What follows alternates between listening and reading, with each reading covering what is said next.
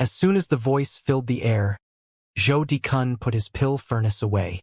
The three approaching figures never saw it clearly, nor the medicinal pills. The approach of these three people caused the four Grand Elders' faces to fall. One of them was a middle-aged man wearing a long white robe, with face like white jade. Though he was middle-aged, he stood tall and straight. His features were handsome and beyond ordinary, and a slight, amiable smile could be seen on his face. However, the more you looked at the smile, the colder it seemed. This man had no totemic chi on him, but rather, a faint medicinal aroma. The words he had spoken just now were still echoing around as he stepped foot into the square to stand between Zhou Dikun and Meng Hao. He radiated loftiness, and his white robes were embroidered with glittering pill cauldrons. A condescending expression could now be seen on his face. Is this how the Southern Domain's Tao of Alchemy works? What a great letdown. I'm afraid I, Yen, will have to return to the Eastern lands disappointed. The man shook his head. He hadn't actually seen Zhou Dikun and Meng Hao concocting pills. He had merely smelled the lingering medicinal aroma in the air, and seen Zhou Dikun putting away the pill furnace. All of that left him disappointed. Zhou Dikun's face was unsightly as he looked over the three new arrivals. In addition to the middle-aged man was an old man wearing an inky green robe, with eyes that flashed like lightning. His expression was cold and haughty. The emanations of his cultivation base revealed him to be of the great circle of the late nascent soul stage. Even the four Grand Elders of the Frigid Snow clan couldn't compare to such a cultivation base. However, there was a chi on the man that was very different from the other cultivators. It was thick and did not emanate out, but was clearly visible, like a signal beacon in the dead of night. On the back of the old man's hand was a totem tattoo. As for any other tattoos, they were concealed by his voluminous robes, and were impossible to see. The final person among the three was a young man. He didn't seem to be very old, and yet, there was an ancientness to him. He strode forward, occasionally glancing around, a reminiscent look on his face, even the touch of a sigh. His body emanated a fusion of the fluctuations of a normal cultivator, as well as totemic chi. There were many cultivators like this young man in the Blacklands, who combined normal cultivation techniques with totem cultivation. There was nothing particularly extraordinary about that. However, there seemed to be something special about him, although it was difficult to say what. When the Frigid Snow clan Grand Elders caught sight of the young man, their faces flickered, especially that of First Elder. An anxious, doubtful expression could be seen, along with disbelief. Meng Hao looked the three over and then glanced away. The middle-aged man from the Eastern lands shook his head in disappointment and was about to leave when suddenly he stopped in mid-stride and said. Suddenly, a brilliant glow appeared in his eyes. A shocked expression covered his face. That's. He started panting as he lifted his right hand into the air with a grasping motion. Immediately, strands of chi began to drift into his hand and then congeal. Moments later, an illusory mass of chi appeared above his palm. The mass of chi was green in color and looked like a medicinal pill. However, it was merely illusory, the work of this man's magical technique. When Meng Hao saw this, his eyes narrowed, and a faint glow flickered therein. Illusory chi distillation, he thought, looking at the man. To be able to distill chi into an illusory medicinal pill was an ability that not even all Violet Furnace Lords could employ. It was a technique a level above the one used by Meng Hao just now to condense the liquid into a pill. Meng Hao's eyes flickered. This guy's Tao of alchemy is incredible. Zhou Dikun's eyes went wide and radiated astonishment. However, he quickly concealed it. His bearing was still one of arrogance, but deep in his heart, great waves of astonishment crashed about. That was no gimmick, thought Zhou Dikun, taking an unconscious step back. That was real illusory chi distillation. Damn it, this is the Black Lands. How could an alchemist like this suddenly appear?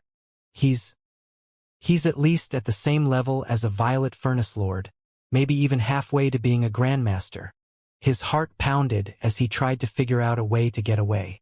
It was at this time when the man from the Eastern lands suddenly looked up. This pill. The man named Yen took a deep breath, and his eyes began to shine with an intense light. So, such a pill does exist under heaven. Furthermore, it appears to have been created somewhat frivolously. It seems to me that whoever concocted this pill did not do so in the spirit of an alchemy duel. It seems almost an afterthought, and yet, the result embodies the natural spirit of heaven and earth. This pill is designed for the mere foundation establishment stage. However, it contains a great Tao of alchemy.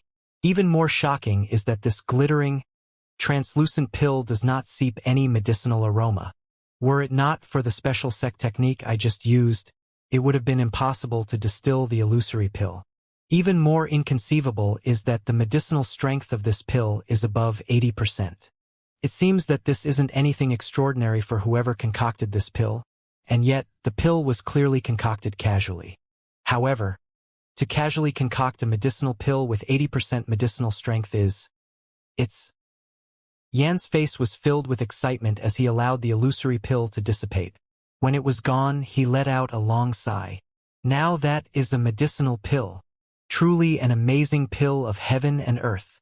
Whoever concocted that pill is a true grandmaster. The medicinal aroma it emits seems exceptional, but in fact, to compare it to that other vulgar medicinal pill is pure blasphemy.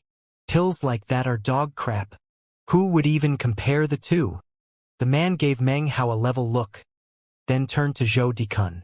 Obviously, he took the green pill to have been concocted by Zhou Dikun.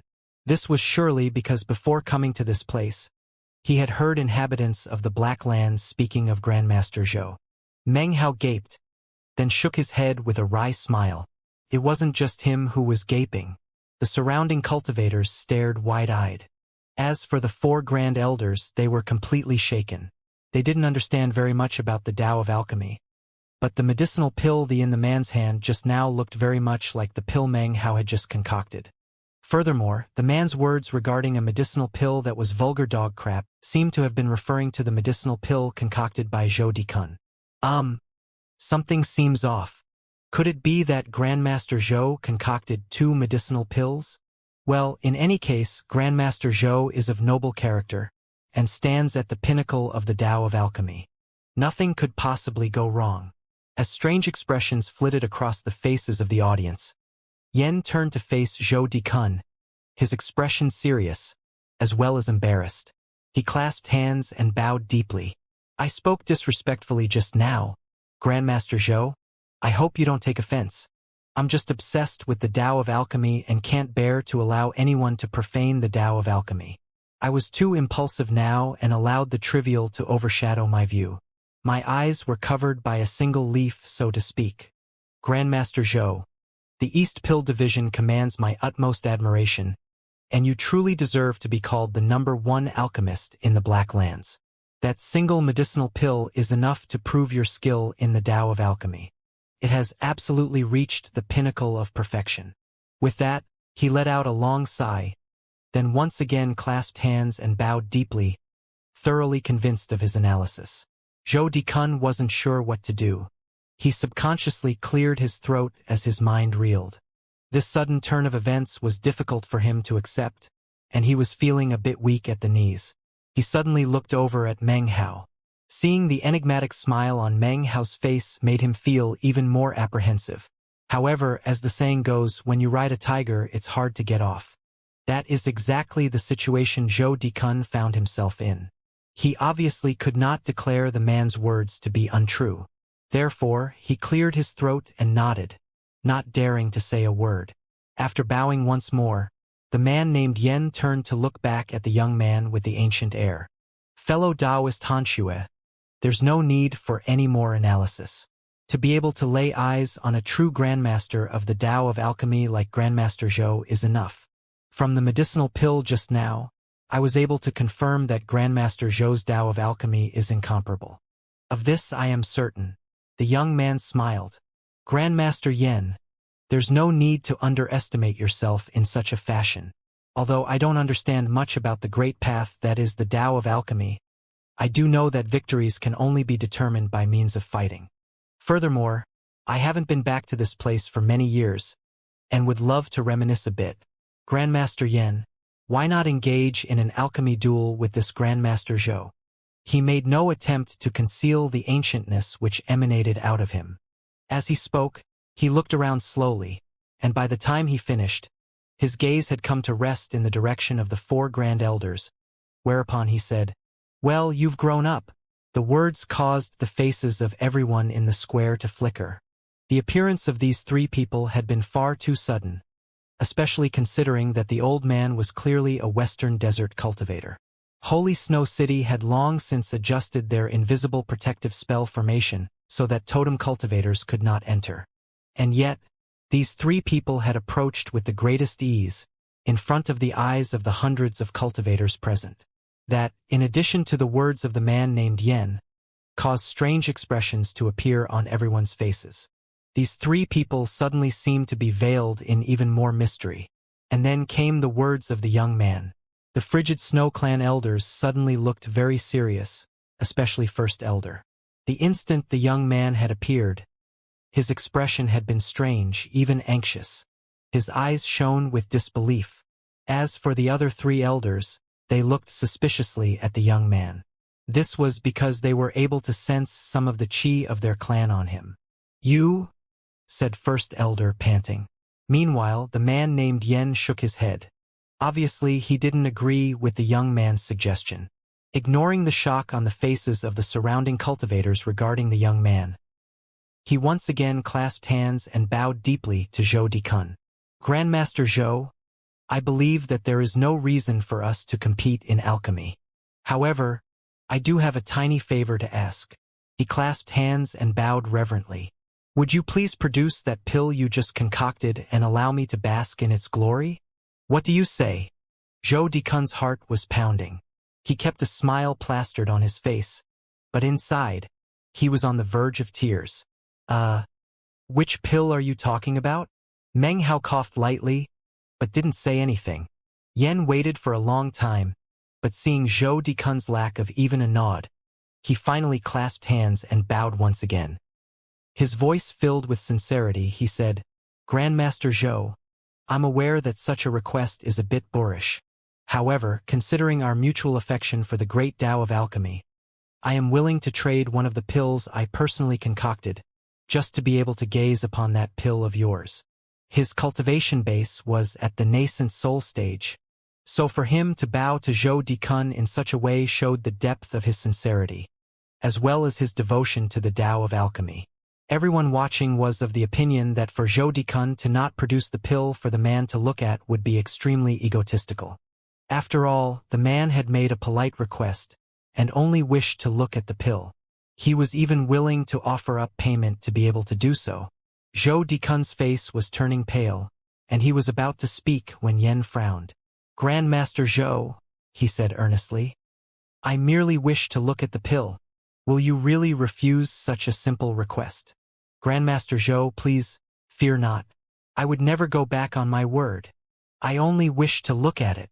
Meng Hao blinked, but didn't say anything. A faint smile twitched at the corners of his mouth, and he looked a bit embarrassed. Anyone else who was bowed to so many times would feel honored. However, with each bow, Zhou Dikun's heart filled with more trepidation.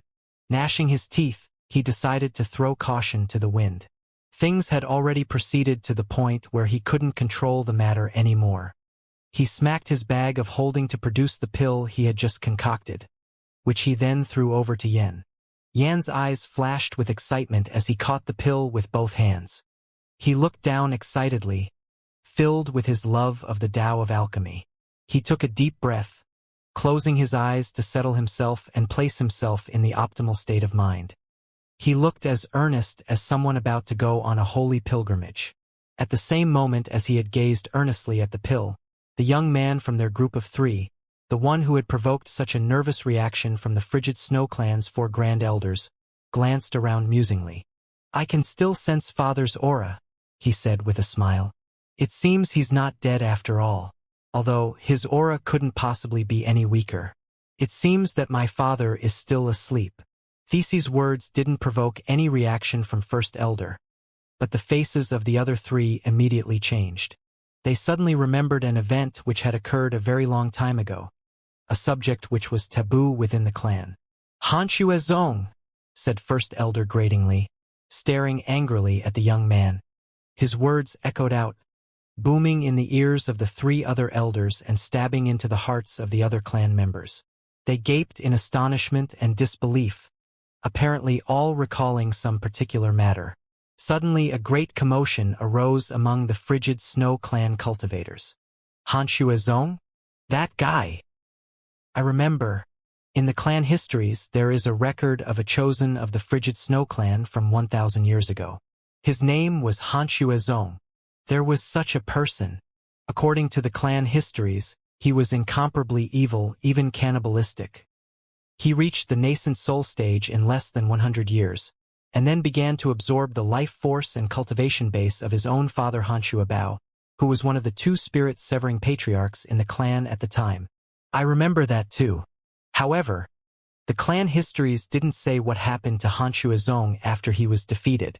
Didn't Patriarch Hanxue Bao kill him? All the other cultivators who were present heard and were shocked. Meng Hao's eyes glittered. If what the frigid Snow clan members said was true, then the young man with the ancient voice was someone truly to be feared. The young man laughed. "I've been away for so long. I never imagined the clan would remember me." His eyes glittered brightly as his gaze fell upon Zhou Dikun. Zhou Dikun's face was unsightly. He actually didn't care a bit about the gaze of the young man. His heart was like a pile of ashes as he continuously sighed. The reason for this, of course, was because of the strange look on the face of the Yen cultivator. It started out as one of incredulity, then perplexity, and finally disbelief. His body began to tremble. "I'm finished, thought Zhou Dikun bitterly. His heart was trembling. The man named Yen suddenly took a deep breath and slowly looked back up at Zhou Dikun. "That pill," began Zhou Dikun. Before he could continue, however, Yen once again clasped hands and bowed deeply. "Grandmaster Zhou, sir, my Tao of alchemy does not compare to yours. However, there is really no need to produce. Why would you embarrass me with something so shoddy?" "I," said Grandmaster Zhou, feeling even more anxious. He was about to try to explain, but was cut off. "Grandmaster Zhou, I only want to take a look at that one medicinal pill. If you're not willing to show it to me, then would you at least concoct a new pill for me to take a look at? Grandmaster Zhou, I plead with you to fulfill my wish." He continued to suppress the anger he felt at heart. His desire to personally see such a medicinal pill caused him to once again clasp hands and bow. In his heart, Zhou Dikun was cursing. He was filled with despair and wanted to yell out, "That is the pill I concocted." However, everyone was looking at him, including the four grand elders. Even more importantly, the two young women behind him were also watching on. In addition, the surrounding cultivators were now starting to throw out words of encouragement. "Grandmaster Zhou, why not let this outsider look at your medicinal pill? Let him know how awesome our Black Land's alchemists are." "Yeah, that's right, Grandmaster Zhou. Teach this guy a lesson. Show him that you're a true Grandmaster. Grandmaster Zhou, make this Eastern Land's cultivator's wish come true. Show him what it really means to be a Grandmaster." Once voice after another rang out. Normally, such words would cause Zhou Dikun to feel quite smug. Right now, however, they made him want to weep. I. In his heart, Zhou Dikun was letting loose a torrent of curses, but on the outside, he was smiling. However, his smiling face looked much more unsightly than a crying one. When he looked over and saw Meng Hao gazing at him with a bashful smile, he felt like he couldn't take it anymore. It was then that he suddenly realized that Meng Hao's embarrassed grin looked very familiar. However, because of his nervousness, he didn't have time to consider the matter. Gritting his teeth, Zhou Dikun slapped his bag of holding and retrieved the best pill he had ever concocted in the southern domain. He threw it over to the man named Yen. Yen immediately caught it. After studying it for a moment, he frowned. He was losing control of his rage, and it was now seeping onto his face. His body was also starting to tremble. "Grandmaster Zhou, there's no need to repeatedly insult me. Your Tao of alchemy may be incredible, But these second-rate pills you keep producing are nothing compared to the pill from earlier. Have you reached such a level that you refuse to produce pills that you yourself have concocted? Do I, Yen, really not qualify to even look at your medicinal pills? Grandmaster Zhou, to be so overbearing is really going overboard. I just want to look at that medicinal pill. Why can't you just do me this one little favor? Yen was extremely frustrated. The favor he had asked was not a very big one, was it? Finally, he suppressed his anger, and once again clasped hands and bowed. Grandmaster Zhou, again, I plead with you to grant my wish. This is the last time I will ask. This last bow was the straw that broke the camel's back. Zhou Dikun was on the verge of collapse. Panting, he suddenly exploded in a fury. Favor? Favor? All you want is a favor? I've given you my medicinal pills. You can see that I concocted them myself. My Tao of alchemy is only average. What's it to you? That's how I am. The pill you were looking at before wasn't concocted by me. That guy concocted it. He pointed at Meng Hao. That was his pill. You think you're pissed off? I'm even more pissed off than you. You're the one who made the mistake. If you want to look at that pill from before, then ask that guy. Zhou Dikun flicked his sleeve. His face was ashen and filled with rage as he turned to leave. His heart was pounding as he scrambled to come up with a way to salvage the situation. The man named Yen stared in shock, then spun to look at Meng Hao.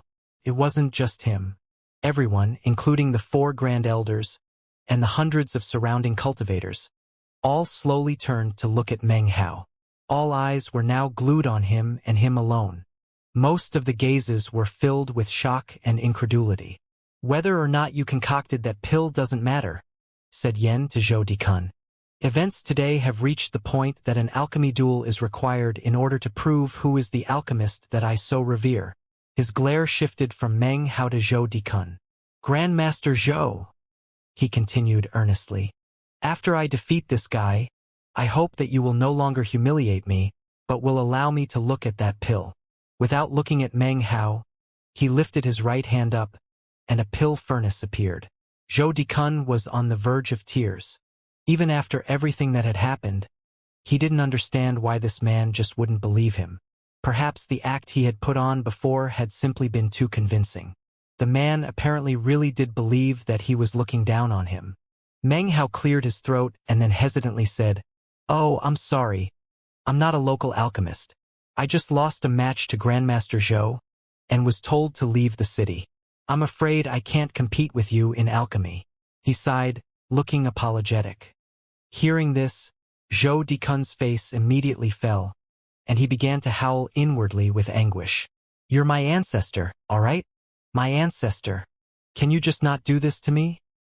Second Elder, the one who had previously demanded that Meng Hao leave the city, now looked angrily over toward Zhou Dikun.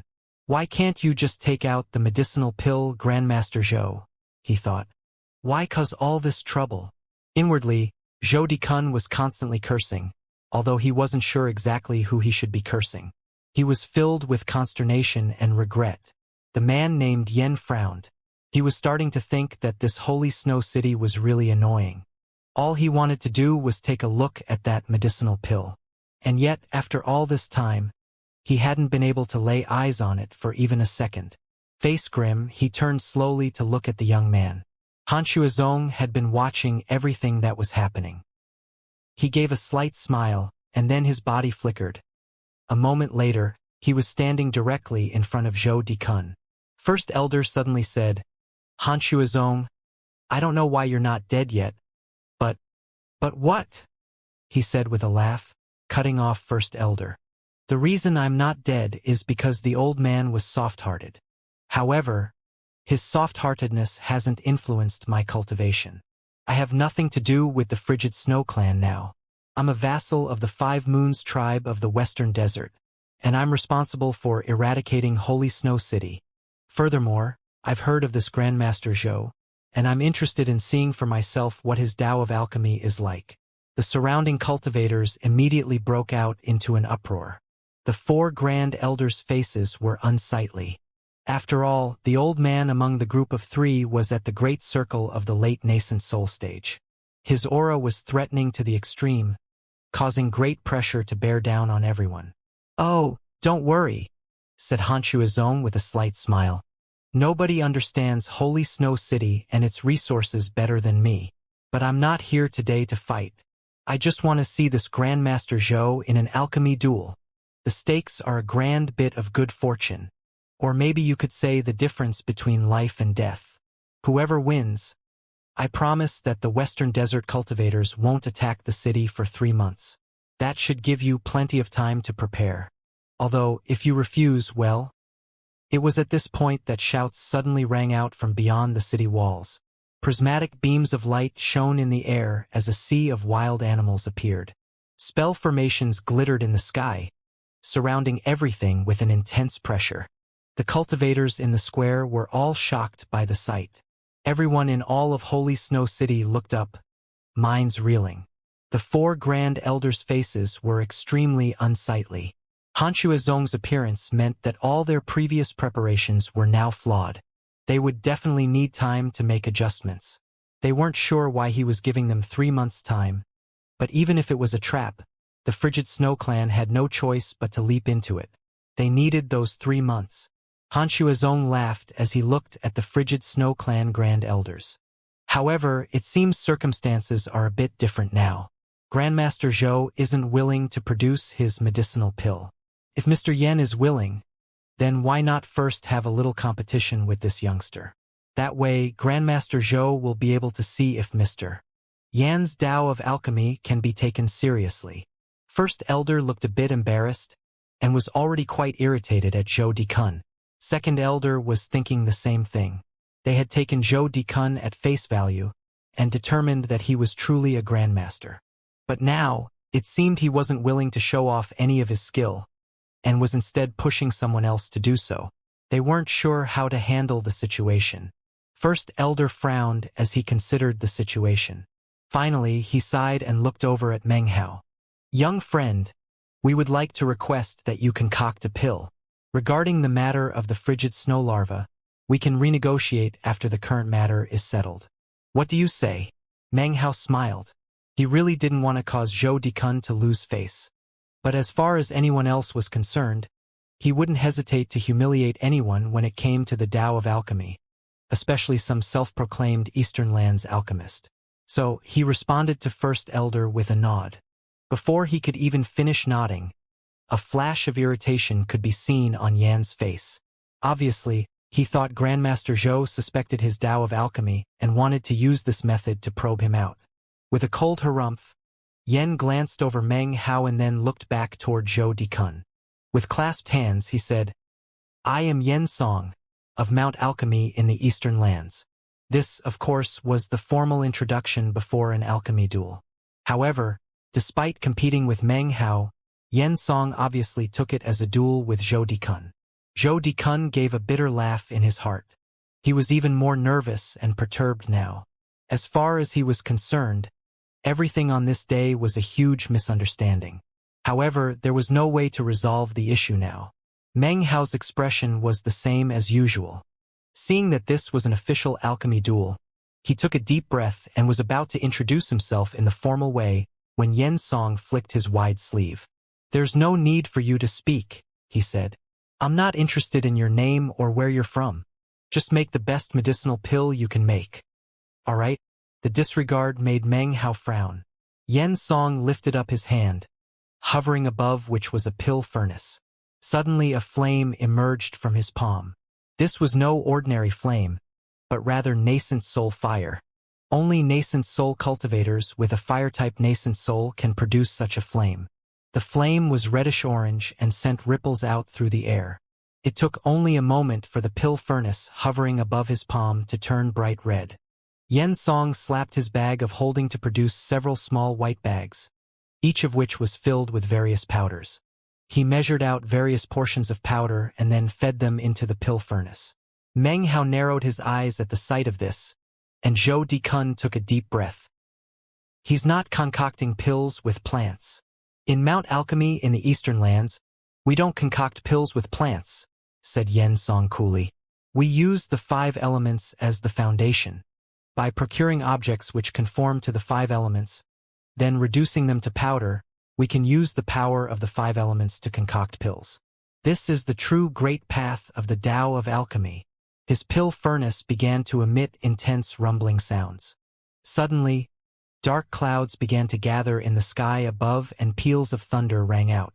Zhou Dikun's heart began to race with alarm. It was obvious that the clouds up above were pill tribulation. The surrounding cultivators were shocked, and the 4 grand elders were breathing raggedly. They didn't understand much about the Tao of alchemy, but they had heard of pill tribulation. To see it with their own eyes caused their hearts to tremble. Yen Song glanced up proudly at the tribulation. In the eastern lands, we don't worry about pill tribulation. In fact, inducing pill tribulation lets us harness the power of lightning, allowing the full power of the 5 elements to be unleashed. As he spoke, booming sounds filled the air as multiple bolts of lightning shot down toward the pill furnace. In the blink of an eye, the lightning bolts merged together into a massive sheet of lightning. Yen Song lifted his head up and howled. He slapped the pill furnace with his left hand, causing the lid to open. A 6-colored medicinal pill flew out, which Yen Song grabbed. Immediately, the clouds up above dissipated. However, the lightning continued to fall downward, slamming into the ground around Yen Song, making him look completely shocking.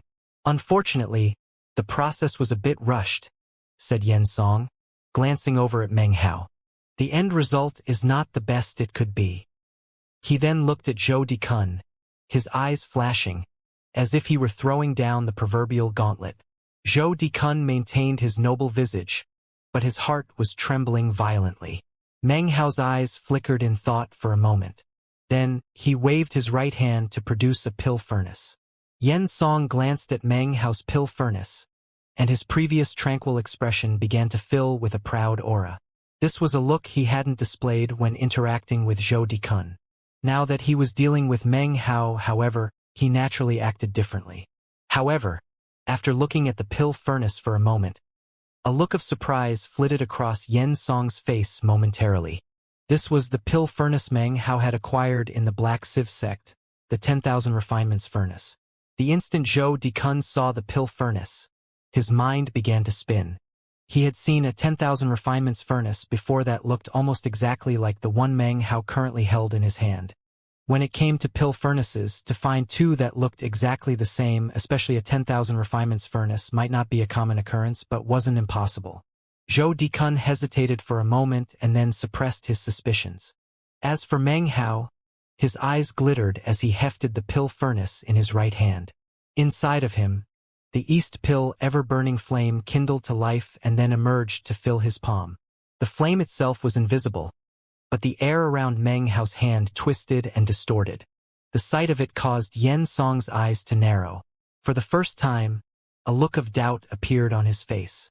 Based on an alchemist's concocting technique, it was possible to get a vague impression of his Tao of alchemy. Yen Song could instantly see that Meng Hao's techniques were beyond ordinary. That was especially true of the intangible flame which Meng Hao wielded. His heart filled with shock. That flame, he thought, his heart filled with hesitation. It was not the first time that Zhou Dikun saw Meng Hao's invisible flame, but this time, he examined it more closely than the before. After detailed examination, his heart began to flutter. However, his face was still plastered with the same enigmatic expression. He sported a slight smile, along with a look of commendation, as if watching someone of the junior generation concoct pills made him very happy. The look on his face made everyone in the audience feel reassured that everything that was happening was all part of Zhou Dikun's plan, and that he really felt it beneath his dignity to let Yen Song look at his medicinal pill. Inwardly, Zhou Dikun sighed. He felt bitter and nervous, and yet also a bit proud. What he didn't notice was that Han Shuizong was looking at him with an expression of intense interest. Meanwhile, after a moment's thought, Meng Hao slapped his bag of holding to produce a medicinal plant. As soon as it appeared, he crushed it into a powder and fed it into the pill furnace. For him to do so with only one medicinal plant was nothing special. However, Meng Hao subsequently pulled out one medicinal plant after another. Each one he crushed up into a powder before placing it into the pill furnace. This caused Yen Song to frown, and then smile coldly. "So you want to imitate my 5 elements method of pill concoction," said Yen Song coolly. "Well, I think you really overestimate your capabilities. You might be good at concocting pills, but when it comes to my 5 elements concoction method, unless your skill in the Tao of alchemy exceeds mine, then you will never succeed." However, as soon as he looked at Zhou Dikun, his heart began to pound. Zhou Dikun's expression was one of complete calm. His profoundly mysterious aura made Yen Song suddenly feel a bit uncertain. Meng Hao's expression was calm as he began to use the alchemy Tao transmutation incantation. In the blink of an eye, the flame in his palm split into 2 sections. Deep inside of him, a vast array of various medicinal pill variations flitted about. He began to make adjustments, and as he did, the pill furnace slowly began to turn bright red. Meng Hao's eyes glittered as he repeatedly performed various incantation gestures with his hand, and then pushed onto the pill furnace. Every time he touched it, the pill furnace would rumble, and loud cracking sounds could be heard from within. Soon, a medicinal aroma began to emanate out. Strangest of all, almost as soon as the aroma emanated out, people tried to smell it, but couldn't. The aroma was right there in front of them, but they couldn't smell it. This bizarre phenomenon caused all of the surrounding cultivators' expressions to change. The 4 Grand Elders stared with wide eyes. "What's going on? What pill is this guy concocting? You can sense that there's a medicinal aroma, but it's like it doesn't exist at all. What a bizarre pill. This alchemist may be young, but obviously can't be looked down upon. It's not a big deal. It's probably some kind of illusion magic. Just look at Grandmaster Zhou. He obviously knows what's going on." Zhou Dikun was inwardly dumbstruck, but without even thinking about it, he smiled, as if all of this was part of his strategy. He seemed to be offering his praise to a member of the junior generation. He had practiced this expression to the point where the proverbial furnace flame had grown green. It had reached the pinnacle of perfection.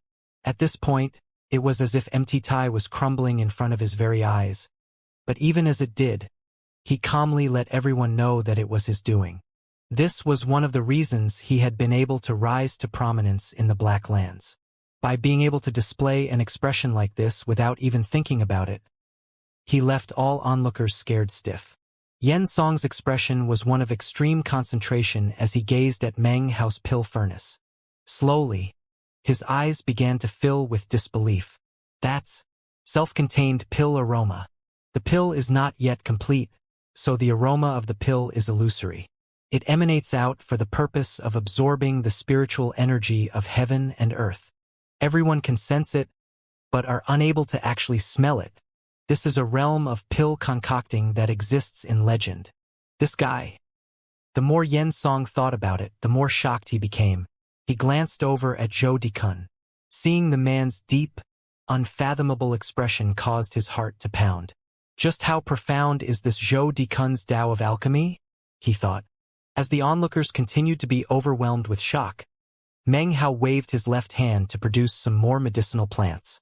This time he did not crush them into powder, but rather collected sap, twigs, and the like, which he then fed into the pill furnace. The red glow of the pill furnace grew even more intense. Soon, an hour had passed, whereupon Meng Hao finally slapped the pill furnace. A booming sound filled the air, causing everyone to assume that the pill was finally fully concocted. It was at this time that the ground began to tremble, and suddenly, something like a screaming wind kicked up. However, it only took a moment for everyone to realize that this was no wind. It was spiritual energy. All of the spiritual energy in Holy Snow City began to rush in, forming something like a massive vortex. The nucleus of this raging vortex of spiritual energy was none other than the pill furnace in Meng Hao's hand. This first elder strode forward slowly, panting. He had never before heard of such an upheaval of spiritual energy occurring because of pill concoction. The other Grand Elders watched on dumbstruck, filled with shock. The other Frigid Snow clan members, including Xianxia. All watched on with expressions of disbelief. Everyone was equally shocked, including the hundreds of other cultivators that made up the audience. Their breaths came in ragged pants, and soon, a buzz of conversation filled the air. Can pill concocting really cause such an influx in spiritual energy? What pill is this?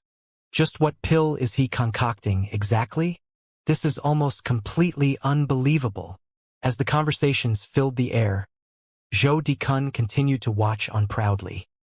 He even lifted up his hand to slowly stroke his beard, exuding a look of admiration. It seemed as if the incredible goings-on were all meticulously planned by he himself.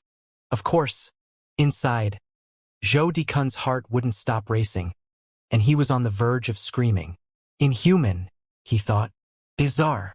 I never imagined that there could be someone besides Feng Mu who is such a freak when it comes to the Tao of alchemy. Just what exactly is he doing? What pill is he concocting? As his nervousness grew, his look of pride and complacency continued to emanate out. When people saw his expression, Yen Song included, it only served to increase his standing in their eyes. There's no pill tribulation, thought Yen Song, looking up into the sky. This medicinal pill seems shocking, but actually isn't that amazing. He felt a little bit better because of this. It was at this point that Meng Hao casually said, "Ladies and gentlemen, I'm afraid you'll have to wait just a little bit longer. This pill is still lacking the final important ingredient." The pill furnace was bright crimson, and the air around it twisted and distorted. Vast amounts of spiritual energy continued to pour in from all directions, sucked into the pill furnace. It was so bright now that it looked like Meng Hao was holding a small sun in his hand. As of this moment, Meng Hao looked wildly impressive. The audience was instantly astonished. It's missing the final main ingredient? What's that supposed to mean? Why doesn't he just put the final ingredient in right now? Something seems off. Could it be that he's waiting for someone to come deliver the final ingredient? The four grand elders frowned in confusion and then looked over at Zhou Dikun. It wasn't just them. Yen Song looked over at him with complete perplexity. In addition, Han Shuazong, as well as the late nascent soul stage cultivator, who hadn't spoken a single word so far, were both looking at Zhou Dikun. Zhou Dikun gave an indifferent smile as he continued to stroke his beard. He looked calm and enigmatic, as if he were enjoying watching his plans play out. His ability to project this air of superiority really had been perfected to the limit. Inside, though, he was nervously cursing everything including heaven, earth, and even the audience. Two alchemists had appeared, each one seemingly more inhuman than the other. And yet, everyone who was watching assumed that he was the strongest of all. Only someone with quite a strong will would be able to prevent themselves from collapsing. Zhou Dikun cleared his throat. Everyone was looking at him, awaiting his explanation. "Grandmaster Zhou, please clear things up for us." "Yeah, Grandmaster Zhou, what's the final main ingredient that this guy needs for his concoction? Will it be here soon?" Even Yen Song clasped hands toward Zhou Dikun and earnestly said, "Grandmaster Zhou, please clear up this confusion." "I'll clear up your sister's confusion. How the hell would I know what the final ingredient is?" Of course, this was merely what Zhou Dikun said in his heart. His face remained as proud as ever. He smiled slightly and looked up toward the sky.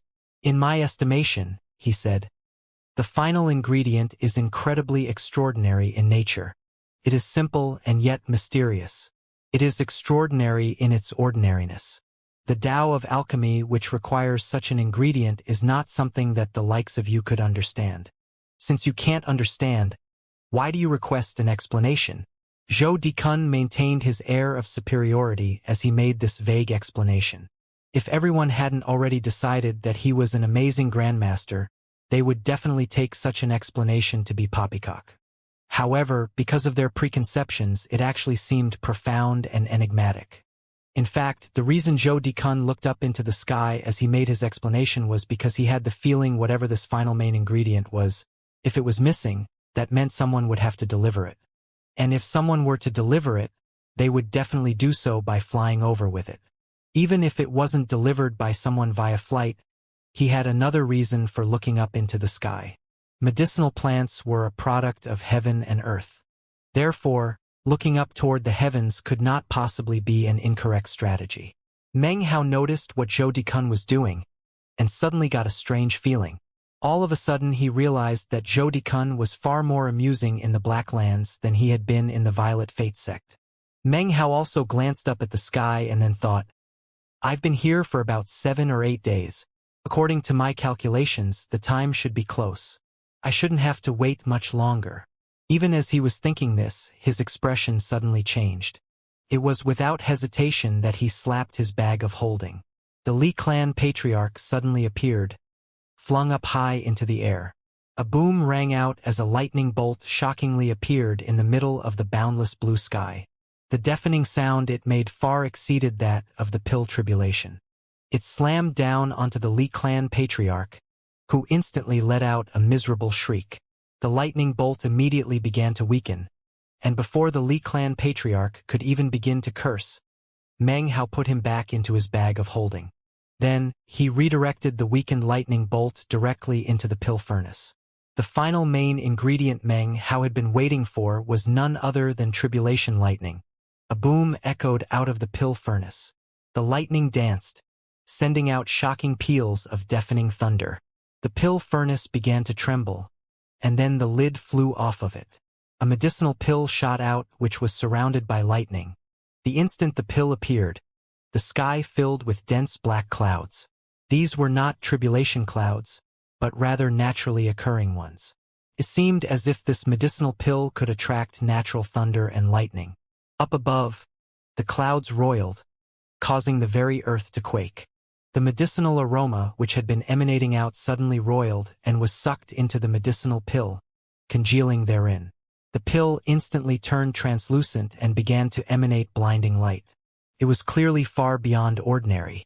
At the same time, all of the spiritual energy in the area surged like tidewaters. The pill seemed to suddenly give birth to a huge vortex that sucked in all of the spiritual energy.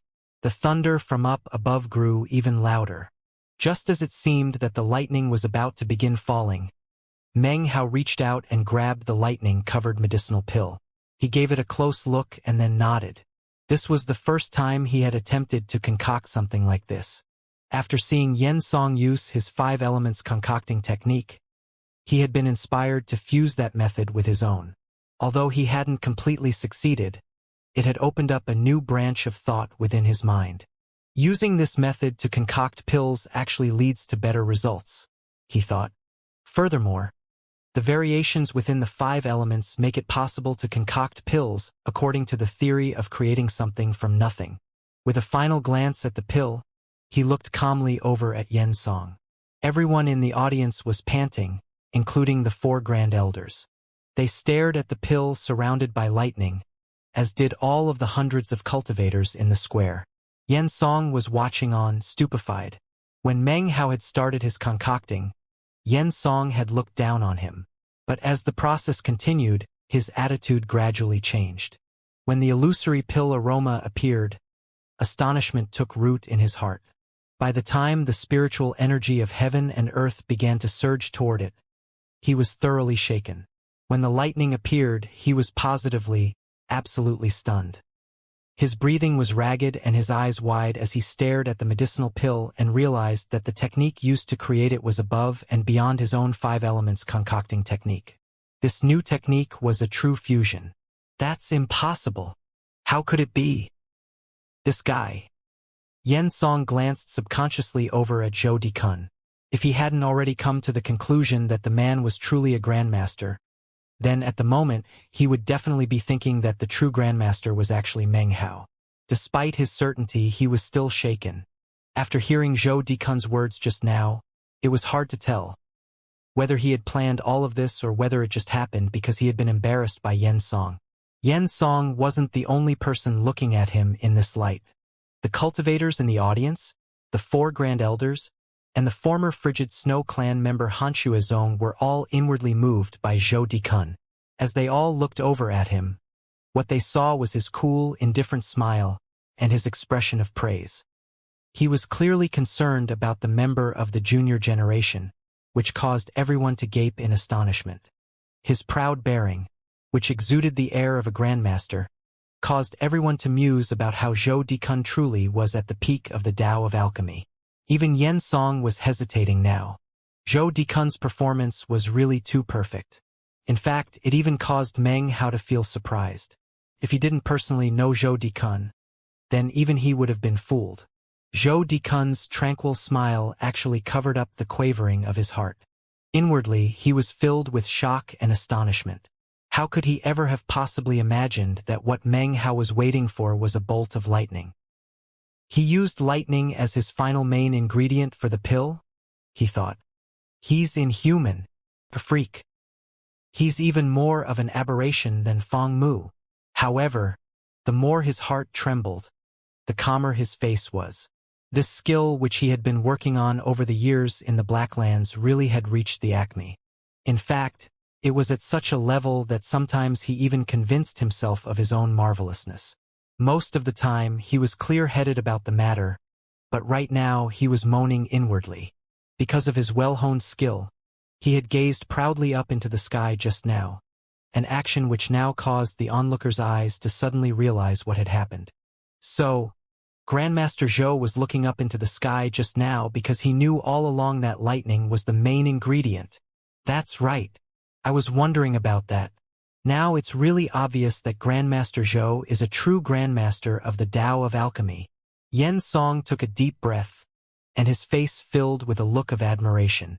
This was not to mention even the 4 Grand Elders and Hanshua Zong of the Frigid Snow bloodline, who didn't really know much about the Tao of Alchemy, but made their judgment of Zhou Dikun based on Yen Song's reaction. "What pill is that?" asked Yen Song, a serious expression on his face. As of now, there was no look of contempt on his face. Meng Hao's medicinal pill had thoroughly proven the level of his Tao of Alchemy. Yen Song was now very much interested in him, and even placed him on a similar level as Zhou Dikun. Meng Hao smiled. Just a simple pill that should be able to release a lightning sea. This was not the type of pill that you could consume, but rather more like a magic pill. Meng Hao had come to the realization that using the 5 elements concocting method was more effective when used to concoct magic pills. Yen Song stood there thoughtfully for a moment. There was no need for him to examine the pill closely. Considering he had observed the concoction process as well as the final result, he was now able to tell without a doubt that Meng Hao's words were true. This pill was something he himself couldn't concoct unless he got incredibly lucky and had lightning fall during the concoction process to provide as the main ingredient. In the past, he had seen lightning used to make pills, but it was usually just a shortcut used to improve the effectiveness of the 5 elements.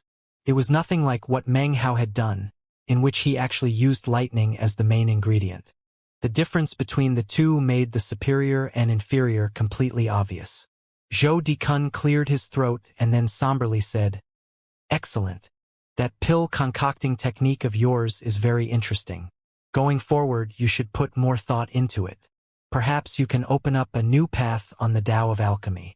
When traversing the great road of the Tao of Alchemy, one can never be complacent. Alchemy is boundless, and the Tao is infinite. We must maintain an inquisitive heart in order to validate the great Tao of alchemy of heaven and earth." His face was filled with the arrogance of seniority, as if he were a great master giving some pointers. A strange expression was written on Meng Hao's face, like a smile, but not. Yen Song took a deep breath and then clasped hands and bowed to Zhou Dikun. "Grandmaster Zhou, your words are the pinnacle of truth. I, Yen Song, am now thoroughly convinced. There is no need for me to look at that medicinal pill from before. I also understand why you are not willing to let me look at it.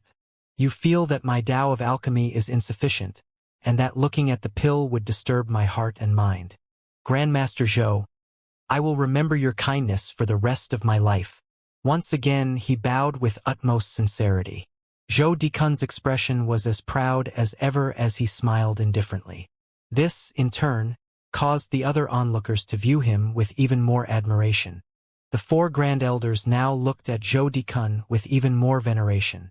All of this caused Meng Hao to stare in shock. He looked down at the pill in his hand, and then over at Zhou Dikun. He wasn't sure whether to laugh or cry. The pill he had laboriously concocted was casually commented on by Zhou Dikun, and then everyone took his words at face value. Zhou Dikun really has mastered some new skills here in the Black Lands, thought Meng Hao. As he gazed at the man, Zhou Dikun looked at him, and suddenly began to tremble inwardly. Then, he opened his mouth with the intention of offering some true praise toward Meng Hao. However, it was at this moment that the late nascent soul cultivator who stood next to Han Shuazong suddenly shot toward Zhou Dikun. The 4 frigid snow grand elders had been watching this man for some time now, so as soon as he made his move, they flew to intercept him. They all slammed into each other, and a huge boom echoed out. Blood sprayed from the mouths of the 4 grand elders. The old man from the western desert trembled. Suddenly, he changed direction and shot toward Meng Hao. The 4 grand elders fell back, flashing incantation gestures, after which they pointed toward Zhou Dikun. A glittering shield immediately surrounded him. Zhou Dikun's heart was quivering, and yet without even thinking about it consciously, he caused utter calm to remain on his face. He looked as supercilious as ever. Seeing this caused Han Shuazong to feel even more excited. He also shot forward. He moved with incredible speed, appearing instantaneously next to the shield protecting Zhou Dikun. He lifted his hand up and pressed gently down onto the shield. It instantly shattered into pieces. The 4 grand elders howled, and were about to charge forward when Han Shuazong waved his right hand and swept them away. At the same time, his left hand snaked out to grab a hold of Zhou Dikun. Zhou Dikun's body suddenly trembled in fear, and he was about to scream. "There's no need to be alarmed, Grandmaster Zhou," said Han Shuazong. "I won't hurt you, sir. I just feel that leaving a Grandmaster as talented as you in a place like this is a true waste. Come with me to the Western Desert. The tasks you will face won't measure up to the requirements laid forth in this place. However, if you refuse, then I'll be forced to help you understand what it means to live a life worse than death." Having been grabbed in this fashion, Zhou Dikun was no longer able to keep up the charade. His face was pale white, his body shivered, and intense fear filled his heart. "This is a mistake," he blurted. "It's all a misunderstanding. My Tao of alchemy can't even compare to his." He raised a trembling hand to point at Meng Hao. "If you want to take someone, take him. If you take me, you'll be losing out big time." A cold light appeared in Han Shuazong's eyes. "Grandmaster Zhou, you could see the lack of lightning as the main ingredient in that pill. Don't think you can fool me with such words. I'm really not that good," shrieked Zhou Dikun, his heart sinking. "I swear. Look, everything I said was just empty talk, not some sort of absolute truth. Take him. He's the actual Grandmaster. He can compare with my junior brother Fong Mu. He's exponentially more amazing than me." When Meng Hao saw the nascent soul cultivator approaching, he used the bloodburst flash without hesitation, disappearing and then reappearing several dozen meters away. "Eh?" said the Western Desert cultivator.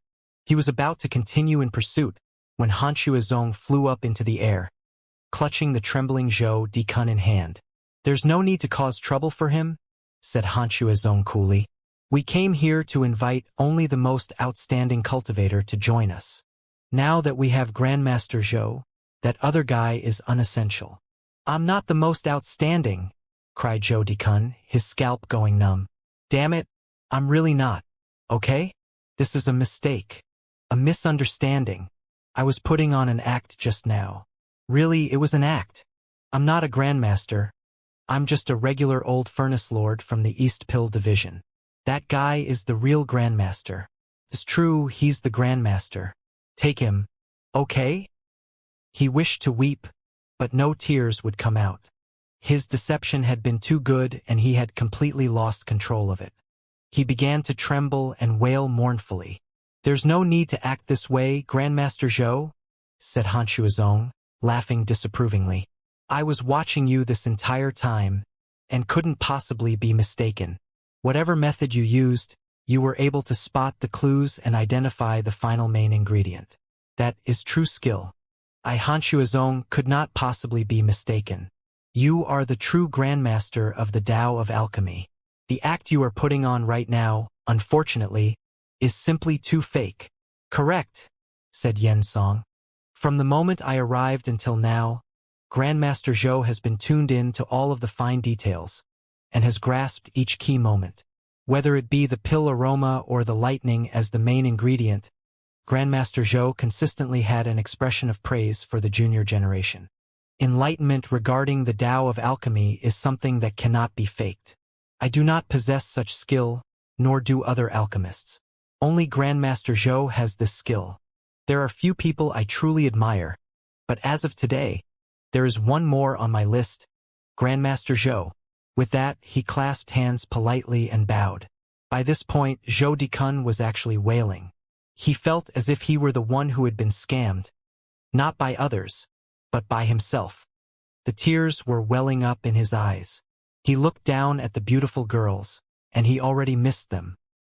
He thought about the barrenness of the western desert, and how frightening of a place it was, and he began to tremble and blabber more explanations. I'm really not a grandmaster. I was in the wrong. Truly in the wrong. I won't pretend to be a grandmaster anymore. Take him. Okay. You should take him. Damn it. He's the real grandmaster. Zhou Dikun's heart grew dark and filled with regret. It didn't matter what he said now, no one would believe him. Quit the act, Grandmaster Zhou, said Xianxia, laughing. Even if he is a grandmaster, you, Grandmaster Zhou, are the very person I have been waiting for. Holding Zhou Dikun in hand, he flew up into the air. The western desert nascent soul cultivator gave Meng Hao a final cold glance, then turned and flew up into the sky. It was at this point that suddenly, a voice filled all of Holy Snow City. Screw off. The words caused heaven and earth to shake. The protective spell formations outside of the city fell to pieces as if a massive wind had blown across them. Up in the sky, ripples could clearly be seen that were emanating out from the ground beneath Holy Snow City. As they passed the city walls, they turned into a cyclone that instantly shredded into pieces all of the beasts and cultivators who were waiting there. In the blink of an eye, everything in the area thousands of kilometers around Holy Snow City was gone. As the ground quaked, the minds of all of the cultivators in the city reeled, and their faces filled with shock. Xianxia's face fell. The nascent soul cultivator's body trembled as he coughed up a mouthful of blood. His face filled with astonishment. Xianxia also coughed up some blood before he hastily shot up into the air. Let's get out of here, said Xianxia, his eyes flickering grimly and keeping a firm grip on Zhou Dikun, whose face was stained with tears. Then, glowing light surrounded the four of them, and their bodies began to grow blurry as a teleportation spell activated. This is really a mistake. Okay? I was really faking. I'm really not a grandmaster. He is. He. Zhou Dikun's plaintive cries echoed out in the air. Down below, the hundreds of cultivators watched on with looks of fury and helplessness. Grandmaster Zhou! Damn it! They came for Grandmaster Zhou. The faces of the four elders were unsightly, but they could do nothing but watch as Xianxia and the others disappeared. Zhou Dikun's cries fell upon the ears of all the onlookers, causing their hearts to fill with sorrow. Who would ever have thought that at the critical moment, Grandmaster Zhou would try to put on such an act? They thought. If we didn't know him, we might have thought his words to be true. As for Meng Hao, he stared with wide eyes. Everything that had happened was completely beyond his powers of prediction. This time, I wasn't trying to scam anyone, he thought reflectively. How could things have worked out this way? Maybe I've just scammed so many people that I ended up scamming myself. Gradually the land stopped shaking.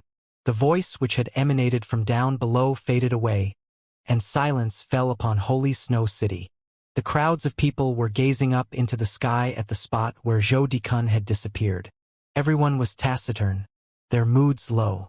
Grandmaster Zhou, the #1 alchemist in the Blacklands, had been taken away as simply as that. He would never return to the Holy Snow City that he loved so much.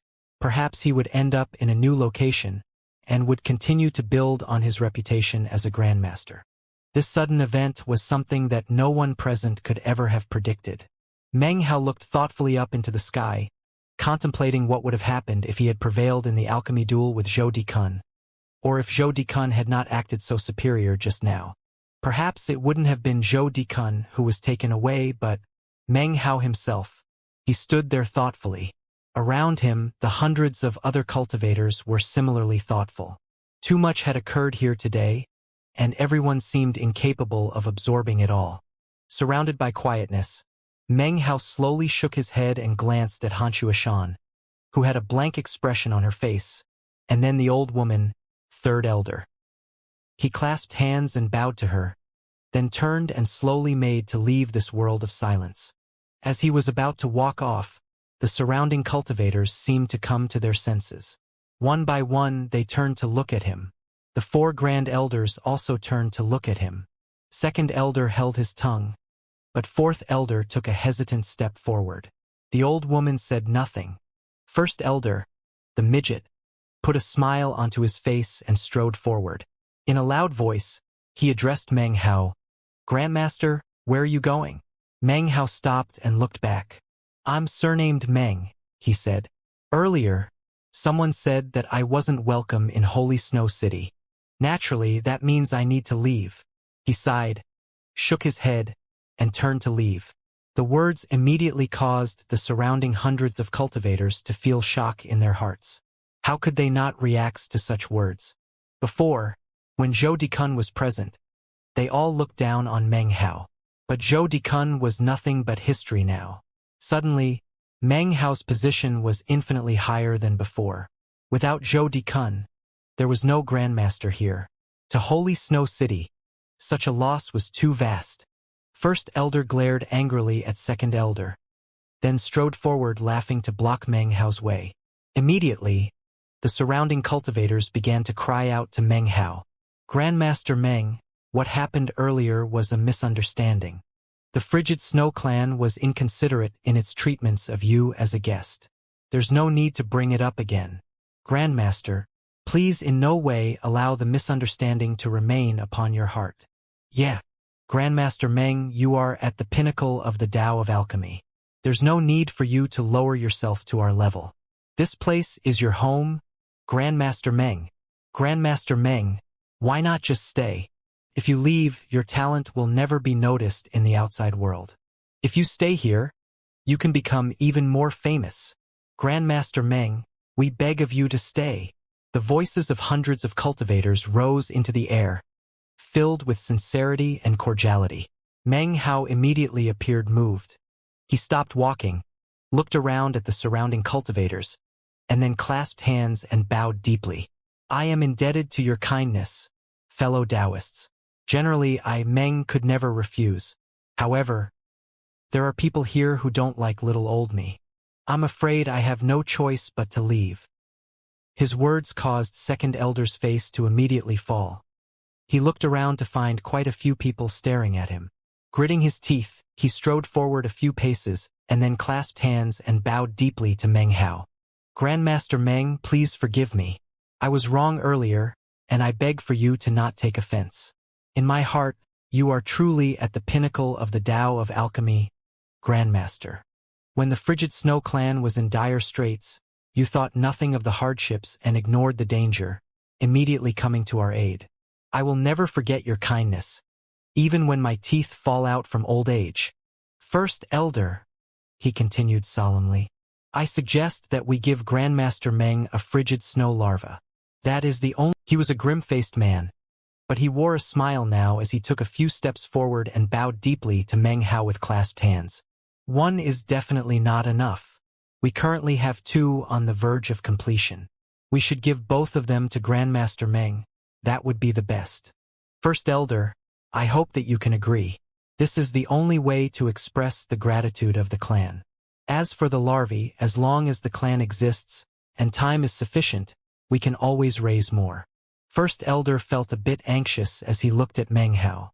With Zhou Dikun gone, the only person they had left was this Grandmaster Meng. He gritted his teeth and said, "You are absolutely correct. Grandmaster Meng, please, fear not. The frigid snow larva will be delivered into your hands within a year's time." Meng Hao was inwardly rejoicing, but on the outside he appeared to hesitate. This was something he had just learned to do from Zhou Dikun. His hesitation caused the surrounding cultivators to all call out, urging him to stay. Meng Hao continued to hesitate, and then started to shake his head. A second round of crying out then began, and finally he appeared to be vacillating. "It's not that I don't want to stay," he said with a sigh, "but this place is very dangerous. My cultivation base is low, and I'm afraid I won't be powerful enough to protect myself. Furthermore, I can only stay here for about half a year. There's simply no way I can stay an entire year." First Elder and the others exchanged glances. Finally, the old woman spoke up, looking at Meng Hao with a strange expression. "If the four of us work together, we can reduce the time by more than half. We can produce the frigid snow larva in less than half a year. After you have the frigid snow larva, Grandmaster Meng, you can simply leave," said First Elder. "We won't do anything to stop you." Many of the cultivators in the audience were continuing to call out to Meng Hao, urging him to stay.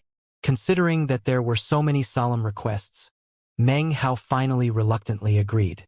This caused vast amounts of respectful words of thanks to ring out.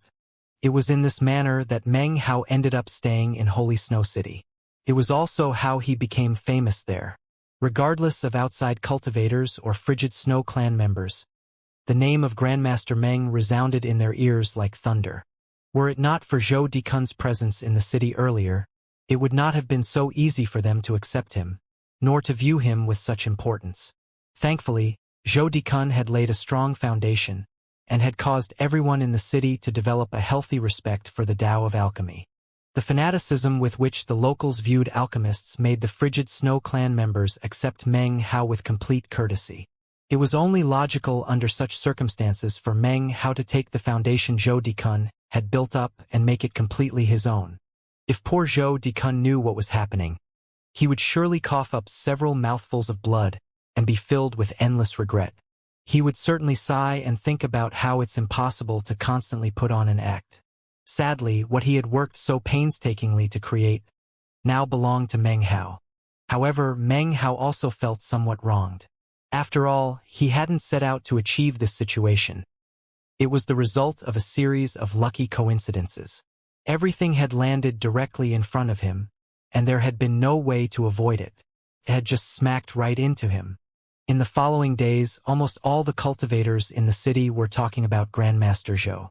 Meng Hao's residence was under special guard by Frigid Snow Clan members.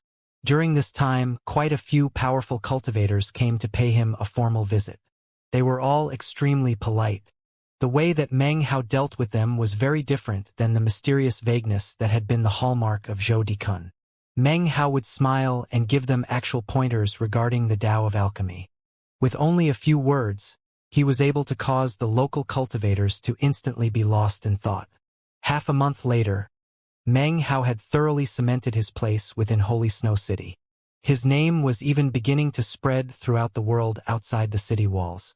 As for the 90-meter-tall wild giant, people already viewed it as Meng Hao's personal mount. The Western Desert Dragoner was viewed as Meng Hao's footman. Many of the cultivators who planned to request pill concoction services from Meng Hao found out that he liked lotus flowers. As such, they spared no cost in searching a variety of locations to find lotuses for him. Soon, Meng Hao's courtyard was thoroughly festooned with snow lotuses, the aroma of which covered everything. Regarding the Blacklands palace invasion, as Han Shuozong had promised, they truly would not make any military incursions for 3 months. This gave the Frigid Snow Clan a bit of a buffer period. As the time slipped by, more protective spell formations were erected. All of the cultivators in the city were mobilized by the Frigid Snow Clan as they strengthened the various districts of the city. Only Meng Hao was relatively idle. Most of the time, he sat in meditation by the lotus plants. Occasionally he would take out some celestial soil and the magical symbols within to study. Other times he would call Gula over to examine his totem tattoos. As far as the lightning which would occasionally fall down from the sky, Meng Hao was completely used to it. He now had a fearsome instinct when it came to sensing its approach. Of course, the Li clan patriarch was constantly shrieking and cursing. However, as time passed, His soul embodiment was gradually becoming more resistant to the lightning. According to Meng Hao's analysis, the Li clan patriarch was already transforming into a soul of lightning. In terms of everything, Meng Hao's greatest gain had to do with the celestial soil symbols. He had been studying them from the moment he arrived in the Black Lands. It was finally at this point that he started to pick out some of the clues. These celestial soil symbols are very similar to totems.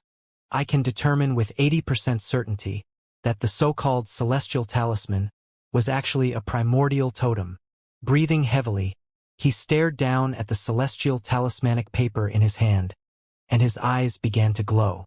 All of my research down to this moment points toward totems, he thought, his eyes flickering. He closed his eyes for a long moment and then opened them.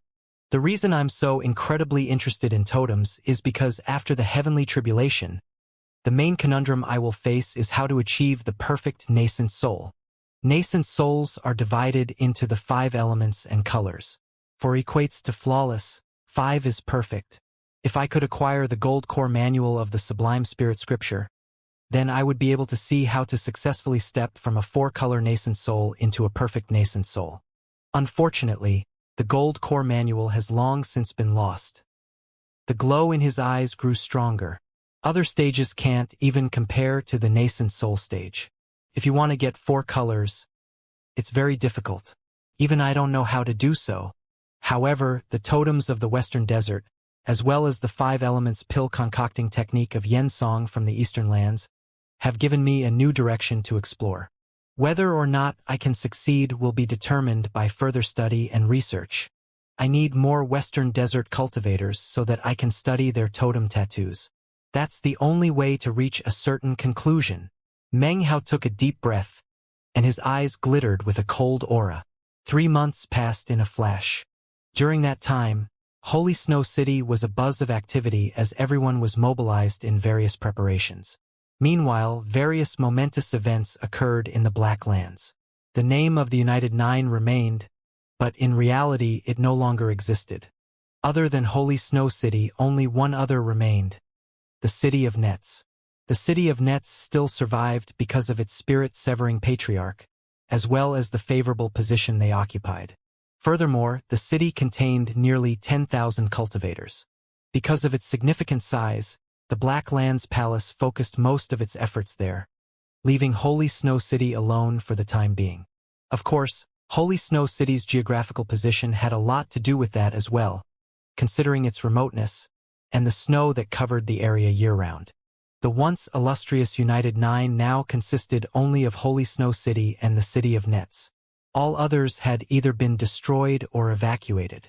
The greater part of the Black Lands now belonged to the Black Lands Palace. There was actually a third area in the Black Lands that offered hindrance to the Black Lands Palace.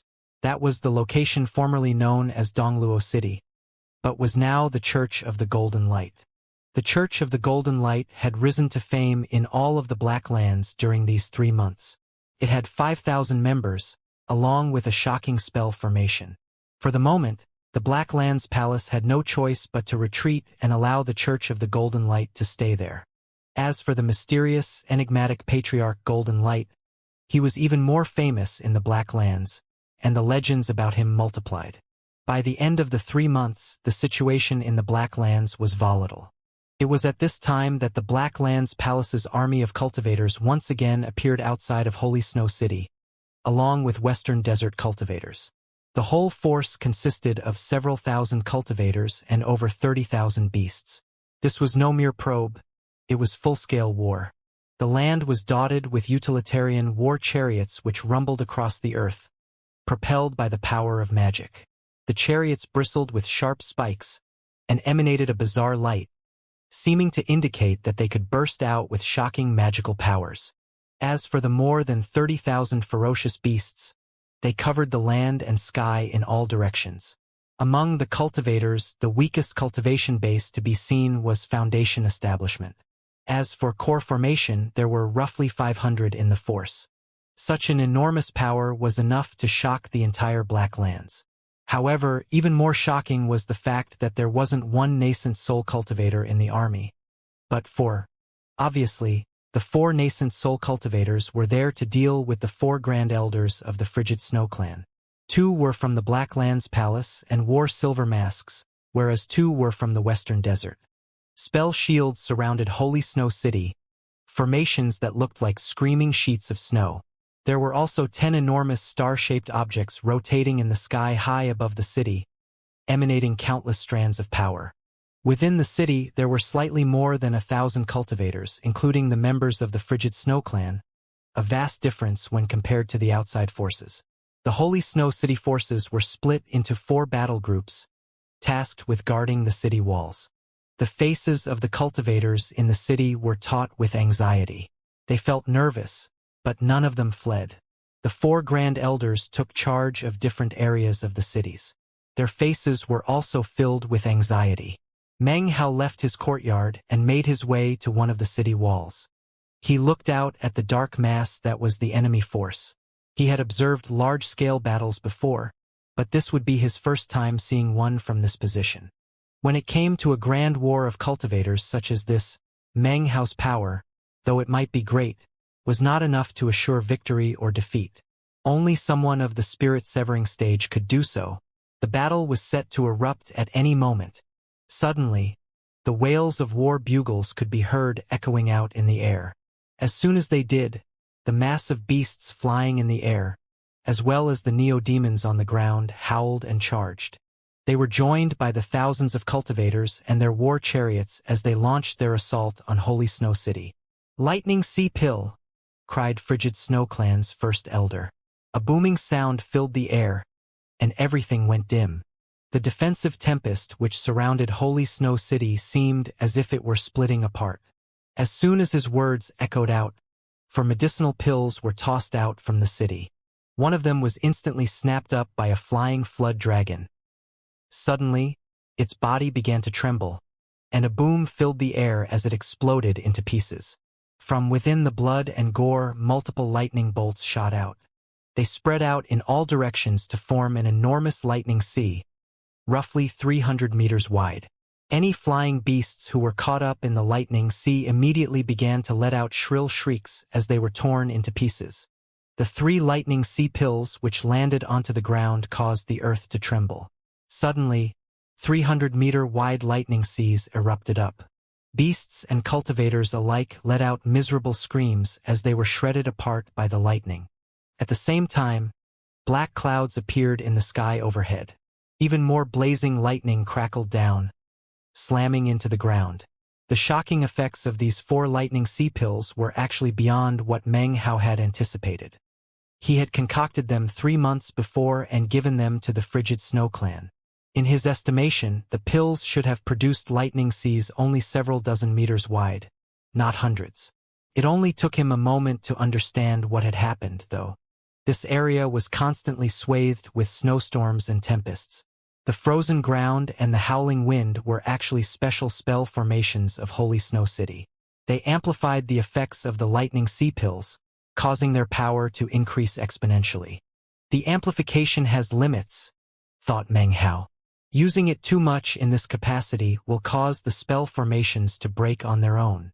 Sounds of rejoicing could be heard throughout the city. Grandmaster Meng is amazing. That was a magic pill concocted by Grandmaster Meng. Such power is unprecedented. It shook heaven and earth. Grandmaster Meng! The cries drifted outside of the city walls, followed by groups of cultivators. As they flew out, one of the star shapes above the city also flew out, slashing into the Blacklands Palace cultivators and shredding them into pieces. The ground quaked as death filled the battlefield. Explosions reverberated out, along with blood-curdling shrieks. Blood showered down like rain. From his position on the city wall, Meng Hao watched all of this happening, his heart trembling. Magical light emanated out from the war chariots, slamming into the city defenses. The ice on the ground began to crack, and the sky itself seemed about to be ripped apart. It was at this time that a western desert cultivator flew up into the air. He was in the late core formation stage and had 3 totem tattoos on his body. One was a flood dragon, another was a mountain spirit, and the third was a mighty river. As he flew up to hover in the air, he held a severed head in his hand, dripping blood. He looked up toward the city and laughed heartily. "Grandmaster Meng, you dog fart, do you dare to come out and fight me?" Behind the man, a flood dragon appeared, roaring as it flew up into the sky. Next to the flood dragon was an enormous mountain spirit, grinning viciously toward the city. Beneath the feet of the strapping cultivator, an enormous, world-shaking river appeared. "I am Ta Luo, three-totem cultivator of the Thorn tribe of the Western Desert. I challenge Grandmaster Meng of Holy Snow City to a duel. Do you dare to fight me? Don't tell me the only thing you can do is concoct pills? Meng, you twerp, do you dare to fight me or not? You numbskull alchemist. All you can do is concoct pills in some dark room somewhere. Do you dare to come fight me in the open?" As his words echoed out, Meng Hao stood on the city wall, his expression the same as ever as he looked out at the hollering cultivator and his totems. "A mountain spirit totem," thought Meng Hao. "It looks like both a mountain and a spirit. I definitely need to study it." Suddenly, his eyes flickered as he looked up into the sky. Next to him was Third Elder, the old woman. She frowned. "He's just trying to provoke you," she said. "It's obviously a trick, Grandmaster Meng Yu." Before she could finish speaking, Meng Hao's body flickered and he shot off the city wall. The old woman's face flickered, and she shot into the air to follow him. Even as she did, however, one of the silver-masked nascent soul cultivators from the Black Lands Palace laughed viciously, and then disappeared. When he reappeared, he was directly in front of the old woman, blocking her path. The Western Desert cultivator with the severed head hovered there watching Meng Hao approach. Laughing uproariously, he clenched his right hand, causing the severed head to explode and splatter his body with blood and gore. With a vicious smile, he shot toward Meng Hao. They closed in on each other at top speed, which of course drew the attention of cultivators from both sides of the battle.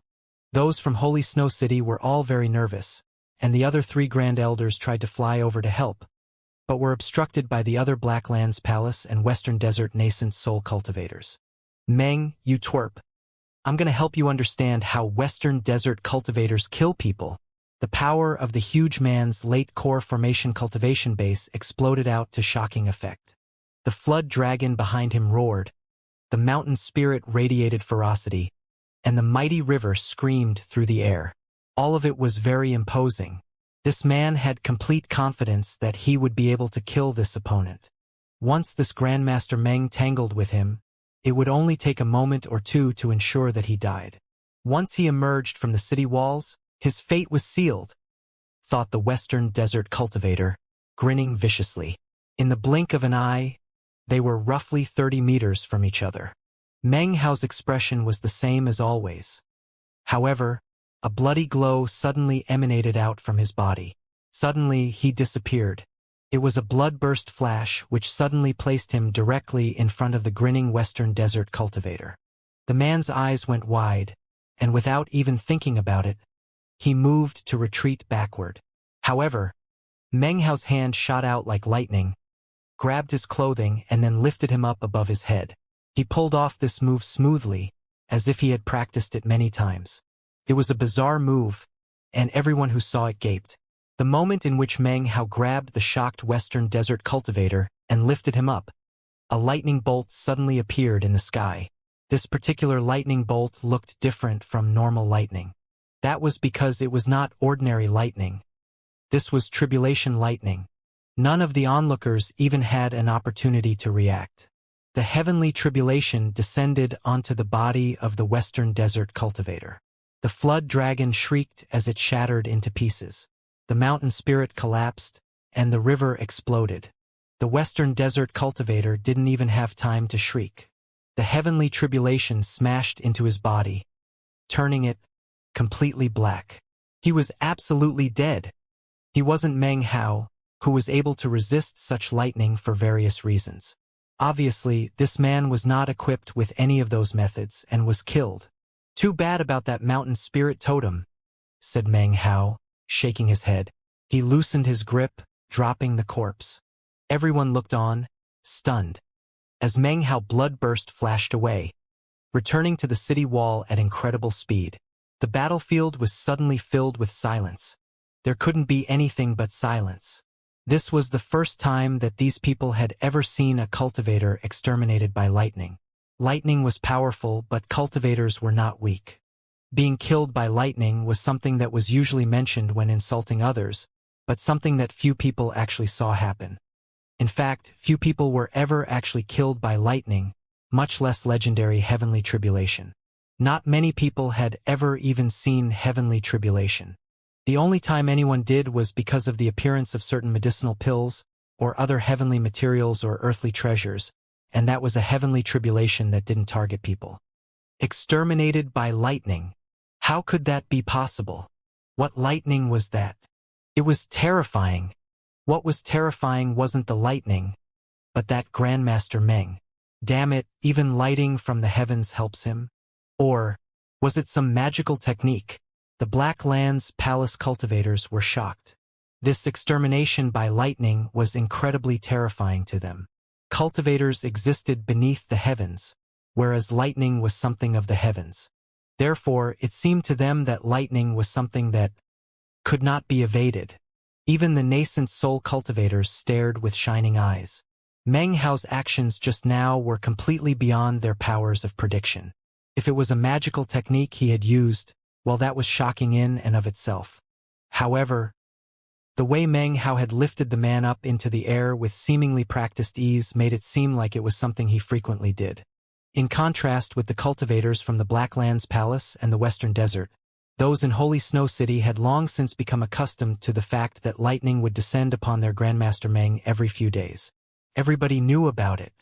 In fact, occasionally, when people went to request pill concocting services, they would even see the lighting. Seeing the Western Desert cultivator exterminated by the lightning caused complex thoughts to fill the minds of the people in Holy Snow City. Their reverence for Meng Hao grew even stronger. Just what shocking things has Grandmaster Meng done to anger the heavens? Over the past months, that lightning has constantly been trying to exterminate him. That Western Desert cultivator was really unlucky. Of all the people to piss off, he pissed off Grandmaster Meng. You know, over the past couple months, I happened on a few occasions to see a miserable soul embodiment lifted up by Grandmaster Meng. Meng Hao cleared his throat as he stood there on the city wall. He ignored the gazes that were all fixed upon him. He had long since become accustomed to the lightning, and by now had reached the point where he could predict it. After a long moment passed, the fighting on the battlefield resumed. The slaughtering continued, but as it did, the cultivators would occasionally look up into the sky. The booms were usually the result of magical techniques, but many of the cultivators would dodge to the side nonetheless, clearly fearful that lighting would fall to exterminate them. It took about 3 days before such behavior died out. During those 3 days, the Black Lands Palace cultivators launched continuous assaults, which caused booms to fill the air and shook the very ground. On the night of the 3rd day, a huge explosion shook everything as one of Holy Snow City's Tempest spell formations collapsed. As the formation collapsed, vast quantities of Black Lands Palace cultivators charged in, along with countless ferocious beasts. Western Desert cultivators also joined them. A rumbling filled the air as glowing strands shot out from the star-shaped objects in the sky. Although the night was dark, the battlefield was as brightly lit as if it were daytime. Finally, a critical moment in the battle arrived. The 4 Grand Elders were there, battling fiercely in mid-air with the Black Lands Palace and Western Desert cultivators.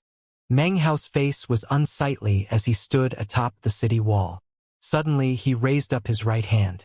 A flash of blood could be seen as a flying creature that had been charging toward him fell to the ground. Dead. 3 months, he thought. If the city falls, then they will never finish with the frigid snow larva. Whether or not Holy Snow City fell in the end had little to do with him. However, before the 6-month time period was up, it must not. It was at this moment that the ground began to tremble as 2 wild giants appeared off in the distance. Following them were several thousand cultivators from the Black Lands Palace and the Western Desert. Of course, a black mass of howling, beastly neo-demons accompanied them. Why hasn't the spirit-severing patriarch made an appearance? Thought Meng Hao. The day Zhou Dikun had been taken, Meng Hao heard the howl echoing up from underground. That simple howl had caused the deaths of countless beasts and cultivators outside the city wall. Now, even when the Tempest spell formation had been broken, the frigid Snow Clan's spirit-severing patriarch still hadn't come out. It seems Han Shuazong was right, as were the rumors floating about outside. The spirit-severing patriarch is obviously dying. However, the Black Lands Palace is still scared of him. They seem ferocious in their attacks, but they are still probing to get information about the spirit-severing patriarch. Meng Hao's gaze flickered as he looked off into the distance at two western desert cultivators who were shooting toward Han Shuashan, their totems shining. The guards who surrounded Han Shuashan coughed up blood, incapable of fighting back. Meng Hao let out a cold snort as he shot forward with a bloodburst flash. In the blink of an eye, he was next to Han Shuashan. He waved a finger, and the 8th demon sealing hex appeared, instantly suppressing the cultivation base and life force of the western desert cultivators. A sword aura appeared as a flying sword shot out from Meng Hao's bag of holding. It instantly decapitated the two men, then came back to circulate around Meng Hao.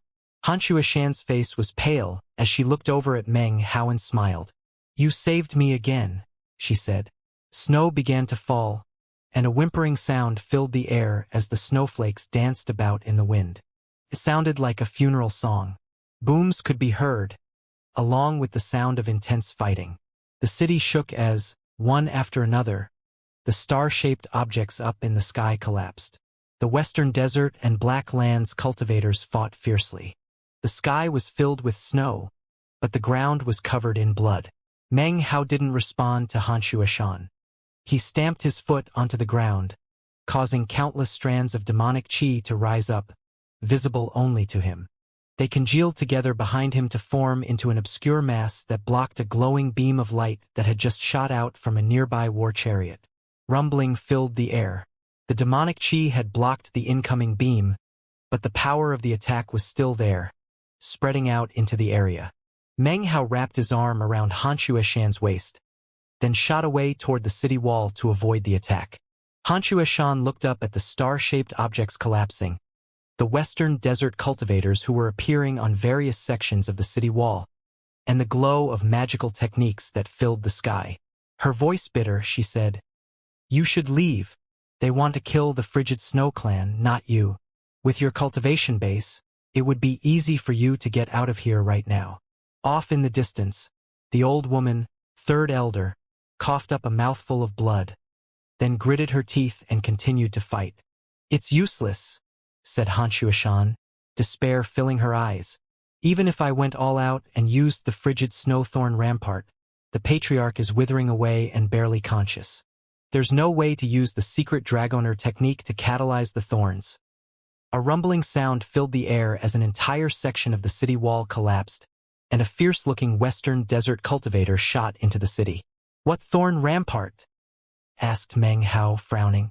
"The frigid snowthorn rampart is indestructible and could protect the city for an entire month," she said softly, her voice filled with bitterness.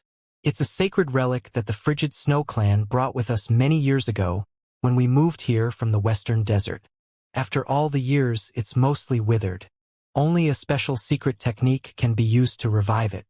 That technique is only known to elders and certain others with the right bloodline to master it. Right now, no one can catalyze the thorns. Only the patriarch has a cultivation base sufficient enough to do so." She slapped her bag of holding to produce a dried-up seed. "This is one of 8 seeds. The elders all have one, and the rest are with the patriarch. None of us were ever able to succeed." "Catalyze?" said Meng Hao, his eyes glittering. He was about to continue when suddenly a boom filled the air, and the city wall shook. Meng Hao's face flickered. He grabbed Han Shuashan, retreating again. Off in the distance, a huge group of Black Lands cultivators was approaching. As the city wall crumbled, miserable screams filled the air. Meng Hao continued to retreat with Han Shuashan in tow. His voice urgent, he said, "Tell me that catalysis technique. I'm an alchemist, and I already have my own catalysis techniques. Perhaps because of that, I will be able to understand yours." Han Shuashan gaped at him for a moment. Under normal circumstances, she would never reveal a secret clan technique. Even soul search would be useless. The technique was a legacy magic that was branded into her very blood. However, after thinking for the space of a few breaths, she made her decision. When the frigid snow clan had existed in the western desert, at the height of their power, this was the secret technique used by generations of their grand dragoners. Her voice soft, she began to explain it to Meng Hao. The secret technique was not very long, only about 1,000 characters in length. As the words entered Meng Hao's ears, his heart began to shake. It was as if all of the sights and sounds of the battle around him vanished. The only thing left were the 1,000 characters that made up the secret technique. "'Cause time to sink, the ebb and flow of the moon, grasp the will of the shining sun. All living things contain the will of eternal life." Xianxia softly spoke the words that could cause a frenzied commotion if they were revealed in the western desert. In fact, when the rebel clan member Xianxia was spared by his father, all memories of this secret technique were erased from his mind. That was one of his reasons for coming back to settle his old score and eradicate the frigid snow clan. There was no way for him to reacquire the technique other than to have a clan member personally tell him. Meng Hao's mind reeled. He closed his eyes, allowing the various passages of the technique to resonate in his head. He suddenly thought of the violet fate sex catalysis arts, as well as the time-refining jade page from which he had been able to figure out the time magic. Of those two different mnemonics, the catalysis technique was the first layer. The secret time magic was the second layer. And now, Meng Hao's mind spun. After hearing the secret technique of the frigid snow clan, he realized that it was the third layer. Secret Dragoner technique. Any of the techniques alone could provide moderate success. But if anyone was able to acquire all three, then the knowledge could be used to mutually increase the effectiveness and power of the others by a vast amount. Because he knew the secret catalysis method and also understood the secret time magic, when he heard the Dragoner technique, he understood it instantly, and it was branded onto his mind. Meng Hao's eyes snapped open. "Give me the thorn rampart seed." A strange light gleamed in his eyes, as if time itself were buried within. Gradually, it turned into an indescribable power, like some sort of magical technique that made it so a single glance from him could cause a person to never be able to forget him. Xianxia's heart shook. She had seen a gaze like this before, back when the spirit-severing patriarch had awoken once. His eyes had contained deep abstruseness, as if they contained time. A single glance from him was something she wouldn't be able to forget for countless years. As her mind reeled, she seemed to lose any ability to resist him. Without thinking about it, she reached her hand out and handed over her clan's sacred relic, the thorn rampart seed. The instant the seed touched his hand, Meng Hao gasped. His cultivation base rotated rapidly, and a golden light instantly spread out. His secret catalysis art, the magic of time, and the newly acquired secret Dragoner technique were all unleashed inside of him. The ability to catalyze all plants, the magic to unleash the power of time, the Dragoner ability to control all the beasts under heaven. These three mysterious arts melded together inside Meng Hao, and as his cultivation base rotated, the thorn rampart seed in his hand suddenly began to expand. It was no longer withered, and in fact, within moments, a sprout appeared which turned into vegetation. Within the blink of an eye, it had grown to cover Meng Hao's entire arm. Meng Hao's body was no longer shining with a golden light. Shockingly, a thick plant-like aura emanated out from him. This aura instantly caught the attention of the attacking Western Desert cultivators. When they laid eyes on Meng Hao, they weren't sure why, but their hearts began to tremble. Immediately, they shot toward him. The only person near Meng Hao was Xianxia. Everyone else had long since fled. The city wall was falling, and up above, the four grand elders had looks of despair written on their faces. How could they have imagined that after the 3-month period, the Blacklands Palace and the Western Desert would launch a full-scale assault? There was no way that Holy Snow City could stand up to it. Xianxia smiled sadly as she watched the 8 Western Desert cultivators closing in on Meng Hao. There was nothing she could do to fight back against them. In a moment, They were 30 meters away from Meng Hao. Meng Hao sat there cross-legged, clutching the thorn rampart seed. Green vegetation and leaves covered his right arm, and continued to grow, covering the rest of his body. 30 meters, 25 meters, 15 meters. When they were 15 meters away, Meng Hao's closed eyes suddenly snapped open. They glowed brightly as he reached his right hand out and pushed it down onto the ground. As he did, the plant material on his body burrowed down into the soil. Suddenly, shocking rumbling sounds could be heard as a 3-meter-long thorn stabbed out from the ground next to the city wall. The speed with which it moved was hard to describe, and made it impossible for anyone to evade it. In the blink of an eye, it stabbed through one of the western desert cultivators. Next, more thorns burst up around Meng Hao. Miserable screams filled the air as the rest of the 7 western desert cultivators were stabbed through with long thorns and lifted up into the air. Even more shocking was that after stabbing through the cultivators, the thorns twitched and trembled, as if they were absorbing the cultivator's blood and cultivation base. The 8 men rapidly began to wither. Blood-curdling shrieks filled the air that didn't even sound human, echoing out, causing all of the other surrounding cultivators to feel extreme shock. "What is that?" they thought, panting. Before they had time to react, masses of small thorns exploded out from the shriveled bodies of the 8 cultivators to shoot out in all directions. Some stabbed into the ground and disappeared. They reappeared moments later, in locations not too distant, where they stabbed into the bodies of more cultivators. Others directly shot into nearby cultivators. Even as they screamed out, their bodies withered, whereupon more thorns would explode out. Meng Hao was the center of it all as thorns began to stab out from the city walls themselves. This, of course, caused a great commotion. The thorns actually didn't distinguish between Holy Snow City cultivators or those from the Blacklands Palace. They stabbed through all of them, absorbing their flesh, blood, and life force, and then expanding. Within the space of a few breaths, the area surrounding Meng Hao for 3,000 meters was a world filled with thorns. This, of course, instantly affected the course of the battle. Vast numbers of Blacklands Palace cultivators retreated backward in shock. Unfortunately, they were too slow and were still stabbed through by the thorns. Soon, the entire city was bristling with thorns, sharp, fierce, and bright red. By this time, the thorns were already expanding outside the city as well. Back inside the city, all of the Holy Snow City cultivators stood with pale faces, not daring to move. Everything around them was surrounded by countless thorns. They looked out at the Blacklands Palace cultivators and their beasts outside of the city. Howling in anguish, they retreated at top speed as thorns burst out from the ground around them.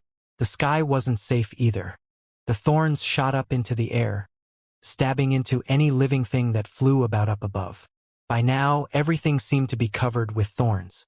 Outside the city, only a few hundred of the Blacklands Palace and Western Desert cultivators managed to flee without being affected. They stared back at the scene behind them with shock and astonishment.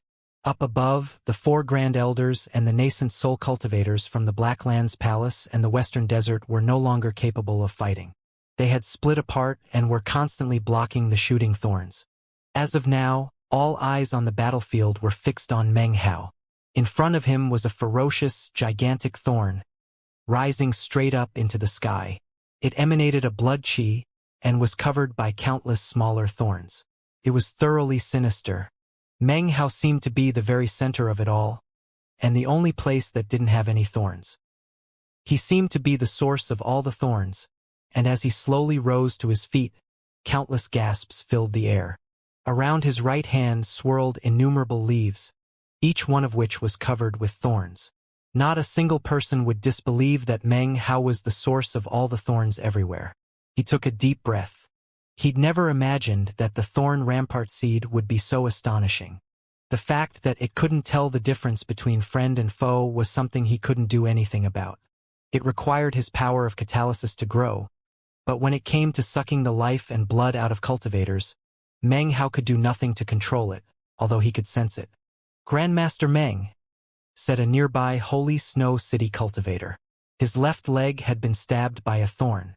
As soon as the word left his mouth, a thorn suddenly flew over, and he closed his mouth.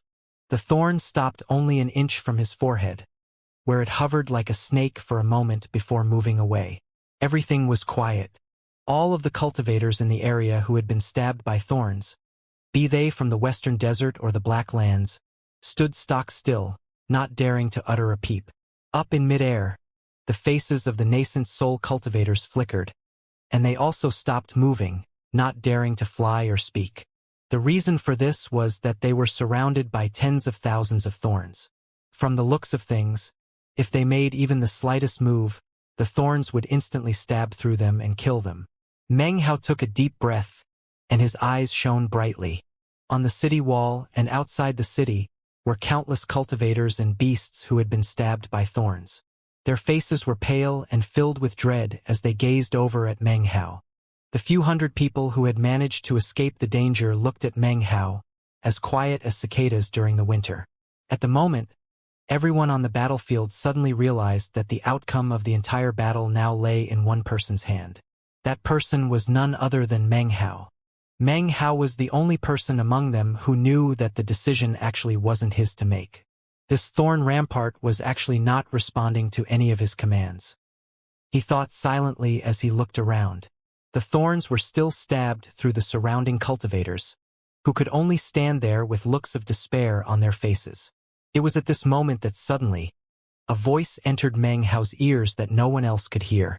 It was an ancient voice, as weak as if it came from the mouth of someone about to die. The destructive thorn rampart can exterminate anything under the spirit-severing stage. Once it takes root, it can't be moved, and will live for 1 month. It doesn't matter how you woke it. Right now, you need to still your mind and extract a drop of blood from yourself that contains some of your will. Place it onto the thorn rampart trunk in front of you. Remember, the drop of blood must contain your will. That will allow you to issue an order to the thorns. The voice seemed to have come out from nowhere, but as soon as Meng Hao heard it, he suddenly recalled the voice he had heard 3 months ago when Zhou Dikun was taken. The voice was one and the same. Meng Hao's eyes glittered as he thought. According to the method just described to him, he sliced a cut onto his forehead. A drop of blood appeared, which contained some of Meng Hao's cultivation base and will. As it flew forward, Meng Hao felt a wave of weakness flow through him. He knew that in his entire life, he could produce no more than 5 such drops of blood. Anything more than 5 would be far too much of a loss. Surrounded by silence, Meng Hao clenched his jaw. The blood was extremely precious, but, for the sake of the frigid snow larva, he caused the drop to fly forward and enter into the thorn rampart trunk. His eyes flashed. Nothing obstructed its way. It merged into the thorn rampart trunk, which then began to tremble. Instantly, the thorns stabbed into the holy snow city cultivators faded from sight, and their wounds closed up. The thorns actually remained in their bodies, fuel with which to heal their wounds. As the thorns disappeared, the Black Lands Palace and Western Desert cultivators outside of the city let out blood-curdling screams. Their bodies instantly began to wither completely. The sounds of explosions filled the air as some of the dying cultivators chose to self-detonate. The explosions caused Meng Hao's mind to feel as if it were shattering. It seemed as if he had become one with the thorn rampart trunk, and that all of the thorns spread about were extensions of his will. With a mere thought, he could kill everyone. At the same time, his spiritual sense felt as if it were wasting away. Meng Hao's spiritual sense was second only to that of a nascent soul cultivator, far above that of anyone in the same stage as him. Were it not, then the strain would have completely dried it up. Suddenly, Meng Hao's will sensed something new. Outside of the city, in a location stabbed through with a handful of thorns, someone spoke in a low voice. "Grandmaster Meng, is that you?" A voice transmitted into Meng Hao's will. "Grandmaster Meng, this is Yen Song, fellow Taoist Meng. After we parted that day, I continued to think about everything that happened, and couldn't help but feel that something was fishy about Zhou Dikun. He's already been sent to the Western Desert, though, so there's nothing I can do to corroborate my theory. Fellow Taoist Meng, I actually came here today to look for you. This isn't my actual body, it's just a sliver of my will. Fellow Taoist, I very much admire your Tao of alchemy and, well, this is not the time for a long discussion. I'll just say two more things. With your skill in the Tao of alchemy, we can talk about the spirit-severing pill. If you're interested, then meet with me 3 days from now in the east of the city, and we can discuss it at length. Meng Hao's eyes glittered as the voice suddenly disappeared. Outside the city, the miserable cries slowly began to fade away. Only a few cultivators had managed to escape from the effects of the secret technique.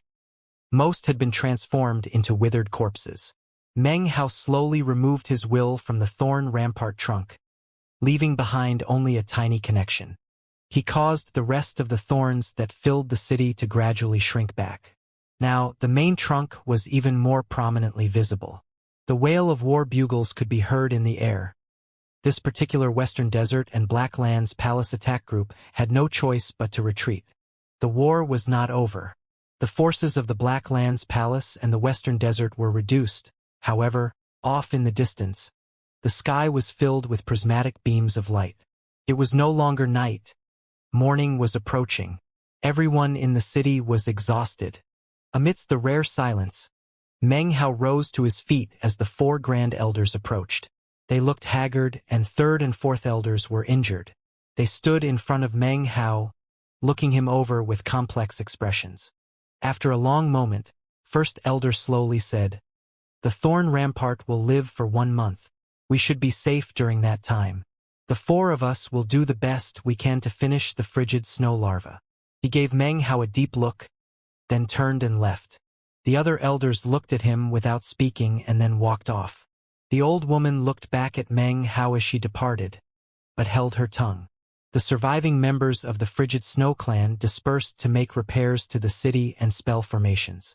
They had a month of time in which there would be relative safety, but there were many things that needed to be repaired. Everyone was exhausted.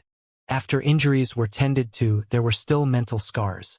Most of the cultivators sat cross-legged in meditation, making the city very quiet. The newly arrived force from the Western Desert bolstered the enemy forces into the thousands. However, they did not attack, but rather spread out, forming a complete blockade around Holy Snow City. Meng Hao was also exhausted. As he walked through the city, the cultivators he encountered all looked at him with expressions of awe. They would bow to him with lowered eyes, not even daring to meet his gaze. The appearance of the Thorn Rampart caused everyone to view Meng Hao as a representation of terror. Despite his status as a Grandmaster, this fear was incapable of being dispelled. The Frigid Snow Clan members also looked at him with looks of intense veneration. Essentially, Meng Hao had single-handedly secured victory in the battle. Without him there, Holy Snow City would be nothing but smoldering wreckage now. Based on the various battle achievements secured in the fight against the Blacklands Palace, the Frigid Snow Clan distributed magical treasures to the forces within the city. Large amounts of cultivators converged on a palace near the city center, where the records of battle achievements were kept and rewards distributed. Meng Hao was tired, but seeing the palace on his way back to his courtyard, he changed course and headed over. The area was quite bustling, with cultivators coming in and out. The 100 or so people that Meng Hao saw made this place seem a lot more packed than the empty areas in the rest of the city.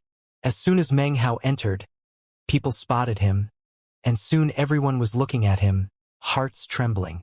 Without even thinking about it, they bowed their heads and clasped hands, unable to cover up the awe on their faces. "Grandmaster Meng." "Greetings, Grandmaster Meng." Meng Hao nodded, walking past the groups of people until he stood before a pillar of light in the middle of the main hall. The pillar was illusory, and inside could be seen lists of names. Next to each name was a number. These were the battle achievements accrued during the defense of the city. The rewards one could receive depended on how many enemies they had slain. Next to the pillar of light sat 2 members of the Frigid Snow Clan. When they saw Meng Hao, they immediately rose to their feet, clasped hands, and bowed deeply.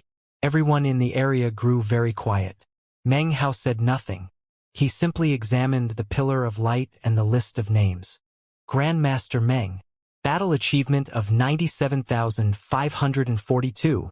The battle achievement of the person in second place didn't even exceed 2,000. Muttering to himself, Meng Hao glanced over the reward list. There were technique manuals, magical items, medicinal elixirs and special materials for concocting medicinal pills and forging weapons. There were some items which caused Meng Hao's heart to begin to thump after he saw them.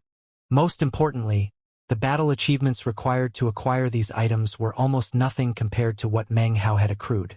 Just when Meng Hao was trying to decide whether or not take them all, new items suddenly popped up on the rewards list. These 4 items caused the surrounding cultivators to break into an uproar.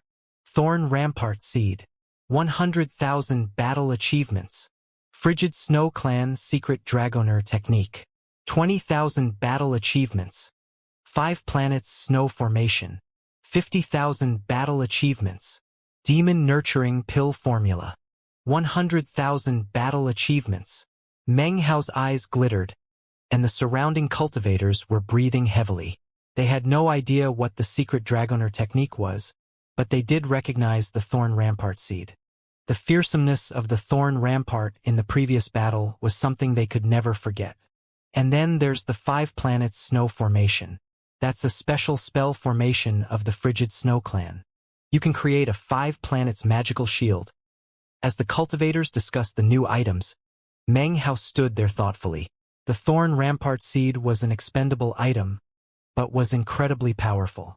The seed he had used before had been given to him by Xianxia. If he wanted to use another one in the future, it most likely would not be very easy to acquire. Even more eye-catching, though, was the 5 Planets Snow Formation. Is that what those flying 5 planets items above the city were? He thought. Then he glanced at the Demon Nurturing Pill formula. What pill is that? Meng Hao smiled. It was obvious that these items had been intentionally put up by the Frigid Snow Clan to attract his attention. It seems the Frigid Snow Clan really values me because of that battle, he thought. Instead of taking any of the items, he looked at one of the Frigid Snow Clan members standing next to the Pillar of Light. Is it possible to acquire items on credit? He asked, smiling. The surrounding cultivators stared in shock at Meng Hao. They had never thought of doing such a thing. The very concept of it seemed to cross the bottom line, especially considering the danger that Holy Snow City was in now. The surrounding cultivators' eyes began to gleam with a strange light. The Frigid Snow Clan member who Meng Hao had directed his question to was a middle-aged woman. She gaped at him, somewhat at a loss. It was at this exact moment that suddenly, the battle achievement number next to Meng Hao's name suddenly increased by 100,000. Now his total was roughly 190,000. Meng Hao's eyes glittered as he pointed out the items he wanted. The Pillar of Light sparkled, and 2 jade slips flew out. One was the 5 planet spell formation method, and the other was the formula for the Demon Nurturing Pill. After this, Meng Hao's name was no longer in the first place position in the Pillar of Light, but rather last. In fact, now his number was in the negative to the amount of nearly 50,000. Jade slips in hand, Meng Hao left the palace, under the envious gazes of the surrounding cultivators. He walked back through the city to his courtyard. He sat down cross-legged amidst the lotuses, then looked down at the jade slips. Time passed by. It was evening when he looked up again, and his eyes were gleaming. This spell formation seems pretty amazing. Too bad I don't understand spell formations very well. If I meet someone who does, though, perhaps I can get some help in using it. This Demon Nurturing Pill is really interesting. It's not for consumption by cultivators, but rather neo-demons and beasts. Meng Hao put the jade slips away and then closed his eyes in meditation to restore energy. A few days later, the late night was still and the moon shone brightly up above. The Thorn Rampart had become the final line of defense for the city. On multiple occasions, Black Land's palace cultivators had tried to break through but were thoroughly obstructed. Not many were killed or injured, but the effectiveness of the thorns was clear. In his courtyard, Meng Hao sat cross-legged, meditating. Suddenly, his eyes opened and he pointed his right index finger toward the ground. Immediately, demonic chi began to congeal. It only took a moment for a figure to appear in front of him that resembled him in every aspect. After it turned into Meng Hao, It flickered and flew into the air. In the east section of the city, there was a relatively remote street. It was completely deserted at the moment, until a figure appeared. It was of course none other than Meng Hao. He strode down the winding street for the time it takes an incense stick to burn, until he reached an even more remote corner, where he stopped. He looked over his shoulder and said, "You've been following me for a while. How much longer?" A grating voice could be heard. "Fellow Taoist Meng, you're not only a grandmaster of the Tao of alchemy. I think your spiritual sense is the most powerful I've seen in any core formation cultivator. It's almost comparable to my own." One of the shadows behind Meng Hao twisted, turning into Yen Song. He looked at Meng Hao with a smile. "I'll give you 3 sentences to explain yourself," said Meng Hao lightly. As he spoke, thorns suddenly emerged from the ground. Without hesitation, Yen Song replied, "I happened upon a manual once that contained information regarding the method to concoct an ancient medicinal pill called the spirit-severing pill, which, if consumed when breaking through to the spirit-severing stage, can ensure success. After years of searching, I was able to discover the resting place of this legacy of the Tao of alchemy. It is located in the Western Desert, in a place I visited once. I can't acquire the pill alone. However, with your skill in the Tao of alchemy, fellow Taoist Meng, I'm sure we can succeed, whereupon we can share the pill formula. Considering the level of my cultivation base, such a pill doesn't interest me very much," replied Meng Hao lightly. "Fellow Taoist Meng, please reconsider. Considering your skill in the Tao of alchemy, it won't be difficult for you to break into the nascent soul stage. If you don't begin to make preparations for the spirit-severing stage now, the first of your severings will be difficult. You can't rely on simple enlightenment alone. Besides, the place I intend to go to contains not only the formula, but also a completed spirit-severing pill." Yen Song waved his right hand, causing a wood slip to fly out. This wood slip is one of the sections of the manual. Fellow Taoist Meng, feel free to confirm for yourself whether I'm telling the truth or not. If you change your mind, you can use the wood slip to contact me. The location in the Western Desert is located close to several tribes. Without my help, you won't be able to conceal your cultivator's qi, and will be unable to enter the area. With that, Yen Song gave Meng Hao a final look, then gradually faded and disappeared. Meng Hao's eyes glittered as he watched Yen Song fade away. He reached out to take the wooden slip that hovered in front of him, then turned and left. He didn't quite trust the man, so he had used his demonic qi clone to meet him. Of course, Yen Song actually feared Meng Hao quite a bit thanks to the thorn rampart. As such, he had also used other means to meet, and hadn't come in the form of his true self. Considering neither of us trust each other, why would he invite me to come along? Thought Meng Hao as he walked back the way he came. Of course, there's no great enmity between us, so why would he go to the trouble of trying to trick me? Could it be that there is a bit of truth to everything he said? It was very late at night, and this eastern section of the city was very quiet. The hustle and bustle that had existed before the war started was now gone. Almost everything was in ruins. He had barely walked 300 meters, when suddenly he stopped and retreated 3 paces. Even as he did, green ripples suddenly emanated out from the spot he had just been standing in. At the same time, the distorted image of a person became visible within the ripples. It was impossible to see the figure clearly. However, within the greenish glow, Meng Hao could sense the emanations of a totemic aura. Western Desert Cultivator, he thought.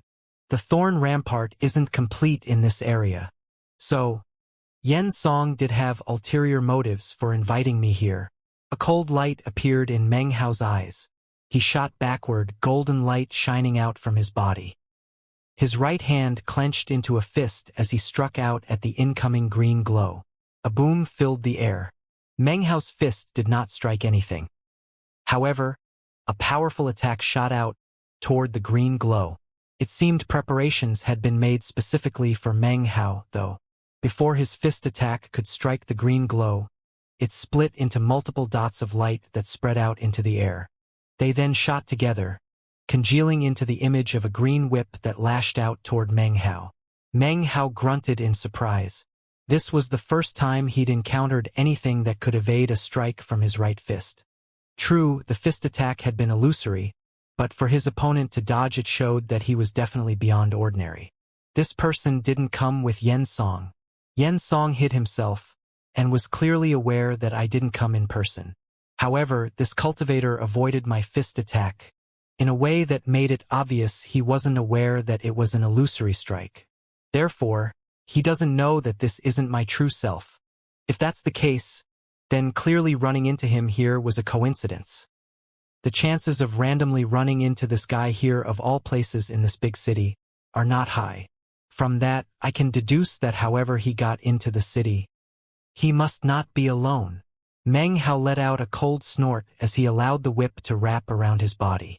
A boom filled the air as Meng Hao collapsed into countless chi fragments that dissipated into the air. A sound of surprise could be heard as the green whip retreated backward. A bad feeling suddenly welled up in the heart of the Western Desert cultivator. However, even as he began to back up, the fragmented chi that had made up Meng Hao suddenly shot forward and formed back together into a new Meng Hao. His left hand stretched out to grab the whip, which he then pulled toward him. "Get over here!" A rumbling roar filled the air. The whip pulled tight, and as it did, the vague image of a fleeing person could be made out within the green ripples. Meng Hao pulled hard on the green whip, and as he did, it began to wither, and then suddenly turned into flying ash. Meng Hao watched the ripples disappear into the distance, and coldness flashed in his eyes. It seems quite certain that it has nothing to do with Yen Song. However, no one can just attack Meng Hao and then run away. His body grew blurry, then suddenly split into 10 more Meng Haos. Immediately, they headed off into different directions in pursuit. Meanwhile, back in Meng Hao's courtyard, his true self sat looking at the lotus flowers. Everything here was quiet and peaceful, and he wasn't paying very much attention to what was going on outside with his demonic chi clones. After enough time passed for half an incense stick to burn, he rose to his feet, his expression the same as ever. He walked out slowly into the night, strolling down the street at a steady pace. Soon, he was about 300 meters away from his courtyard. It didn't take long for him to reach a random remote street corner, where he stopped, apparently waiting for something. After the space of 2 breaths passed, a collection of ripples shot through the air toward him. Behind the ripples were 10 figures that looked exactly like him, their faces cold as they pursued the ripples. Wu Mu was scared witless. He was a member of the Crow Scout tribe from the Western Desert, and a member of the forces participating in the Blacklands Palace's Great War. He was one of the several hundred cultivators who had survived the Thorn Rampart earlier. Because he possessed wood-type totems, he had been dispatched into the city this night on an assassination mission. There were a dozen or so who came with him. He wasn't too sure the level of their cultivation bases, but he was in the late core formation stage. That, coupled with the secret techniques of his tribe, and his wood-type totems, made it so that even a nascent soul cultivator would have a hard time piercing his concealment technique. How could he ever have imagined that as soon as he entered the city, the first person he ran into would be none other than Grandmaster Meng, the person who had summoned the Thorn Rampart. He had assumed that because of his wood-type totems, the Thorn Rampart wouldn't be able to detect him, and as such had chosen to attack. In his view, if he was able to kill the mysterious Grandmaster Meng, it would count as an incredible battle achievement. After returning to his tribe, he would definitely be well rewarded. Even if he wasn't able to kill him, he could at least wound him. Either way, he was completely confident of the safety of making an attack. How could he ever have guessed that what he attacked was not Grandmaster Meng's true self, but rather a clone? That in itself caused him to gape in astonishment, and filled his heart with fear. He had fled at top speed, cursing Meng Hao for coming out in the middle of the night in clone form. After that, his fear had grown even greater when suddenly 10 clones of Grandmaster Meng appeared, all of whom chased him relentlessly, cutting him off at every turn. If it weren't for his special techniques used for concealment and retreat, coupled with his wood-type totems, he would have been captured already. It was as he went all out to flee from the clones when he suddenly saw Meng Hao standing up ahead. Damn it, he thought. This Grandmaster Meng doesn't just concoct pills. He also has a lightning technique and is proficient with using clones. How could someone as inhuman as him exist in the world? He cursed inwardly as he looked at Meng Hao, who stood there with a look of contempt in his eyes. Well, he might have some weird techniques, but he's not good enough to capture me. Wu Mu snorted coldly, his body flashing as he waved his sleeve, causing the ripples surrounding him to shoot out toward what he assumed was another clone. This was the same method he had used previously to disperse other clones. As Wu Mu descended upon Meng Hao, he suddenly heard him speak. There really is a lot to learn about the Tao of totems. Before Wu Mu could react to the words, he saw the Meng Hao in front of him lift up his hand and point toward him. A boom resonated out as an invisible, tearing force surrounded Wu Mu. His heart filled with astonishment, and he was about to retreat when suddenly, a bloody glow filled the area. The glow permeated his body, ripping away the layers of invisibility around him, revealing him to the world. Not a clone, he thought, his mind spinning. His face was ghastly pale, and he was about to employ another magical technique, when Meng Hao gazed into his eyes. His gaze seemed to contain the power of time. Wu Mu's mind reeled, as if he had lost the ability to even think. Everything suddenly seemed to slow down, as if the time within his body had suddenly changed. When he came to his senses, he saw Meng Hao's right hand ripping through the air to latch around his throat. Everything went black as Wu Mu passed into unconsciousness. Meng Hao held Wu Mu up in his hand. The entire time, his expression hadn't changed. He slowly walked back down the street. Behind him, the 10 demonic chi clones faded into nothing. At the same time, a wooden slip flew over, which Meng Hao took. He glanced at it, then walked off into the distance, carrying Wu Mu in one arm. It was not a peaceful, quiet night in Holy Snow City. Over 50 assassinations occurred. Even some members of the Frigid Snow clan died. Eventually, the 4 Grand Elders unleashed the power of their cultivation bases. Explosions rang out in the night sky, all the way until morning.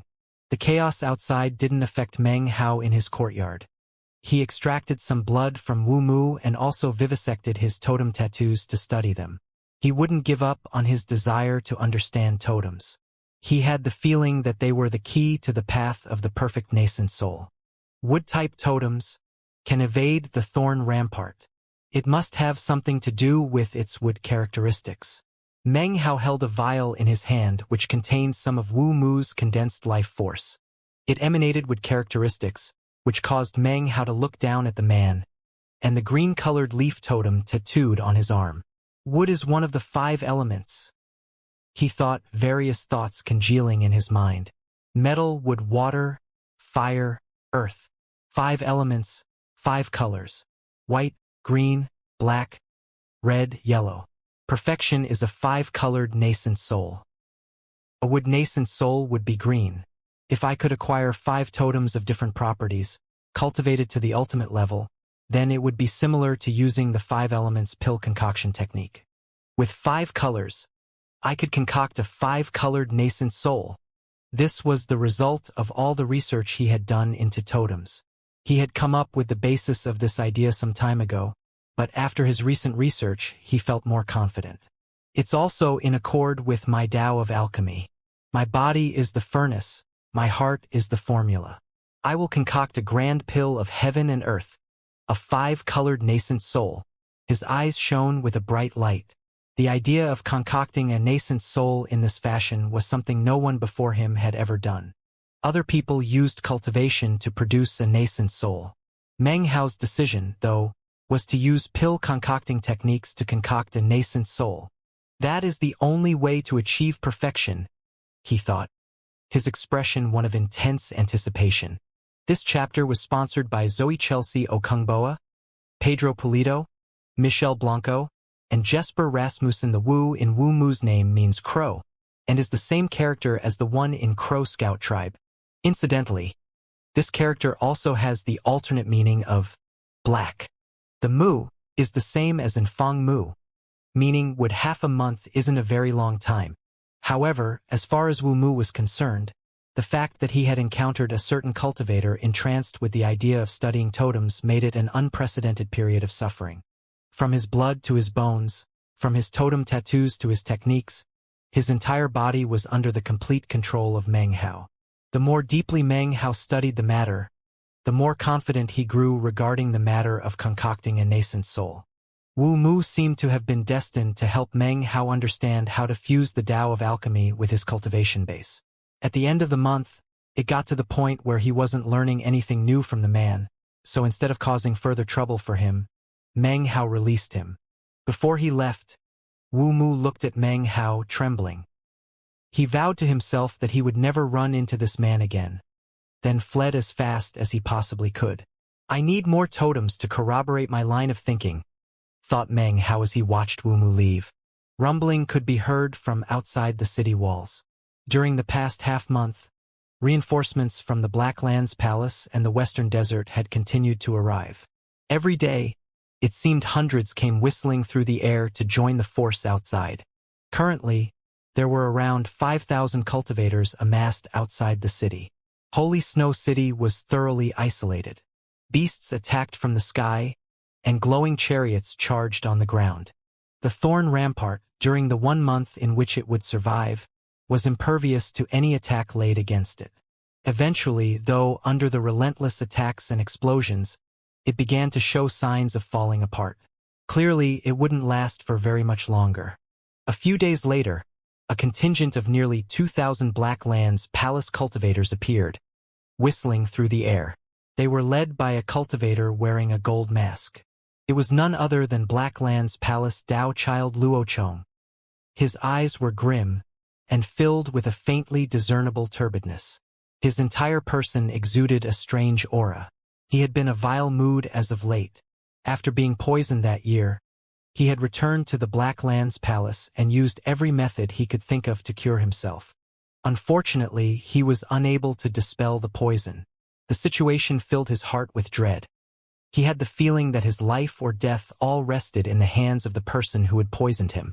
Not daring to publicly reveal that he had been poisoned, he had attempted every method possible to cure himself, all to no avail.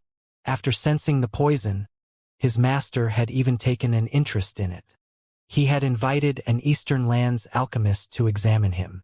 After doing so, a serious expression covered his face and he'd said, "This poison cannot be dispelled by cultivators. It can only be diffused with medicinal plants." The mysterious demon lord who had poisoned him became something like a nightmare to him. Every time he thought of the man, intense coldness would fill his heart. Of course, he had been careful to strictly comply with the man's instructions, and did not step foot within 300 kilometers of him. In order to prevent any mishaps, he had holed up in the Black Lands Palace for quite some time.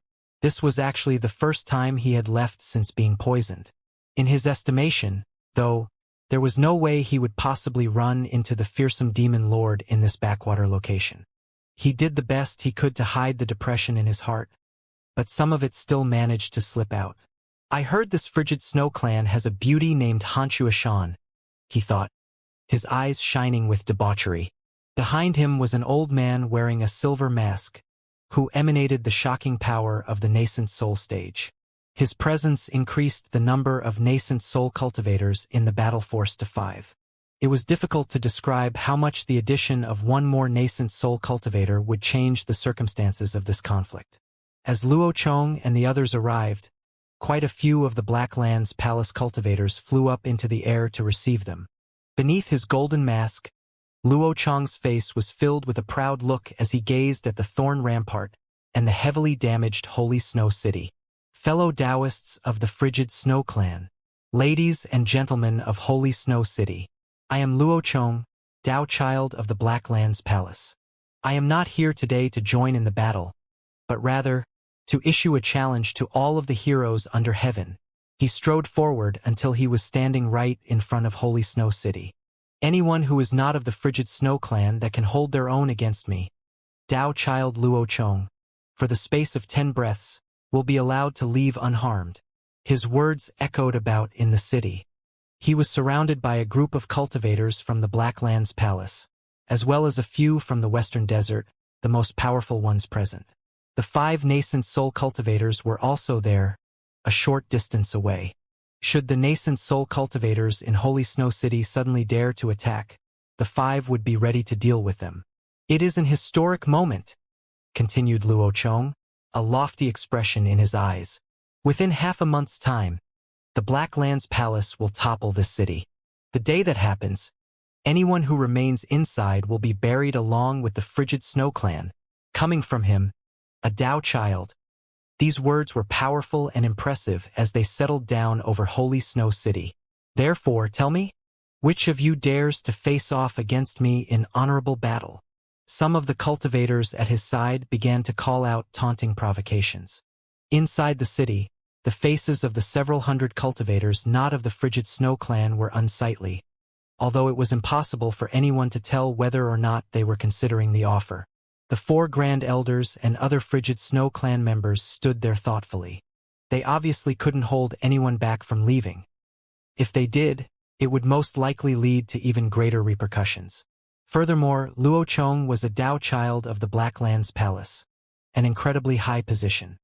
His cultivation base was not at the nascent soul stage, but as a Tao child, he directly represented the Black Lands Palace. After a moment's thought, First Elder sighed. In a hoarse voice he said, "Fear not, to each his own. Our city is under threat, and anyone who does not have the will to stand and fight should not stay. Any fellow Taoist who wishes to leave will not be stopped. You have already shown great favor to the frigid Snow Clan." Meng Hao stood in the crowd. He looked through the thorn rampart at Luo Chong floating there in midair, and a slight smile spread across his face. The poison in Luo Chong had not been dispelled. Meng Hao had personally concocted it, and he was confident that few people in the world other than himself would be able to do so. Silence filled Holy Snow City. Suddenly, someone shot forward. It was a middle-aged man, someone Meng Hao recognized.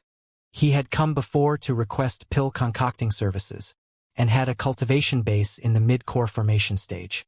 Among the Holy Snow City forces, he could be considered quite powerful. In the outside world, his cultivation base would put him the position to be quite domineering. Right now, his face was somewhat wan. The pressure he had come to feel in recent days had pushed him to the breaking point. He shot out through the thorn rampart, then let out a sigh. "I've done everything I can," he thought. "I've definitely paid back the frigid Snow Clan for their magnanimity that year." He shot forward, clasping hands toward Luo Chong, and then said, "In accord with your will, Tao child, I will battle you to save my life." The instant the man's words left his mouth, a vicious light gleamed in Luo Chong's eyes. At the same time, 3 cultivators standing next to Luo Chong shot into the air at high speed. The approaching middle-aged cultivator's face twisted. He immediately flashed an incantation gesture, and the gleam of a magical technique rose up. A rumbling filled the air as a black sword aura glittered into being. After the space of 5 breaths passed, the 3 men returned to Luo Chong's side. Shockingly, one of them held the head of the middle-aged cultivator in his hand, which he then presented to Luo Chong. "What a pity! He didn't last for 10 breaths. Luo Chong laughed, holding the head up high into the air and then crushing it. "Is there anyone else who wants to give it a try? If not, then I'll give you another option. Bring me the frigid Snow Clan's number 1 beauty Xianxia Shan. Whoever does so will not only be exempt from the death penalty, but will also receive a great reward." He laughed again as he looked toward Holy Snow City. Inside, there was complete silence. All of the cultivators had grim looks on their faces. This was especially true of the frigid Snow Clan members and Xianxia Shan. Her phoenix-like eyes flashed with killing intent. She was a pretty girl, and the look on her face was instantly noticed by Luo Chong. His eyes flashed and he laughed. "The most beautiful woman in the land is here. It turns out my trip here wasn't a waste." The cultivators in Holy Snow City couldn't hold back from crying out in ridicule. "You're a Tao child from the Black Lands Palace. How could you be so despicable? You said you would fight a duel, but it was nothing more than a low-down trick. You people from the Black Lands Palace are all the same." As the voices drifted out from the city, Luo Chong continued to laugh, his eyes filled with arrogance. He didn't give a whit about whether these people lived or died. He had just been toying with them. He knew that Holy Snow City wouldn't mount any sort of offensive while the Thorn Rampart still existed. So he figured he would take advantage of the situation to have some fun. All right, he laughed. I won't cause you any more trouble. How about this? Fellow Taoist Xianxia, why don't you warm my bed this night? If you do, then I'll take these 2,000 cultivators I came with and leave. That should take a bit of pressure off of Holy Snow City. What do you think? His eyes gleamed as he looked over Xianxia Shan's beautiful figure, and his heart burned. Xianxia Shan was so angry she was trembling. She glared murderously at Luo Chong, but her heart was filled with sorrow. Some of her surrounding clan members were looking at her. None of them said anything, but she could see in their eyes what they were thinking, and it filled her heart with pain. She smiled bitterly, and then, without even thinking about it, she looked at Meng Hao. It was as if she was wondering what he would do about the situation. Meng Hao's eyes narrowed as he looked at the 3 cultivators who had just charged forward to fight. One was a Western Desert cultivator. He was the one who had slain the middle-aged cultivator, and the totem tattoo he had used was that of a sword. It was a sword totem that created a magical manifestation of a sword and emanated extraordinary power. I wonder if that's a metal-type totem? He thought. Suddenly, he took a step forward and then shot up into the air, his gaze coming to rest on Luo Chong. His appearance attracted quite a bit of attention. Cultivators quickly clustered around Luo Chong to impart to him information regarding Meng Hao. Luo Chong's eyes shone, and a vicious smile appeared on his face beneath his mask. I'd heard about this Grandmaster Meng who has risen to fame in recent days, thought Luo Chong, his eyes shining with killing intent. Eliminating him will ensure that the city falls in a matter of days. The gazes of the 5 nascent soul cultivators came to rest on Meng Hao. Once he emerged from within the Thorn Rampart, they would instantly attack. However, before Meng Hao passed outside of the city walls, he stopped. He hovered in midair, an enigmatic smile on his face as he looked at Luo Chong. Luo Chong, he said, I seem to remember I told you to stay at least 300 kilometers away from me. Did you forget? No one in Holy Snow City understood what Meng Hao was talking about. They could tell that he must have some sort of history with the Blacklands Palace Dao Child, but they didn't understand any of the details.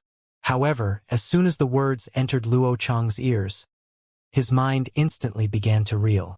Beneath his mask, his face filled with a look of complete disbelief. There were 2 people he feared most in life. One was Feng Mu of the Southern Domain, the other was the Demon Lord of the Blacklands. When he heard Meng Hao's words, he instantly understood their meaning. His pupils constricted immediately. It's him. It's definitely him. He's the only one who knows about that incident.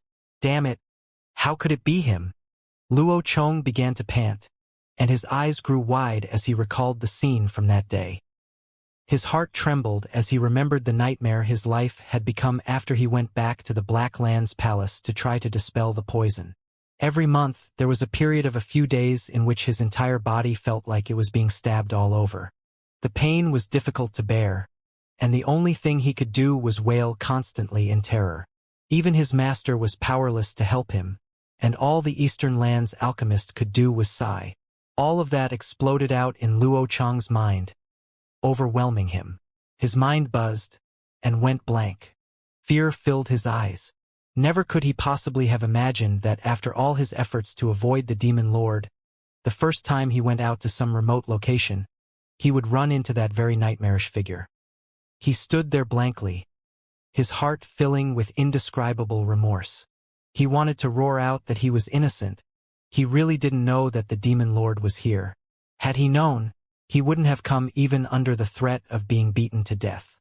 Then he thought about all the things he had just said, as well as the instructions not to come within 300 kilometers of the Demon Lord, and his entire body began to shake. An unspeakable dread rose up from his heart like a tempest. He thought about the fearsomeness of the Demon Lord, the feeling the man gave off like that of the underworld, and how he could kill him with a thought. All of these things smashed down onto Luo Chong like endless gigantic mountains. Black Land's palace, Dao Child? Honor and glory? Face. All of these things vanished from Luo Chong. The most important thing was his life. Because of that, Luo Chong felt the ultimate level of fear. Damn it!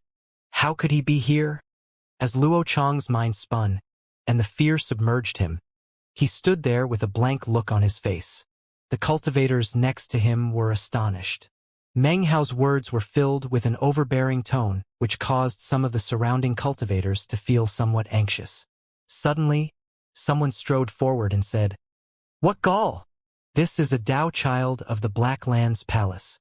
The only people to flee 300 kilometers are the people running away from him, you paltry alchemist. Do you truly dare to rave in such a manner?" The words hit Luo Chong like a lightning bolt. His body trembled, and he suddenly recovered his senses. His heart was still filled with terror, as well as an unspeakable fury. However, before he could give vent to his fury, another cultivator hurried forward, exuding a loyal and devoted aura. Angrily, he said, "Just who the hell do you think you are? Dao children occupy positions of incredible respect. Your words just now earn you the right to die." Their statements entered Luo Chong's ears, causing him to tremble even more violently. His fury was now billowing to the heavens, and a feeling of infinite fear had completely overwhelmed him. That was because he could see the cold gleam in Meng Hao's eyes. His mind felt as if it were about to explode. Another cultivator stepped forward. "You!" Before he could finish speaking, Luo Chong raised his head to the sky and let out a shocking roar of fury. "Shut up! Damn it! Are you trying to get a Dao child killed?" He shot forward and unhesitatingly slapped the cultivator who had been about to speak. A boom rang out, and the cultivator tumbled back like a kite with a broken string, blood spraying from his mouth and a confused look in his eyes. Fury written across his face beneath the mask. Luo Chong next spun and flashed an incantation gesture. Immediately the glow of starlight appeared, enveloping one of the other cultivators who had just spoken up. A miserable shriek could be heard. It was as if this man was Luo Chong's enemy, and that he would do anything possible to kill him. "You damned flunky!" roared Luo Chong. "You dare to plot against a Dao child? You're dead!" Another boom filled the air as the cultivator exploded into pieces, exterminated directly by Luo Chong. "If you want to disrespect me, then fine. But to disrespect the great demon lord is the most heinous of crimes. You all deserve to die.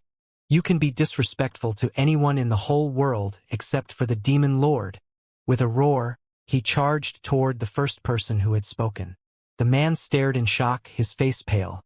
He was about to try to explain himself, but would Luo Chong really listen?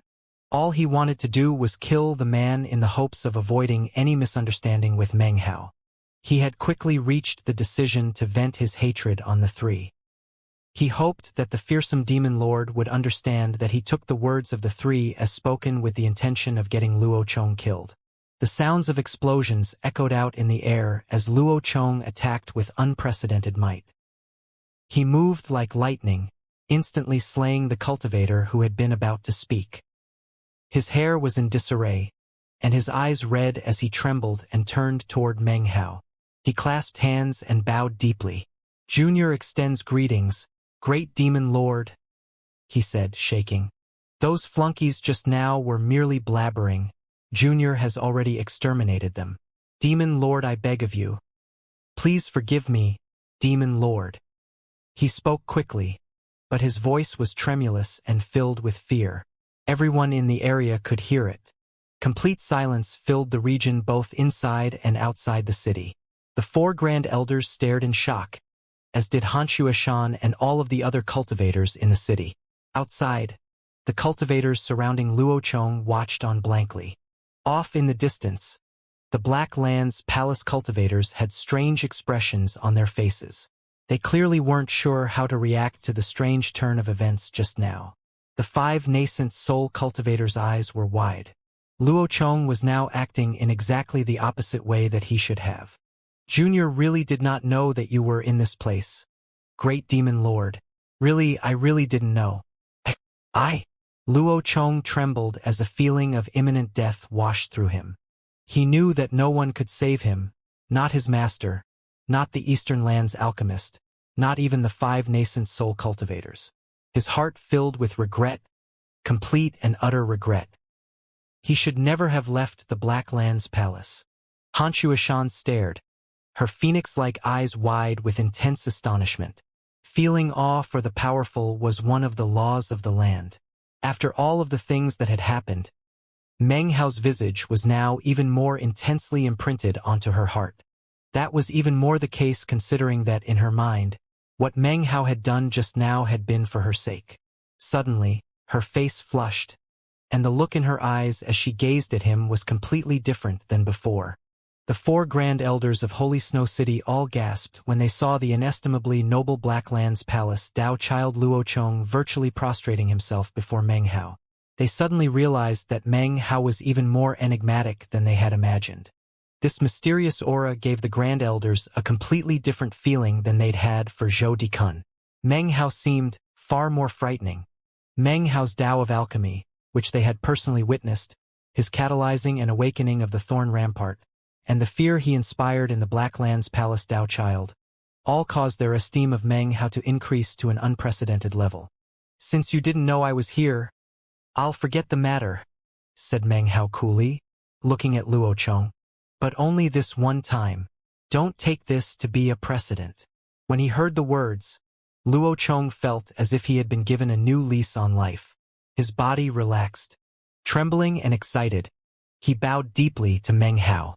He had felt wronged, but now that he saw Meng Hao's understanding, that feeling transformed into gratefulness. Of course, he had been poisoned by Meng Hao, so he really should hate him. Complex feelings filled him, and he swore to himself that in this life, he would never again come into this man's presence. Of course, if he knew that Meng Hao was also Feng Mu, then he would no doubt swear with redoubled intensity. "I like the look of that Western Desert cultivator over there," said Meng Hao casually. "Could you lend him to me to study for a few days? I'll give him back afterward." Actually, this was his main purpose in stepping forward. His eyes glittered as he glanced at the Western Desert cultivator's totem tattoos. The young Western Desert cultivator's face fell when he heard Meng Hao's words. Before he could retreat, Luo Chong glanced back at him. As far as Luo Chong was concerned, Meng Hao's words were orders to be followed without hesitation. "Grab him!" he cried. The surrounding cultivators didn't hesitate. Their hands shot out as they grabbed the Western Desert cultivator. He struggled a bit, but it only took the space of a few breaths for them to succeed in capturing him. The young man trembled, and fear filled his eyes. "The great demon lord has taken a liking to you," said Luo Chong, his eyes brimming with viciousness. "That's good fortune for you. Don't struggle." He didn't care that his actions might cause grudges or ill feelings with the Western Desert cultivators. As far as he was concerned, Meng Hao's instructions were the most important. "Great Demon Lord, you speak of lending, but please, allow me to give this person to you as a gift. I truly hope that you will accept, Great Demon Lord." He indicated for the hesitant cultivators behind him to deliver over the young Western Desert cultivator. They immediately flew over toward the Thorn Rampart, threw the furious young man over, and then returned. Having done these things, Luo Chong glanced at Meng Hao, who was looking quite satisfied as he hoisted the young man over his shoulder and turned to head back into the city. At this point, Luo Chong finally heaved a sigh of relief. He clasped hands and bowed, then turned and shot off at high speed. The 2,000 cultivators who had come with him, including the old man with the silver mask, all left with him. Their masks hid their embarrassed expressions as they did. As the group was making to leave, one of the 2 nascent soul cultivators from the Western Desert said, "The Black Land's palace had better give the Western Desert a good explanation for this." His voice was cool, and did not contain fury, yet was filled with power. Even as the old man's words sounded out, and Luo Chong and the others were about to leave, suddenly, a cold snort rang out, filling the air. The snort shook heaven and earth, transforming into a rumble that made everything vibrate. Cracks appeared on the surface of the ground, and it seemed as if the very air would be ripped into pieces. It appeared as if the land couldn't sustain the power of the snort, and was about to fall to pieces. The snort caused the nascent soul cultivator from the western desert to stumble backward a few paces. At the same time, Luo Chong and the others felt their hearts shaking, and stopped moving. Luo Chong's eyes narrowed, and he started to pant. Down on the ground, the multitude of beasts dropped onto their stomachs, quivering and wailing. The flying beasts also began to shake and stopped moving. The thousands of cultivators on the ground felt their minds buzzing, filled with the sound of the snort, making them incapable of even thinking. The sky above changed color and the ground heaved. The countless thorns which surrounded Holy Snow City began to break apart. Shrill cries rang out as the entire city shook and filled with an enormous roaring sound. The massive city walls of ice and snow began to fall, and the star-shaped devices above the city collapsed. All of the city's protective spell formations had previously been penetrated, but since repaired. Under the power of this snort, though, they began to shatter and transform into flying dust. Within the city, countless residences caved in. The cultivators on the city walls coughed up blood and their faces twisted. There were even about 100 Foundation establishment cultivators whose bodies directly exploded. If it weren't for the 4 Grand Elders' immediate actions to protect their clan members, the clan would have sustained severe casualties. However, the price they paid for this caused them to cough up mouthfuls of blood. The old woman, 3rd Elder, who had already been injured, felt her cultivation base suddenly drop. Her body grew weak and she seemed to be even older than before. Meng Hao's face flickered as he shot backward, coughing up 4 or 5 mouthfuls of blood. He looked up into the sky, where he saw what appeared to be a sun approaching. This sun was black, and existed in the sky along with the normal blazing sun. If you looked closely, however, this black sun was actually a cultivator wearing a black robe. He appeared to be about 40 years of age. However, he radiated an air of ancientness that far belied his young appearance. He was surrounded by a black glow that seemed to suck in all of the light around it. It was this that caused him to look like a black sun. Along with him came an indescribable pressure which descended down from the sky. Behind the black-robed cultivator was a young man whose face was filled with reverence, even fanaticism. This young man was none other than Hanxue Zong. Spirit severing. Meng Hao's eyes narrowed and he began to breathe heavily. It wasn't just him. The hearts and minds of everyone present began to tremble. "Greetings, spirit-severing patriarch," said Luo Chong excitedly. He immediately began to bow in mid-air. All the cultivators surrounding him also began to prostrate themselves in shock. Down on the ground, the thousands of Blackland's palace cultivators also dropped to their knees. "Greetings, spirit-severing patriarch." The expressions of the Western Desert cultivators changed. However, they did not kowtow, but merely bowed their heads. The 2 Western Desert nascent soul cultivators gasped and lowered their heads in greeting. Meng Hao's heart sank. The arrival of the black-robed man indicated that this was definitely no longer an opening battle. A spirit-severing cultivator had been dispatched to bring things to an end. Meng Hao frowned. There are still 2 more months left before the frigid snow larva is completed. He sighed as he pulled the good luck charm out of his bag of holding. Forget it. It seems there's no way I'll be able to get a frigid snow larva. I'll just have to figure out some other way of transcending the tribulation. He sighed emotionally. With a spirit-severing cultivator here, the situation really was doomed to end in only one way. If the mastiff were awake, or if my cultivation base was at the nascent soul stage. Meng Hao looked up at the black-robed cultivator, sighing inwardly. Actually, he knew that even if he were of the nascent soul stage, in front of a spirit-severing cultivator, he would be nothing more than an insect. Spirit-severing. Gain enlightenment of the Tao, sever the self 3 times. The spirit-severing stage was a legendary realm that could only be reached through fortune, and not through seeking. Throughout the world, there were many core formation cultivators, and not a few of the nascent soul stage. However, spirit-severing cultivators were rare, even in the expansive southern domain. Often, they would exist only as the Tao reserve of a great sect. When Meng Hao thought of spirit severing, he couldn't help but think of patriarch reliance.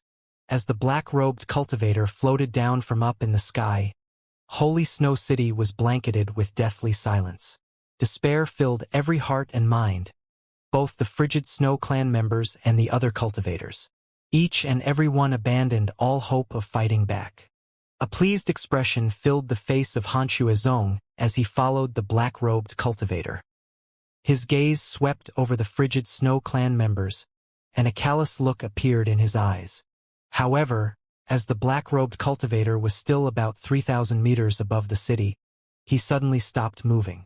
A profound look appeared in his eyes, as if he were in a position of ultimate authority, as if the great Tao of the heavens gave him the right to look down on all living things. As he floated there, it seemed like the heavens and the earth were fused together, inseparable. And yet, at the same time, it was as if they were separated, congealed into his own Tao, making the will of heaven impossible to expunge. It was as if everything in the world existed because of his will.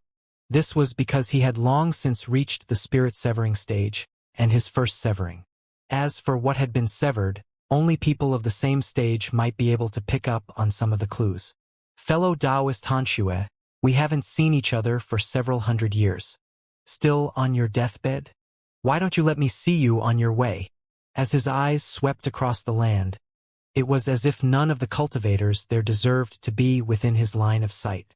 What he was looking at was located deep in a subterranean chamber. There, sitting cross-legged atop a star-shaped altar, was an old man. He was completely withered and looked like a corpse. "Still sleeping?" continued the black-robed cultivator in a grating voice.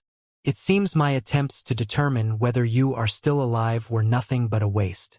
Let's end this farce." He shook his hand and then waved his arm. The land in all directions began to quake. A heavenly pit suddenly appeared in the ground, right in the middle of the city. It was at this very moment that the same ancient voice he had heard before once again spoke into Meng Hao's ear. The entire city began to cave in. Many people were sucked along. They wanted to fly away, but suddenly discovered that their cultivation bases couldn't be rotated at all, as if they didn't even exist. At the moment, Meng Hao's hand was tightly clasped around the good luck charm. It still required a bit more than 10 breaths of time to activate and was already emitting a glow. However, it was then that the ancient voice transmitted into his ear. "Open your mind and connect with your thorn rampart. I am on the verge of death, but can bestow upon you an amazing bit of good fortune. Think of it as my way of thanking you for the kindness of protecting the bloodline of my clan over these past months." The ancient, weak voice was the same one that had told Meng Hao how to control the thorn rampart. Meng Hao was well aware who this person was, but nonetheless he hesitated. With the good luck charm, he was absolutely confident of being able to leave this place safely. If he listened to the ancient voice, he would be facing up against a spirit-severing eccentric. No matter how cautious and careful he was, it would still be a perilous situation. "There's no time," continued the voice. "If I wanted to possess you, I wouldn't have waited so long to do so. What are you hesitating for, lad? Do you really think your ancient good luck charm can help you escape from a spirit-severing cultivator? What good fortune is it that you plan to give me, senior?" transmitted Meng Hao, his eyes glittering. An intense power suddenly spread up from below. At the same time, miserable cries filled the air. Meng Hao didn't need to look down. He knew that the city was rapidly sinking down into the heavenly pit. Cultivation bases in the entire area were being restricted. However, Meng Hao's perfect gold core was not one of them. He could still flee of his own volition if he wished. "I'm going to give you my spirit-severing enlightenment. It will open a door for you in the future when you reach spirit-severing. It will also create some hope for my clan members." A huge rumbling interrupted the ancient voice. Holy Snow City was now more than half destroyed by the heavenly pit in the ground. Not too far off in the distance, in the area where the city was crumbling into, Meng Hao could see a pitch-black abyss. It emanated a sinister aura, which turned black as it circulated around. It was at this time that Meng Hao's good luck charm finished preparing. Without hesitation, he pushed down to activate it. It was at this time that his face suddenly fell. The good luck charm didn't work. A boom filled the air as the rest of the city began to fall to pieces. Miserable cries filled the air. Meng Hao could feel the gravitational force from within the enormous hole growing stronger. The countless strands of black qi were trying to pull him in. At this critical moment, a look of determination filled his eyes. Junior agrees. The instant he spoke the words, he opened his mind. At the same time, he sent out his spiritual sense to re-establish contact with the remnants of the thorn rampart that still existed within the city. As soon as his spiritual sense touched the thorn rampart, the withered figure who safely sat cross-legged in the subterranean chamber suddenly performed an incantation gesture, causing a sealing mark to appear. As soon as the sealing mark appeared, Meng Hao could sense the thorns that existed within the crumbling city expanding. They extended down into the subterranean chamber, which was already beginning to break apart. As they expanded down, they sprouted out with even more thorns, heading directly toward the withered, corpse-like old man who had been sitting there for who knew how many years. They pierced into him, instantly creating a sort of connection between him and Meng Hao. The two of them were suddenly sharing a single body. An unspeakably powerful force exploded out into Meng Hao's mind. A booming sound filled his mind, and veins bulged out all over his body. His face distorted, and his eyes filled with veins of blood. He began to shake, and it felt as if his body were about to be ripped into pieces. Pain stabbed into his soul, and it felt as if his spiritual sense were about to shatter. An intensely powerful aura suddenly surged through him. This aura was not that of core formation or nascent soul, but rather spirit severing. The instant the aura exploded out, Meng Hao's mind reeled, and he heard a snarling roar. I am the patriarch of the frigid snow clan. I gained enlightenment of the Tao during a great tempest, and performed my first severing 1,000 years ago. As the voice echoed out in Meng Hao's mind, an image coalesced. Within the image, Meng Hao saw a tempest that stretched as far as the eye could see, rising from the earth all the way up to the heavens. Lightning crackled everywhere, shaking everything. This was a tempest which could flay a nascent soul cultivator into pieces. And yet there in the middle of it all was a figure who exuded immense profundity. It was a middle-aged man, tall, wearing a long robe.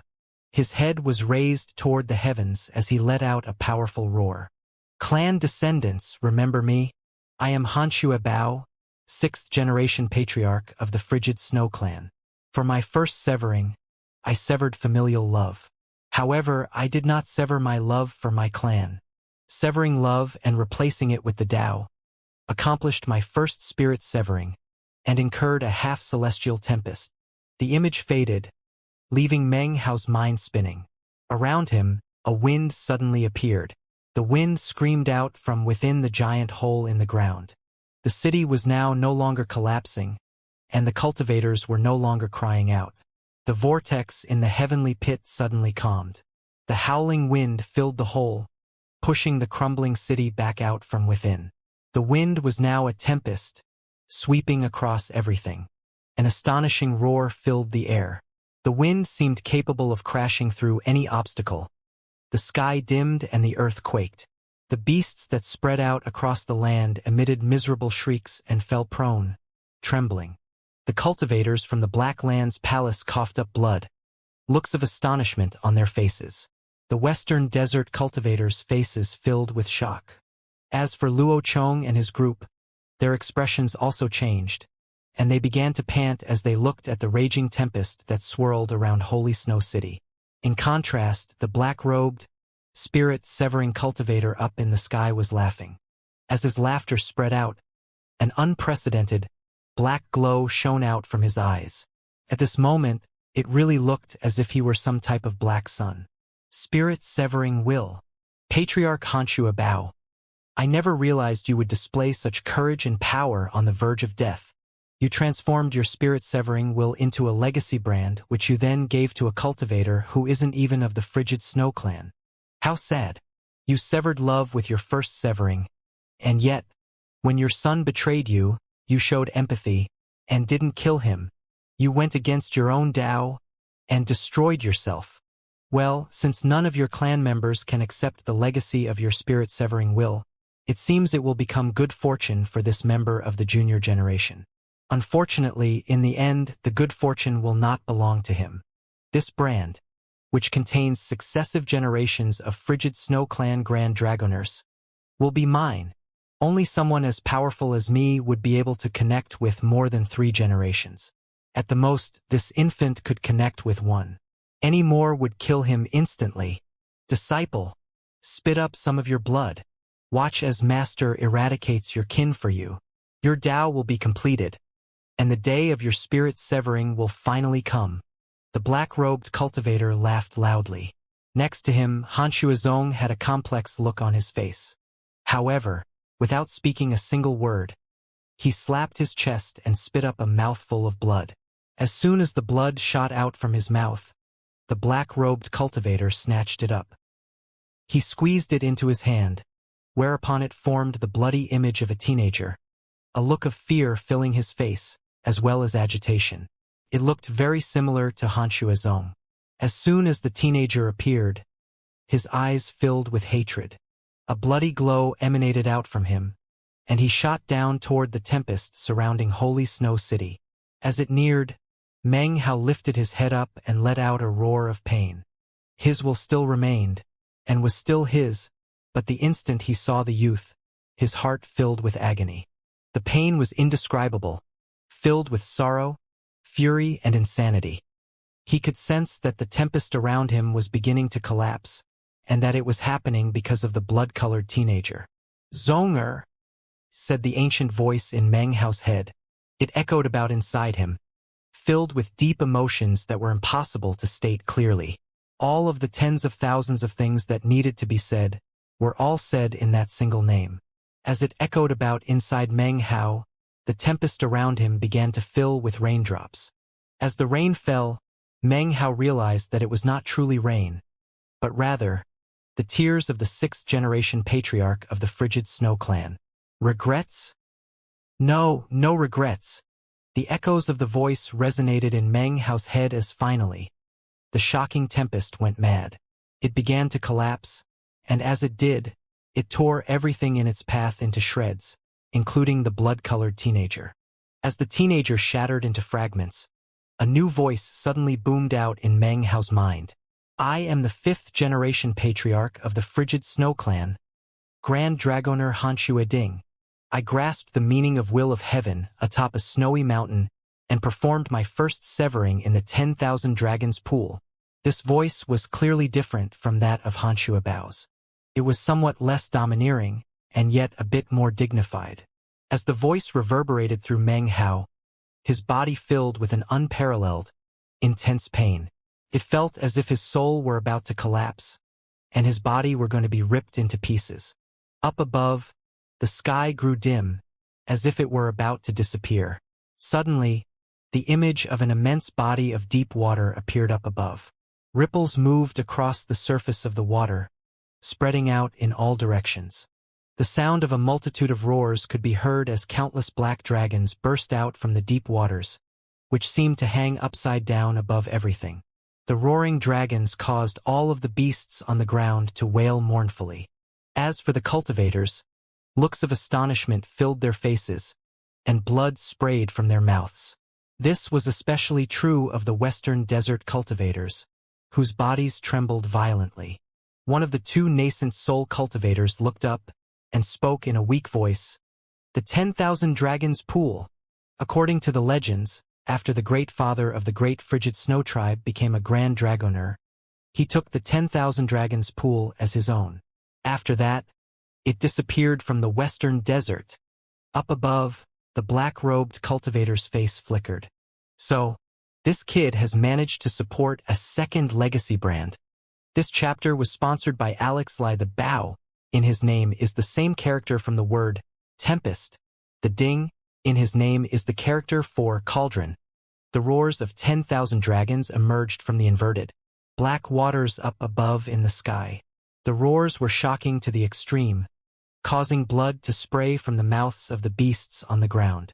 One by one, they began to bleed from their eyes, nose, and mouth. Then they simply dropped dead. As for the cultivators down below, they also coughed up blood. Their bodies grew listless, their minds reeled. The flow of their chi and blood was suppressed, and their cultivation bases hung on the verge of collapse. A grim look appeared on the face of the black-robed cultivator in midair. He began to perform an incantation with his right hand. This is definitely beyond what I anticipated. He can support 2 generations of legacies. Well, even that will not be enough. Life births destruction, yellow springs of the 3 worlds. Flowers birth fruit.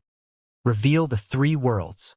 The black-robed cultivator's hand turned into a blur, and in front of him, a black orb appeared. The orb began to expand and emanate a black glow in all directions as it transformed into a black sun. It burned as it shot up.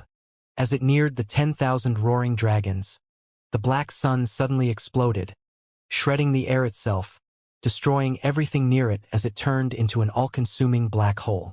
As soon as the black hole appeared, the dragons roared. A rumbling filled the air, and the ground quaked. The dragons didn't seem capable of controlling their own bodies as they were sucked toward the black hole.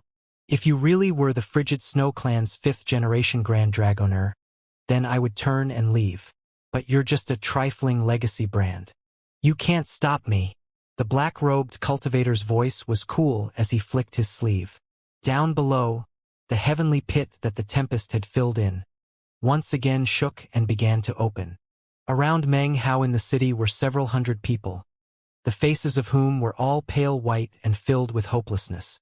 The war had reached the point that they weren't even capable of participating in it.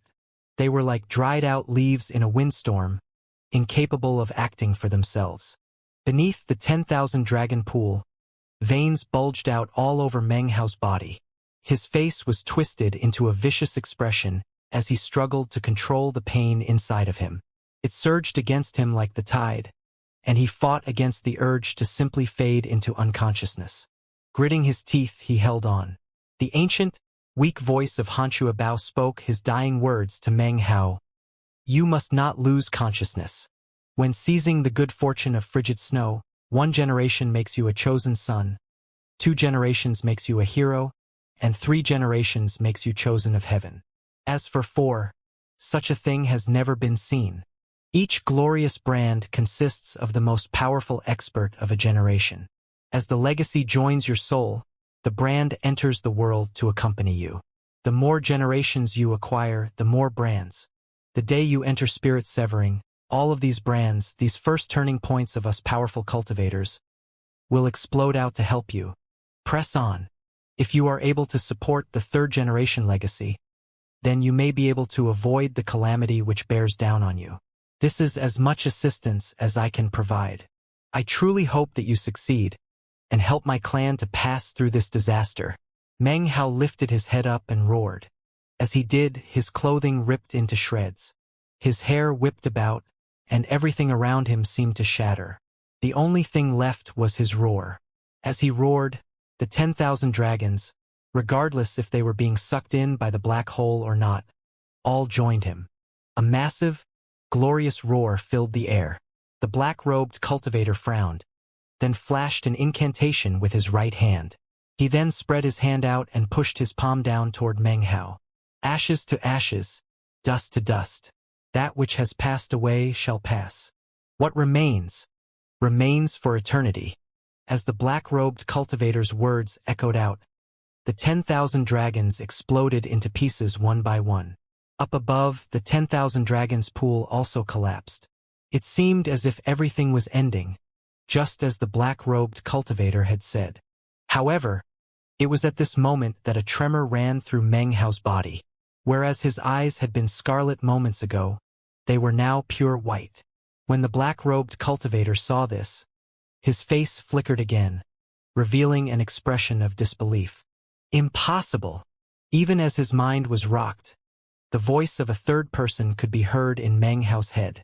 This voice was venerable and ancient, and filled all of Meng Hao's consciousness. I am the 4th generation patriarch of the Frigid Snow Clan, Xianxia Hui of the Yellow Springs. I awoke to myself in a land of ashen death. I gained enlightenment in a forest of bones. I conceived the concept of spawning the silent spirit. I cast away my body to become a Tao spirit. This was my first severing. I am Xianxia Hui, 4th generation Grand Dragoner.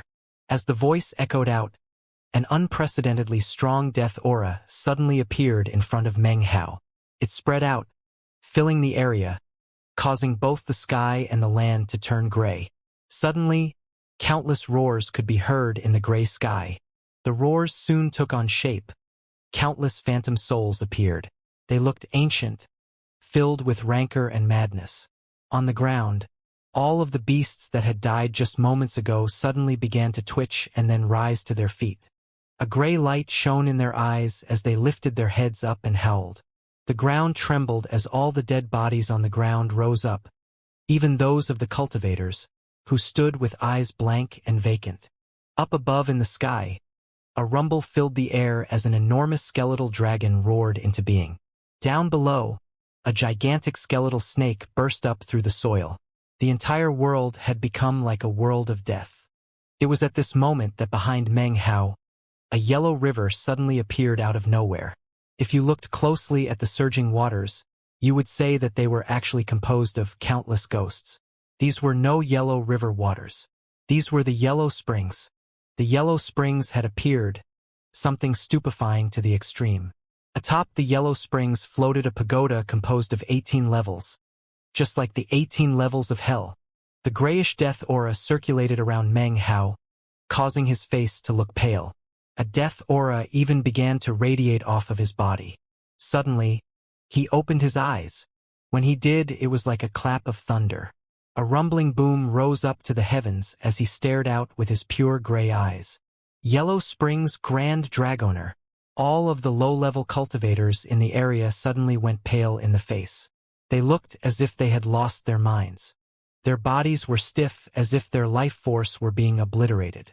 It was the same with the Western Desert cultivators.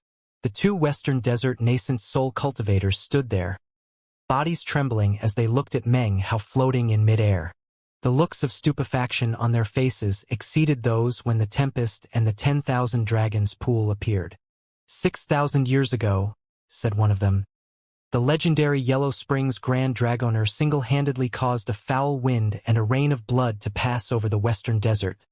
It was a reign of terror. He enslaved millions of dead beasts and even raised a level 10 neo-demon.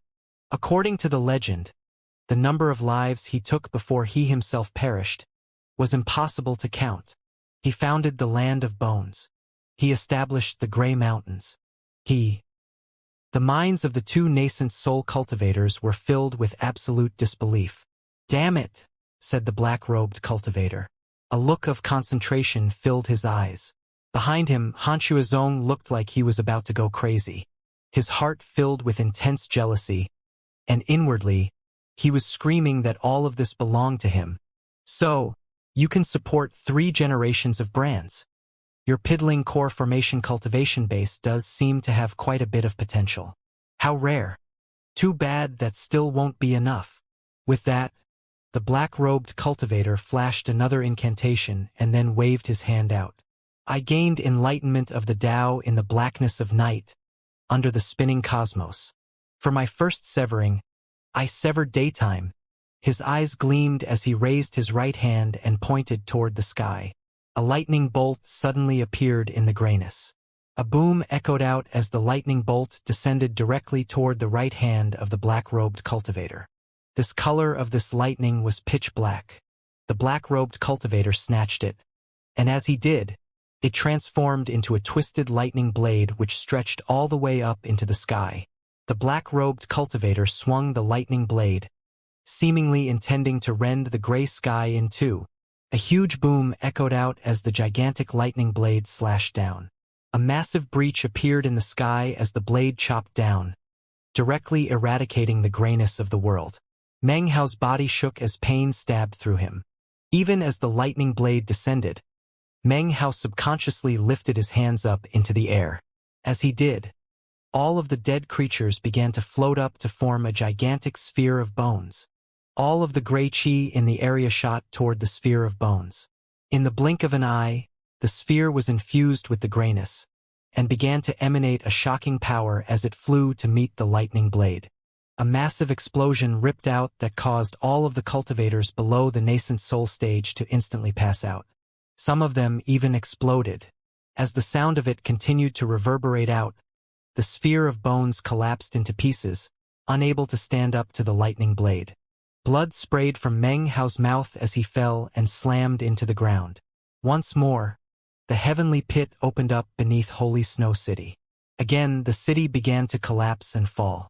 Meng Hao laughed bitterly. 3 generations were his limit. Even that was not enough to allow him to secure victory over a true spirit-severing expert. Up above, the black-robed cultivator breathed in deeply. Blood oozed from the corners of his mouth as he looked down to where Meng Hao had fallen. A strange light gleamed in his eyes.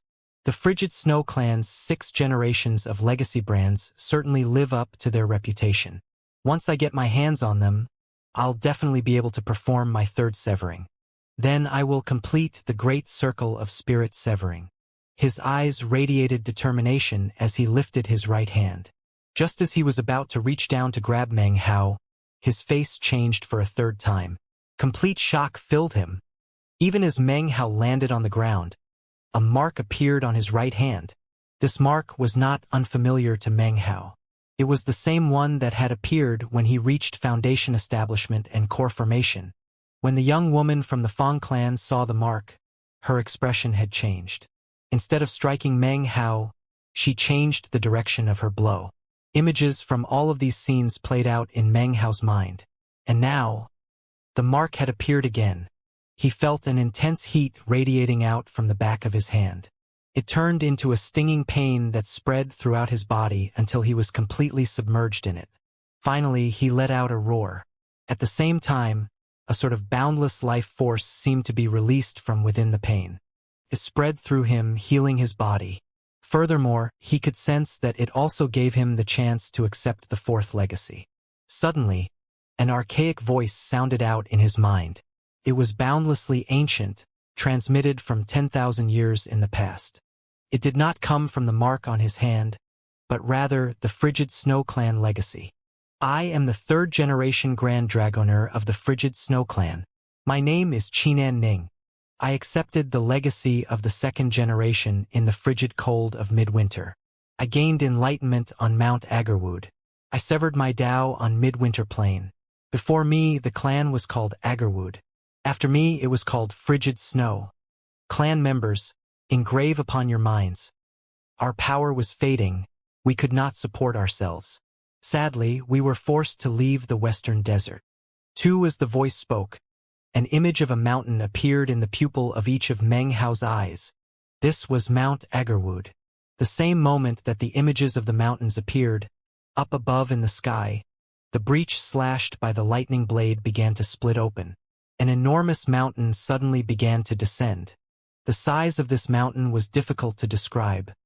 The power it radiated was boundless and shocking. Just barely visible on the mountain were 2 glowing characters that made up the word Agarwood.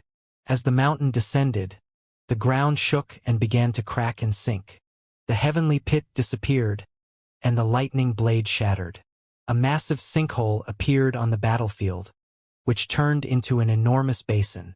The 2 nascent soul cultivators from the Black Lands Palace coughed up blood. Their masks shattered, revealing the shocked faces of 2 old men. Immediately, they began to flee.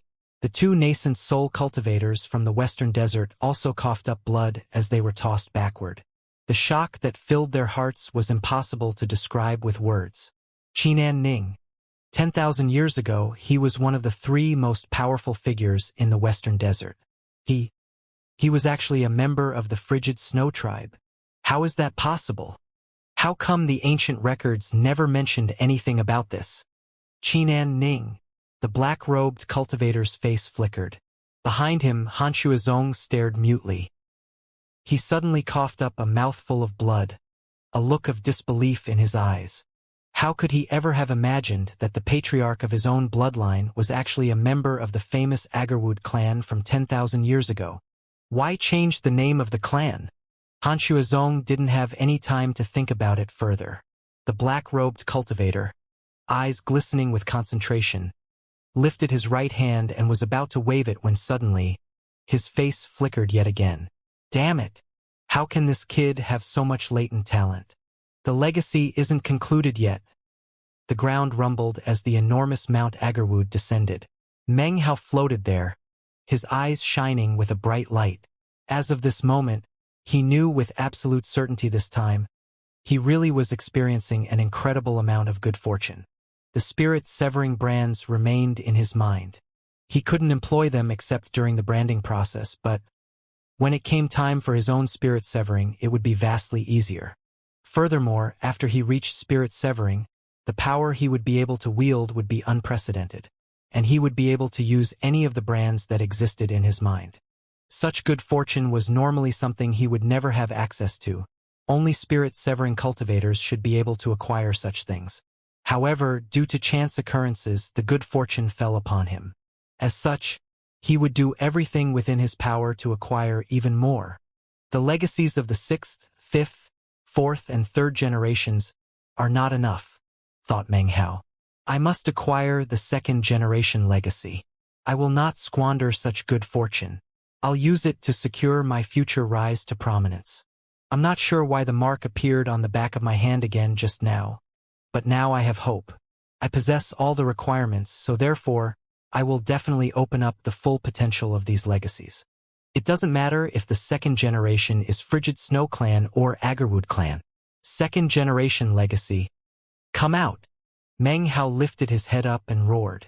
Light shone up from his eyes as he floated there in mid-air, his hair whipping about. The sight of it was shocking and strangely beautiful. Within his head, a ceaseless rumbling sound could be heard. This sound exceeded that of the 6th generation Tempest, swept away the 5th generation 10,000 Dragons, crushed the 4th generation Yellow Springs, and shattered the 3rd generation Mount Agarwood. It transformed into eminently domineering, supreme noise. The sound seemed to be echoing out in response to Meng Hao's expression of desire. I am Qinan Tian, 2nd generation Grand Dragoner of the Agarwood clan. With the legacy power of the Patriarch, I controlled the power of the 4 seasons. I am not an immortal, but by controlling the seasons, I silenced the Western Desert. I am the heaven of the Western Desert. 3. The voice was common, but it echoed out with a soaring, overbearing aura. The domineering air emanated out from Meng Hao, changing everything. The patch of sky directly above Mount Agarwood suddenly looked bizarre in appearance. Within this patch of sky could be seen resplendent spring flowers, a light summer rain, dancing, frost-covered autumn leaves, and bitter winter snow. This patch of sky contained all 4 seasons, and its power spread out over everything, transforming the land, causing everything to tremble. The 2 nascent soul cultivators from the Black Land's palace coughed up blood, and their bodies began to wither as they slipped into unconsciousness. Blank expressions covered the faces of the 2 Western Desert nascent soul cultivators. They couldn't feel or sense anything. Their life force was slipping away. Han Shuozong's body shook and his mind reeled. He coughed up a mouthful of blood as his body suddenly aged. Up ahead of him, the black-robed cultivator's pupils constricted, and his eyes filled with terror and astonishment. Without even thinking about it, he backed up, panting as he stared at the 4-season sky above Mount Agarwood. That's not a spirit-severing brand. That's a Tao-seeking brand. Damn it, the Frigid Snow Clan actually had a Tao-seeking expert. How is that possible? A Tao-seeking expert in the Western Desert. Agarwood. The black-robed cultivator's face fell as he suddenly lost confidence in his ability to seize the legacy. If I can't seize this legacy now, then it will never belong to me. Even if I kill this punk later, I wouldn't be able to take it. Damn it! How come this kid is so troublesome? A twisted look of madness appeared in his eyes. He had been preparing for this day for a long time, and needed the good fortune of the Frigid Snow Clan legacy for his 3rd severing. As such, he wasn't willing to give up so easily. 5 generations. So, you can support 5 legacy generations. Damn it, there's only 6 in total. Don't tell me he's going to acquire them all. This kid's greed is something rarely seen in the world. People as greedy as this deserve to die. I won't let you continue. The black-robed cultivator's heart buzzed. As of now, he no longer looked down on Meng Hao, but rather was convinced that Meng Hao would be able to acquire the full legacy. Even though it seemed unbelievable, he didn't have time to think about the matter too much. Eyes glittering with killing intent, his body flashed. Drawing on the full power of his spirit-severing cultivation base, he shot in Meng Hao's direction. I don't care what price I have to pay. I will stop you. Determination filled his eyes as he slammed into the four-season sky and Mount Agarwood. An indescribable pressure weighed down on his entire body, causing the black-robed cultivator to shake, and his flesh to begin to evaporate. Break! He roared. The evaporation of his body suddenly slowed. He gritted his teeth and shot forward toward Meng Hao. In the blink of an eye, he was 300 meters away from him. Those final 300 meters would be extremely difficult to cross. Actually, he knew that the best way to handle this situation would be to wait until Meng Hao couldn't hold on any longer and self-detonated. As far as interfering with the branding process, the best would be to take some action while at a distance. The most stupid method was what he was doing right now, which was to personally approach Meng Hao. Unfortunately, he had no other options. Interfering from outside did no good, and waiting for Meng Hao to self-detonate wasn't possible. Therefore, he had to move in as he was doing now. As rumbling sounds continued to fill the air, Meng Hao completely ignored the incoming black-robed cultivator. Breathing heavily, he looked up into the sky, his eyes radiating intense determination. He had accepted 5 generations of legacies from powerful experts. However, as this happened, and the increasing power was revealed, it only made Meng Hao's desire for the first-generation legacy grow even stronger. Agarwood clan, first-generation legacy, he roared. The sound echoed out into the ears of the black-robed cultivator, causing his heart to begin to pound. An uneasy feeling filled his heart as he looked at Meng Hao, whose head was raised in determination. The black-robed cultivator gritted his teeth, then raised his hand toward the blank-faced Xianxia Zong behind him. Blood and will liquefaction, he cried, pointing at Xianxia Zong. Xianxia Zong's body began to shake, and he let out a blood-curdling shriek.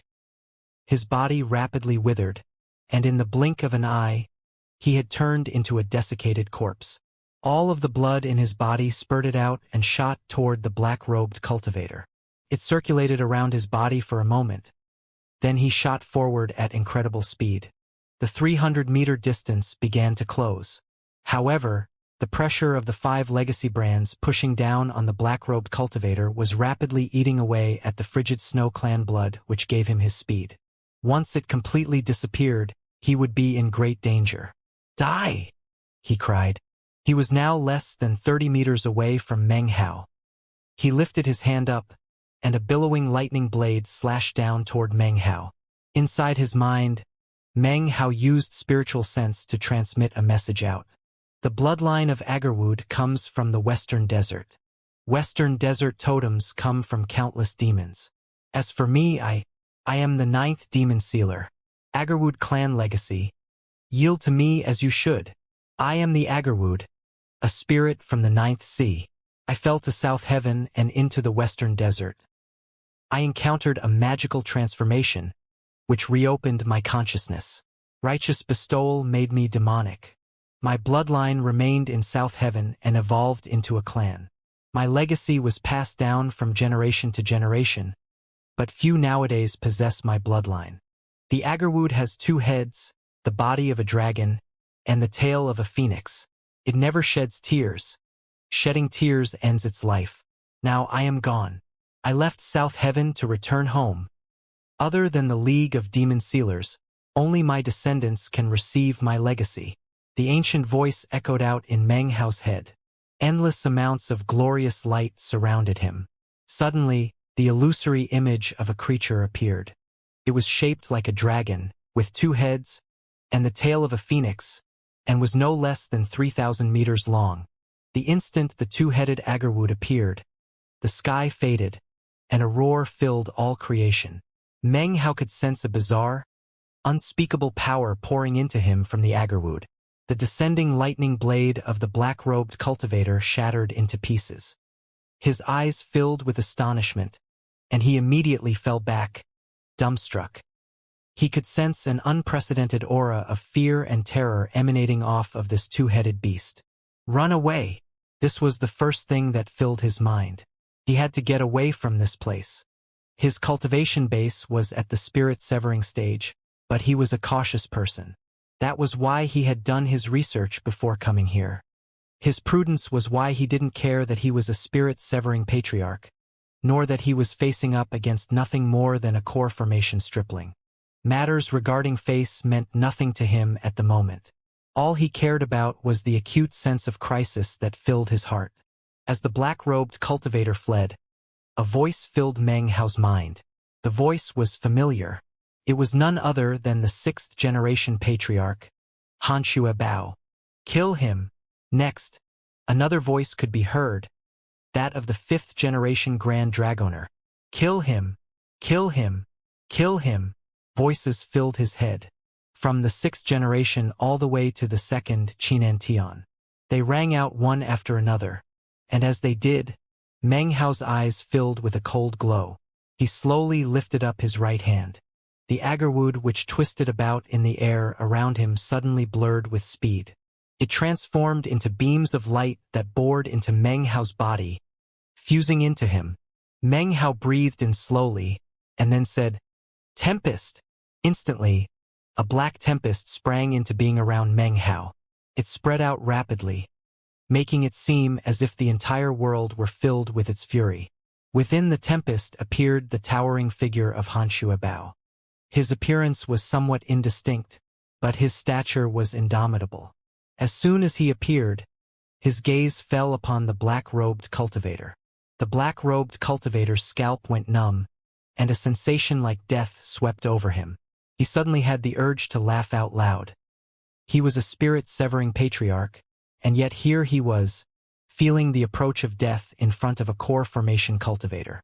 Not only was it terrifying, it was supremely comical. 10,000 dragons, said Meng Hao, waving his right hand. The 10,000 dragons pool appeared again. Within it, 10,000 black dragons roared. Shockingly, behind them appeared the figure of an old man wearing a black robe, who gazed coldly at the spirit-severing cultivator. This was none other than the fifth-generation patriarch. Yellow Springs, said Meng Hao, the third in his string of statements. A roaring sound filled the air as the Yellow Springs suddenly appeared, along with the 18 layers of hell. The world turned gray, and a thick death aura sprang up which transformed into the image of a man wearing a gray robe. He held a skull in one hand, and gray chi rippled around him which transformed into the images of all manner of beasts. This was the fourth-generation patriarch. Midwinter, said Meng Hao. He felt power bursting around him, all coming from the brands in his mind. This was the bizarre power of the agarwood that had poured into him. The third patriarch appeared within a snowstorm, the coldness of which froze the very ground. Suddenly, crackling sounds filled the air as Mount Agarwood appeared, surrounding by endless snowy winds and lightning. At the very peak of the mountain, surrounding by snow and wind, was an old man who looked down at the black-robed cultivator. The black-robed cultivator's face was pale white. He spit up a mouthful of blood, dramatically increasing his speed. He was trying to create a portal to teleport away, but couldn't. 4 seasons. Killing intent radiated out from Meng Hao's eyes. As it did, the sky above changed as images of the 4 seasons appeared, covering everything. Agarwood, this was the last of Meng Hao's successive words. As he spoke them, his right hand descended, and he pointed directly at the fleeing black-robed cultivator. As he extended his finger, the black tempest congealed into the form of 2 enormous wings. The 10,000 roaring dragons, along with the dragon's pool itself, began the head of a dragon. The Yellow Springs twisted, pulling the 18 layers of hell along with it to form an enormous dragon-shaped body, nearly 3,000 meters long. Mount Agarwood collapsed, and the pieces formed into the tail and claws of a phoenix. Finally, the four-season sky fused together to form a second head. All of these things congealed together to become what in ancient times had rebuked the heavens. The Agarwood, stormy wings, dragon's heads, a body formed from the yellow springs, a mountain for a tail, and the four seasons. When the Agarwood appeared, it let out a roar that cracked the sky and shattered the land. It was a force that could annihilate everything, sweeping out in all directions. At this moment, the black-robed cultivator sensed an unprecedented feeling of life and death danger. It was a force of destruction which he could simply not bear. His pupils constricted, and both hands rapidly flashed an incantation. Magical treasures appeared, and finally a black glow that rose up to the heavens and took on the shape of a black sun. If the true self of any of you appeared, I would be dead. Instead, you've formed the Agarwood. Well, I've performed my second severing. You can't destroy my reincarnation. The only thing you can do is stop my first body. Reincarnation exists, so I will always exist. My karma cannot be annihilated. The deification altar of the heavens of G has my name on it.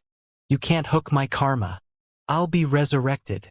The black-robed cultivator raised his head up and howled. The black sun slammed into the Agarwood, and an enormous boom rose up. Everything shattered, destroying the land, killing all of the cultivators directly below. Luo Chong was lucky. Around the time Meng Hao had received the brand of the fifth-generation Frigid Snow Patriarch, he'd gotten a bad feeling and had fled. Because of his prudent action, he and a few hundred other cultivators who went with him were spared. The explosion rippled out, and the Agarwood slowly vanished. The black sun also faded. As it did, an image could be seen within of the black-robed cultivator, which then transformed into ash. The brightly glowing light which had surrounded them slowly sank into the earth, and they were gone. The black-robed cultivator was nowhere to be seen. Meng Hao wasn't sure if he was alive or dead. Slowly, everything around him started to return to normal. An unparalleled sense of weakness washed through him. His vision started to fade and he began to collapse into unconsciousness. Before that could happen, though, he bit the tip of his tongue, using the last scrap of borrowed energy he possessed to do something he would normally be incapable of doing. He spit out some divine will which then shot off in the direction of the former Dongluo city.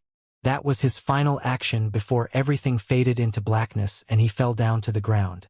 Holy Snow City was still there, although it was virtually in complete ruins. There were less than 300 cultivators left alive, including the 4 Grand Elders. All of them stood there, their faces pale, looking at Meng Hao with expressions of deep veneration. Meng Hao couldn't see anything, but he could sense that someone was holding him.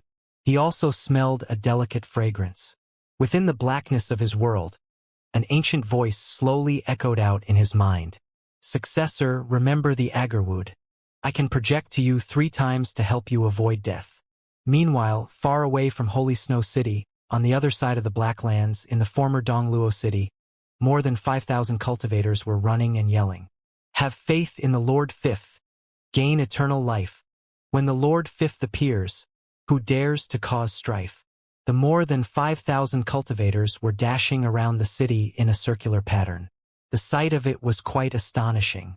The ground shook as they ran, and a fog roiled around them, deep within which was what appeared to be a bright glow.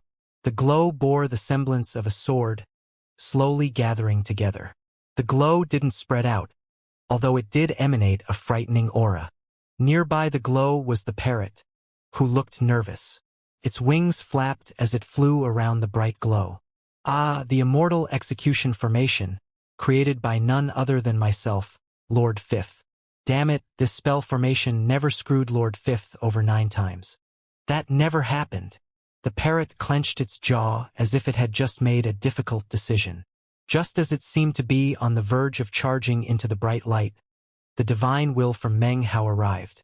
The parrot suddenly stopped moving. It stared in shock for a moment, then let out a shriek. Scared me to death.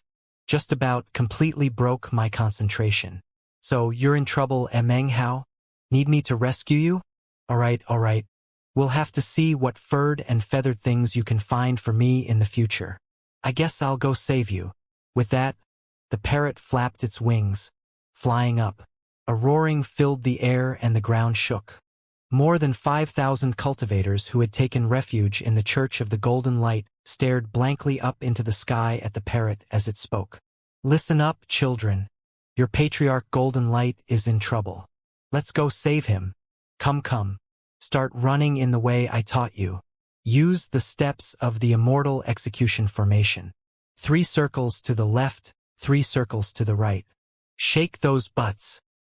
Go as fast as you can. Now call it out with me." The cultivators formed a long line and began running. A billowing fog sprang up that looked like dark clouds, which then whistled off into the distance. When Meng Hao woke up, he found himself staring at someone's back. It was a beautiful silhouette. Graceful curves accentuated beautiful shoulders. A supple waist descended into perfect roundness. She wore a light pink blouse that Meng Hao almost didn't notice when he looked at her. Her hair was long and beautiful, and she emanated a delicate, youthful aroma. Suddenly, the overcast sky seemed to brighten a bit for Meng Hao. It wasn't that Meng Hao didn't enjoy looking at beauty. However, as a cultivator, the first thing he did when he opened his eyes was not gaze upon the beautiful figure in front of him. Instead, he sent out his spiritual sense to check whether or not his belongings had been touched after he passed out. He was surrounded by ruins. However, he could tell that he was still in Holy Snow City, although the city itself now consisted only of broken and shattered buildings. There was something strange about everything. A silver light covered the ground, clearly some kind of spell. However, this spell was clearly not complete. It was obviously just beginning to form. Everything was quiet. The only thing that could be heard was the crackling which came from the bonfires in the area. Off in the distance, he could see 2 of the 4 Grand Elders sitting there cross-legged. In addition, there were a little over 100 cultivators, all of them meditating, clearly exhausted. Almost all of these people were members of the Frigid Snow Clan. There were only a few that didn't belong to the clan. Meng Hao remembered glancing toward the ground before passing out and seeing about 300 people. The other 2 Frigid Snow Clan Grand Elders were concentrating on the spell and were conversing in low tones. Their expressions were anxious, and they occasionally glanced up to look at the sky. The moment Meng Hao woke up, the 4 Grand Elders looked over at him. This, in turn, attracted the attention of the other surrounding cultivators. Soon, everyone had opened their eyes and was looking at Meng Hao. The beautiful figure in front of him was, of course, Xianxia, who opened her eyes from meditation to turn and look at Meng Hao. Happiness flickered within her gaze, as well as something else, the infatuation of a young girl, and adoration. Meng Hao took a deep breath and then slowly sat up. Xianxia approached and then supported him with her arm. He felt weak, but his cultivation base was intact. He couldn't make himself refuse her assistance. He could see the haggard expression on her face. It was filled with suffering because of the destruction of her city, the decline of her clan, confusion regarding the future, helplessness, and concern for him. All of that would not vanish just because Meng Hao woke up. First Elder stood and then approached Meng Hao. He looked Meng Hao over, then clasped hands and bowed deeply. "Many thanks for your actions, Grandmaster Meng. The Frigid Snow Clan will never forget your kindness." Second Elder, the old woman, and Fourth Elder were all injured. However, they too clasped hands and bowed deeply to Meng Hao. It wasn't just them. All of the surrounding cultivators rose to their feet and then bowed to Meng Hao. Everything that had happened before Meng Hao passed out had been deeply imprinted onto their hearts. Without Meng Hao, they would be dead, transformed into a sea of blood. Meng Hao had single-handedly saved everyone present here, and the Frigid Snow Clan itself. Their bows to him were filled with complete and utter sincerity. He nodded but didn't say anything. It was appropriate to accept their bows but would have been somewhat pugnacious to comment. After a moment passed, Meng Hao slowly asked, "How many days was I unconscious?" 7 days. The person who answered his question was not one of the surrounding cultivators. The voice came from behind him. It was ancient, and caused looks of veneration to appear on the faces of all the surrounding cultivators. Meng Hao's mind suddenly trembled. He turned to see an old man approaching from within the ruins, accompanied by a dozen or so frigid Snow Clan members. He was wizened, as if he had just crawled out from the grave. His clothing was simple, and his cultivation base was not high. However, as he approaching, it felt as if a tempest were swirling around the area. "Senior," said Meng Hao, feeling shocked. At a glance, he could tell that this was the 6th-generation frigid Snow Clan patriarch, spirit-severing cultivator Xianxia Bao. For this man to suddenly appear was quite a shock. Logically speaking, he should have perished. He approached Meng Hao, and, seeing the serious look on his face, explained, "I've dispersed all my skills, and given up on trying to break through. I'm no longer of spirit severing. When you absorbed my legacy, I let go of the life force of the Thorn Rampart in exchange for 10 years of longevity. In 10 years, I will perish."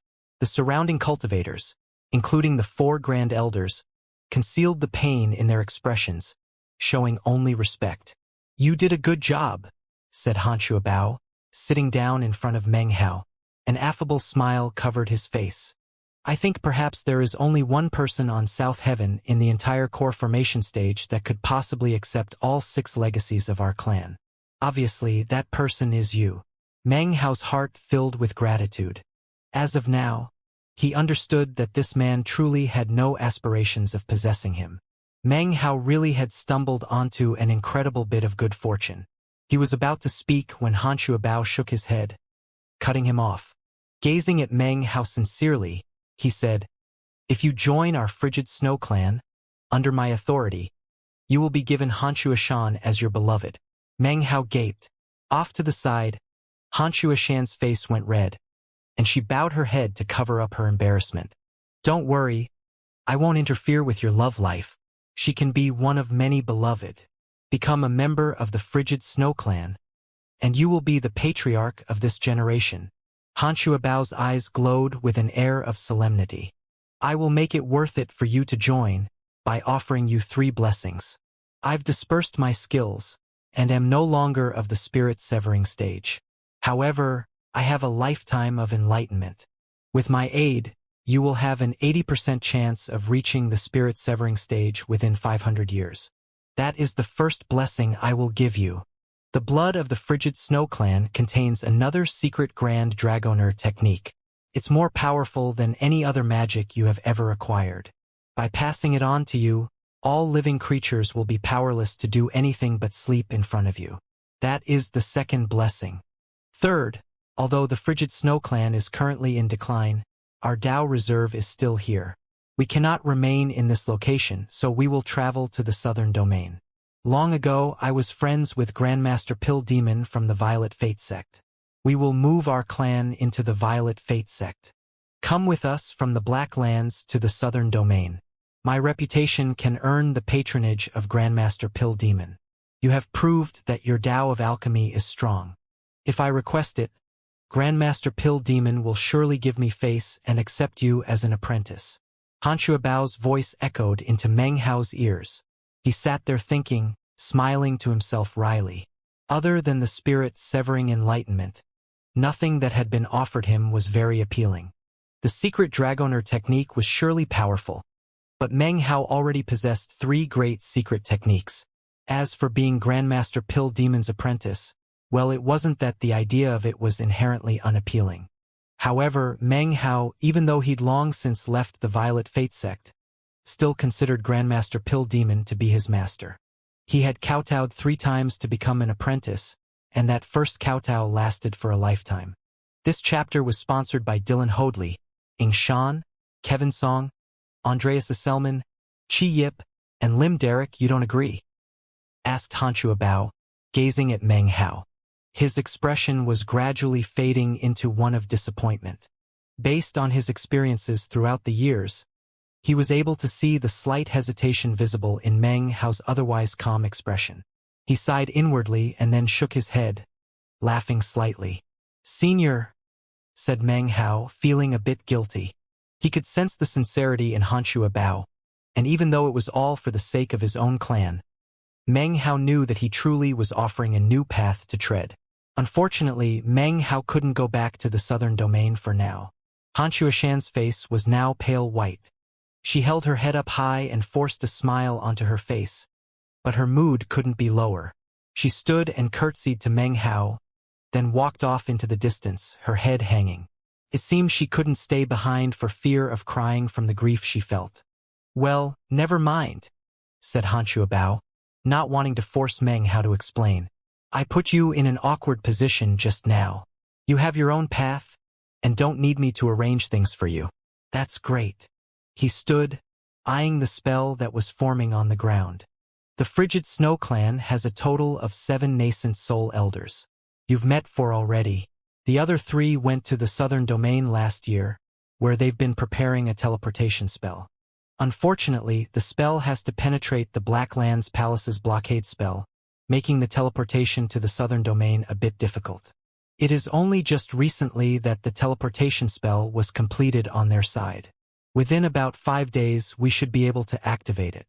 Once that happens, we will leave this place. Han Xuebao slapped his bag of holding. Suddenly, everything got very cold, and snowflakes appeared in the air to drift down. Meng Hao's eyes filled with a serious look as he looked at the object in Han Xuebao's hand. There, in his palm, was a blue silkworm, about the size of his pinky finger. It was translucent, like crystal, and glowed with a blue light. The coldness in the area was emanating out from this very larva. Meng Hao's breathing immediately grew heavy. You were promised a frigid snow larva. Given the cultivation bases of the others, they would need half a year to complete it. But time is running out, so I will give you mine. This is a mutated frigid snow larva, with a much more vigorous life force than an ordinary larva. Throughout all the years, our frigid snow clan only ever produced 6 mutant frigid snow larvae. This is the 7th. Because of its mutation, this type of frigid snow larva can bond 2 masters. Feed it your blood, and it will become yours. He waved his hand, and a blue light shot toward Meng Hao to hover in front of him. He took a deep breath as he gazed at the blue frigid snow larva floating there before him. Then, he bit the tip of a finger and squeezed a drop of blood out onto the larva. The instant the drop of blood vanished, Meng Hao could sense a connection between him and the frigid snow larva. The larva's body glittered as it descended slowly onto his hand. An immense coldness emanated out from it.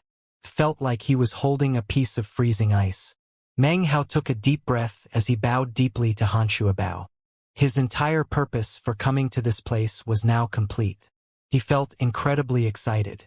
Now the only thing he had left to do was transform the frigid snow larva into an eyeless larva.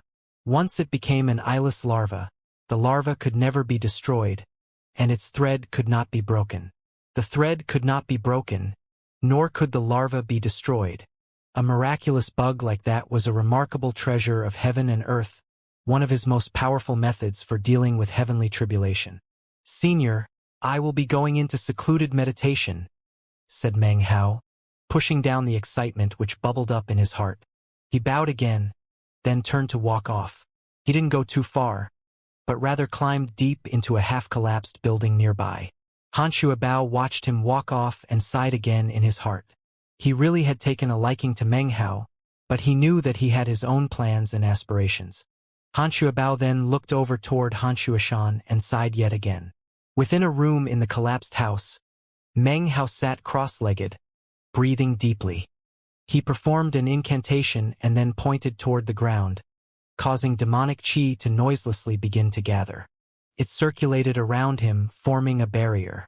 Although he was on good terms with the Frigid Snow Clan right now, he still needed to take measures to protect himself.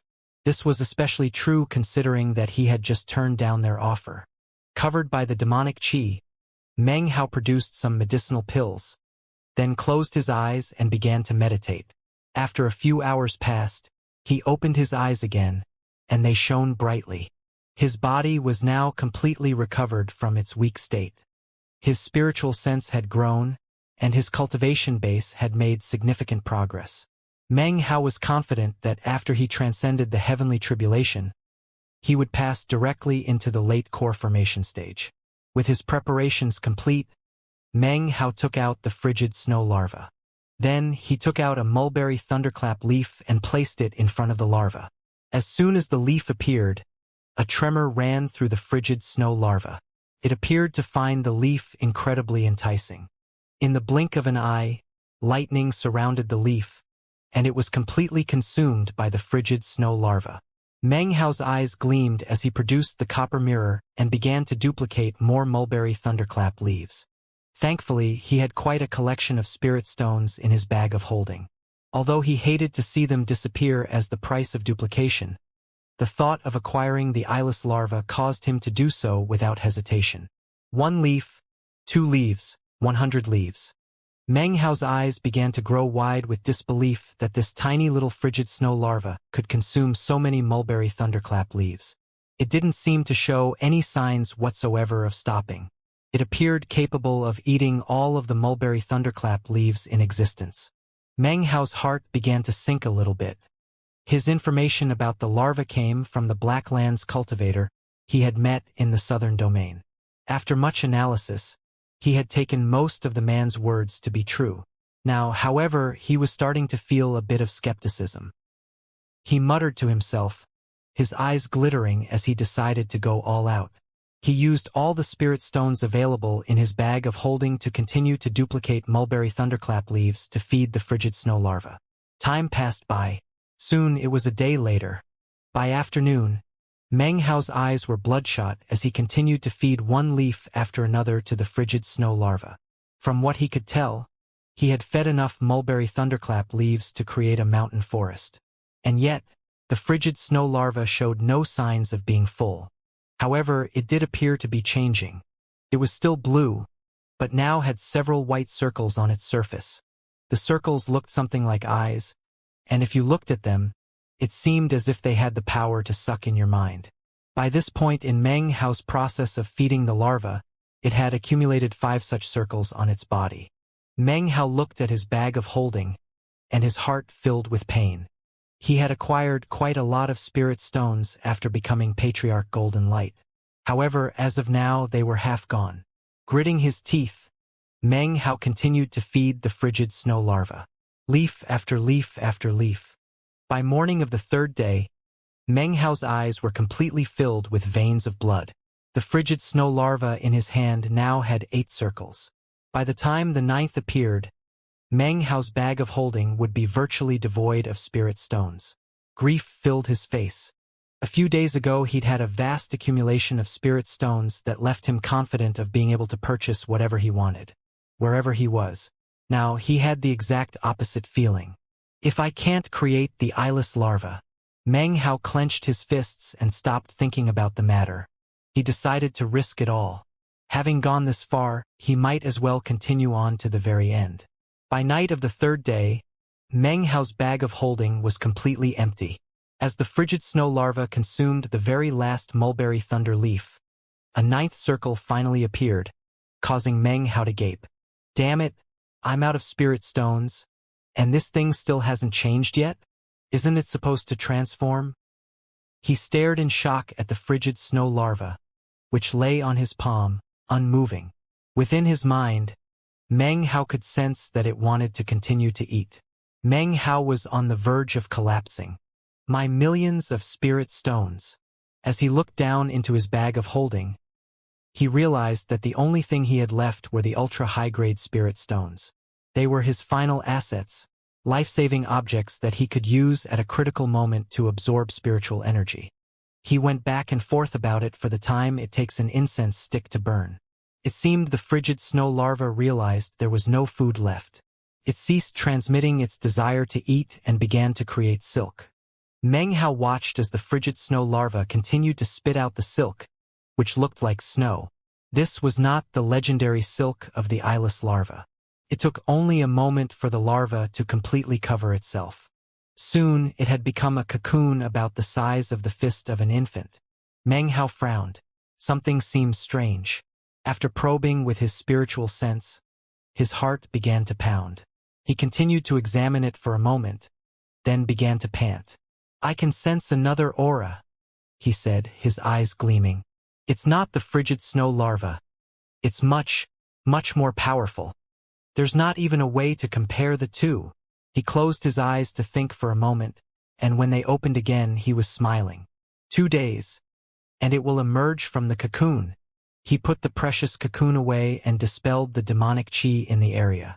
It was currently late at night, and bright moonlight illuminated the land. Meng Hao took a deep breath as he walked out of his secluded meditation area. People from the frigid snow clan who were standing guard immediately saw Meng Hao. They clasped hands and bowed, faces filled with veneration. These recent days had been very difficult for the frigid snow clan. They weren't sure when cultivators from the Black Lands Palace would arrive.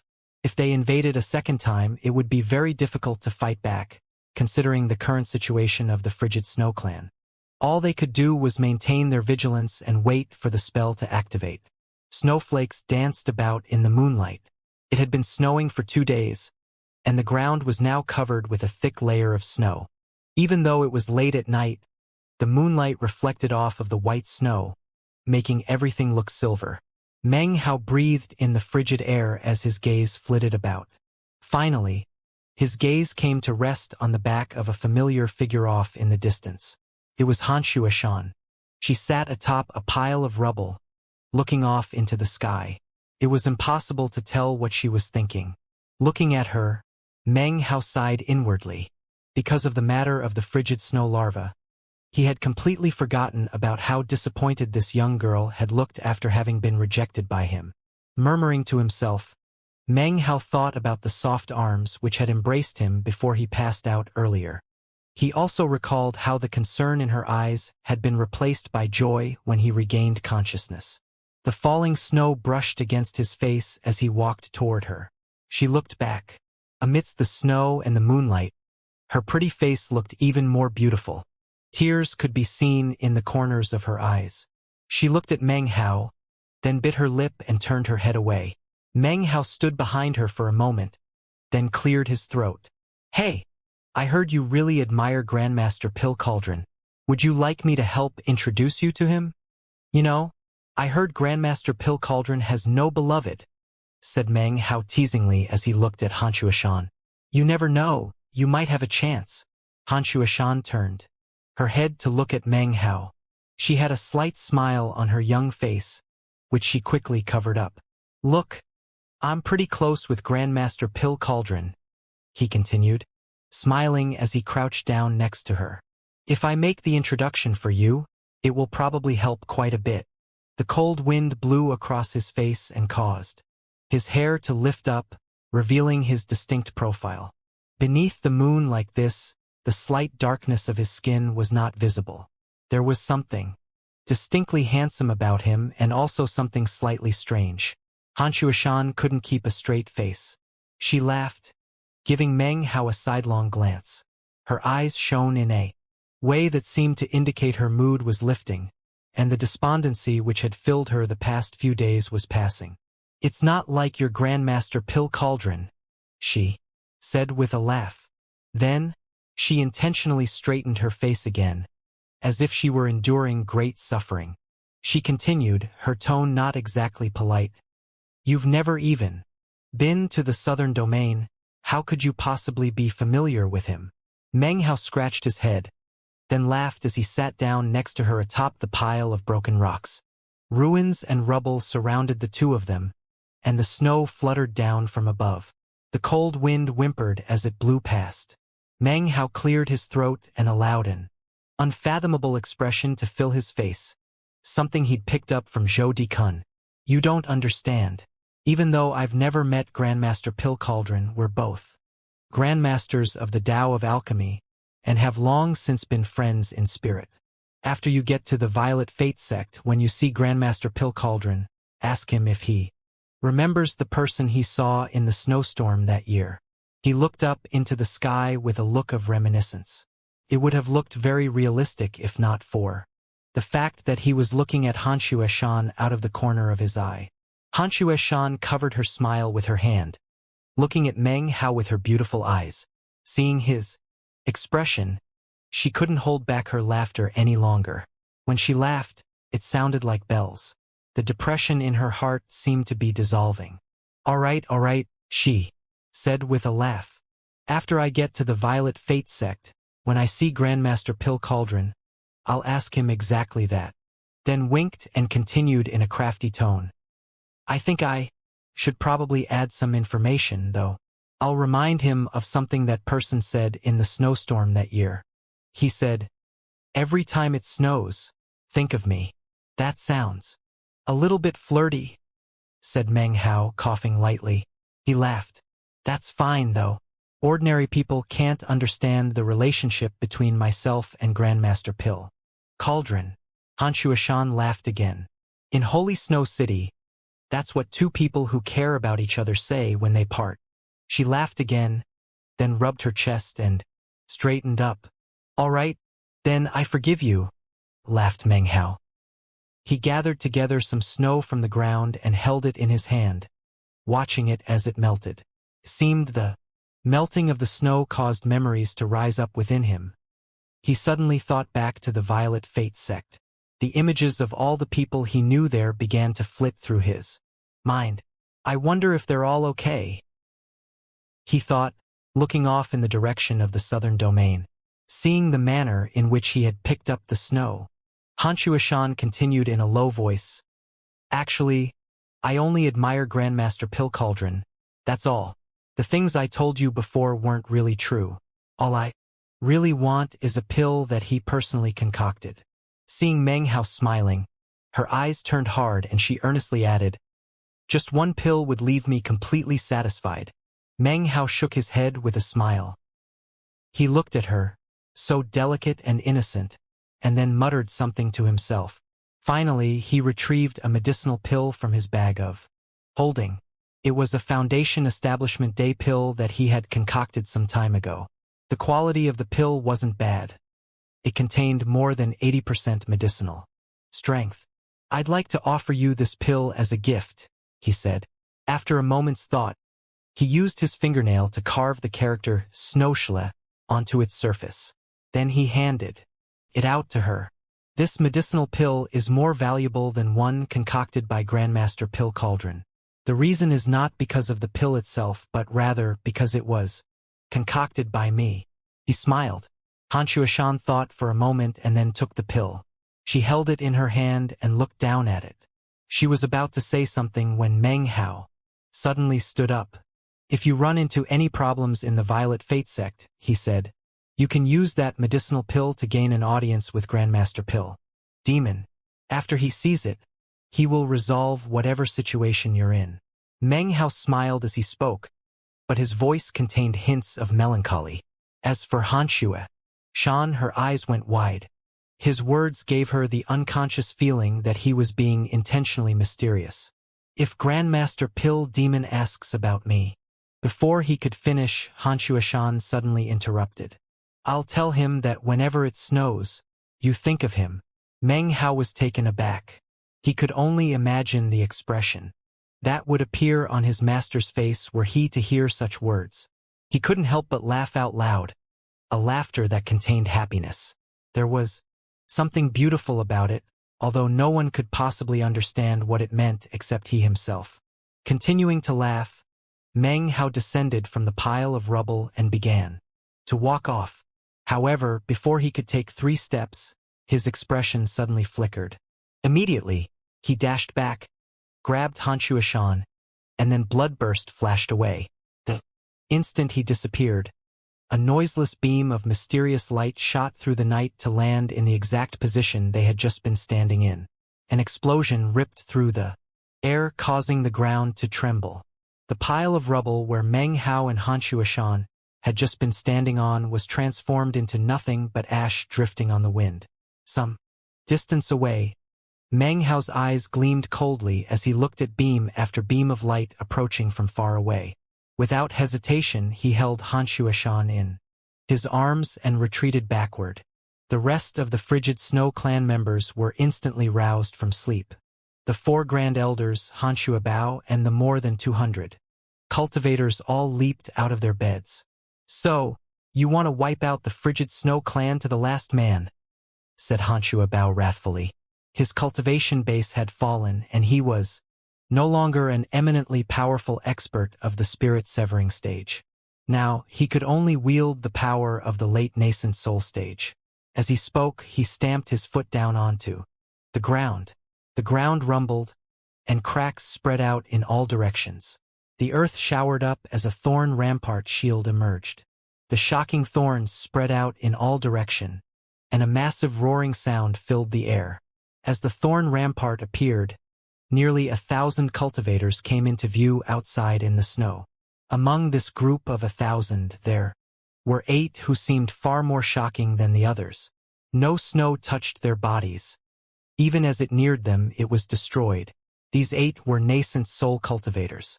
6 of them were from the Western Desert, the remaining 2 being from the Blacklands Palace. It seemed this deadly attack on the frigid Snow Clan was being led by the Western Desert. The exterminating power of a spirit-severing cultivator wasn't a threat that faded from people's minds after only a few days. These people obviously dared to attack the frigid Snow Clan because they knew its true circumstances. Booms filled the air. The 1,000 cultivators, along with the 8 nascent soul cultivators, employed magical techniques and divine abilities, constantly attacking the thorn rampart. The ground quaked, and the frigid Snow Clan cultivators' faces flickered as they stood there silently. "No wonder they came so quickly," said Xianxia Bao, his cold gaze coming to rest somewhere off in the distance, upon something no one else could see. "They're benefiting from the augury of the Western Desert's Constellation tribe." Meng Hao approached, holding Xianxia Shan protectively. As he did, he heard Xianxia Bao's words, whereupon he looked out past the thorns into the snowstorm outside. A moment passed, and then he blinked his right eye 7 times. Immediately his view of the world changed. Everything became black and white. At the same time, out in the snowstorm, Meng Hao caught sight of a figure that he hadn't been able to see before. It was a man wearing a white robe with a hood that obscured his face. Ripples were emanating out from his hands, and floating in front of him was a black bowl, within which churned turbid waters. It seemed to be some sort of magic. The instant that Meng Hao looked over, it seemed the white-robed man sensed it. He looked up and directly at Meng Hao. Meng Hao's heart trembled. What he saw were eyes with 2 pupils. He felt something clawing at his heart, whereupon he immediately ended the technique he had been using. His vision of the world went back to normal. "Do you see him too?" said Xianxia Bao, looking over at Meng Hao. Meng Hao nodded seriously. The Constellation tribe is one of the 3 great tribes of the Western Desert. They excel at augury, and believe that all the stars in the night sky are demons. As soon as he finished speaking, a rumbling sound could be heard. Outside the thorn rampart, 3 giants appeared in the snowstorm. Each one was over 150 meters tall, and caused the ground to shake as they moved. They held enormous cudgels in their hands as they charged forward. Up above in the sky, piercing shrieks could be heard as multiple flood dragons appeared. Further off in the distance, glowing war chariots could be seen charging forward. Magic swirled around the 8 nascent soul cultivators, along with magical items. Ignore the outside world. Focus on activating the spell. As Xianxia Bao's powerful voice echoed out, the 4 frigid Snow Clan Grand Elders, as well as the other clan members, lowered their heads to look at the spell beneath them. The thorn rampart shook and began to crumble. It seemed it wouldn't be able to stand up against a combined attack like this for very long.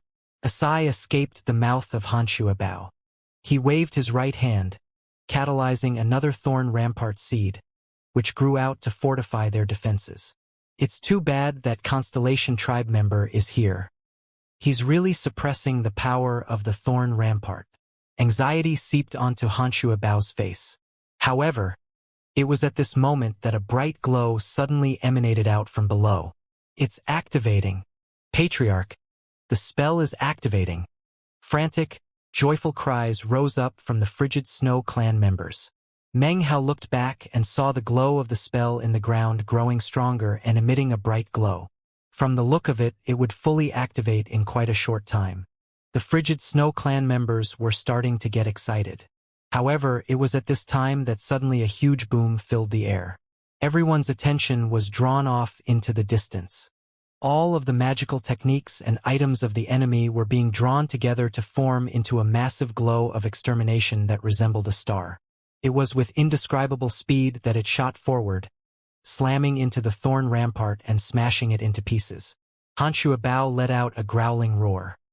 He lifted his right hand into the air, causing the thorn rampart to reform once again. He shot forward, flashing an incantation signal and then waving his arm. A tempest shot forward, roaring toward the star of extermination, slamming into it and destroying it. Blood sprayed from Xianxia Bao's mouth, and he staggered backward, his face listless. Patriarch! Grief and indignation appeared on the faces of the Frigid Snow clan members. Xianxia Shan gnawed on her lower lip, her face pale. After everything she had experienced, she was no longer afraid, just concerned. Meng Hao said nothing. He looked at the dawn light spreading out and the western desert cultivators. A strange glow appeared in his eyes as he looked off into the distance. If my calculations are correct, any moment now. His heart began to thump as he saw a soaring fog appear off in the distance. Have faith in the Lord Fifth, gain eternal life. 3 circles to the left, then 3 to the right. Shake those butts. When the faint voice drifted across the air, a strange smile broke out on Meng Hao's face. It continued to grow stronger until he started laughing. Have faith in the Lord Fifth, gain eternal life. When the Lord Fifth appears, who dares to cause strife? 3 circles to the left, 3 circles to the right. Shake those butts. Gaze upon the immortal execution spell formation. A sound like the rumble of thunder slowly grew louder and louder. Off in the distance, a billowing fog could be seen that covered heaven and earth. Within the roiling fog were thousands of huge figures running back and forth, their bodies twisting into strange postures. The sound of it echoed about, and as they ran, it emanated out an indescribable power, such that anyone who laid eyes on the whole sight would be struck speechless. More than 5,000 people were running, causing everything to tremble and shake. The roiling fog seemed to affect everything around it, as if the sky and the land would be sundered. In front of the 5,000 running men was a multicolored parrot. It blustered haughtily, its squawks ringing out into the air. Come, come! Shout out a little louder for Lord Fifth. This whole scene completely shook the 1,000 Western Desert cultivators. The 8 nascent soul experts stared in shock at the bizarre-looking men and the bird. As for the white-robed cultivator from the Constellation tribe, the bowl in front of him suddenly started to tremble. The turbid waters within began to spill as he stared up at the sight. As for the Frigid Snow clan members within the thorn rampart, the light from the spell beneath them continued to grow brighter. However, the more than 200 cultivators couldn't help but gasp. Their scalps began to go numb at the shocking scene, and all they could do was stare numbly. The 4 grand elders gaped, as did Xianxia Bao. Xianxia Shan stared with mouth wide opened, her face filled with disbelief. Outside of the thorn rampart, some of the Black Lands cultivators within the force from the Western Desert began to cry out in quavering voices. That's the spell formation of Lord Fifth from the Church of the Golden Light. Immediately, this caused people to understand what exactly this bizarre scene was. The Church of the Golden Light. Patriarch Golden Light. Within the thorn rampart, the Frigid Snow clan members were breathing heavily as the voices from outside drifted into their ears. It didn't take long for them to react. Suddenly, some of the cultivators began to speak. They're from the Church of the Golden Light? The name of the Church of the Golden Light had risen to thorough prominence in the Black Lands recently, and the stories told about Patriarch Golden Light were completely mysterious and fascinating. To see what they were seeing now caused their minds to fill with shock. None of the cultivators present were sure exactly why they were here. Meng Hao coughed lightly as he thought about the fame earned recently by the Church of the Golden Light. He looked at the approaching group of more than 5,000 cultivators, all of whom were said to be his own followers. Church of the Golden Light, he cried out. Hear my orders. Surround the enemy cultivators outside the thorn rampart. Suddenly, a blinding golden glow erupted out from him, which was none other than light from his gold core. It circulated around his body, bathing everything around him with golden light. Anyone who was nearby couldn't help but see clearly. As his voice echoed out, and the golden light began to shine, the cultivators around him turned to stare at him. The 4 grand elders' eyes were wide, and even Xianxia Bao was looking at him with a deep expression. Even as they stared at him, the 5,000 cultivators flew whistling closer. They heard Meng Hao's voice and saw the golden light, whereupon their voices combined with shocking power to cry, "We shall follow the patriarch's commands to the death." 5,000 voices roared the words, which reverberated out. The roiling fog followed the 5,000 cultivators as they ran to surround the area. Shocking booming sounds accompanied their running. The sky above grew gray, and the earth quaked. Layers upon layers of fog rose up, within which could be seen towering, phantom figures that bore the appearance of celestial warriors. However, their postures were bizarre, and their rear ends shook in an odd fashion. It gave the whole image a very bizarre tone. The sight of it thoroughly shocked the surrounding western desert cultivators, as well as the frigid snow clan cultivators. They stared in amazement at Meng Hao, their minds reeling. If by this point they didn't realize who Meng Hao was, then they truly didn't deserve to even be alive. Your patriarch golden light!" exclaimed First Elder with a gasp, his face filled with disbelief. One by one, the frigid snow clan cultivators began to breathe heavily and utter hushed exclamations. "Patriarch, golden light! Patriarch, golden light!" They knew that the Church of the Golden Light had surged up in recent days amidst the chaos of the Black Lands.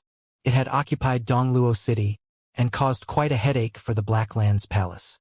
Patriarch Golden Light was a figure of complete mystery. His congregation numbered 5,000, and they could form a thoroughly shocking spell formation. There was nobody in the Black Lands right now who hadn't heard of the name of Patriarch Golden Light. He was completely famous. To suddenly find out that Meng Hao was actually Patriarch Golden Light filled them with disbelief. Xianxia Shan's eyes were wide. Just how many secrets did Meng Hao have? Whether it was his abilities as a grandmaster of the Tao of Alchemy, his power in catalyzing the Thorn Rampart, or his identity as Patriarch Golden Light, at the moment, he continued to reveal layer after layer of astonishment. Xianxia Bao looked thoughtful as he stared deeply at Meng Hao, then clasped hands and bowed. Seeing him bow, the 4 grand elders and the rest of the frigid snow clan all immediately followed suit, bowing deeply to Meng Hao. "Senior," said Meng Hao, "there's no need for that." He understood the meaning of the bow. It was a means of thanking him for saving the frigid snow clan. Booms sounded out continuously from the roiling fog outside. The glow from the spell below continued to grow brighter. It seemed that they would be teleported away at any moment. "The frigid snow clan will forever remember your great kindness, fellow Taoist," said Xianxia Bao. "Neither myself nor the successive generations after me will ever forget you." Gazing at Meng Hao, he lifted his right hand, whereupon a thorn rampart seed flew out. "There is really nothing the frigid snow clan can do to repay you. When we reach the Violet Fate sect, this seed will be of little use to us. However, on the perilous path which you tread, it might be able to provide you with a bit more protection." Meng Hao didn't refuse. As far as he was concerned, this seed was very important. He was quite sure that he would be able to have his vines consume the seed, or perhaps use some other transformation technique on it. He nodded as he accepted it. "Senior and all other fellow Taoists of the frigid snow clan, your spell is ready to activate. I will stay here to protect you as you leave. Once everyone has departed, I will destroy what remains of the spell portal. I sincerely wish that you all have a safe journey." He had been with the frigid snow clan for around half a year and had experienced quite a bit with them. He had achieved his goals in coming here, so now he would do one last thing in repayment. Explosions could be heard in the outside world. Countless figures could be seen within the fog, and the blood-curdling screams of the western desert cultivators echoed about. All of this merged together to form into a sort of song of departure. Meng Hao looked over the frigid Snow Clan members as the spell activated. As the clan members disappeared, they looked back at Meng Hao, clasped hands and bowed deeply. These people were no strangers. He recognized the faces of each and every one. Of course, he did not know all their names. But considering how he had defended the city together with them over these months, and had saved them on multiple occasions, it had given birth to a certain camaraderie. I will forever remember your kindness, Grandmaster Meng. Grandmaster Meng. I hope that a day comes in the future when we can meet again. Grandmaster Meng. Please take care of yourself. One by one, the frigid Snow Clan members disappeared into the teleportation spell. The 4 Grand Elders gazed at Meng Hao, giving him deep bows.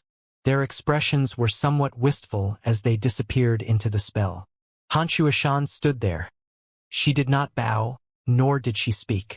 She couldn't prevent the tears from flowing down as she looked at him, and he looked back at her. They stood looking at each other, separated by the spell, their figures slowly glowing blurry to each other's eyes. In the moment before the entire world faded into a blur, Xianxia mustered her courage and spoke out to Meng Hao's disappearing figure. Every time it snows, you must think of me. Meng Hao knew that she couldn't see him, but he smiled and nodded nonetheless. A sigh welled up within Xianxia Bao's heart, and he shook his head. He was now the only frigid Snow Clan member left who hadn't entered the teleportation spell. He looked around at the ruins around him, and then at the churning fog, from within which could be heard both howls of rage and shrieks of misery. All of it suddenly seemed very far away. Are you sure you won't come with us to the southern domain? He projected to Meng Hao. I can't. Thank you for your kindness, Senior. I wish you a safe journey. With a slight smile, he clasped hands and bowed to the disappearing Xianxia Bao. Xianxia Bao didn't reply. He closed his eyes as he disappeared. Blinding lights of teleportation shot up into the air, transforming into ripples that emanated out and then vanished. Meng Hao watched them as they disappeared. After a thoughtful moment, he waved his right hand toward the spell portal. A boom filled the air and the ground shook as the portal shattered, transforming into ash that would never be reformed. He turned to look at the surrounding fog. Suddenly, a multicolored streak of light appeared. It was the Parrot, which flew over to perch on Meng Hao's shoulder. It was followed by the meat jelly, which was in the form of a hat. The ground quaked as vines erupted up to surround them. At the moment, Meng Hao's figure was thoroughly demonic. It was at this moment that cracking sounds could suddenly be heard from within his bag of holding. He slapped his right hand, whereupon the cocoon flew out. The cracks covering its surface suddenly collapsed, and a white larva emerged. This larva was as white as winter snow. It was the size of a pinky finger, and its entire body was as translucent as crystal. It was not cold, but instead emanated a strange, shocking power that seemed capable of shaking heaven and earth. The eyeless larva. Its empty eyes emanated a cold light, and as it crashed out from within the cocoon, it emitted a cry which caused everything to vibrate. Larvae make no sound, but this eyeless larva did. This was a sound which it would emit only once in its life. As the eyeless larva cried out, shockingly, everything trembled.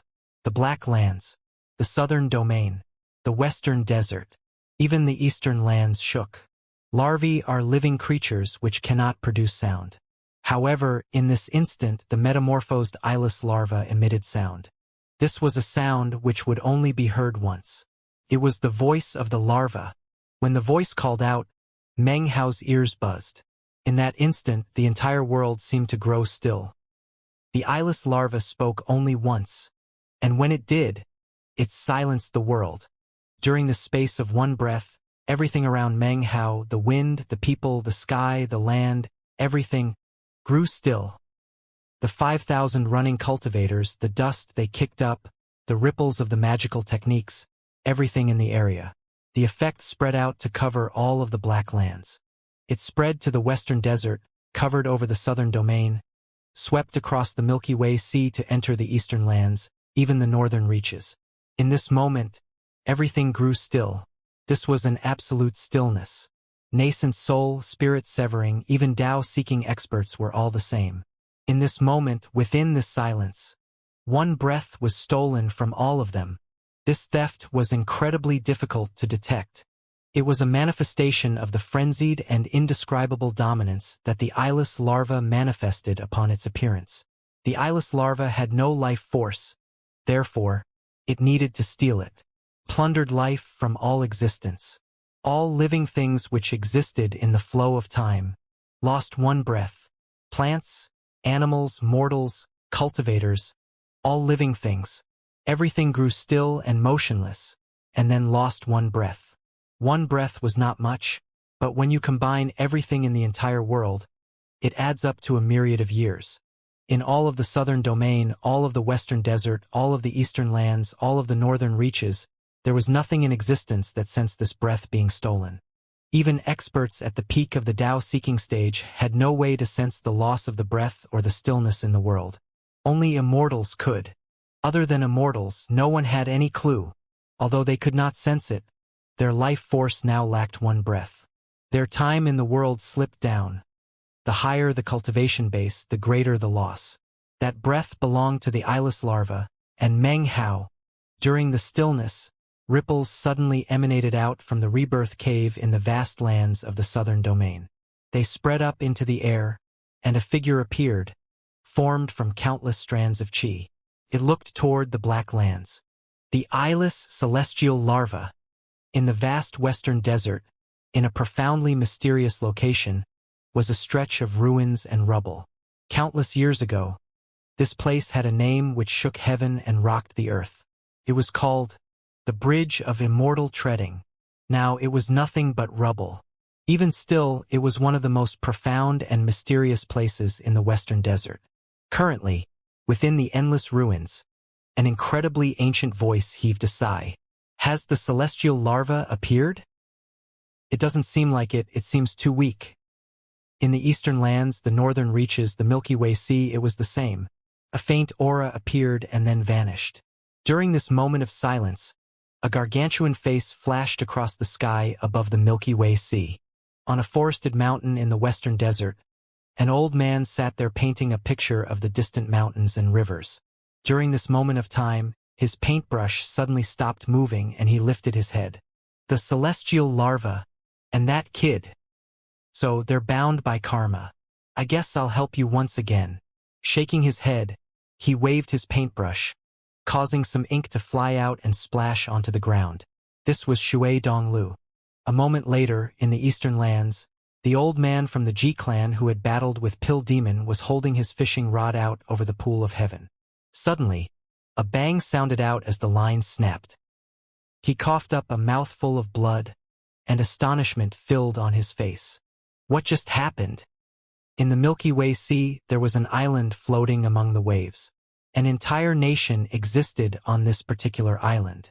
There were mountains, the North Sea, Xianxia County, and cultivators. It was, of course, the state of Zhao. And this was none other than Patriarch Reliance. As the world returned to normal, the island trembled. At the far end of the island, a gigantic head suddenly emerged from the shell and looked up into the sky, shocked. All across planet South Heaven, things like this happened in various locations, although not many. Back in the Black Lands, Meng Hao was panting as he stared blankly at the eyeless larva that rested on his palm. Earlier, when he had fed the frigid snow larva, it had seemed completely normal.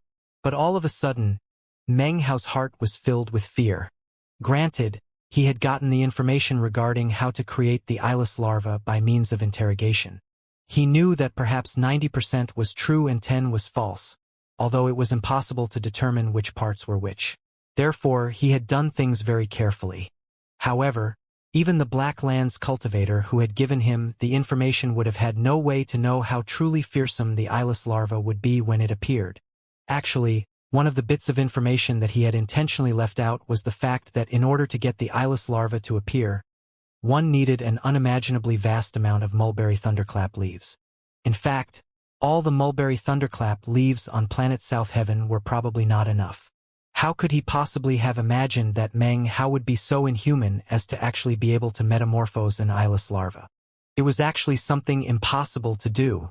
The truth was, once a frigid snow larva consumed a mulberry thunderclap leaf, if it did not continue to feed until a certain point, then it would explode with shockingly destructive power.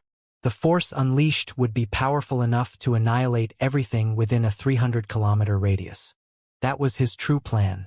He didn't covet the legendary eyeless larva, but rather the fearsome, destructive power. It was a precious treasure that would give him incredible powers of threat. Meng Hao took a deep breath as he sensed what the eyeless larva was doing. It lay there in his palm, unmoving. However, Meng Hao could sense a vast, strong power of life force, incredibly intense. He suddenly thought about that moment of silence. This life force exceeded anything he had ever seen before. Not even the blood mastiff could compare to the eyeless larva in this respect. Even if he faced up against a spirit-severing expert, that person would not be able to compare to the life force of the eyeless larva. No outsider would be able to sense such an intense life force.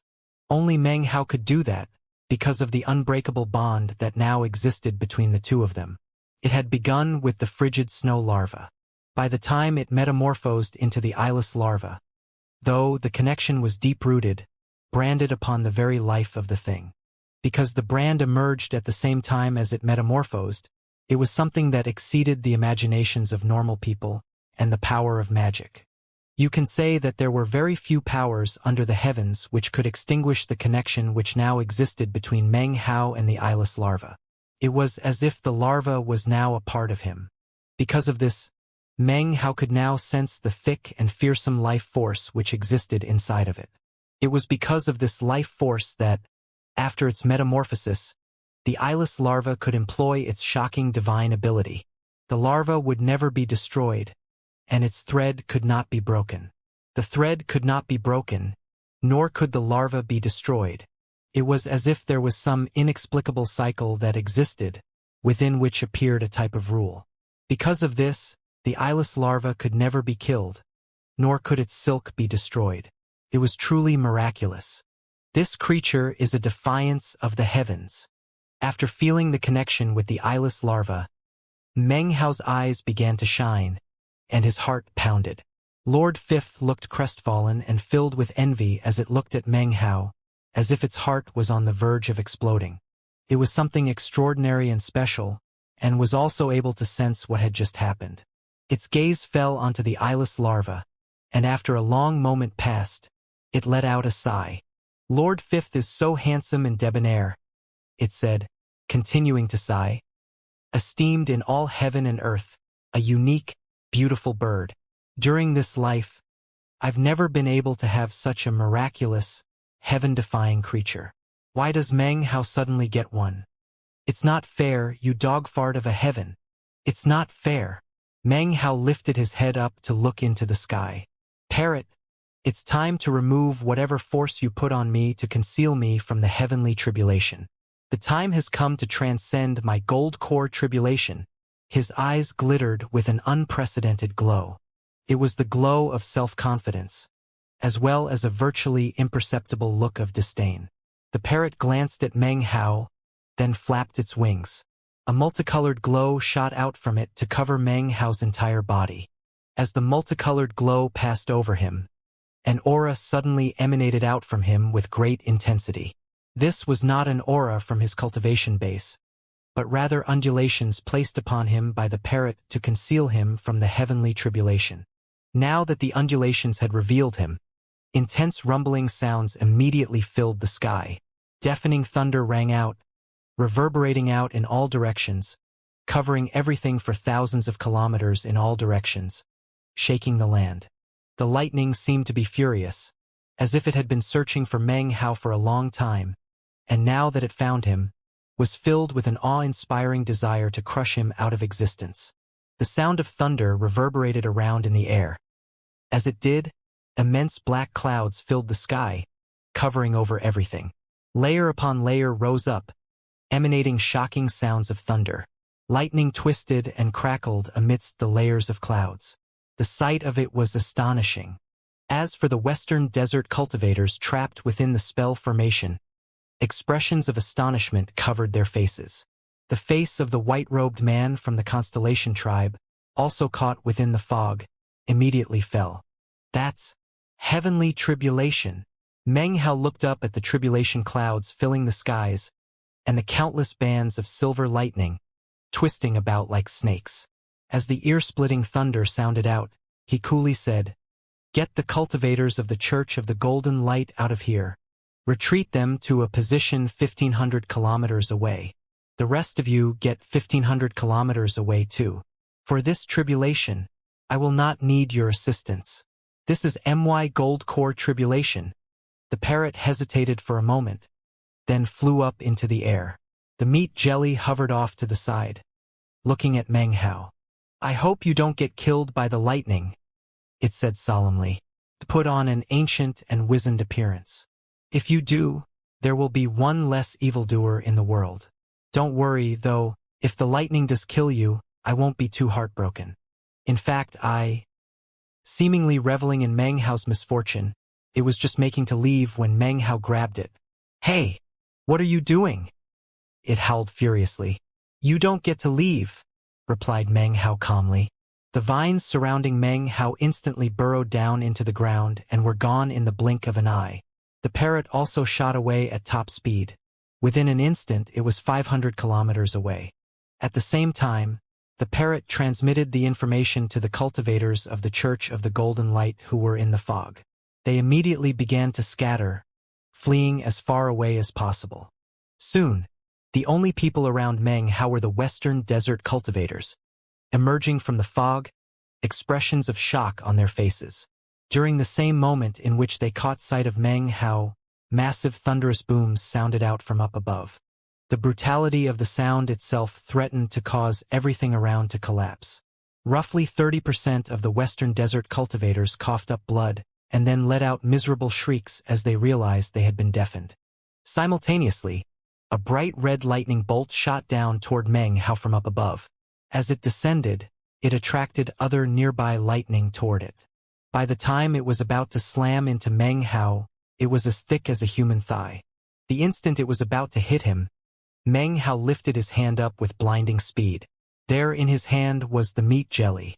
A boom echoed out, along with the miserable cry of the meat jelly, who instantly turned black. Meng Hao's body quivered as massive amounts of red sparks danced down his arm and then covered his entire body. They then passed down his feet to crawl across the ground, turning the snowy ground 300 meters in all directions into a red lake of lightning. "So this is heavenly tribulation," said Meng Hao, lifting his head up to laugh. "Bring it on." His hair whipped around him, and his eyes filled with disdain as he laughed uproariously toward the heavens. "Damn it! He's transcending the tribulation. He's actually doing it." The nearby Western Desert cultivators' faces filled with shock. It was without hesitation that most of them retreated backward, their scalps numb. The only thing that they could think to do was flee. However, some of them had a different idea. Killing intent flickered in their eyes as they shot toward Meng Hao. "Kill him, and the heavenly tribulation will go away." This was what they were thinking as they shot toward him as fast as possible, unleashing magical techniques to attack him. "How naive," said Meng Hao with a cold laugh, ignoring the incoming cultivators. Even as they closed in on him, massive rumbling could be heard from the sky as another lightning bolt descended toward him. This time, Meng Hao didn't use the meat jelly. That was because this particular lightning bolt, when it was about 300 meters away from him, suddenly broke apart. It transformed into a dozen or so smaller lightning bolts that fell like rain onto both him and the Western Desert cultivators who were charging him. "Boom! Ah, that's really scratching my itch," said Meng Hao with a laugh. After all his time dealing with the heavenly tribulation attacking him at intervals over the past months, his skin had grown a lot tougher. A bolt of heavenly tribulation lighting that could easily kill a Western Desert core formation cultivator wouldn't so much as hurt Meng Hao. He was used to it, having experienced heavenly tribulation in a way that ordinary people could never even imagine. His body was now much more used to lightning.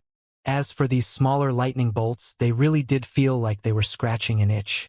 When the lightning hit his body, all he felt was a little numbing sensation. In fact, it was somewhat comfortable. As for the dozen or so Western desert cultivators who had been trying to kill him, when the boom rang out, they were all instantly blackened into ash. Their magical techniques and treasures were destroyed like rotten wood. Almost at the same time as Meng Hao's words rang out, their charred corpses toppled to the ground. Seeing this caused the other surrounding Western desert cultivators to gasp with shock. Even the pupils of the 8 nascent soul cultivators constricted. Is he even human? Damn it, it looks like he's actually enjoying the heavenly tribulation. This guy is inhuman. The surrounding cultivators were in an uproar. More were beginning to flee, wanting nothing more than to get out of the region of the heavenly tribulation. They could tell that only if they could get thousands of kilometers away would they be safe, and not attract the heavenly tribulation. Suddenly, Meng Hao's voice echoed out, filled with coldness and killing intent. Congregation of the Church of the Golden Light. Encircle the surrounding 3,000-kilometer area with the spell formation. Trap these people here. Do not let them step half a foot outside. Now that they were here with him, Meng Hao was disinclined to let them leave. It didn't matter if they were core formation, nascent soul, or even the mysterious white-robed man from the Constellation tribe.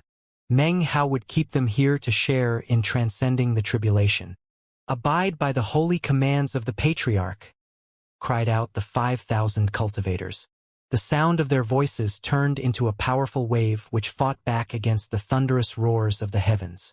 It echoed out in all direction, filling the 3,000-kilometer area. The 5,000 cultivators of the Church of the Golden Light then began to run. As they did, a billowing fog suddenly rose up, and rumbling could be heard. People are always asking me if I dare to fight. Well, today, I ask you, who is there that dares to fight with Meng Hao? He flicked his sleeve and accompanied the echo of his own voice as he flew forward toward the other cultivators. As he charged toward them, the sky rumbled with furious, crackling lightning that seemed to contain the might of the heavens. A red bolt of lightning, even thicker than before, began to fall. It was when this happened that Meng Hao arrived in front of a group of a dozen or so cultivators. Their faces twisted, and in their hearts filled with enough curses that if they had the time, they would give voice to them for 3 days and 3 nights. Booms echoed out everywhere as the heavenly tribulation lightning bolt split, slamming into everyone present. Instantly, Meng Hao was surrounded by corpses. His body vibrated as sparks flowed down past his feet and across the ground. Again, he was surrounded by a lake of lightning dozens of meters in every direction. Meng Hao's laughter once again rang out. "Who dares to fight me?" he cried. "Damn it. This guy is a supernova of evil. Stay away. Stay away." More booms filled the air. Everywhere Meng Hao went, lightning roared. Anyone within 300 meters of him all became selfless, bosom buddies of Meng Hao, there to help him transcend the tribulation. Just as a bolt of heavenly tribulation lightning was descending to slaughter a dozen or so more people, killing intent suddenly gleamed in the eyes of the 8 nascent soul experts. The heavenly tribulation had thrown the chi in the area into chaos, making it impossible for them to use minor teleportation. Therefore, they all flew toward Meng Hao from different directions. They couldn't use minor teleportation, but their speed was incredible. It took only a moment for them to be right on top of Meng Hao. The 8 of them combined their powers into a single attack, all aimed at Meng Hao. "Die!" they screamed. They hated him to the bones. First he had trapped them, then directed lightning against them. All of that was caused by someone of the trifling core formation stage. They were determined to shred him to pieces, to make him understand that regardless of any circumstances, core formation cultivators were like insects compared to the nascent soul stage. Seeing this, the white-robed cultivator from the Constellation tribe's face suddenly flickered. Immediately, he cried out, "Stop!" However, he was too late. With a slight smile and a cool look, Meng Hao ignored the 8 attackers and looked up into the sky. Just what is the might of the heavens? Thunderous roaring rose up as the divine abilities of 8 nascent soul experts descended upon Meng Hao. Vicious expressions covered their faces, and their intense killing intent radiated out. Each and every one could imagine the scene in a moment as Meng Hao's weak body shattered like porcelain, exploding into countless pieces. After that, the heavenly tribulation would disperse, and this farce of a battle would be over. Meng Hao's gaze lowered from the heavens to the approaching cultivators. The heavens are not to be offended, not to be provoked, not to be superseded. The heavens are trying to slay me. Who do you think you people are? What qualifies you to try to replace the heavens in an attempt to exterminate me? He laughed proudly. His laughter caused the faces of the nascent soul cultivators to instantly fall. It was with great astonishment that they discovered their divine abilities had no effect whatsoever on Meng Hao. They disappeared like an ox tossed into the sea with rocks tied around its feet. Simultaneously, an indescribable sense of danger suddenly appeared. Lightning began to amass in the sky, to a far greater extent than before. A roaring sound could be heard as a massive bolt of lightning 3 meters thick began to fall. It looked like an enormous pillar of light. It immediately split into 9 parts which descended downward. Meng Hao lifted up his right hand, within which was the shrieking meat jelly. The 8 nascent soul cultivators' scalps went numb. Meng Hao's laughter had turned everything into a nightmare. They immediately retreated from the incoming tribulation lightning. It didn't matter how quickly they evaded. The lightning descended, slamming into them with a huge boom. Blood sprayed from their mouths and their faces went white. They shot backward at high speed, staring at Meng Hao with immeasurable dread. The white-robed cultivator from the constellation tribe frowned, his face unsightly and pale. The ancient records say that whoever is transcending tribulation is an inauspicious life form of heaven and earth. Everything within 5,000 kilometers of him will be turned into nothing but ash. However, until then, he is still an inauspicious life form. Anyone near him will be dead for sure. Furthermore, it will be impossible to kill him. The heavens are difficult to fathom, especially in regards to dignity. The heavens will exterminate this person. How could they possibly allow others to assist? Attempting to kill him now is making yourself an enemy of the heavens. The instant he gets killed by the tribulation lightning, his body will explode into a ball of lightning. According to the ancient records, when that explosion of lightning occurs, everything within the tribulation transcendence zone will be reduced to nothing. The only hope of survival is to make sure that he transcends the tribulation. Furthermore, you can't let the lightning infect your body. If it does and you don't die, then you are evoking karma. If you evoke such karma, then the tribulation lightning won't stop until you're dead. You 8 nascent soul cultivators are dead beyond the shadow of a doubt. Face grim, the white-robed cultivator retreated at top speed. The heavenly tribulation boomed as one lightning bolt after another shot down onto Meng Hao, who held the meat jelly upraised in his hand to defend himself. The lightning would subsequently disperse into the area around him. Any nearby cultivators would let out blood-curdling screams. Soon, the air filled with the sounds of cursing and reviling. Meng Hao didn't care. This was something he had learned from Patriarch Reliance. When you con someone and then end up getting cursed by them, you must maintain your cool. It was really a realm unto itself. Throughout the years, Meng Hao had conned many people and had refined that skill to the very pinnacle. Therefore, he continued to redirect the descending lightning to the various cultivators in the 3,000-kilometer region. Wherever he went, he was surrounded by a lake of lightning, along with plaintive cursing. What he left behind was scorched corpses. To the cultivators here, it was nothing but a massacre, a slaughter in which no one could do anything to fight back. They couldn't attack him, nor could they flee as they were horrified to discover that Meng Hao's speed was incredible. Even if he was being struck by lightning, time passed, and the heavenly tribulation continued to fall, and nearly all of the surrounding cultivators had been conned into death thanks to Meng Hao. There were roughly 100 left, all of whom had split off toward different areas, their faces pale. If Meng Hao even looked their way, they would flee at top speed in the opposite direction. Unfortunately, the lightning fell continuously. There were some people who couldn't avoid it. That was especially true of those cultivators who had at some point attacked Meng Hao. Meng Hao didn't even have to get near them to attract the falling lightning. The 8 nascent soul cultivators, for example, soon found that no matter where or how they fled, whenever lightning shot toward Meng Hao, they would also be struck. Each lightning bolt contained incredible power. Even though they were of the nascent soul stage, if things kept up as they were, they wouldn't be able to take it. Damn it! That heaven-damned bastard is too sadistic. This is his tribulation, we're innocent. I'm gonna kill him. Kill him. If he doesn't die, then I swear that he will be the greatest archenemy in my entire life. The roughly 100 surviving cultivators howled continuously amongst the roaring of the thunder. Whenever the lightning sought out Meng Hao, they, too, experienced lightning.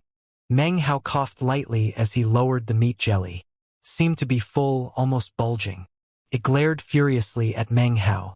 You're immoral. You're too wicked. Boom. AI. You evil bastard. Boom. Let me go, okay, master? You're the best master in the world. Forgive little old me. Okay? I'm full. Really, I'm full. I can't eat anymore. Looking at the wretched condition the meat jelly was in, Meng Hao held it up to block one final lightning bolt, then flicked his sleeve. The meat jelly instantly turned into a prismatic beam of light that shot toward the fog. Damn it, Meng Hao, it roared. You just wait, you wicked, immoral bastard. I'll definitely convert you in this life. Feeling very wronged, it was continuing to curse when Meng Hao transmitted a single sentence to it. If nothing unexpected happens, then when I reach nascent soul, I'll need your help with the tribulation lightning again. The meat jelly suddenly trembled, and an ingratiating expression appeared on its face. Not saying another word about the subject, it flew into the fog. Feared Meng Hao, feared him completely. It was worried that if it spent any more time talking back, it would be forced to get so full that it would explode. Meng Hao looked around the 3,000-kilometer area and didn't see anyone else. The remaining 100 or so people had long since dispersed and found places to hide. If Meng Hao couldn't find them, then it indicated that the heavenly tribulation couldn't either. He took a deep breath as a look of concentration filled his face. Now the true transcending of tribulation was to begin. This was because the tribulation lightning was no longer pure red. Now it contained an additional color. Could be described as abstruse and pitch black. Abstruse, pitch black lightning. Each bolt now had doubly destructive power. As it roared down, Meng Hao could see that within the red and black was incredible power of annihilation. He lifted his right hand into the air, wherein appeared the Li clan patriarch. The explosion echoed out, accompanied by a miserable shriek. The soul embodiment twisted, but did not disperse. After all the time Meng Hao had spent getting it used to lightning, while it wasn't a complete soul of lightning, it was more than halfway there. Damn you, Meng Hao! I'll never let you get away with this. The Li clan patriarch's roars were shocking and filled with grief. During the last half-year, he had experienced torment and pain like nothing he had experienced in his life. He had been born into a lofty status, and in the Li clan was considered a patriarch. However, with Meng Hao, he had experienced untold suffering. At the moment, even as the grief welled up from his heart and he reviled Meng Hao, he was lifted up again. A boom filled the air, along with a miserable shriek. In fact, he now felt that spending time with the meat jelly was much better than being with Meng Hao. Before, he used to consider the meat jelly to be the biggest nightmare in existence. He had long since changed his mind. Now, the meat jelly actually seemed somewhat charming. Meng Hao was the true ultimate nightmare. Booms rang out as one lightning bolt after another fell down. Even with the Li clan patriarch, and Meng Hao's increased resistance to lightning, it was still difficult to take. Meng Hao's body trembled. The ground around him was thoroughly destroyed, and much of it had crystallized. It looked like blackish-red gems, horrible and fearsome in appearance. When the lightning slammed into this new type of ground, it would ricochet off, inflicting even more injuries onto Meng Hao. As such, he needed to constantly change locations. The pressure bearing down on him was growing increasingly greater, as well as upon the 100 or so other people who were still in the 1,500-kilometer area. As the lightning continued to rain down, occasionally, blood-curdling screams would rise up. Just now, 500 kilometers away, blood sprayed from the mouth of a man festooned with totem tattoos. Lightning smashed down onto him until he couldn't take it anymore and died. In the end, he'd had no choice other than to help Meng Hao transcend this tribulation. After the man died, even more lightning fell from the heavens. 250 kilometers away, 3 western desert cultivators were currently sitting cross-legged, converging their power, along with a total of 9 glittering totems and dozens of magical items, to create a shimmering shield above their heads. Lightning bolts continued to fall down onto the shield. Suddenly, 3 successive bolts of black-red tribulation lightning smashed into the shield, shattering it to pieces. Their magical treasures collapsed into pieces, and the 9 totems were split apart. The 3 cultivators' bodies spasmed and blood sprayed from their mouths. Moments later, they were nothing more than ash drifting in the wind. 1,000 kilometers away was a western desert cultivator who had fled into a subterranean chamber. Above him hovered rings composed of thousands of human skulls, his attempt to conceal himself. It had worked up until now, when bolt after bolt of black-red lightning smashed the skulls into pieces, which were then transformed into ice crystals. Moments later, the man was nothing more than a collection of crystals fused with the ground. After enough time passed for an incense stick to burn, Meng Hao coughed up some blood, then lifted his head up and laughed. His hair whipped around, and his body was covered with lightning wounds. However, his maniacal laughter had not reduced even in the slightest. Of the 100 or so people who had joined him in this transcending of tribulation, only 20 or so still held out. The rest were dead. After enough time passed for 2 incense sticks to burn, a boom rang out from Meng Hao's body. The Li clan patriarch seemed on the verge of death. Having accomplished all he could with him, Meng Hao put him away. After this particular round of lightning, Meng Hao's body felt as if it were on the verge of collapse. It was at this point that violet chi appeared in his eyes, and his body began to recover. "Bring it on!" he roared, holding his head back as he laughed and laughed. His laughter was shrill but filled with determination and even a touch of madness. As the laughter reached the ears of the 5,000 running cultivators of the Church of the Golden Light, it seemed completely brutal. The parrot stared blankly at Meng Hao as he stood there surrounded by heavenly tribulation. Within the 3,000-kilometer region, the ground had been completely transformed into ice crystals. The sky was thick with black clouds, and lightning fell down like rain, shaking heaven and earth. Meng Hao was in the middle of it all, head thrown back as the brutal sound of his laughter rose up into the face of the heavens. The parrot was breathing heavily as it recalled a figure it had seen once, also laughing in the face of heavenly tribulation. The only difference was that Meng Hao was on the ground, and the person in its memory was in mid-air. Apparently infuriated by Meng Hao's laughter, the clouds in the heavens seethed, and another color appeared in addition to the red and black. Green. Shocking green lightning mixed in with the red and black. 3-colored lightning descended upon Meng Hao, 20 bolts at the same time. The 8 nascent soul cultivators had lost even the power to curse. They were doing everything to fight back against the lightning. Amidst the booms, Meng Hao's laughter rang out as slender. White strands began to fly about in the air around him. The lightning was completely incapable of breaking these strands, not even a bit. Of the cultivators in the 3,000-kilometer area, only the 8 nascent soul cultivators could resist the 3-colored lightning, as well as the white-robed cultivator from the Constellation tribe. All of the other cultivators who had lasted up to this point were now dead.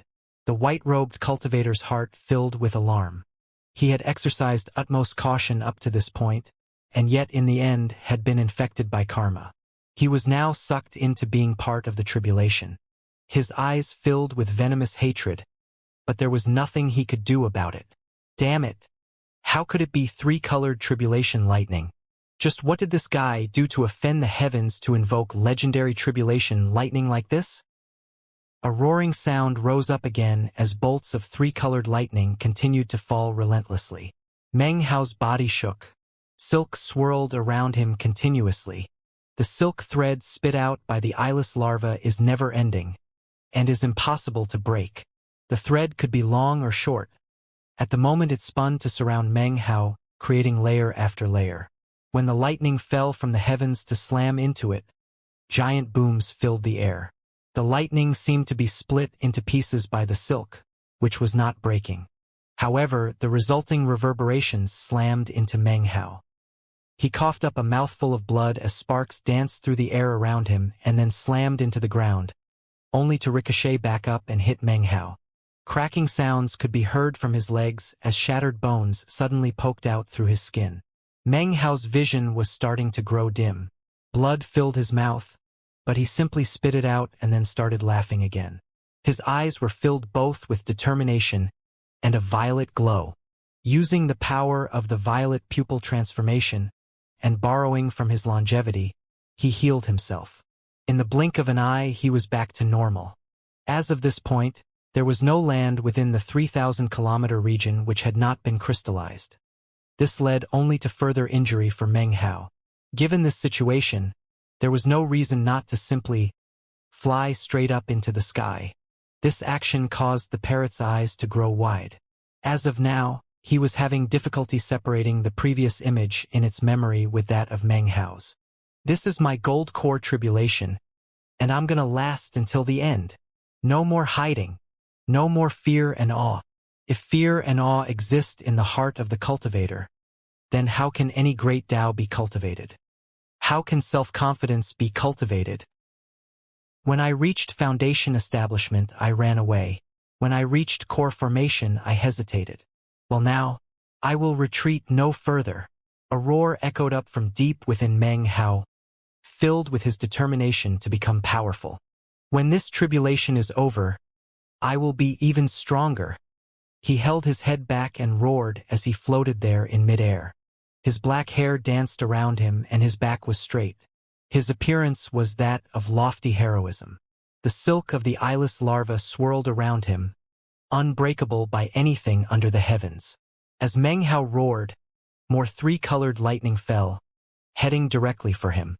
He laughed, his eyes shining with confidence as he lifted his right hand, formed it into a fist, and directly punched the heavenly tribulation. This was his first attempt to actually fight back. Such resistance seemed simple, but few people would ever think to use this method to attempt to transcend heavenly tribulation. It was a rare thing for someone to attempt to actually destroy the heavenly tribulation. Almost the same moment that Meng Hao's fist slammed into the lightning, it was as if some new part of him were suddenly ripped open. His will and heart moved in accord, and his cultivation base mobilized. As soon as he put to action his intent to fight back against the heavenly tribulation, his cultivation base suddenly exploded up. He was no longer in the mid-gold core stage. He had broken through into the late gold core stage. Granted, he was not at the peak, but had without any doubt stepped into the late stage. Such willingness to undertake actions that can lead to grave consequence, and the resulting instant breakthrough were shocking to the extreme. Seemingly endless amounts of golden light radiated out from his body. His eyes shone with a dazzling golden brilliance. Without hesitation, Meng Hao produced an ultra-high-grade spirit stone. The instant it appeared in his hand, he absorbed the spiritual energy within, then crushed it into dust. He roared, drawing upon the new power of his cultivation base, the energy within the spirit stone, and the bizarre force in his right hand, to shoot directly up toward the heavenly tribulation. A roaring sound filled the air and Meng Hao coughed up blood as 1, 2, 3, 5 bolts of heavenly tribulation slammed into him, shoving him downward. Silk spun madly around him, and violet chi exploded in his eyes. The injuries he was sustaining were constantly being healed. Among the 8 nascent soul cultivators who remained in the 3,000-kilometer region, 3 of them suddenly coughed up blood and then were killed by the lightning. They had no magical items with which to defend against the heavenly tribulation, nor any experience standing up to lightning. Neither did they possess wild, stubborn determination. The only path for them was the one that led to death. Even nascent soul cultivators could not flee this heavenly tribulation. Their bodies exploded into pieces. Meng Hao's body was shaking, and it seemed as if every inch of him was covered in blood. He shot down toward the ground, and yet even as he did, the violet pupil transformation went to work. He quickly consumed a vast collection of medicinal pills. When he was a mere 9 meters away from the ground, he suddenly stopped in midair. Shockingly, hoarse laughter once again filled the air. Suddenly, the sky above went black. 10 lightning bolts shot down, carrying with them all the pretentious dignity of the heavenly tribulation. They descended directly toward Meng Hao, and as they did, the sky above suddenly burst into chaos. The massive clouds began to rotate to form a vortex. Shocking rumbling filled the air. If this scene could be painted onto a canvas, anyone who looked at it would never be able to forget it. Meng Hao is not the type of person to passively take a beating, laughed Meng Hao. He lifted his hand up and pointed toward the sky. Suddenly, the power of the 8th demon sealing hex poured out from Meng Hao. Ghost images sprang up everywhere as the power shot up toward the heavens. Demonic Qi, art of righteous bestowal. 8th demon sealing hex. Heaven and earth shook. An aura visible only to Meng Hao himself surged up from the crystalline ground and shot toward him. The countless strands immediately congealed together to form a churning mist. This demonic mist surged out to completely surround Meng Hao, as if he was calling upon the very essence of the land, and it was following his direction. It shot toward the incoming 10 bolts of lightning. A massive boom rocked everything above and below. The lightning descended, causing a shocking roar to fill the sky. It slammed into the demonic qi surrounding Meng Hao, causing it to shatter, layer by layer. As it did, the lightning slowly began to dissipate. In the blink of an eye, only 3 of the 10 tribulation lightning bolts remained. The demonic qi crumbled away, and the 3 remaining tribulation lightning bolts screamed toward Meng Hao. Immediately, the silk of the eyeless larva surrounded him, and yet, some of the lightning still managed to slip through. A tremor shot through Meng Hao's body, and a vast quantity of blood sprayed out of his mouth. His body shot down toward the ground like a meteor. A huge boom could be heard as he slammed into the crystalline ground. The ground shattered, cracks spread out, and a crater was suddenly visible. The tribulation clouds up above churned, lightning dancing about within. Suddenly, the lightning began to congeal together, its color changing once again. Now the lightning had 4 colors. Peals of thunder crackled out. Within the 3,000-kilometer region, the remaining 5 nascent soul cultivators coughed up blood. 2 of them directly exploded. Their weakened nascent souls attempted to flee, but were obliterated by lightning. Begrudged screams could be heard before they died. Now, there were only 3 nascent soul experts left in the area. Their bodies trembled and their eyes filled with despair. Hatred for Meng Hao filled their hearts. Unfortunately for them, there was nothing they could do about it. It was at this time that the 4-colored lightning began to descend from within the churning clouds. It sped toward the crater, and yet, even as it neared its destination, a fist suddenly flew out from within to slam directly into the lightning bolt.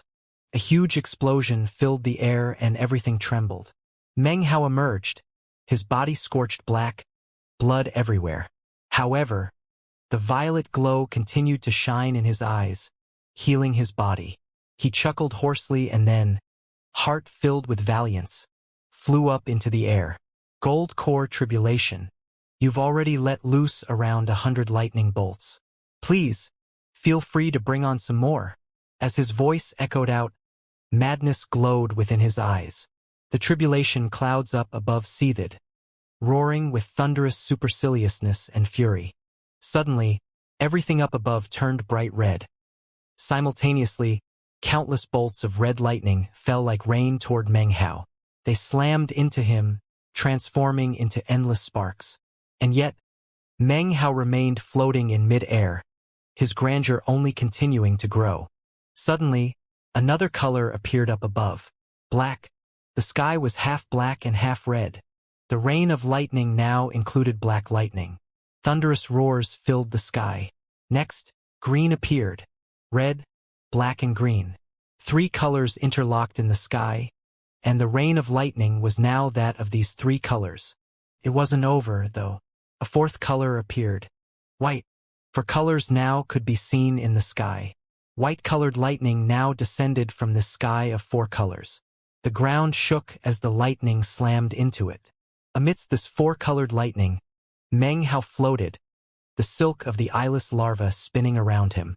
He rotated his cultivation base as he fought back against the heavenly tribulation. It was at this moment that everything shook, as if some invisible person was roaring. Suddenly, a 5th color appeared in the sky. Yellow, red, black, green, white, yellow. A 5-colored sky and 5-colored tribulation lightning.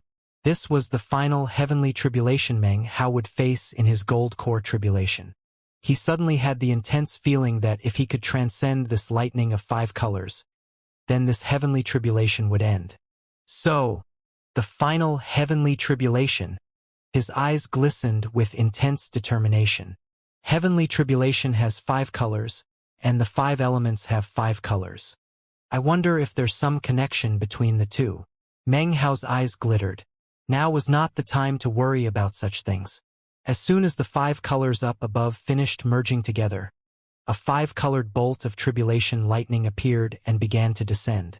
At first glance, this 5-colored tribulation lightning bolt looked to Meng Hao almost like a gigantic tree falling down from the sky. However, it quickly changed into something that resembled a golden sword. It pierced through the air, changing again, this time into a massive sea that seemed poised to wipe away everything in sight. After a brief moment, it changed another time. Now it was a flame sea that could burn away everything in existence, within the midst of which was an enormous bird formed from clay. These 5 changes happened instantly and then vanished. However, Meng Hao saw them all. Instantly his heart trembled as he understood what was happening. Boom! The 5-colored tribulation lightning bolt slammed into Meng Hao. He had the eyeless larva and its silk. He had the violet pupil transformation. He had a perfect cultivation base exploding intense power. He had the glove on his right hand, which even heavenly tribulation could not destroy. A massive boom filled the ears of the 5,000 running cultivators. A boom that rose up all the way to the heavens. When the 5-colored tribulation lightning descended, one among the remaining 3 nascent soul experts in the 3,000-kilometer region shook and then exploded into a cloud of flesh and blood, which then dissolved into ash. His nascent soul was also exterminated. 5-colored sky! Cried the white-robed cultivator from the constellation tribe. It's the legendary 5-colored sky. By now, the man's clothing hung in tatters on his body, and his ancient face was revealed. The most shocking thing was that his facial features were all deformed, and his ear was covered up with his own skin. His eyes shone with a red glow, and his body was trembling as he looked up into the sky. A look of unprecedented fear and awe could be seen in his eyes. Meng Hao's body was also trembling. He clenched his jaw tightly as the 5-colored lightning showered over him. It danced about, seemingly intent on ripping him to shreds and blotting out his soul. It wanted to bore into his flesh and smash his blood and chi passageways. But the eyeless larva fought on tenaciously, like an ultimate treasure of heaven and earth, sending out layer after layer of unbreakable silk to shatter the 5-colored heavenly tribulation. Thanks to the silk, the 5-colored lightning gradually disappeared.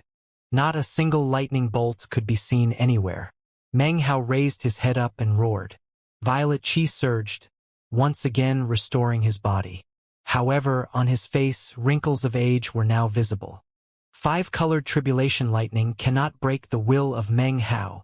The 5-colored sky rumbled, and the seething clouds suddenly began to congeal together. As the clouds moved, it seemed as if time itself were dancing within. Peals of thunder filled the heavens as countless bolts of 5-colored lightning appeared. All of them gradually began to merge. At the same moment, an unspeakable pressure could be felt from up above. As the clouds contracted, it seemed as if they were now filling with an unprecedented lightning of annihilation. "Hold on, Meng Hao!" squawked the parrot from its position outside the 3,000-kilometer region. "This is the final bit of lightning." The lightning rumbled as the final collection of heavenly tribulation formed. Within the space of about 10 breaths, no more tribulation clouds could be seen in the sky. The only thing visible now was the glow of the 5 colors. This 5-colored glow was not lightning. Instead, it had taken the shape of a gigantic hand. Each finger of this hand was one color, making it a gigantic 5-colored palm. It was heavenly and of lightning. After all, it was formed out of 5-colored lightning itself. Upon examination, this massive palm truly seemed incomparable. Strangely, it had no palm print whatsoever. Rumbling filled the air as the 5-colored palm began to fall down from the sky. As it neared, the ground shook, shattering the land within the 3,000-kilometer area. Everything collapsed. The remaining 2 nascent soul cultivators who held on until now could do so no longer. With blood-curdling shrieks, they exploded. Their nascent souls, along with every trace of their life force, were completely eradicated. As for the white-robed member of the Constellation tribe, he coughed up a mouthful of blood, his face filled with despair. The palm descended, and Meng Hao could feel an unprecedented pressure. His body trembled, his face paled, and blood sprayed from his mouth. He hovered there in mid-air, shaking, slowly being pushed down by the immense pressure. The descended palm seemed capable of crushing a mountain into nothing. Meng Hao felt as if he couldn't take it. He would soon be squished flat. "The final lightning," said Meng Hao, his body trembling as he was pushed down.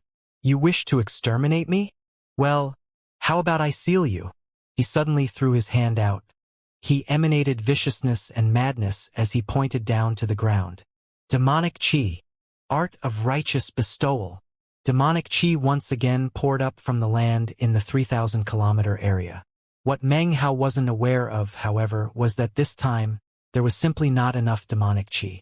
He continued to descend, until finally he landed directly onto the shattered earth. "Not enough demonic Qi!" he exclaimed, his facial features twisted. With a cry, he produced the demon sealing jade. A deafening roar filled the air, and the earth trembled. At the same time, the demon sealing jade in Meng Hao's hand began to emanate ripples which extended out. 3,000 kilometers, 5,000 kilometers. Meng Hao's face twisted with savagery. Power poured out from the frigid snow clan's Agarwood legacy, as well as Immortal shows the way, which he had received during the events near the Rebirth Cave. The power shot out of him and then into the demon sealing jade. Meng Hao's mind spun. The ripples from the demon sealing jade spread out. 5,000 kilometers. 15,000 kilometers. A complete 15,000 kilometers. Suddenly, Meng Hao could sense all of the vegetation that existed in this area. All living things existed within his will. Every change and fluctuation was under his control. Demonic Qi, art of righteous bestowal. He looked up at the enormous 5-colored palm that was descending onto him. As his voice echoed out, all of the demonic Qi within the 15,000-kilometer region rushed madly toward him. It congealed around Meng Hao, creating a vortex of demonic Qi. It started out 30 meters wide, then 300, then 3,000, finally 30,000 meters. Meng Hao's eyes glowed with brilliance and determination. He slowly lifted his right hand up and then extended it toward the massive palm up above. As he did, the demonic Qi vortex lifted up, forming into a hand that was visible to no one except Meng Hao. This palm seemed capable of sealing anything in heaven and earth. "I am the 9th-generation demon sealer. I shall seal the heavens." He struck his right hand up toward the descending 5-colored palm. His strike carried along with it his stubbornness, his dream of treading the path of cultivation until he became a powerful expert, and in addition, his very life force. After all, if he could not transcend this tribulation, then he would be dead without a doubt. This strike also carried with it Meng Hao's Immortal shows the way, the Agarwood legacy of the frigid snow clan, and his own madness. Such madness was required. This was not a battle of magic, but a sealing of the heavens. This strike was filled with the dignity of the 9th-generation demon sealer, with the power to seal the heavens, and the explosive power of all the demonic Qi of the land within 15,000 kilometers. In addition to all this, the Li clan patriarch emerged, along with the howling meat jelly.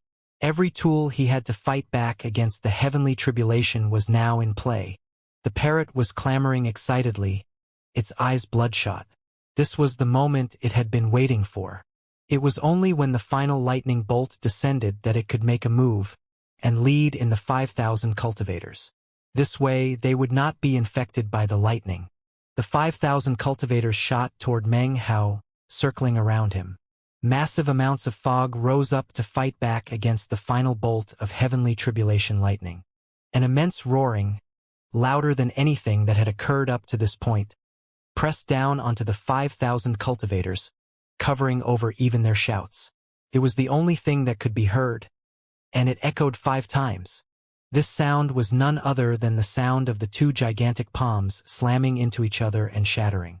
Upon the first echo, the 5,000 cultivators coughed up blood. They were thrown tumbling across the ground in all directions, and the fog dissipated. The white-robed man from the Constellation tribe screamed as he was shredded into pieces, his body and spirit annihilated. Upon the second echo, the sky and land shook. Everything on the surface of the land was transformed into ash and ruins. All the crystalline ground became a huge crater. Upon the third echo, the meat jelly let out a plaintive howl, and the Li clan patriarch teetered on the verge of destruction. Upon the fourth echo, the parrot let out a disconsolate shriek as all of the colorful feathers on its body were shattered. Everything visible was now a world of 5 colors. Upon the fifth echo, Meng Hao saw his demonic heaven-sealing palm slam into the 5-colored palm. It looked as if a massive sealing mark were preparing to seal up the heavenly tribulation. Amidst the roaring, the 2 palms collided. One was of the 5-colored sky. One was from a demonic sealer of the heavens. One wished to destroy. One wished to seal the heavens. The amount of power involved was impossible to describe. In this moment, the heavens were not the heavens, the earth was not the earth, and the demonic was not demonic. The air itself shattered. As the roar filled everything, the 5-colored world suddenly faded into complete blackness. Within the blackness, Meng Hao's eyes shone with faith. He glared up at the black heavens and softly said, "So, you can seal the heavens." With that, an incredible sense of weakness poured out from within his heart. Smiling, he closed his eyes, employing the eyeless larva's ultimate protective ability. Endless amounts of silk shot out, transforming into an enormous cocoon.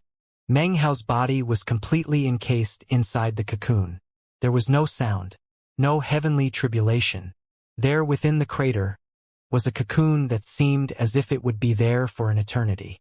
Gradually, the sky regained its color. The 5-colored palm was gone. Meng Hao's demonic sealing palm had transformed into ash. The only thing that remained was that which had formed the nucleus of the palm, the demon-sealing jade. It banged down onto the ground near Meng Hao's cocoon. The pressure exerted by the heavenly tribulation was now gone. The area which the tribulation had descended upon was now completely soundless and motionless. The tribulation had been transcended. The parrot and the meat jelly, as well as the surrounding 5,000 cultivators, all looked weary and listless. They gathered around the cocoon to stand guard for Meng Hao and wait for him to break out.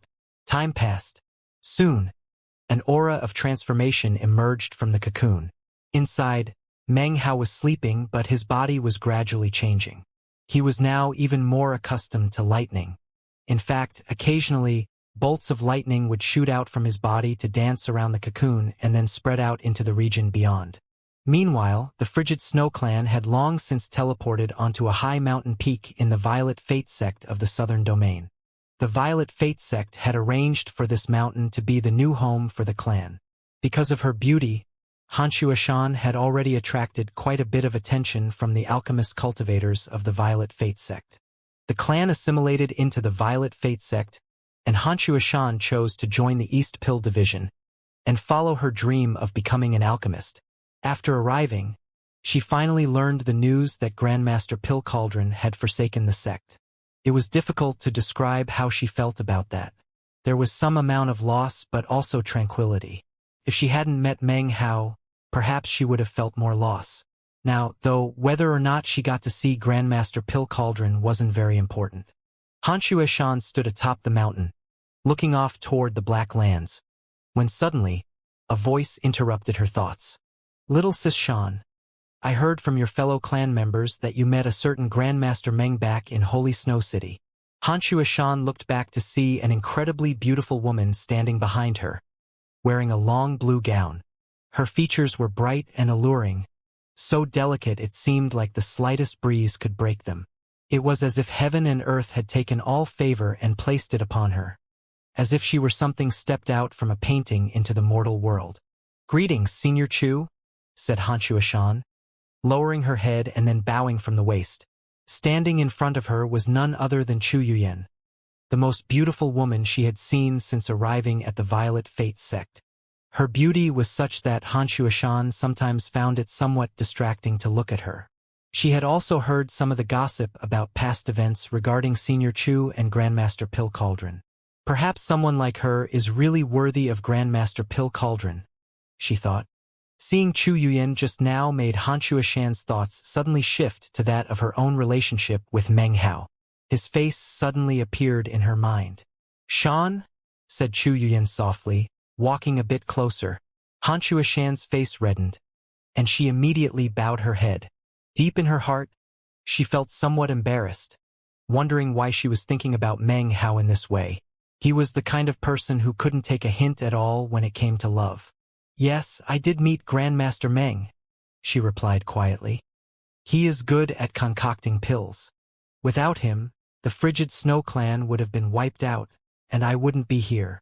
"Is this Grandmaster Meng a Black Lands cultivator?" asked Chu Yuyan, gazing at Xianxia Shan.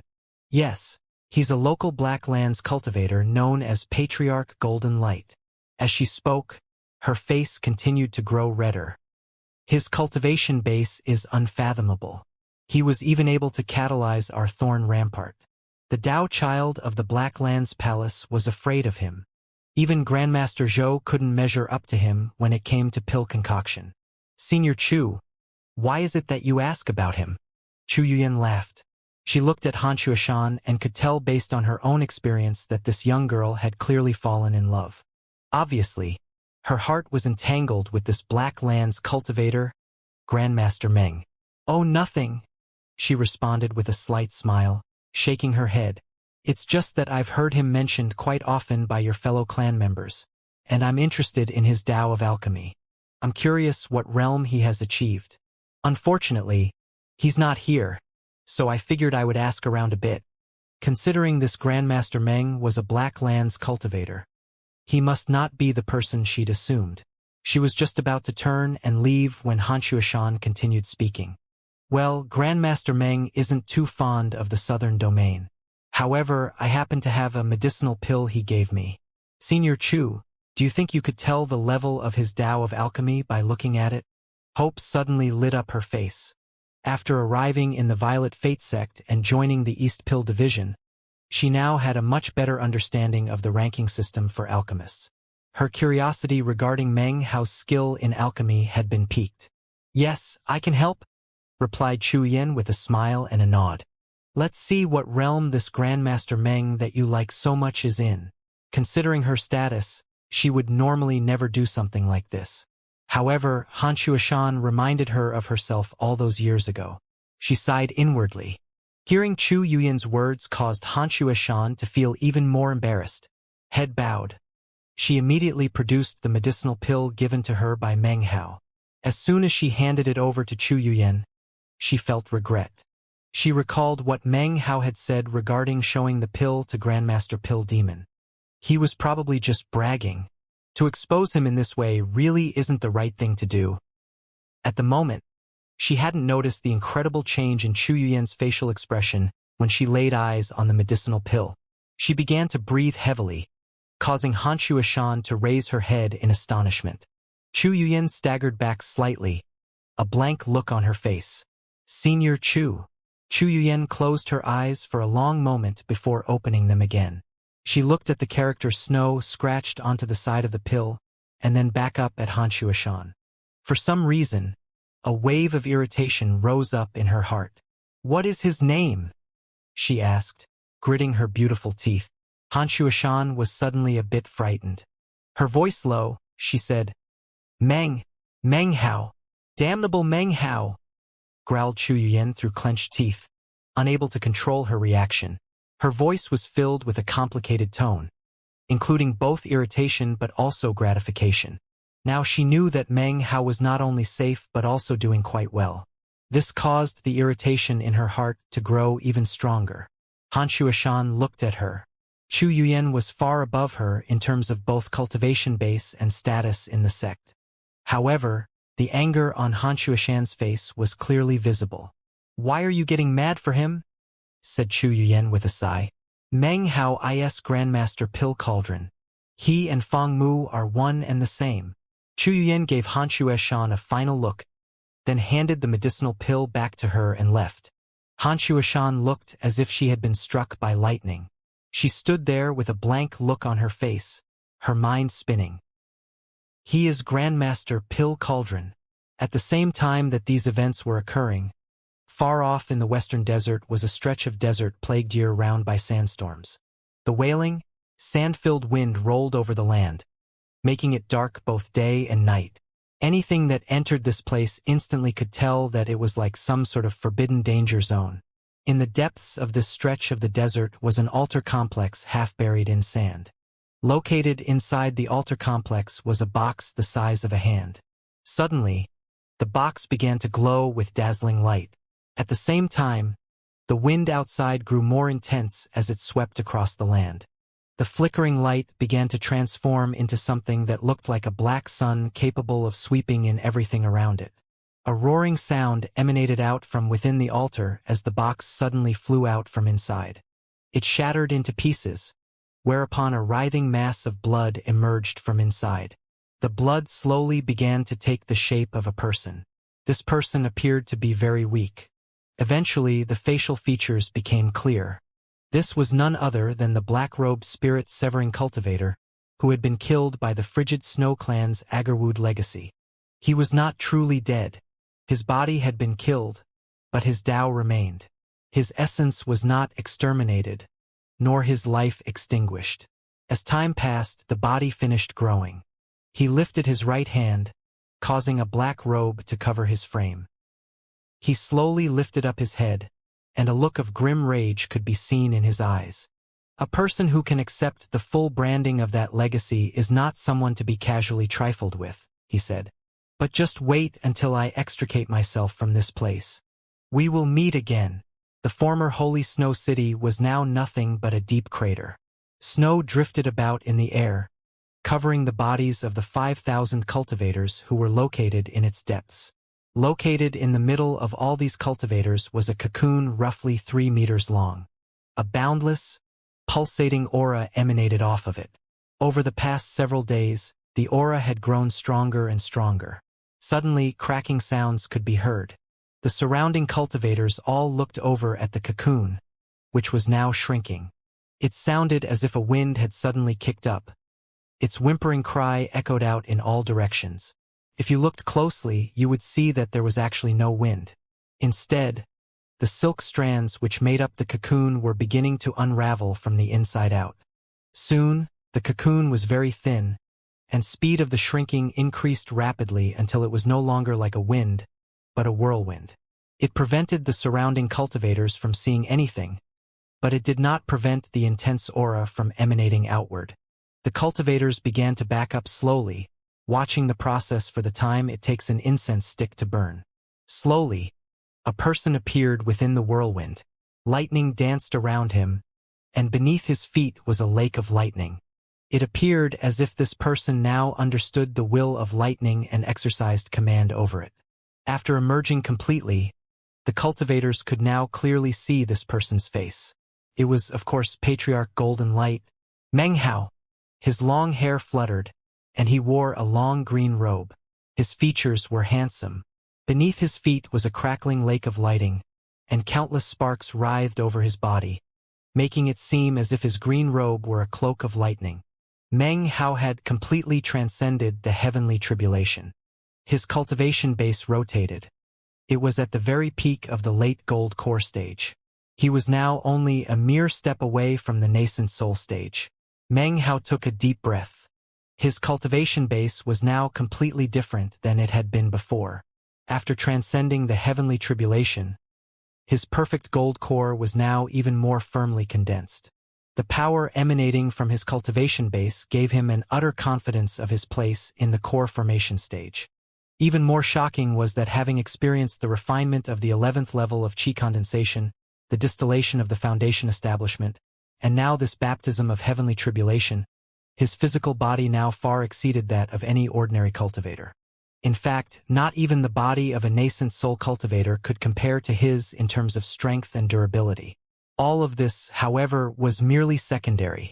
What was most pleasing to Meng Hao was that after experiencing this heavenly tribulation, his body was now much more resistant to lightning, to an astonishing degree.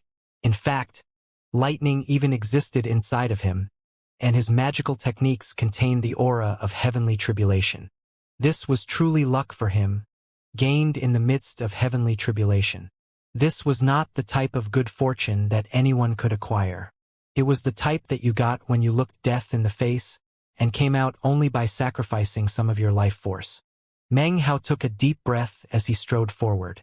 The vortex faded away, and the demon-sealing jade flew up to disappear into his bag of holding. The eyeless larva drifted up and then transformed into a white ring which slipped onto Meng Hao's finger. He rubbed the ring, cognizant of the fact that without the eyeless larva, he would have been incapable of transcending the tribulation. From now on, my path is as boundless as the sea and the sky. With my cultivation base, as long as I'm careful, I can go anywhere.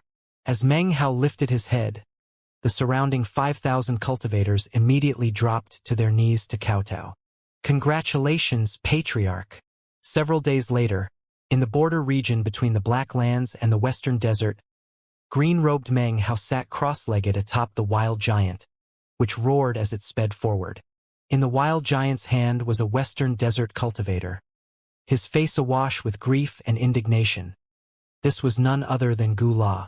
During the collapse of the city, he and the wild giant had been buried inside of the heavenly pit created by the magic of the black-robed cultivator. The magic had disappeared, but the wild giant and Gu La had remained buried within. If Meng Hao hadn't remembered them, he and the wild giant would never again have been able to see the light of day. The parrot was perched on Meng Hao's shoulder. The meat jelly was, once again, attached to its ankle in the form of a bell. The parrot's face was as wildly arrogant as ever. It proudly looked up into the sky, occasionally sighing with emotion and regret. What it regretted was that Meng Hao had left the 5,000 cultivators of the Church of the Golden Light back in the Black Lands, in the former Dongluo city. Wrapped around the wild giant was a vine. The vine was somewhat listless, and thorns would occasionally protrude from its surface and then sink back in. According to his previous idea, Meng Hao had the vine consume the thorn rampart seed he had acquired. Unfortunately, that made it temporarily impossible to control. At the moment, it seemed to be on the verge of death. It would definitely need some time to recover and completely absorb the abilities of the thorn rampart. The Black Lands is in complete chaos, he said softly. He had been sitting perched on the wild giant for several days now as they traveled through the Black Lands. He had made quite a few inquiries, and now knew that after the fall of Holy Snow City, the only remaining city in the former United Nine had finally capitulated and joined the Black Lands Palace. After a few days of hesitation, Meng Hao had decided to arrange for the Church of the Golden Light to do the same.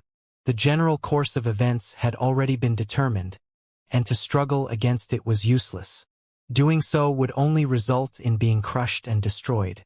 On the surface, it seemed as if the Black Lands Palace had unified the Black Lands.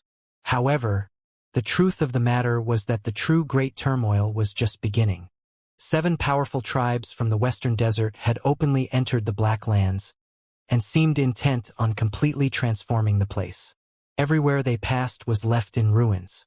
Meng Hao muttered to himself, and his facial expression flickered as he looked off into the distance. He immediately sent out his will, causing the wild giant to stop moving. In the blink of an eye, it began to glow with a yellowish-brown light as it transformed into what looked like a hill. This shape-changing art was a natural ability of wild giants. Even a nascent soul cultivator would have to spend some effort to identify it now. After enough time passed for half an incense stick to burn, piercing cries could be heard from off in the distance. A patch of black clouds soared through the sky, in the middle of which were several condors. Their eyes were red, and they emitted a putrid odor. They were surrounded by a mist of decay as they flew through the air. Down below, a veritable sea of beasts caused the ground to shake as they ran along. Behind the sea of beasts sped several thousand western desert cultivators. A huge banner whipped about in the air above. The banner was emblazoned with the mark of their tribe, an image of a skull, pale white and emanating an aura of death. This was one of the western desert tribes which was invading the Black Lands. After the tribe disappeared off into the distance, the hill shape began to slowly transform back into the wild giant and Meng Hao. Meng Hao looked off toward the horizon and frowned. That's the fourth tribe so far, he thought. This was indeed the fourth tribe he had encountered in the recent days. Is it because the Black Lands is part of the Western Desert, and that's why tribes are coming to occupy the area? Meng Hao's frown deepened. Something didn't seem right about the whole thing. The passing members of the tribe had looks of relief on their faces, which made Meng Hao question the situation even more. Well, it doesn't really matter if there's something fishy with these Western Desert tribes. At the moment, I can't go back to the southern domain, and the Black Lands is simply too small and in too much chaos. It's not suitable for cultivation right now. The only place I can go to for the moment is the Western Desert. He lifted up his head and looked off in that direction. The Western Desert. That's my destination. Having declined the offer made by the Frigid Snow Clan, Meng Hao was now convinced of where he should go next. Only in the Western Desert would he be able to continue his research into totems and finalize his theory regarding the 5 elements. He would use pill concocting techniques to concoct his own 5-colored nascent soul. No one had ever gone down such a path before. Metal, wood, water, fire, earth. I need 5 totems, 1 for each of the 5 elements. That will be the foundation, just like the medicinal plants you need to prepare before concocting a medicinal pill. Unfortunately, the difference between Western Desert and Southern Domain cultivation is too obvious. They use the power of totems, the resulting aura of which is completely different. One glance, and they will recognize me. Ponderous look appeared in Meng Hao's eyes. Some of the most important aspects of Western Desert cultivation would be very difficult for a Southern Domain cultivator to uncover. If he wanted to research totems, the best way would be to infiltrate the Western Desert under the guise of a Western Desert cultivator. He consulted with the meat jelly about this, but after helping him transcend the tribulation, it was completely worn out. According to its explanation, it needed to rest for some time before it could provide any more assistance to the wicked and immoral Meng Hao. Meng Hao even played his trump card and mentioned 3 bullies, which caused the meat jelly to tremble with excitement. However, tears also covered its face, as if it had seen some precious treasure, only to have it taken away. Meng Hao sat there silently as the wild giant proceeded forward. However, a moment later, his eyes suddenly glittered and filled with determination. It seems that I really do need to work with Xianxia after all. He said before that he had a way around this aura problem. If he really has been working on this matter for years, then presumably he is trustworthy. His eyes flashed and filled with determination. With my current cultivation base, along with the Bloodburst Flash and the Lotus Sword formation, there is some distance between myself and the early nascent soul stage. However, if an early nascent soul stage cultivator wanted to kill me, it wouldn't be an easy task. If you add in the blood-colored mask, then I can definitely battle the early nascent soul stage. He produced yen songs with slip and transmitted some spiritual sense into it. After that, he patted the wild giant on the head. It roared and then changed directions according to Meng Hao's instructions. Several days later, in the border region between the Black Lands and the Western Desert is a region with endless mountain chains. In the middle of a dense forest was a stream with flowing waters that let off a silver glow. During the nighttime, this glow was particularly conspicuous to anyone who was able to use a particular method of rotating the cultivation base. Currently, Yen Song sat next to the little stream, smiling at the 2 middle-aged men in front of him. Both men had cultivation bases at the early nascent soul stage. One wore a long blue robe, the other a black gown. Along with Xianxia, they formed a triangle as they all sat there cross-legged. Fellow Taoist Yen, when will we begin? No need to be anxious, fellow Taoist Wang. There are still 2 other fellow Taoists en route. Based on my calculations, they should be here within 2 days. When they arrive, we can begin. 2 fellow Taoist Yen, said the black-robed cultivator in a cool voice. You should consider this matter carefully. Every additional person will indeed increase the chances of success, but will also mean dividing the rewards even more. Fellow Taoist Mo Li, don't worry, said Xianxia with a smile. I've thoroughly researched our destination. I'm absolutely certain that the spirit-severing pill can be split between 5 people. I truly hope you are telling the truth, fellow Taoist Yen, said the cultivator in the blue robe, the one named Wang. He laughed, but the threat in his words was clear. Xianxia also laughed. His voice cool, he replied, fellow Taoist Wang, you saw the wood slip with your own eyes, and can make your own decisions. If you don't trust me, then even if I tried to convince you, you wouldn't stay. The Wang cultivator gave a cold harumph, but didn't say anything in response. The moon soon appeared, causing the 3 people to look up. Suddenly, off in the distance, a prismatic beam of light could be seen streaking through the darkness. Moments later, an old man appeared next to the 3 cultivators. This man's cultivation base was at the early nascent soul stage, and clearly at the peak, placing him above Xianxia and the others. Patriarch Transmutation, Li Tian, said the Wang cultivator, his eyes narrowing. A serious expression filled his eyes. The black-robed cultivator next to him, the one surnamed Mo, also had a grave look on his face as he narrowed his eyes. The old man Li Tian calmly glanced over the 2 of them and then smiled. It was a sinister smile, filled with coldness. So fellow Taoist Wang and fellow Taoist Li are here. When we last parted years ago, the both of you were already so intimate. Now it seems you've gotten even closer? When will I be able to toast you at your wedding feast? His voice was grating, and his eyes radiated condescension. When they heard his words, the 2 men's faces didn't change in the slightest. It seemed they were used to the man speaking in such a fashion. You have always paled in comparison to us, fellow Taoist Li, responded the cultivator named Wang. Throughout your years of cultivation, it's hard to say how many female disciples from various sects you've ruined. You don't even dare to step half a foot into the southern domain nowadays. You're like a stray dog, constantly on the run. I guess you must enjoy that type of life, fellow Taoist Li. He feared Li Tian in his heart, but his words were incisive nonetheless. Li Tian's eyes glittered with coldness. He gave a gruff laugh but said nothing more. Seeing that the 3 of them would speak no more, Xianxia cleared his throat. Fellow Taoist Li is a trustworthy person, he said with a laugh, clasping hands. On this journey into the western desert, all fellow Taoists must work together.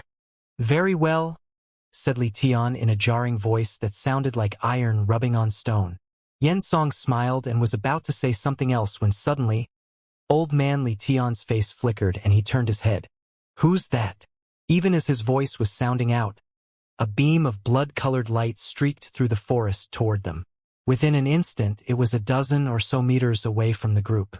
The appearance of this newcomer was too sudden.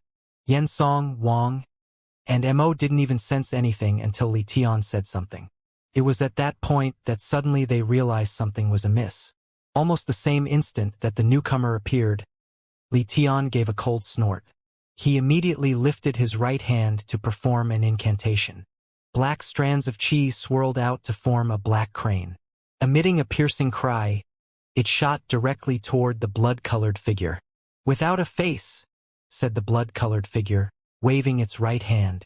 Instantly, an enormous face appeared. The face was indistinct but emanated shocking power.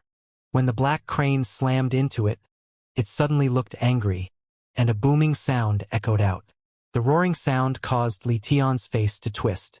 Coldness still radiated out of his eyes, but now, within that coldness existed fear. The blood-colored figure retreated a few paces and nonchalantly flicked a sleeve. The image of this person underneath the moonlight was instantly etched into the memories of all present. The mask had 2 eye holes but no other features. Even the eyes themselves were bright red. However, they were not filled with madness, but rather ruthless coldness.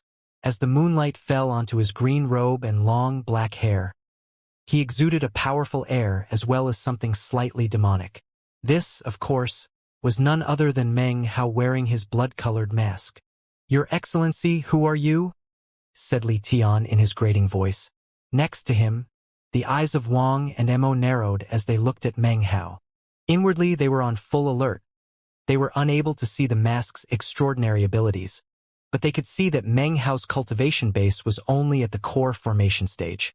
In contrast, the attack just now, while seemingly rather casual, had actually displayed ripples of power comparable to the nascent soul stage. Therefore, everyone here was suddenly somewhat hesitant regarding Meng Hao's cultivation base. Yen Song's eyes flickered as he looked at him. There was something familiar about Meng Hao that caused shock to well up within his heart. "Fellow Taoist Yen invited me here," Meng Hao said coolly. "Is this how you receive guests?" Behind him, the wild giant slowly approached through the forest. As for Gula, Meng Hao had rendered him unconscious earlier. The matter at hand was not something for his ears. The wild giant was enormous, but nothing that the nascent soul cultivators would care a whit about. Yen Song's eyes flickered with understanding as he recognized Meng Hao's voice. "Fellow Taoist Meng," he said. He took a deep breath. Deep inside, he suddenly realized that Meng Hao was much more mysterious than he had realized. His previous appraisal was that Meng Hao was of the core formation stage and a grandmaster of the Tao of alchemy. But the scene from just now could not possibly have left him unmoved. Just what secrets is he hiding? Thought Yen Song, realizing that there was much about Meng Hao that he didn't know. Suddenly, he let out a loud laugh and then clasped hands and said, "I didn't realize it was you, fellow Taoist Meng.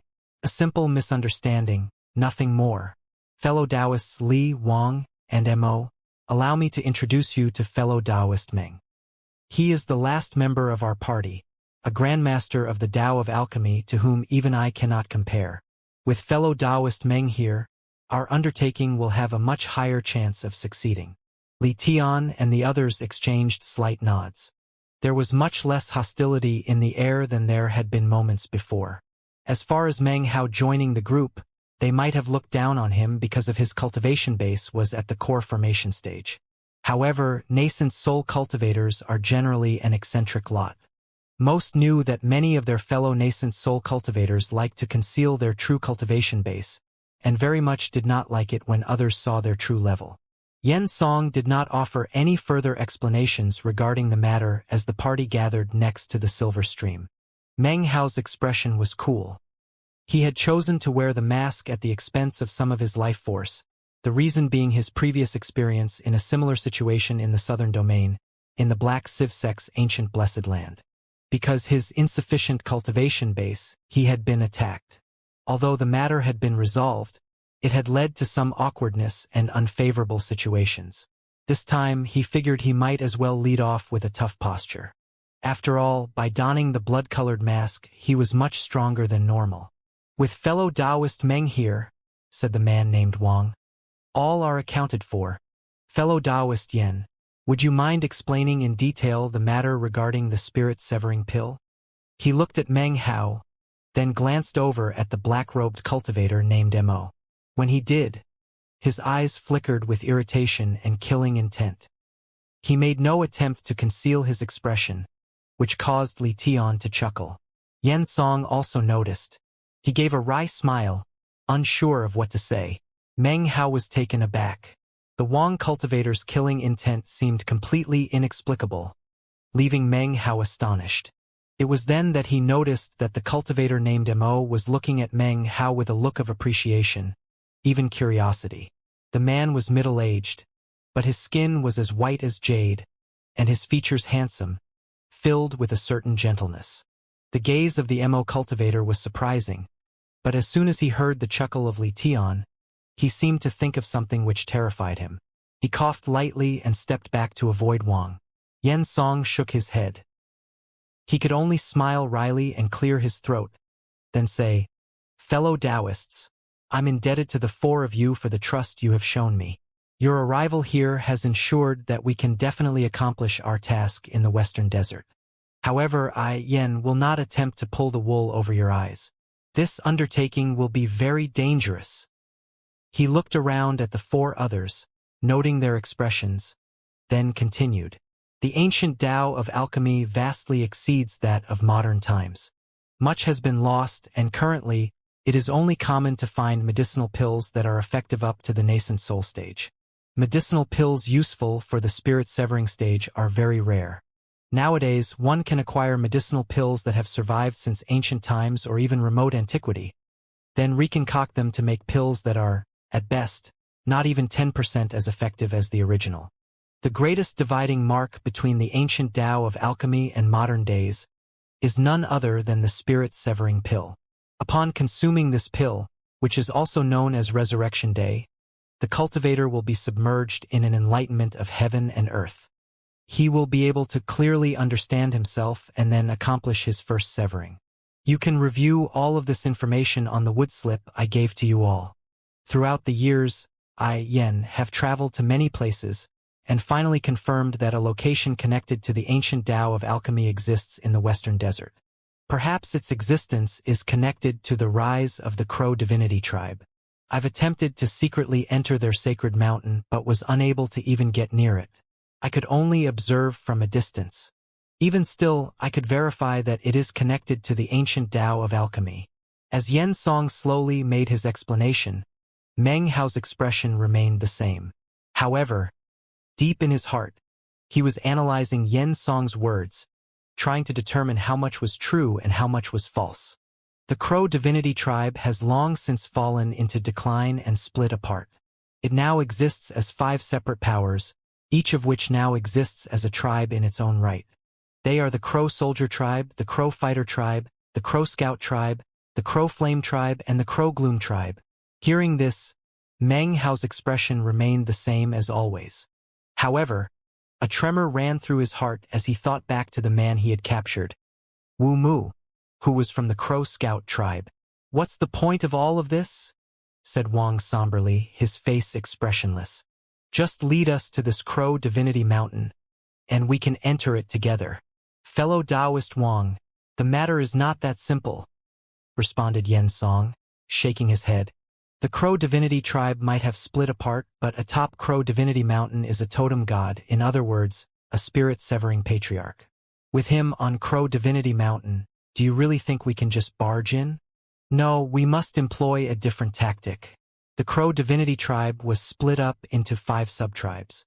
Every so often, according to a predetermined schedule, the 5 tribes will enter their sacred mountain to pay obeisances to their ancestors and to acquire totemic power. That is the only way to openly enter Crow divinity mountain. Therefore, our job is to infiltrate the tribes and then make names for ourselves. We must gain their trust by joining their tribes as vassals, and then acquire the right to enter Crow divinity mountain. After we get into the mountain, we will reassemble and work together to acquire the pill of the ancient Tao of alchemy." Yen Song's eyes shone with a bright light. Clearly, he had been working on this plan for a long time in order to assure that it would go off smoothly. Meng Hao's eyes narrowed and Li Tian appeared to be lost in thought. Wang and Mo exchanged a glance. Both seemed to approve of the plan. Yen Song looked around at the ground and then laughed. "As for how to make a name and gain their trust, I'm sure all of you fellow Taoists will have your own ways to do that. How do we resolve the problem of our auras?" asked Meng Hao. "For that matter, we will have to prevail upon fellow Taoist Li. He has resided in the Western Desert for 100 years, and all the way until now, no one has ever been able to determine which tribe he is in, nor what he looks like. Clearly, he is quite skilled in this regard." With that, Yen Song clasped hands and bowed to Li Tian. "Absolutely no problem," said Li Tian coolly. "Before coming here today, I used a secret art to create 5 rare treasures. These objects can alter your aura and conceal your cultivation base for 3 years. Using this object will also enable you to manifest a totem tattoo that completely resembles that of Western desert cultivators. However, I will not blithely dole out such treasures. Xianxia, you are the leader of our party, so I will offer one to you with no questions asked.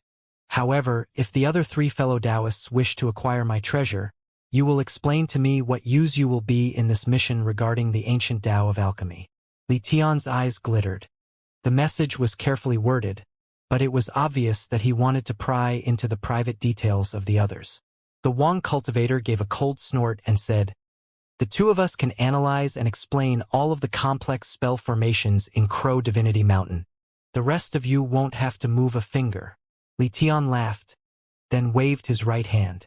3 beams of white light shot out toward, 2 of them landing into the hands of Wang and Mo, the other flying to hover in front of Xianxia. "What about you, fellow Taoist Meng?" asked Li Tian, looking over at Meng Hao. All of the people present feared Meng Hao. His casual attack earlier had clearly impressed dread upon their hearts. "I am a master of all Taoists of alchemy," said Meng Hao, his expression placid. His words caused Li Tian's pupils to constrict. Wang and Mo suddenly looked very serious. Xianxia smiled wordlessly. After a long moment passed, Li Tian waved his sleeve, sending a white light shooting toward Meng Hao. "As for how to use the item, you all can figure it out on your own." "Very well," said Xianxia. "Since we are all in agreement, we should now make our way toward the 5 tribes. I will go to the Crow Flame tribe." "I choose the Crow Soldier tribe," said Wang. "The Crow Scout tribe," said Meng Hao, his expression the same as always, not revealing even an ounce of anything. "Then I shall select the Crow Fighter tribe," said Li Tian. That left the Crow Gloom tribe for Mo. The assignments having been made, Xianxia produced an 8-sided feng shui compass, which he placed onto the ground. The glow of teleportation magic immediately rose up. "After entering the 5 tribes, we will keep any communication to a minimum," he said. "We will reassemble in Crow Divinity Mountain, using the wood slips to communicate." He next produced jade slips which he handed over to the others. Here is a detailed introduction of the 5 tribes and the Western Desert. Incidentally, all 5 of the tribes are currently recruiting large numbers of vassals. Infiltrating them should pose no difficulty. With that, he stepped into the teleportation spell and disappeared. Wang and Mo followed in succession. Meng Hao's eyes flickered as he carefully examined the teleportation spell. After hesitating for a moment, he summoned the wild giant, who was still holding Gula in hand. He then entered the spell under the watchful eyes of Li Tian. Colors blossomed in Meng Hao's eyes as he was teleported away. He felt as if his body were being pulled apart, as if he were suddenly adrift in time. He wasn't sure how much time passed before a buzzing sound filled his head. He felt like he was being torn into pieces. Then, everything went back to normal. He reappeared in a stretch of barren, greenish mountains. There was no one around, only silence. It was late at night, and as soon as Meng Hao emerged from the teleportation, his body flashed and he was gone. He reappeared atop a tree off in the distance, whereupon he examined his surroundings. The wild giant and Gula were nowhere to be seen, which caused Meng Hao to frown. Muttering to itself, the parrot burrowed out from within Meng Hao's robe. It flapped its wings and sniffed about, whereupon an intoxicated expression appeared on its face. "There is an ancient aura here. Ah, Lord Fifth likes this place. I suddenly feel like reciting some poetry." "You wicked, immoral, shameless bird. You think you're gonna recite poetry? More like recite crap." Of course, the meat jelly bell wouldn't miss out on any opportunity to attack the parrot. Continued to jabber on loudly. Meng Hao swept the area with spiritual sense. After confirming that there was nothing dangerous nearby, he removed the blood-colored mask and took out the jade slip given to him by Xianxia. After looking at it closely, he found that it contained a map, as well as short introductions of the 5 Crow divinity tribes. Meng Hao examined the map, then looked up and off into the distance. Some slight inconsistencies, but nothing too great. They seem intentional. It seems Xianxia doesn't trust everyone that much after all. Meng Hao laughed coldly, then produced the glowing ball of light from Li Tian. He examined it closely with several different methods before finally interrupting the parrot and meat jelly and asking their opinion. That was the best method to get information regarding the thing. The parrot slapped its chest and then spit out a multicolored glob of light which it examined before waving it away. No problem. Don't worry. When Lord Fifth takes action, 1 Lord Fifth is equivalent to 2. 2 of you, said the meat jelly complacently. You have the skill to split into 2? Humph. You should really say, when Lord Third takes action, 1 Lord Third is equivalent to 3. Its body suddenly made a popping sound as it transformed into 3 bells, all attached to the parrot's foot. The parrot's eyes narrowed with disdain. You know, the reason I'm called Lord Fifth is an allusion to the fact that I'm a parrot. Do you know what parrots are, huh? The last character in the word parrot is the same pronunciation as fifth.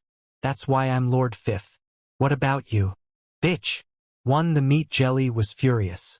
Truly felt as if it were being discriminated against. All 3 bells simultaneously let out furious shrieks. I'm called Lord Third, and that's an illusion too, because I can count to 3. That's why I'm Lord Third. So what? You have a problem with that? In this instance, the meat jelly really did seem to be quite bold and confident in its conviction, leading to a rare occurrence. The parrot gaped. Meng Hao cleared his throat and ignored his clownish companions. He looked back at the ball of light in his hand and thought for a while. Next, he glanced at the ring on the finger of his right hand, which was, of course, the transformed eyeless larva. He quickly took it off and transformed it back into the eyeless larva, which he then combined with the glowing light. The eyeless larva gradually disappeared. The glowing light transformed. Moments later it was a totem, within which was the eyeless larva. Meng Hao scanned it with spiritual sense, and after confirming that nothing was suppressing the eyeless larva, he lifted up his right hand and pressed it down onto the totem, which then covered the back of his right hand. It slowly sank into his skin, after which a totem tattoo appeared. As soon as the totem tattoo appeared, Meng Hao could sense his aura rapidly changing.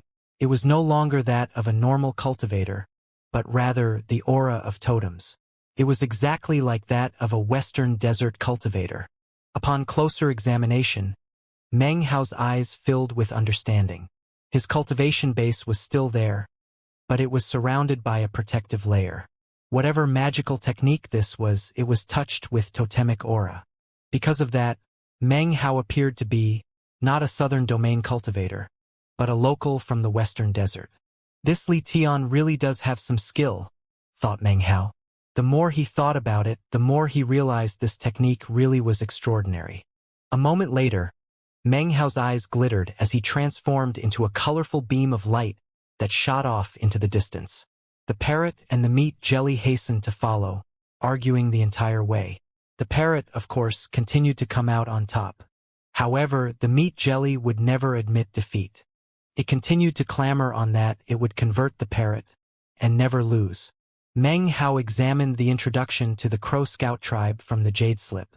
There wasn't much to it. The Crow Scout tribe is not the most inferior of the 5 tribes that originated in the Crow Divinity tribe, he mused. However, they are not that particularly amazing. At best, they rank in at second from the bottom. Considering such a situation, it was unavoidable for hidden struggles to break out between the various tribes. Obviously, some of the larger tribes wish to restore the former glory of the Crow Divinity tribe. As such, there are internal struggles as the various tribes attempted to swallow up the others. Such internal power struggles are often at times more brutal and bloody than the wars on the outside. This particular tribe focuses on wood-type totems and is proficient in concealing arts. So Wu Mu really was a member of this tribe. Meng Hao took a deep breath, and his eyes filled with anticipation. One of the primary reasons he had selected the Crow Scout tribe was because of Wu Mu's wood-type totems. Wood-type totems are a good fit for me. If I can acquire a wood-type totem here, then I will have taken my first step on the path to the 5-colored nascent soul. Meng Hao increased his speed as he shot off into the distance. As he did, he slowly pushed down his cultivation base until it reached the mid-foundation establishment stage. This was the most appropriate level to use to enter the tribe. As a vassal, it wouldn't be good to have too high of a cultivation base. Contrariwise, with too low of a cultivation base, he would be looked down upon, and it would be difficult to be accepted. At dawn, the first rays of light spread out across the land to push back the darkness. Night transformed into the warmth of day. The vegetation swayed in the wind, within which could be detected a fragrant aroma. The Crow Scout tribe was located in a basin below a mountain. The basin wasn't very large, but was big enough to house roughly 1,000 members of the tribe. Smoke curled up into the air from the houses below. The sound of children playing could be heard in the peaceful morning air. At first glance, it looked less like a tribe and more like a village. There were no walls surrounding it, only some vines clumped together. However, the vines, though they seemed ordinary, were actually enough to entangle even someone of the core formation stage who tried to break through them. At the very center of the tribe was an enormous statue of a tree. The tree was covered with countless leaves, each one of which glittered with magical symbols. Some had red strings tied around them, upon which were hung small bells and bottles. When the wind blew, the tree wouldn't move, but the bells and bottles would clink out a melodious song. Stone stairs could be seen snaking around the mountain located behind the basin. Apparently there was another area behind it which also belonged to the Crow Scout tribe. In front of the main gate was a pillar of light that shot up toward the heavens. Even from a distance, it was possible to see that countless leaves swirled about within the light. A powerful pressure also emanated out from within. Sitting cross-legged below the pillar of light was Wuxia. Every year around this time was a 10-day period in which the tribe recruited vassals. Local rogue cultivators, or even travelers from further distances, could choose to join the tribe. All of them had their various reasons for doing so. As far as vassals were concerned, the Crow Scout tribe had never been very keen on accepting them. However, in the past 3 years, they had expended quite a bit of resources in that regard, and had even issued special instructions regarding recruitment. Wuxia wasn't quite sure the reason for this. It's really not necessary, he thought with a sigh. Unless there's a war going on, what's the point in recruiting so many vassals? Every time he laid eyes on the 10 or more new vassals who had joined the tribe in recent years, he felt a bit irritated. That was especially the case because quite a few of the women in the tribe seemed very interested in the vassals. Wuxia really didn't like that. Even as Wuxia was stewing in his discontent, he saw a beam of light approaching through the sunlight. As it whistled through the air, he saw a young man within, handsome, wearing a green robe and a bright smile. "Hello, fellow Taoist. Is this the Crow Scout tribe?" Wuxia blinked as he glanced over the handsome young man. In his heart, he felt disdain. Western desert cultivators were usually tall, but not always. There were many who closely resembled cultivators from the southern domain. From the aesthetic point of view of the western desert, such cultivators were not the type that women preferred. Therefore, although Meng Hao had pleasing features, there was nothing about him that Wuxia found particularly threatening. Wuxia liked this type of vassal. What he hated were the ones who were taller than himself. He rose to his feet, revealing his tall and sturdy frame. He had 2 totem tattoos. One was of a leaf, the other a vine. He emanated the cultivation base aura of the late Foundation establishment stage. "That's right," he said. "This is the Crow Scout tribe. Fellow Taoist, do you wish to become a vassal of the Crow Scout tribe? Our legacies stretch back long into the past. We are descendants of the Crow Divinity tribe, which was one of the 4 most respected tribes in the Western Desert. There is no other tribe which contains the resources of the Crow Scout tribe. True, the Crow Divinity tribe split up into several other tribes, but that was because each of those tribes excels in different types of totems. However, none of them can measure up to the Crow Scout tribe." Wuxia slapped his chest, looking very proud to be a member of the Crow Scout tribe. Meng Hao smiled as he looked him over. Then, he turned his head to look at the tribe, especially the tree statue. A look of concentration appeared on his face. Seeing this, Wuxia continued, "Becoming a vassal of the Crow Scout tribe is the best decision you could possibly make, fellow Taoist. As soon as you become a vassal, you'll receive half a spirit crystal. After a half-year probation, if you're approved, you'll become a full vassal with access to Crow Scout tribe totems and techniques. What do you say? There are a lot of benefits, right? Are you interested? Wuhai laughed heartily. The words he'd spoken had been from the heart. It had been many years since the Crow Scout tribe had expended such thought and resources on recruiting vassals. It was just in the last 2 years that the stingy Great Father and the others suddenly got so generous. Meng Hao was a bit taken aback. Before coming here, he had thought about the matter from a variety of angles, and had prepared a whole series of explanations to ensure that he wouldn't blow his cover. Only after doing all of that had he actually come to the Crow Scout tribe. Now, though, it seemed that all of those preparations were pointless. Becoming a vassal of the tribe was so easy that Meng Hao almost couldn't believe it. It seemed all he had to do was nod, and he would become a vassal. It seemed almost too easy. Don't tell me the Crow Scout tribe isn't worried that people might come with ill intent? Thought Meng Hao. A half-year probation, huh? Well, that must be the key. Even still, it seems unbelievable. His first reaction was to hesitate. As far as he was concerned, the matter just seemed too simple, so simple, in fact, that he felt uneasy. This was completely different than what he had experienced in the Southern Domain and the Black Lands. It was almost like the people here were somewhat naive. No way, thought Meng Hao. Aren't the Western Desert cultivators supposed to be cruel and ruthless? I thought that because the land is barren, everything existed in a state of chaos. He really couldn't figure it out. Even as he hesitated, he suddenly saw a streak of light off in the distance. It transformed into a middle-aged man who wore a haughty expression. He was tall and strapping, and after landing, he immediately expressed his desire to become a vassal. Wuhai seemed to have some apprehensions, but nonetheless, he handed the man a command medallion and then let him enter. Seeing this happen caused even more disbelief to fill Meng Hao's heart. Seeing Meng Hao continuing to hesitate, Wuhai laughed and then said, "Fellow Taoist, you still haven't made up your mind? Come, join the Crow Scout tribe. Glory awaits you. Considering the level of my cultivation base, what exactly will I have to do if I become a Crow Scout tribe vassal?" asked Meng Hao, hesitation visible in his eyes. "Fellow Taoist, your cultivation base is excellent. Generally speaking, vassals of the Crow Scout tribe have 2 options during their probationary period. The first is to become a battle cultivator and join the vassal corps.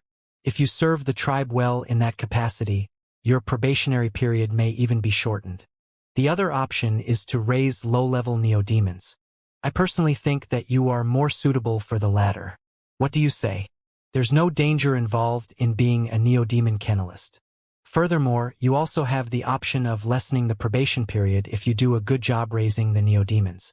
Besides, after officially becoming adults, all members of the tribe need neodemons, and will likely come to you for help. "Brother," he said loudly, slapping his chest. "Listen to Wuhai, and you can't go wrong." An imperceptible flicker passed through Meng Hao's eyes when he heard the word neodemon. He suddenly thought of the beasts and dragoners he had seen back in Holy Snow City. After a moment's thought, he also recalled something from the Jade Slip with the introductions to the various tribes. In the Western Desert, the strength of a tribe was determined by 3 factors. The first was its manpower, the second was the number of neodemons it possessed, and the third was the level of cultivation base of its powerful experts. Weakness in any of these areas would directly affect the overall power of the tribe. It also revealed the importance of neodemons in the Western Desert. After considering these points, Meng Hao made his decision. Regardless of how unbelievably easy it was to become a Crow Scout tribe vassal, and even if there was some hidden secret lying therein, he was here. He had no real reason not to proceed. Just as he was about to nod in agreement, a tremor ran through his mind and he looked up into the sky. Simultaneously, 4 prismatic beams of light could be seen whistling toward them through the air. Inside were 4 Western Desert cultivators who were all glaring at each other coldly, but were flying together nonetheless. Wuhai also saw the 4 beams of light, and his expression suddenly changed. His voice urgent, he said to Meng Hao, "What do you say, bro? You need to decide quickly whether or not you want to join the Crow Scout tribe. Before he could even finish speaking, the 4 beams of light had arrived. There's no need to answer so quickly, fellow Taoist. The Crow Soldier tribe is the best decision for you. Nonsense. The Crow Gloom tribe is the most powerful. Shut up, you two. The Crow Fighter tribe is the true successor of the Crow Divinity tribe.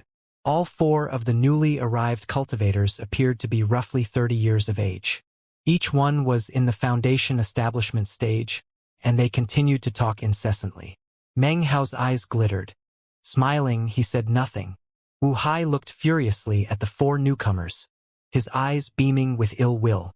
Hey, do you want to start a great war of the Crow Divinity today? He said, taking a step forward and emanating power from his cultivation base. The 4 newcomers laughed as they approached. Don't blame me. The Crow Fighter tribe found me first, and then we went around to the other tribes. After making a big circle, we came around here. Wu Hai was furious, but there was nothing he could do.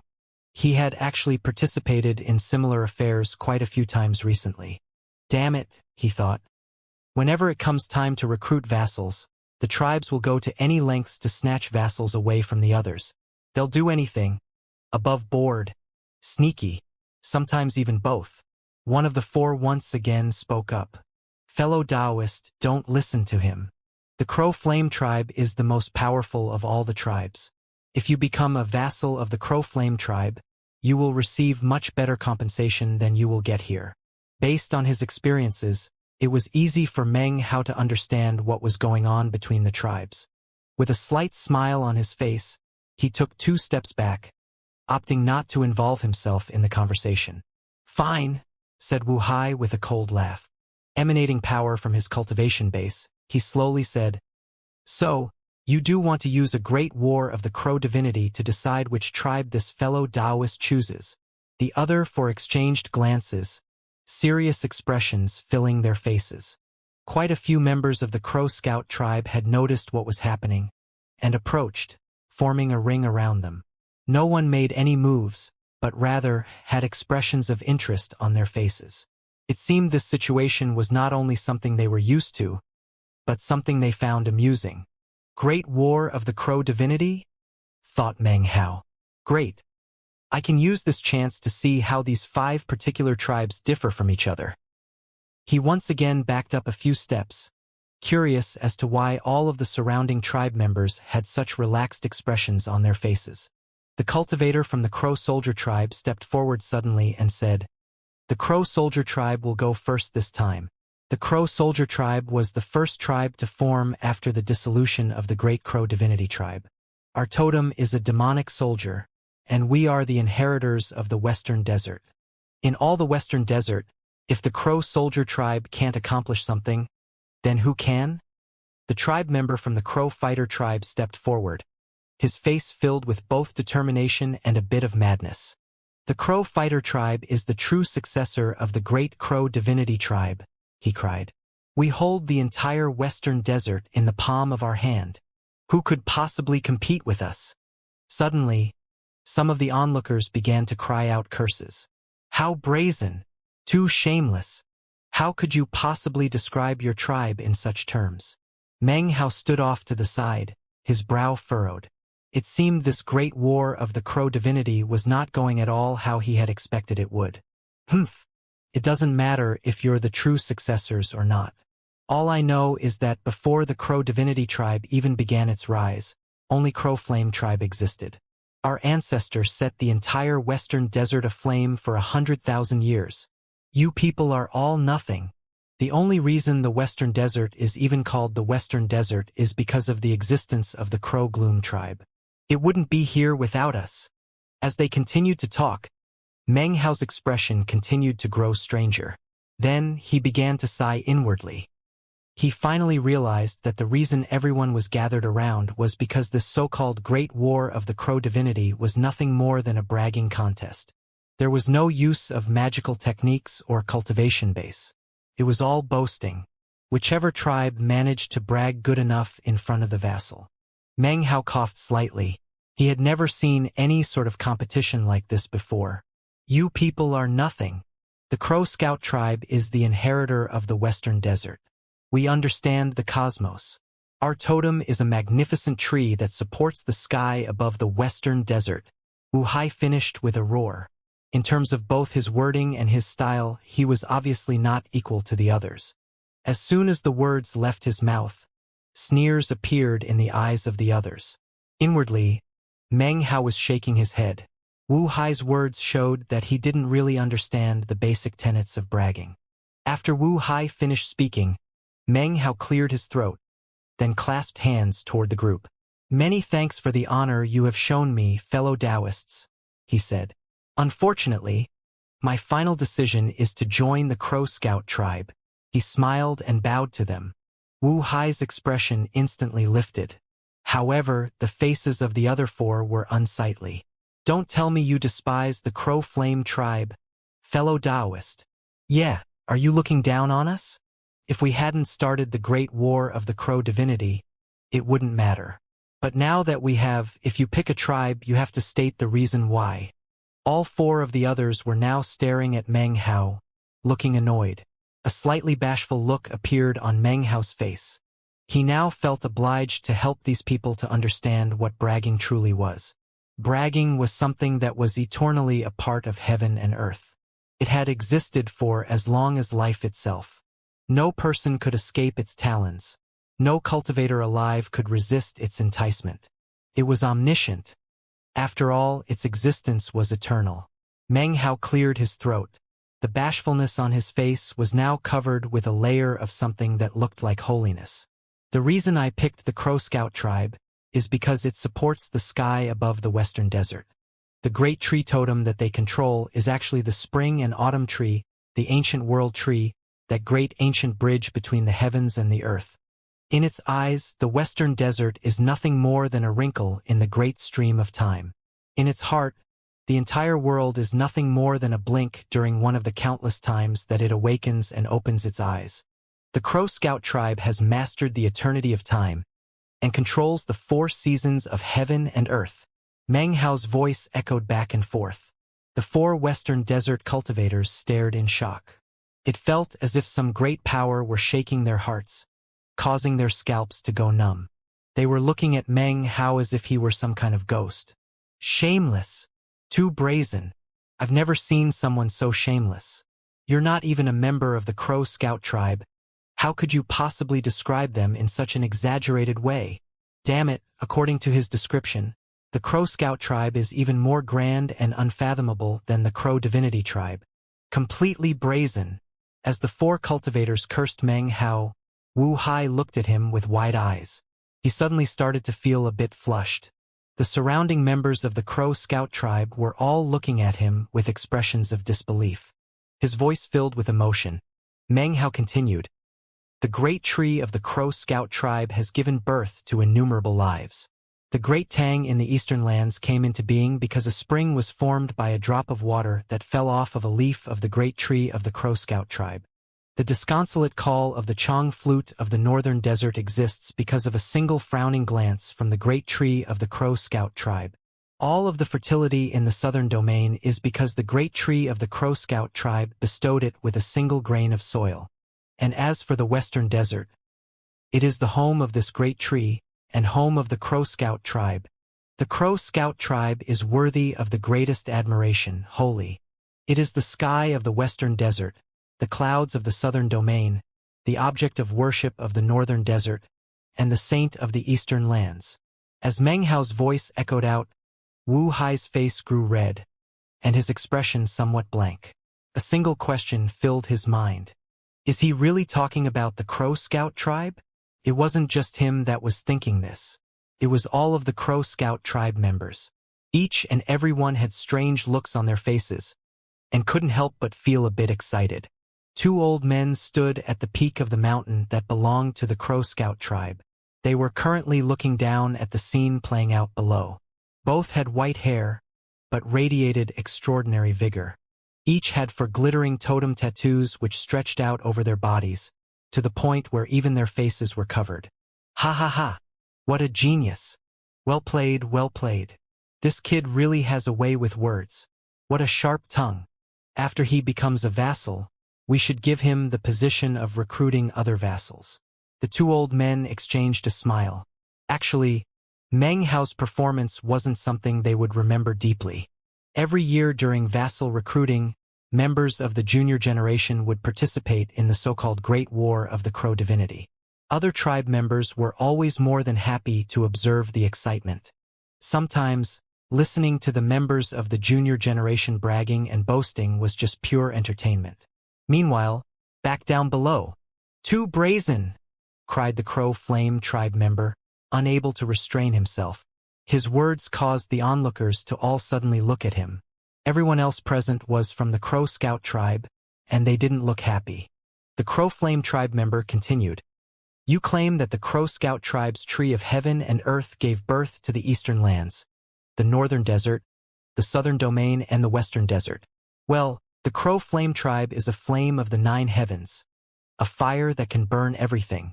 It could turn all the lands into rubble, and transform all living things into ash."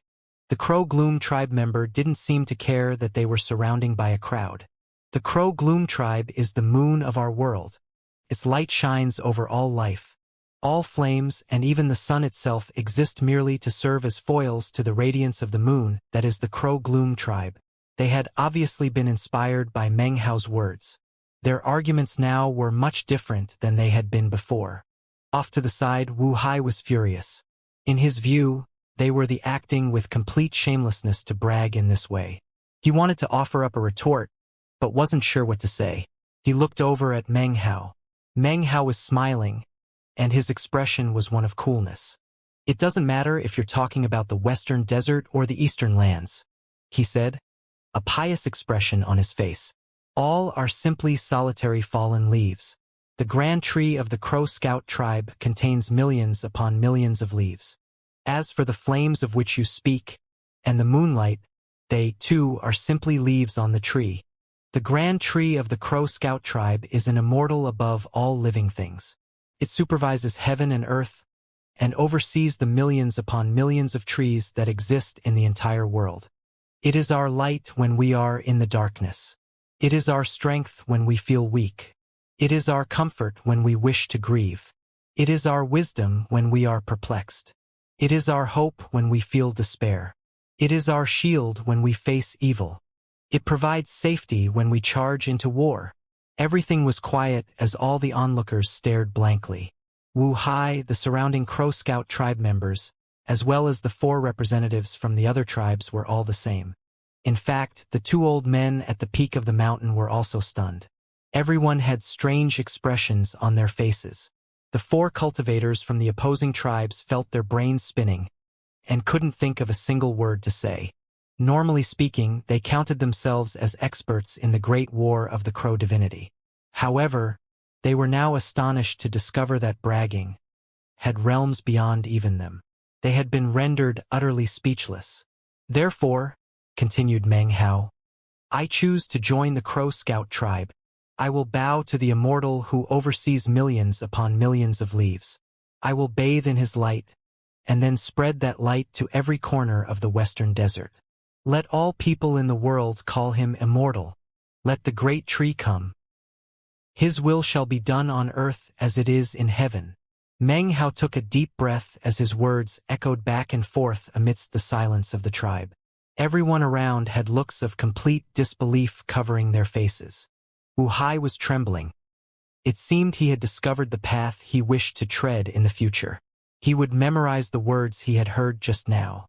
From now on, whenever he participated in the Great War of the Crow Divinity, he would be invincible. No one would be his match. He could even look down on the Crow Divinity. His expression filled with piety.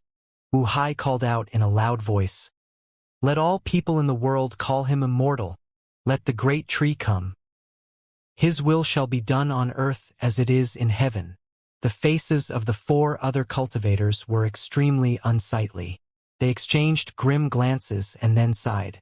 With final hateful looks at Meng Hao and Wu Hai, they turned, transforming into colorful beams of light that shot off into the distance.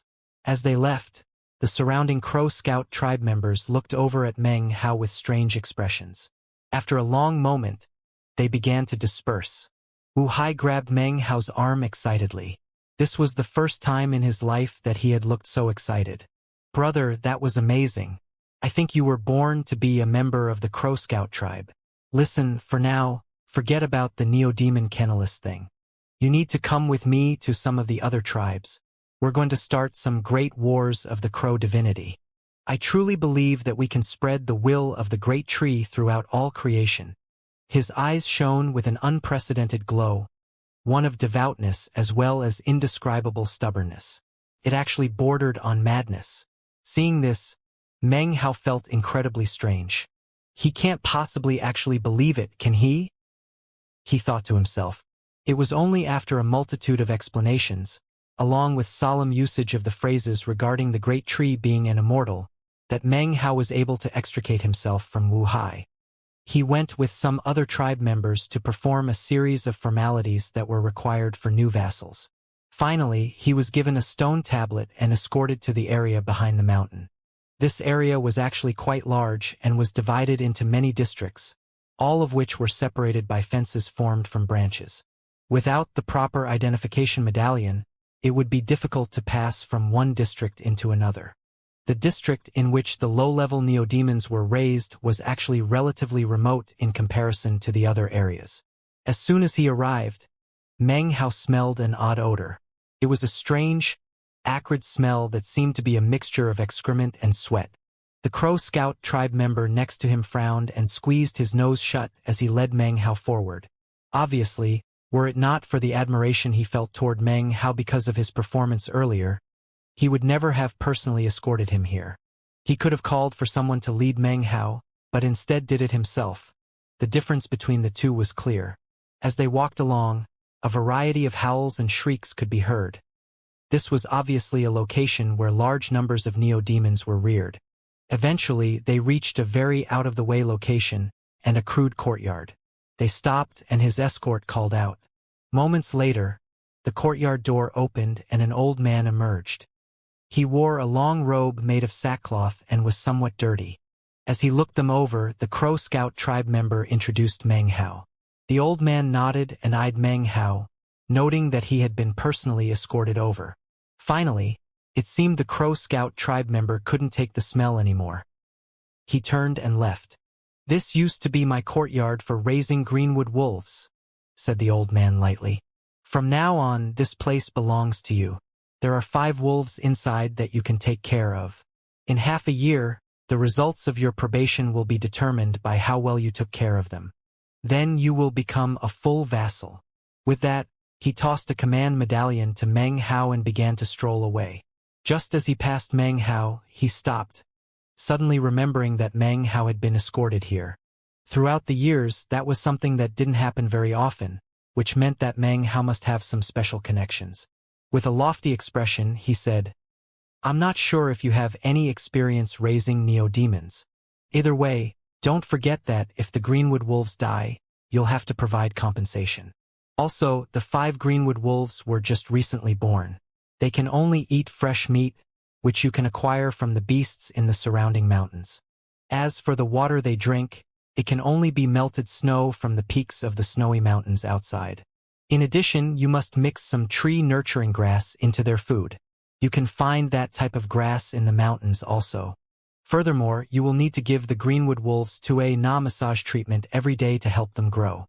Finally, you are responsible for making sure they maintain their ferocity and don't become too domesticated."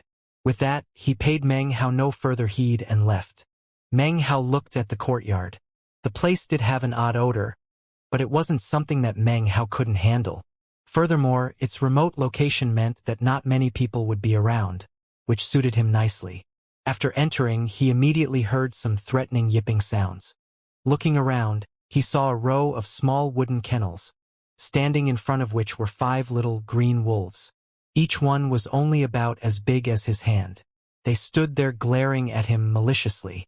As soon as he saw the little wolves, Meng Hao smiled. It was a warm smile because as soon as he saw the little buggers, it instantly made him think of the blood mastiff when it was small. Their furriness made them incredibly cute. As soon as he smiled at them, they turned into green blurs as they charged over. Meng Hao laughed and waved his hand. The green blurs instantly dissolved into the images of the tiny wolves, which he now held by the scruffs of their necks. Being held in this position, they tried to bite him but couldn't. They only let out their threatening yips, which then turned into pleading whines. Meng Hao tossed the little wolves back into their wooden kennels, and then examined his surroundings further. The echoing cries of various beasts could be heard in the air, but other than that, everything was relatively peaceful. Within the courtyard were the wooden kennels as well as a simple wood cabin. He opened the door and, seeing the place was in quite a mess, waved his hand. A wind sprung up which cleansed everything in a matter of moments. Everything was gone. The only thing that remained was a wooden bed. The word neodemon is basically a general term that covers all the various beasts in the Western Desert, he thought as he sat down cross-legged on the bed. In any case, they are very important to Western Desert cultivators. It was midday now, and the sun shone brightly. However, this place was located in the deep mountains and surrounded by forest, which broke up the sunlight and made the whole area shady. Meng Hao really liked the scenery. He took out a jade slip which contained Yen Song's introduction to the Western Desert. He focused on the part regarding neodemons and began to study it.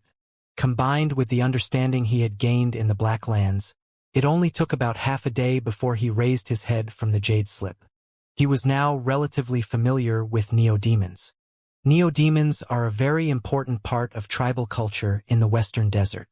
The number of neodemons a tribe possesses determines how flourishing the tribe is considered to be. To Western Desert cultivators, neodemons aren't just partners in battle. They are used when transporting goods, when sealing agreements, or even when food is needed. Meng Hao's eyes gleamed with understanding. If necessary, low-level neodemons could even be used as food. That part Meng Hao understood immediately. Ordinary totem cultivators can use totems to harness the power of neodemons. However, when it comes to actually controlling neodemons, that is something that can only be done by dragoners. Only they can control large numbers of neodemons. In fact, a low cultivation base can be made up for in such a way. Of course, dragoners don't just fight with neodemons, they raise them. In fact, they also use a variety of different techniques when it comes to training, and even killing them. So that's why the Western Desert cultivators mistakenly thought that I was a dragoner when they saw my poison at work outside of Holy Snow City. Furthermore, they mistakenly took the illusory image of the flying rain dragon to be a heavenly neodemon. Meng Hao's eyes continued to glitter with enlightenment. Meng Hao continued to peruse the jade slip. Neodemons are very unique. They're initially broken up into 9 levels. The first 3 are equivalent to the Qi condensation stage. The middle 3 are similar to foundation establishment, whereas the final 3 are like core formation. Neodemons which possess power equivalent to nascent soul cultivators are earthly neodemons. Earthly neodemons are relatively uncommon. However, even rarer are neodemons that are as powerful as spirit-severing cultivators. Those are heavenly neodemons. Meng Hao thought back to the flying rain dragon, and how people had assumed it was a heavenly neodemon. Now it made more sense. Above heavenly neodemons is a 12th level, as rarely seen as phoenix feathers and Qilin horns. Neodemons like that are totems, and are as powerful as the Tao-seeking stage, only a step away from being immortal. Do totems really come from immortals? Thought Meng Hao. He thought back to all the totems he had seen and studied, and also of the great tree in the Crow Scout tribe. Suddenly an image appeared in his head of an ancient totem composed of the magical symbols of the celestial soil. He shook his head. Maybe that's only where some totems come from. In any case, when it comes to totems, there are weak and strong ones. He suddenly looked up from the jade slip toward the 5 little greenwood wolves, who sat sitting trembling in their wooden kennels. Newborn wolves who have level 1 power. These greenwood wolves have pretty good latent talent. Beasts like these would be relatively rare in the southern domain. It seems the Western Desert really is a suitable place for neodemons to exist. He closed his eyes to sink into contemplative meditation. Late in the night, Meng Hao suddenly began to hear various whimpering and crying sounds. They turned into howls that sounded almost like the tantrum of a child. They started out slowly, but by the time dawn lit the sky, the cries were continuous. The sound of it was now mournful, as if filled with discontent at the most unjust thing in all heaven and earth which had occurred. Meng Hao's brow was furrowed as he opened his eyes.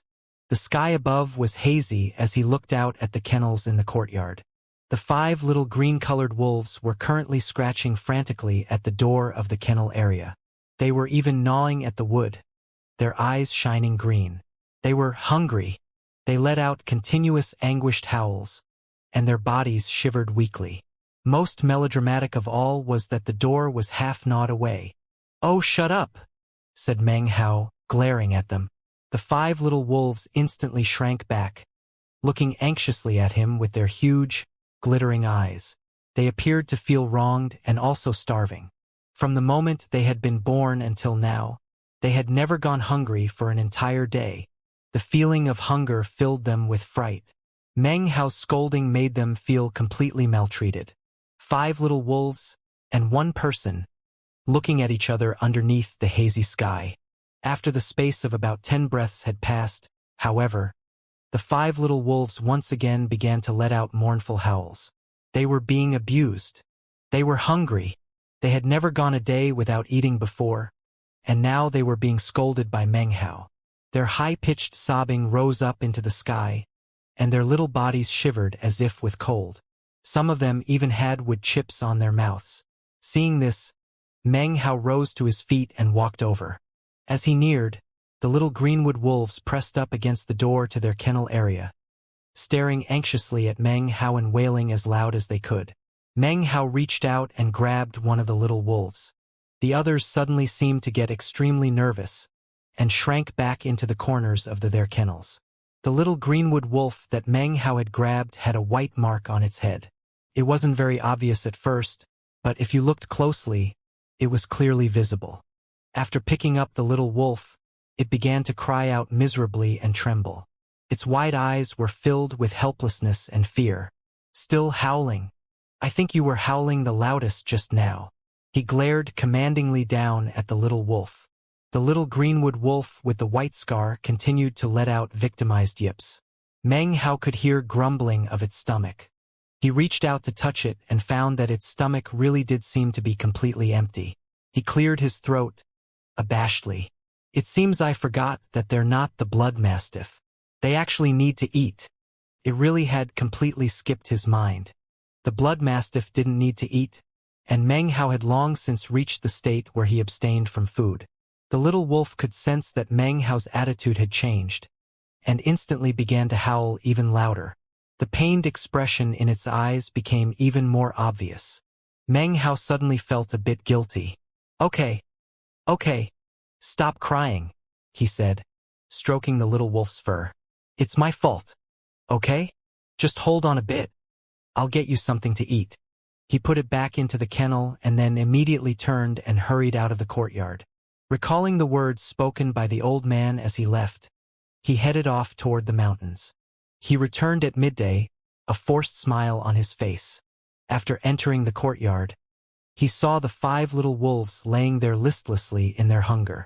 He hurried over, going from kennel to kennel. After prodding each little wolf awake, he picked up their wooden feeding bowls, and then produced some of the food he'd acquired that morning and put it inside for them to eat.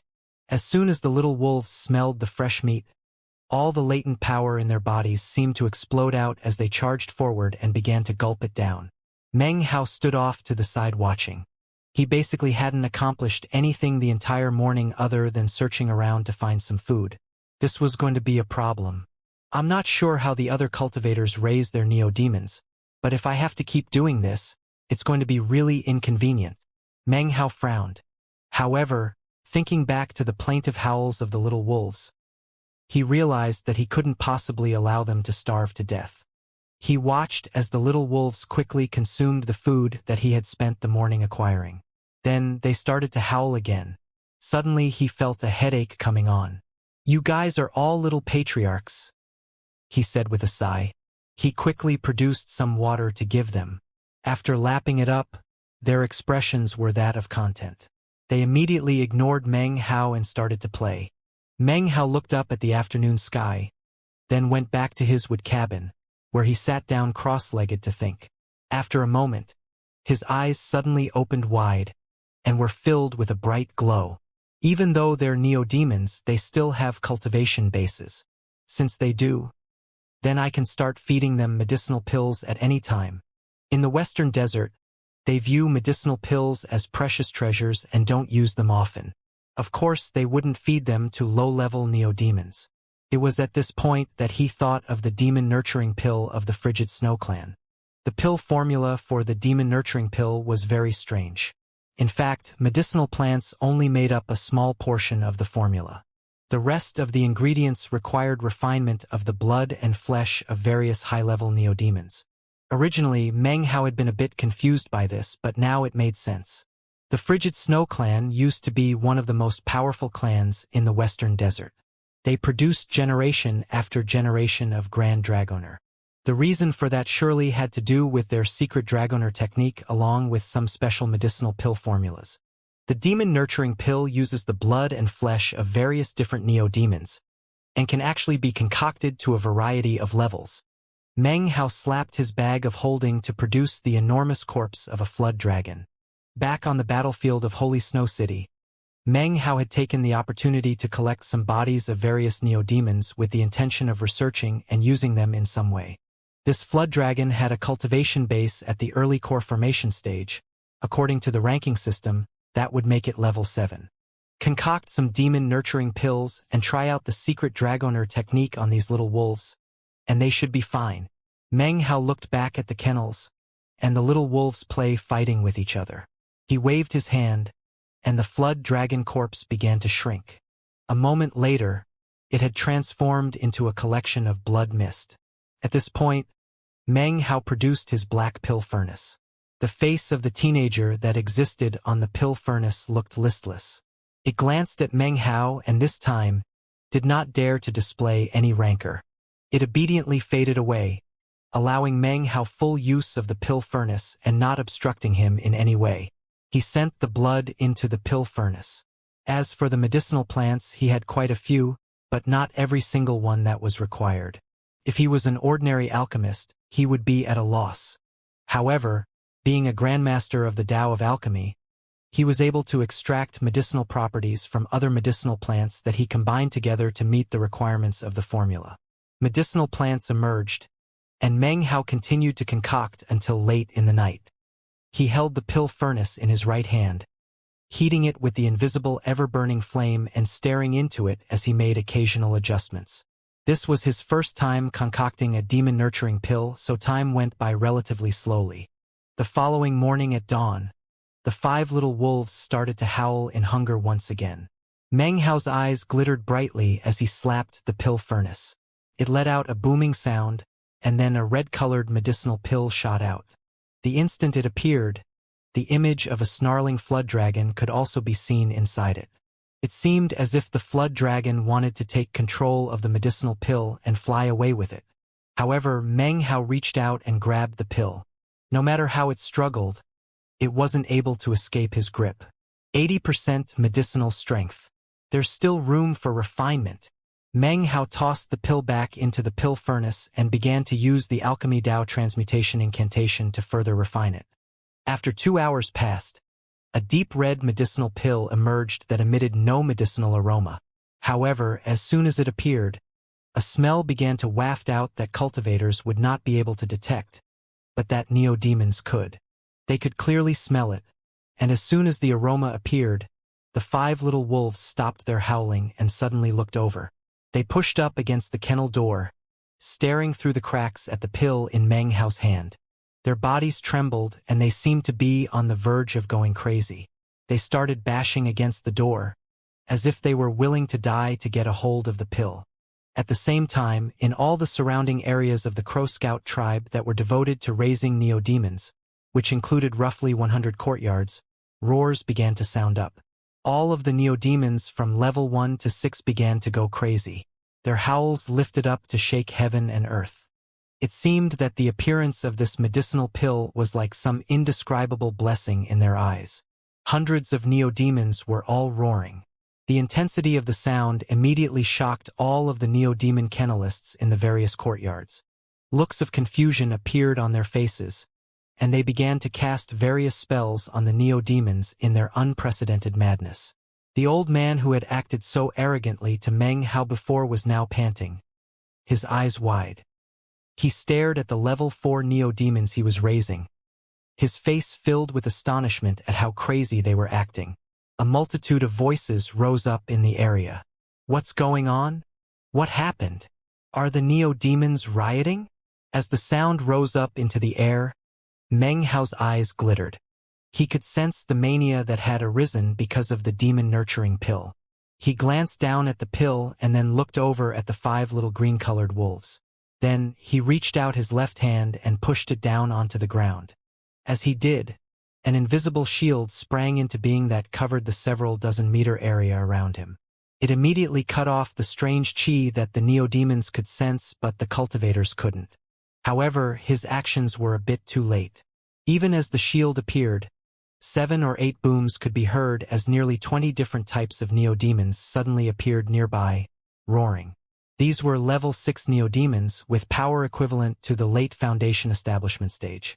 Their eyes were red and filled with madness as they flew back and forth in the sky. However, they were unable to find the source of the chi, which of course Meng Hao had covered over. In addition, the neo-demon kennel list cultivators immediately flew up to try to placate them. After a bit of time passed, things eventually grew quiet again. By this time, it was getting late, and night had fallen over the land. Everything was growing dark. Meng Hao looked out at the calmness outside and then back at the little green-colored wolves in their kennels. Their eyes were bright red, and if the wooden door wasn't sturdy enough, they would have broken through it. It seemed this medicinal pill he had concocted was incredibly enticing to them. Interesting. The Frigid Snow clan? Or should I call it the Agarwood clan? Must have produced so many Grand Dragoners not only because of their secret Dragoner technique, but because of this medicinal pill. Neo-demons. That time ago back in the Black Lands, I absorbed demonic chi using the art of righteous bestowal. That's why that woman from the Western Desert thought I was a demon lord. Demonic chi really is bizarre. There must be some connection between all of these things. After thinking about the matter for a while, he duplicated some demon-nurturing pills and then suddenly pointed down toward the ground. Righteous bestowal. Immediately, invisible demonic chi seethed up, although not too much. Meng Hao only stirred the demonic chi in a roughly 300-meter wide area. The demonic chi rushed over to swirl around Meng Hao's finger. He looked over to find strange expressions on the faces of the 5 little wolves. It almost seemed as if the enticement they felt because of the demon-nurturing pill had lessened. They were all staring dead at Meng Hao. His eyes flickered, muttering to himself for a moment. He put the medicinal pills away and then dispelled the invisible shield that surrounded him. He silently sent the spiritual sense of his peak perfect gold core out in all directions. There was no neo-demon or cultivator who could possibly sense this spiritual sense. With his spiritual sense, he could see all of the hundreds of neo-demons in the area. They seemed restless, but not crazy like they had been before. Interesting. Meng Hao thought for a moment, whereupon a completely audacious plan sprung into his mind. He set up the shield again, then produced a demon-nurturing pill. His eyes glinting, he took the demonic chi that was swirling around his finger and tapped it onto the medicinal pill. Doing this required no pill furnace. His invisible alchemic flame gradually fused the demonic chi into the medicinal pill. As soon as that happened, the silence of the night was broken as the 100 neo-demon kennelist courtyards all erupted with roars. This was despite the shield that Meng Hao had put up. The level of the frenzy vastly exceeded that from before. Roaring echoed out, an indescribable howling that shook everything. This was not just a handful of neo-demons roaring. It was all of them. In a split second, a shocking roar filled the entirety of the Crow Scout tribe. The sound of it vastly exceeded that of the riot caused by the first pill. Wu Hai was there among his fellow tribe members, a blank look on his face. He wasn't sure what was happening, nor did anyone else around him. What could possibly make all the Neo-Demons act in this way? Within the Crow Scout tribe, one tribe member after another woke up and was instantly shocked. All of the Neo-Demons are roaring. What happened? What's going on over in the Neo-Demon Kennelist district? Something must have happened. This is impossible. This is hundreds of Neo-Demons all roaring together. However, even in the midst of their shock, the tall mountain which separated the front area of the tribe from the Neo-Demon Kennelist district in the rear was suddenly split by one shockingly powerful roar after another. In total, there were 5. The roars filled the air and echoed out as 5 beams of light shot up. Within each was a Neo-Demon dozens of meters long. 3 were green wolves. 1 was a black turtle. And the last was a ferocious green-colored tiger. The power emanating from these 5 Neo-Demons was shockingly equivalent to the late core formation stage. These were level 9 Neo-Demons. The roars they emitted mixed together with those of the hundreds of other Neo-Demons to create a massive sound that rose up to the heavens. If that were all there were to it, it wouldn't be a big deal. However, as the shocking roar lifted up into the sky, within the thousands of members of the Crow Scout tribe, many tribe members' faces suddenly filled with astonishment. At this very moment, the totem tattoos on their bodies began to burn. The Neo-Demons that had already been bonded to them suddenly magically appeared, roaring to the skies as they charged forward. The sight of it was astonishing to the extreme. Nearly half of the thousands of tribe members watched as their totem tattoos began to glow, and then Neo-Demons popped out, roaring. My Greenwood Wolf is out of control. Damn it. My Phoenix Hawk is going crazy. Just what is going on? Is this a Neo-Demon revolt? Buzzes of conversation filled the air. One by one, the cultivators who had bonded Neo-Demons flew into the air. As they did, a dozen or so powerful figures shot up from the mountain toward the Neo-Demons. It's the elders. Even they showed up. The elders are usually busy with tribal affairs. They hardly ever come out. But here they are. The events of this night would be engraved in the hearts of the members of the Crow Scout tribe for the rest of their lives. People began to cry out in alarm as a roaring sound suddenly emanated out from the top of the mountain. A sound which many of them hadn't heard for a very, very long time.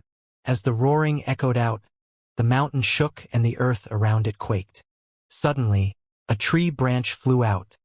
It was ancient and withered, and emanated a profoundly archaic chi. The branch flew out, emanating a flickering green glow, which then transformed into a roughly 9-meter-tall tree ant. The trent's face was ancient, and its body was formed from an incredibly thick tree branch which was covered with a vast quantity of dried leaves. It seemed to be in the decline of power. It hovered there in mid-air and then let out a massive roar. The instant the roaring began, the faces of all the Crow Scout tribe members filled with astonishment and disbelief. Panting, they dropped to their knees. In addition to all of this, 3 more figures suddenly flew out from the mountain. Each one had a cultivation base at the nascent soul stage, and one was in the mid-nascent soul stage. They immediately shot toward the tree ant, and as they did, the Crow Scout tribe members below recognized them. One was the Great Father of the tribe, and the other 2 were high priests. Priests and Great Fathers were the pinnacle of power in any tribe. Greetings, O Ancestor Greenwood, said the Great Father, an old man.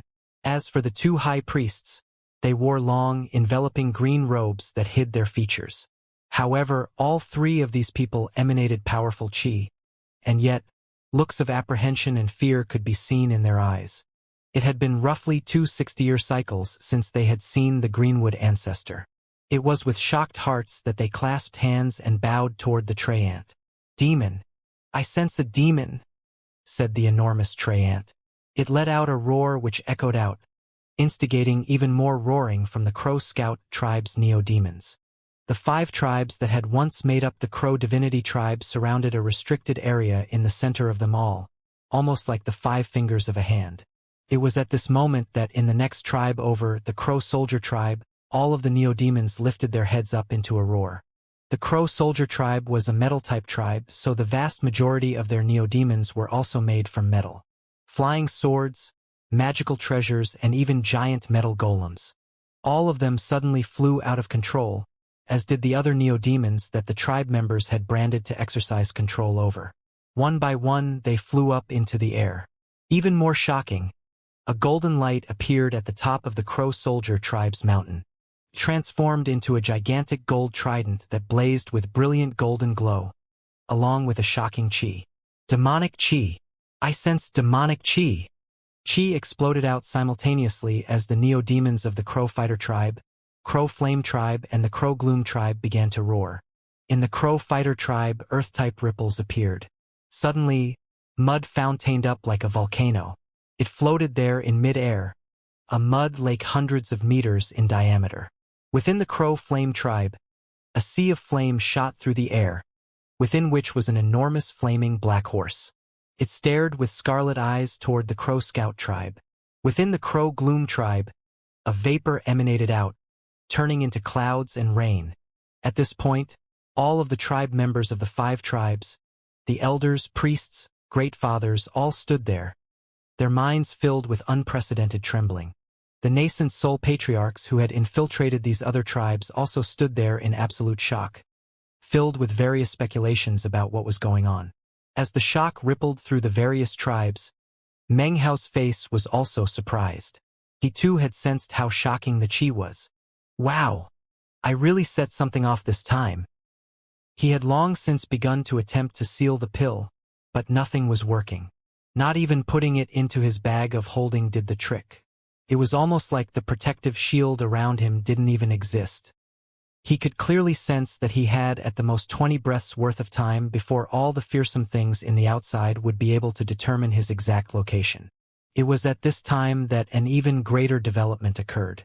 An incredible pressure suddenly appeared. Roarar! A new sound could be heard from deep within the endless, forested mountains. The roar drifted out, seemingly filled with the power to rip everything into shreds.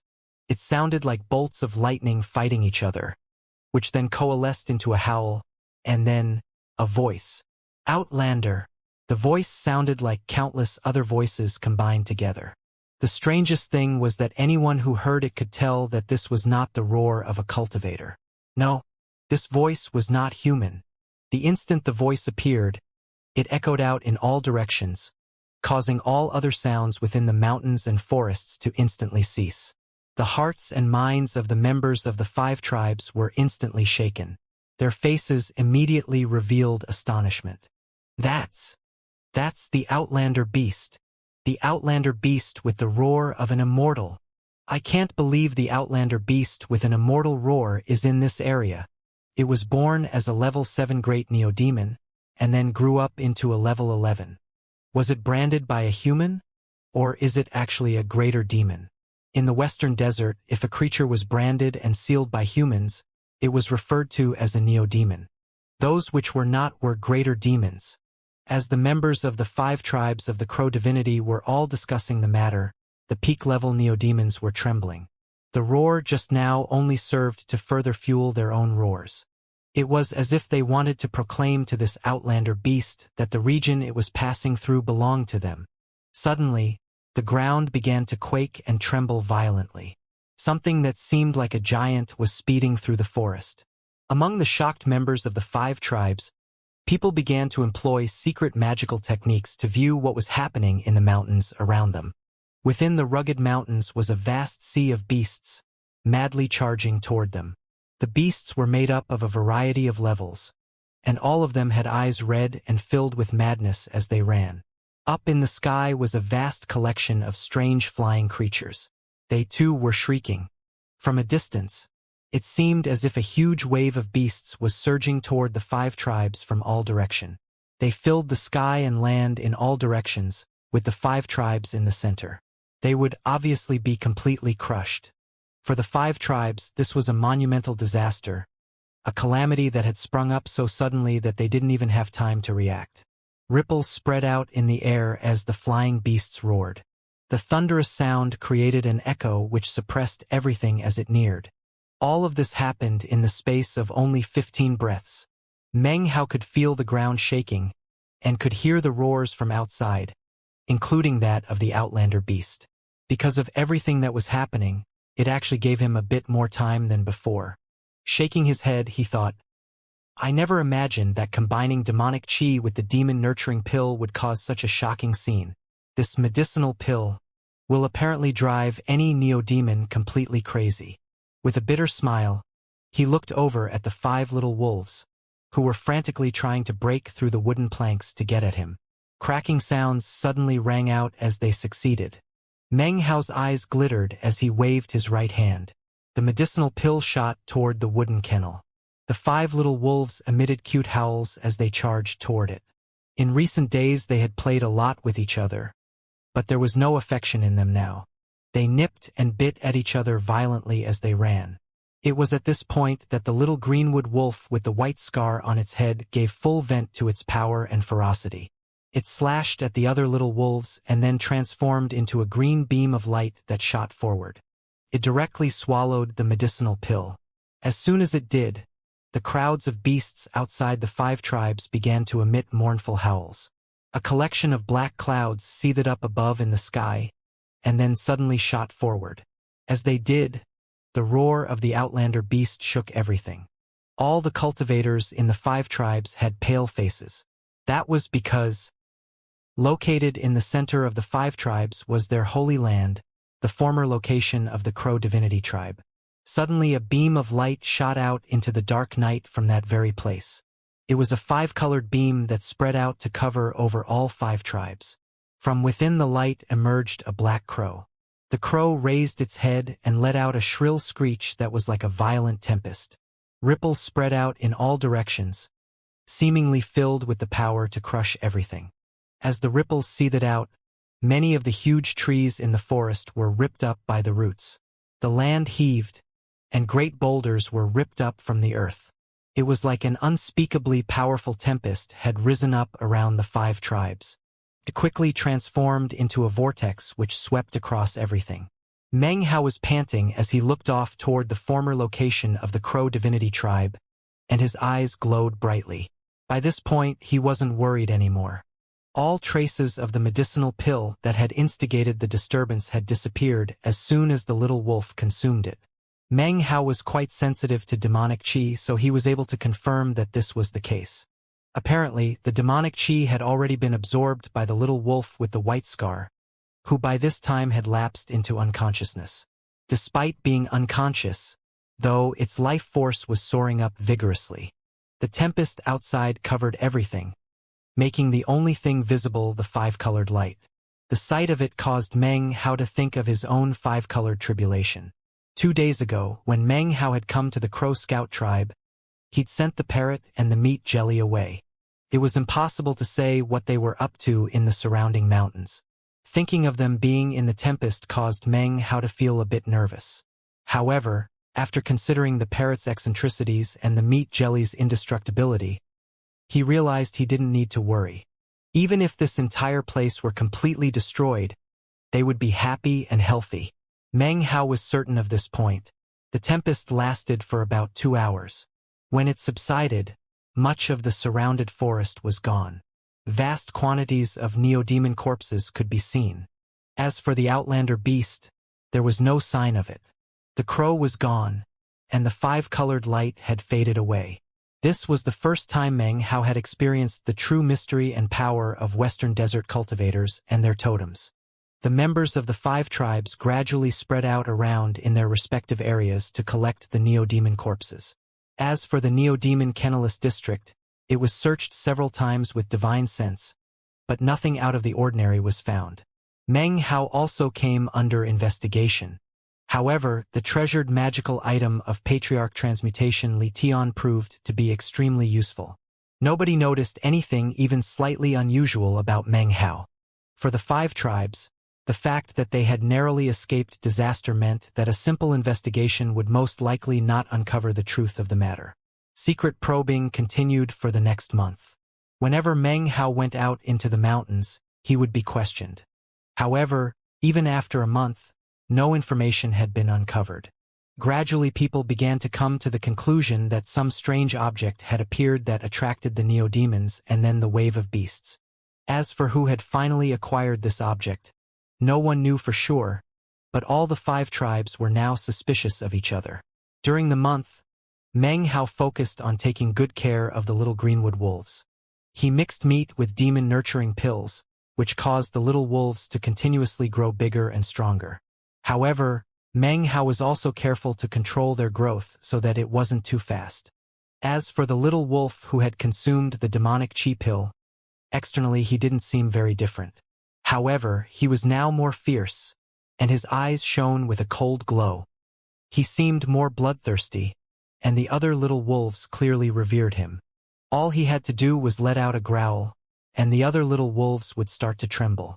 The changes in him continued to manifest, and Meng Hao couldn't come up with any method to suppress them. In any case, as the 9th-generation demon sealer, Meng Hao's ability to sense demonic chi was incomparable. After the month passed, all of the investigations, both the public and the secret ones, ceased. Everything around Meng Hao once again grew calm, and he began to use his own methods to raise the neo-demons. Time passed by. Soon, Meng Hao had been in the Crow Scout tribe for 5 months. Currently, he sat cross-legged in his courtyard. Suddenly, a threatening howl filled his ears, and he opened his eyes.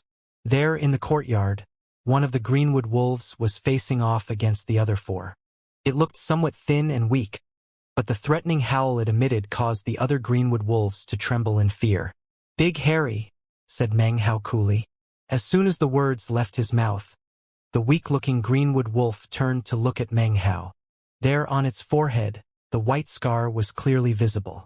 When it looked at Meng Hao, the coldness in its eyes vanished and turned into a charming expression of cleverness. It transformed into a green beam that shot like lightning over to Meng Hao. It lay down next to him, sticking its tongue out to lick Meng Hao's leg, just like the mastiff used to do. "Harry's number 2, number 3, number 4, and number 5, all of you come over here," Meng Hao said with a laugh. The other 4 greenwood wolves cautiously trotted over. Meng Hao's greenwood wolves could now no longer be called little. Each of them was roughly 2 meters long and looked very intimidating. Their eyes glowed with cold savagery, and their bodies were covered with green fur. The speed with which they moved was like lightning, and their personalities exuded cold-bloodedness. Everything about them seemed incredibly powerful. They were no longer level 1 neo-demons, but level 2. Despite that, they were strong enough to slaughter level 3 neo-demons, and even hold their own against level 4. Most shocking was Big Harry. Though he looked skinny and weak and was only level 2, he was actually stronger than other level 4 greenwood wolves. He could easily defeat any that he faced up against, and unless Meng Hao stopped him, would kill them. With the exception of the big hubbub at the beginning, Meng Hao didn't cause any problems in the tribe. He didn't have much contact with others, and few people other than Wu Hai had anything to do with him. As for Wu Hai, he thoroughly admired Meng Hao, and would come often to ask him for advice. Each time he left feeling enlightened. Gradually, a friendship formed between the two. Wu Hai wasn't sure exactly what techniques Meng Hao used to raise the greenwood wolves, but he could see that they were different from normal greenwood wolves. He didn't understand, but in his eyes, it was amazing, and only served to cause him to further approve of Meng Hao. Meng Hao learned a lot about the Crow Scout tribe from Wu Hai. He now knew that the tribe had a rank 7 dragoner, which was a very high and respected position. Even the Great Father and the priests were polite to him. He also learned that the Crow Soldier tribe had recently recruited a rank 7 dragoner who was accompanied by a wild giant. This new dragoner immediately occupied a position of extreme honor in the tribe and caused quite a sensation in the other tribes. When he heard this news, a strange expression appeared on Meng Hao's face and he thought of Gu La, who had disappeared during the teleportation here. It was in this way that the half-year finally passed. Meng Hao felt quite at peace in the Crow Scout tribe. It reminded him of back when he had first joined the Violet Fate sect. Similar to that time, no one bothered him and nothing extraordinary happened. His secrets were his own to keep, and he could pursue his own plans with no one the wiser. Suddenly, Meng Hao laughed as he looked down at the 5 greenwood wolves. One of his greatest accomplishments in the past half-year was that he had a much deeper understanding of what it meant to be a demon sealer. This understanding came both from his personal perceptions and his experiences with sealing and righteous bestowal. He knew that, if he wanted to, he could seal Big Harry in the blink of an eye. The chi inside of Big Harry was demonic chi, which lay within the realm of what he could seal. Similarly, if he wanted to, he could cause the other Greenwood wolves to be just like Big Harry. Regarding the art of righteous bestowal, Meng Hao thought a lot about it during the half-year. By now, he was certain that, as far as all neodemons were concerned, righteous bestowal truly was a type of approval and good fortune. It was almost like bestowing them with a title. The higher the level of a neodemon, the more it would thirst for righteous bestowal. Anything that did not crave righteous bestowal was not truly a demon. In addition to gaining a deeper understanding of demon sealers during the half-year, Meng Hao also managed to fill his courtyard with lotuses. Soon it became very much similar to his courtyard back in Holy Snow City. Outsiders didn't pay much attention to this. Cultivators in general command a certain level of freedom that others wouldn't interfere with. In any case, no one had any idea the significance of lotuses to Meng Hao. Of course, they were critical to his understanding and enlightenment regarding the lotus sword formation. From the moment he had acquired the sword formation until now, he had constantly been studying how lotuses bloomed and withered. As of now, lotuses were firmly planted within Meng Hao's mind. The feeling he experienced because of this was hard to describe.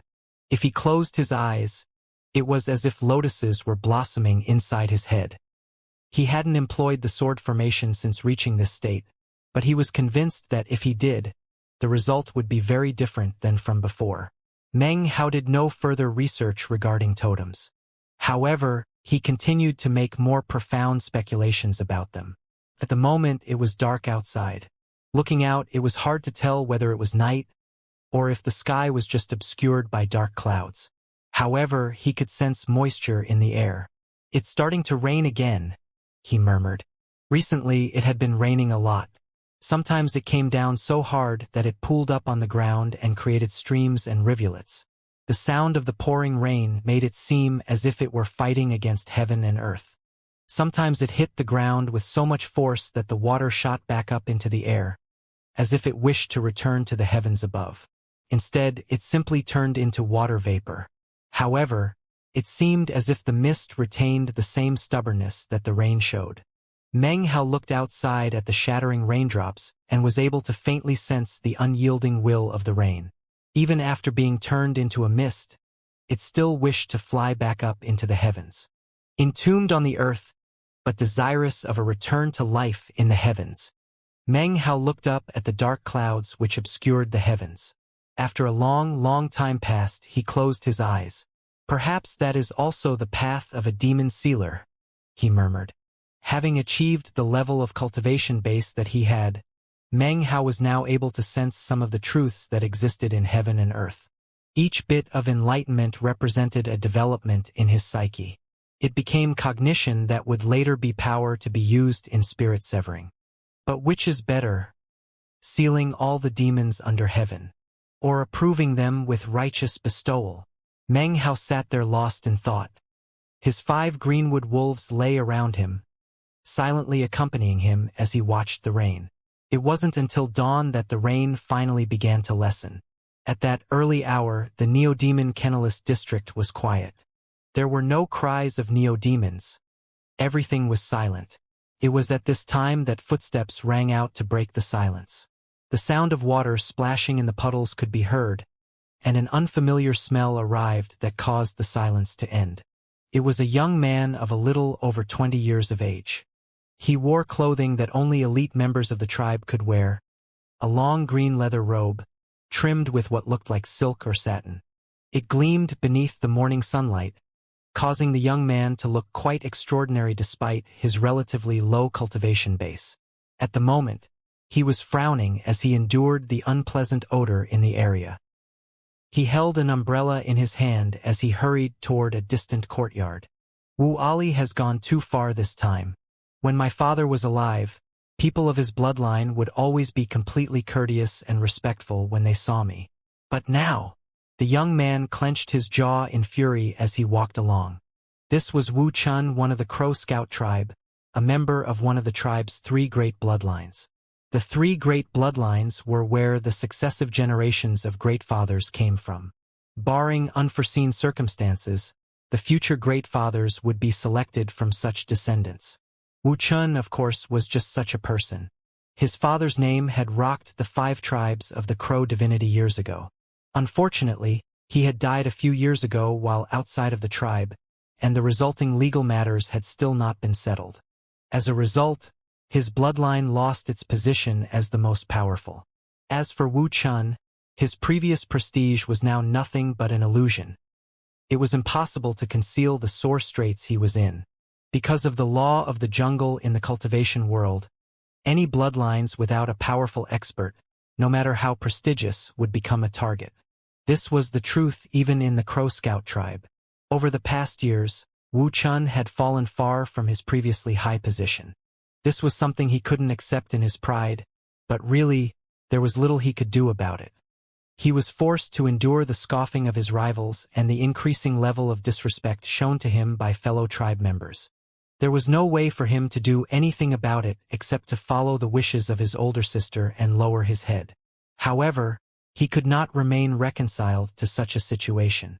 In his mind, his sister's choice was the wrong one.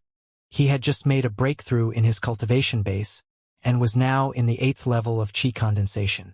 He was now willing to pay any price to acquire a level 3 neo-demon, even secretly borrow large amounts of spirit crystals from other tribes. With a level 3 neo-demon, all the members of my generation in the tribe will have no choice but to pay attention to me. All the rest of them have rank 3s. I can't be left behind. He clenched his jaw and ignored the pain in his heart. Choosing not to think about how he would possibly pay back his debt, he strode forward. His plan was to find rank 3 Dragoner Shui Mu, which was the only way he would be able to acquire a cheap, level 3 Neo-Demon. All members of the Crow Scout tribe would receive a level 1 Neo-Demon after reaching a certain level of cultivation base and making a contribution to the tribe. The higher one's cultivation base and the better the contribution, then the greater the compensation would be. Members of the 3 great bloodlines were even more special. They could acquire a level 1 Neo-Demon at no cost. Furthermore, the higher their cultivation base climbed, the better Neo-Demons they could get, all for free. The key was to be powerful. There really was no limitation. However, if one wanted to acquire a very expensive Neo-Demon, then, of course, a contribution would have to be made. As for Wu Chun, he could acquire level 2 Neo-Demons for free. If he wanted a level 3, he would have to pay some spirit crystals. All of the Neo-Demon kennelists, including Meng Hao, were part of the Crow Scout tribe. Their job in the tribe was to raise the Neo-Demons. That didn't mean they actually owned them. In principle, anyone could come with a command medallion and take the Neo-Demons away. That was just in principle, though. In actuality, there was an unwritten rule that prevented that from happening. Neo-Demon kennelists were actually low-level Dragoners whose rank was determined by the highest level Neo-Demon they could raise. Because of that, and because of the respect for Dragoners who were not to be offended, all tribes in the Western Desert ended up having the same custom. Dragoners had the right to decide whether or not to give the Neo-Demons they raised to others. Furthermore, Dragoners also had the first right to buy any of the Neo-Demons they raised. Grim-faced Wu Chun hurried along toward the courtyard that was his destination. The aroma that drifted about in the early morning air left him feeling uncomfortable. Because he had disturbed the peace by coming here just now, the howls of Neo-Demons began to rise up from the various courtyards in the area. This caused Wu Chun to feel a bit annoyed. He hurried along through the area occupied mostly by level 1 and 2 Neo-Demons and then entered the area where many level 3 Neo-Demons could be found. It was at this point that he walked past the entrance of Meng Hao's courtyard. Just as he was about to continue on, Meng Hao's Greenwood Wolves joined the other Neo-Demons in their howling. The sound of it seemed ordinary, but as soon as Wu Chun heard it, his heart and mind trembled, and his facial expression changed to one of shock. The howling of the Greenwood Wolves wasn't very high-pitched, but he was very close, and the sound of it sent his head spinning. He suddenly felt himself trembling, as if there were some great pressure weighing down on him. He gasped, turning to look toward Meng Hao's courtyard. He had heard the howls of level 2 Neo-Demons before, and never before had they shook him in such a way. Without hesitation, he pushed open the door and looked inside. He saw a gentle, scholarly youth sitting there cross-legged. looking back at him with eyes as clear as the night sky. The youth was surrounded by 5 greenwood wolves who were also staring back at Wuxian with eyes cold and filled with ferocity. There was one in particular who looked somewhat skinny. When he looked over, Wuxian's body began to tremble uncontrollably, and his face filled with shock. An intense pressure bore down on him, and he began to pant. His heart pounded as if he were about to die. Wuxian was almost incapable of handling the pressure exuded by the greenwood wolves in the courtyard. Felt like he was going to explode. "How can I help you, fellow Taoist?" asked Meng Hao, his tone cool. As soon as his lightly spoken words rang out, the pressure suddenly vanished. Wuxian felt his body go limp, and he almost fell down onto the ground. His face was pale, but he lifted his chin sanctimoniously, and an arrogant expression covered his face. "I am Wuxian, tribe member of one of the 3 great bloodlines. Your level 2 greenwood wolf over there now belongs to me." He was actually a bit nervous and excited. He'd already abandoned thoughts of level 3 neodemons. He was going virtually wild with joy, because he could see that these greenwood wolves were far beyond ordinary. From what he could sense, they probably couldn't match up to level 3, but were definitely the absolute highest quality of level 2. He was just about to reach his hand out to point at Skinny Big Harry, but then hesitated for a moment and instead pointed to one of the other greenwood wolves that looked a bit more impressive. Wuxian pointed at Harry number 4. Harry number 4 was conspicuously larger than the other greenwood wolves by a little bit. This had been the case since the wolves were small. However, Meng Hao had named the wolves based on their strength, with number 5 being the weakest. Harry number 4 was neither the most nor the least powerful. Being pointed at by Wuxian caused his eyes to shine with a fierce, cold glow, and he let out a threatening growl. In his limited consciousness, only his master could point at him in such a way.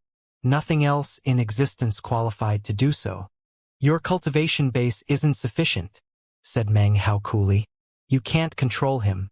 Go pick something from another courtyard." He stroked Harry number 4's furry head. Harry number 4 lowered his head obediently in a very charming fashion. If Meng Hao weren't here right now, he would have immediately charged forward and ripped Wuxian to pieces. "You!" cried Wuxian, his face twisted. Looking at Meng Hao, he had the feeling his cultivation base was profound. However, he was a member of the Crow Scout tribe and a descendant of one of the 3 great bloodlines. Considering his identity, it didn't matter if he was a bit down on his luck. He was still above virtually any vassal in the tribe. "I'm already in the 8th level of Qi condensation. I can control any level 2 neodemon. Greenwood wolves are known for their speed, not for their close quarters fighting. What the hell makes you think I couldn't control it?" Wuxian ground his teeth as he glared at Meng Hao. Almost the moment he finished speaking, Harry number 4's cold eyes flickered. Suddenly, a green blur appeared, and in the blink of an eye, Harry number 4 was standing directly in front of Wuxian. His mouth was wide open, and right in front of Wu Chen's nose, almost touching it. Wu Chen's face instantly filled with shock. He let out a cry of alarm and backed up. Cold sweat had broken out all over his body, and his face was as pale as death. Breathing ragged, pupils constricted, he stood there, his mind spinning. Just now he had felt an intense sensation of imminent death. It was a feeling he had never experienced before, and it caused his entire body to tremble. Lingering fear continued to fill him. Meng Hao gave a reprimanding harumph, which Harry number 4 heard, causing him to immediately go limp. He lowered his head, unwilling to even look at Meng Hao. Wuxian took in a deep breath. A bright light shone in his eyes as he stared fixedly at Harry number 4. He was breathing even more heavily now. His heart began to thump as he looked at Harry number 4's more than 3-meter-long frame, his green fur and mighty disposition. "I've seen a lot of level 2 greenwood wolves," he thought to himself. Even ones belonging to other bloodline clan members. None of them were even close to being this fast. This is definitely a mutant greenwood wolf. It must be. The only way it could be so fast is if it were mutated. It could have killed me in the blink of an eye. At this point, he looked over at Meng Hao. According to the rules, this greenwood wolf belongs to the Crow Scout tribe. I have the right to take it away. His words sounded stalwart, but in reality, his heart was trembling. If it wasn't for the fact that the wolf frightened him so much, he wouldn't speak in such a way, quoting the tribe rules to get his way. Meng Hao laughed inwardly and shook his head. Considering the level of his cultivation base, he wouldn't stoop to arguing with a mere 8-level qi condensation cultivator. If you're capable of taking him, go ahead, he said, then closed his eyes and paid no more heed to the goings-on. Fine, it was your suggestion, replied Wuxian, unable to conceal the wild joy which filled his heart. Other than being a descendant of the 3 great bloodlines, Wuxian wasn't too extraordinary. However, his particular bloodline excelled in neodemon branding techniques, which he had been studying since a young age. He actually had mastered dozens of various branding techniques. Therefore, he was supremely confident that he could succeed even with level 3 neodemons, not to mention level 2. Even though this was a mutant neodemon, it was still only level 2. And Wuxian didn't have even the slightest doubt in his mind. Laughing out loud, he slowly approached Harry number 4, anticipation gleaming in his eyes. He cautiously began to perform an incantation with his right hand, which created a bizarre branding mark that looked like a wolf's head. When the branding mark appeared, a look of confusion appeared in Harry number 4's eyes. Seeing this caused Wuxian to grow even more confident. The branding mark flickered and then transformed into a beam of light that shot toward Harry number 4. In the blink of an eye, it disappeared into Harry number 4's forehead. It worked! Cried Wuxian exuberantly. The first part of the process was done, after which there was another procedure. When that was finished, this neodemon would become his totem beast. Meng Hao still had his eyes closed, and wasn't paying attention at all to what was happening. He did nothing to stop Wuxian from approaching Harry number 4. Wuxian lifted his hand up to touch him, but even as he did, Harry number 4 suddenly lifted up his enormous head. His face was filled with ferocity, and his eyes glowed with a cold, cruel light. His gaze instantly caused Wu Chen's face to fall. His heart began to pound, and he immediately backed up, his eyes filled with disbelief. No way, how could it have failed? He immediately decided to switch branding techniques. Soon, an hour had passed. Wu Chen tried 7 or 8 different brands, but in the end, none were successful. The ferocity in the eyes of Harry number 4 continued to grow thicker. Finally, Wu Chen sagged, his face pale and filled with disbelief. Harry number 4 let out a howl and then shot forward. His mouth opened wide, heading directly toward Wu Chen's neck. Intense killing intent and ferocious cruelty emanated out. He moved with such speed that Wu Chen had no way to dodge. A green glow filled his eyes, which then began to grow dark. There wasn't even time for a sense of danger to well up in him. In this critical moment, Meng Hao opened his eyes and said, "Get back here, Harry number 4. Harry number 4 let out a yelp and then began to tremble. The razor-sharp teeth in his mouth had been just about to latch onto Wu Chen's neck. Instead, Harry number 4 moved backward, returning to lay down next to Meng Hao, his face cute and charming. Wu Chen's face was completely devoid of blood. His entire body was shaking, and his mind was in chaos. After coming to this terrifying courtyard, he had nearly died twice. Then he experienced the unthinkable situation of all his brands failing. The only thing he could do was stare at Meng Hao. As of this moment, Meng Hao had become completely unfathomable in his mind. The image of Meng Hao sitting there, surrounded by his 5 greenwood wolves, was something that Wu Chen would never be able to forget. It was branded permanently into his brain. Senior, Wu Chen wasn't sure what to say. He stared at Meng Hao and the greenwood wolves for a moment. Trembling, he clasped hands and bowed deeply, then hurried out of the courtyard. He closed the door on his way out, and then stood outside and bowed again a few times. Feeling both perturbed and amazed, he turned to leave. A master! A true master who can raise mutant neodemons. He's definitely a real dragoner. There must be a reason why he's hiding out here. I can't tell anybody. Maybe if I run into some real problems in the future, he'll give me some good advice. Having made his decision, Wu Chun took a deep breath and rushed off into the distance. Meng Hao watched the young man leave, his expression the same as ever. It was impossible to hide the fantastic qualities of his Greenwood wolves. Nor did he plan to.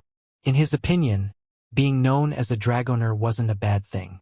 Actually, Meng Hao's methods of controlling the neo-demons actually far exceeded that of dragoners. That was because he was no dragoner, but actually a demon sealer. A demon sealer masquerading as a dragoner was like a grandmaster of the Tao of alchemy pretending to be an average alchemist. They were two completely different levels that were vastly separated. Of course, it wasn't very difficult to pull off something like that. Everything that dragoners could do, demon sealers could also do. However, it absolutely didn't work the other way around. I've always thought there are a lot of similarities between dragoners and demon sealers. The former are much lower, though. His half a year of study regarding this matter left him even more certain of his conclusion. The secret techniques of dragoners allow them to rapidly raise neo-demons. They speed through youth and grow up very quickly. The average person would be amazed by such a thing. However, regardless of the method used to accomplish this, a neo-demon can only grow within the confines of its normal lifespan. That can't be exceeded. However, righteous bestowal using demonic chi vastly exceeds dragoner arts. Can break through those normal confines. It can actually transmogrify the fundamental nature of a neo-demon. Thinking about this, Meng Hao couldn't help but smile. The more he researched this matter, the more he got the feeling that dragoners were like demon sealers who were on a different path, and were doing their best to imitate true demon sealers. I wonder if back in the days of the 8th generation demon sealer, someone left behind some collateral legacy that spawned the dragoners? It was an interesting idea. Unfortunately, there was a big gap between himself, the 9th generation demon sealer, and the 8th demon sealer. He was missing a lot of legacies, and suffered from quite a lack of understanding of the previous demon sealers. I wonder if traces of the demon sealers can be found in the western desert. His expression was tranquil as he considered this. In any case, I need to take every chance I get to get noticed within the Crow Scout tribe. I need to make sure I get into the Crow Divinity tribe's holy land. The Crow Scout tribe had 3 nascent soul cultivators, but Meng Hao was pretty sure that if he put on the blood-colored mask, only the Trey Ant from the mountaintop could pose any threat to his life. Therefore, he was being cautious about his actions, but wasn't expending too much effort to conceal anything. In the past, whenever I encountered something that has to do with the demon sealers, it would provoke a reaction from the demon sealing jade. However, after entering the western desert, there was nothing whatsoever. Perhaps, I just haven't been to the right places here. He slapped his bag of holding and produced the demon sealing jade. He held it in his hand and examined it closely. It felt warm and smooth in his hand, as if it were actually a part of him. Looking at it made him feel calm, and he slowly slipped into a strange state. After a long time passed, he put the ancient piece of jade away and closed his eyes to meditate. Several days later, on the mountain in the middle of the Crow Scout tribe was a string of extravagant houses.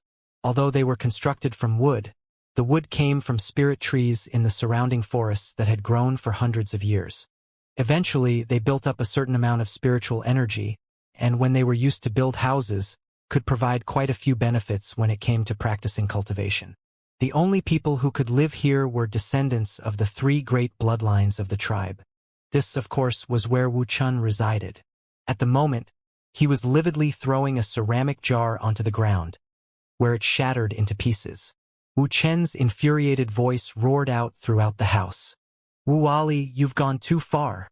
Wu Chen's hair was in disarray, and his eyes radiated venomous madness. His body was shaking and he oozed killing intent. He slammed his fist into the wooden wall next to him, causing the entire house to shake. Ripples of spiritual energy appeared, resisting the power of his cultivation base and even rebounding back into him. Wu Chen's hand was now injured and dripped blood. Ignoring the blood, he clenched his fists and continued to vent. "That totem medallion was awarded to my father years ago because of his service to the tribe. Why the hell are they giving it to you now?" Despite his venting, his heart filled with helplessness.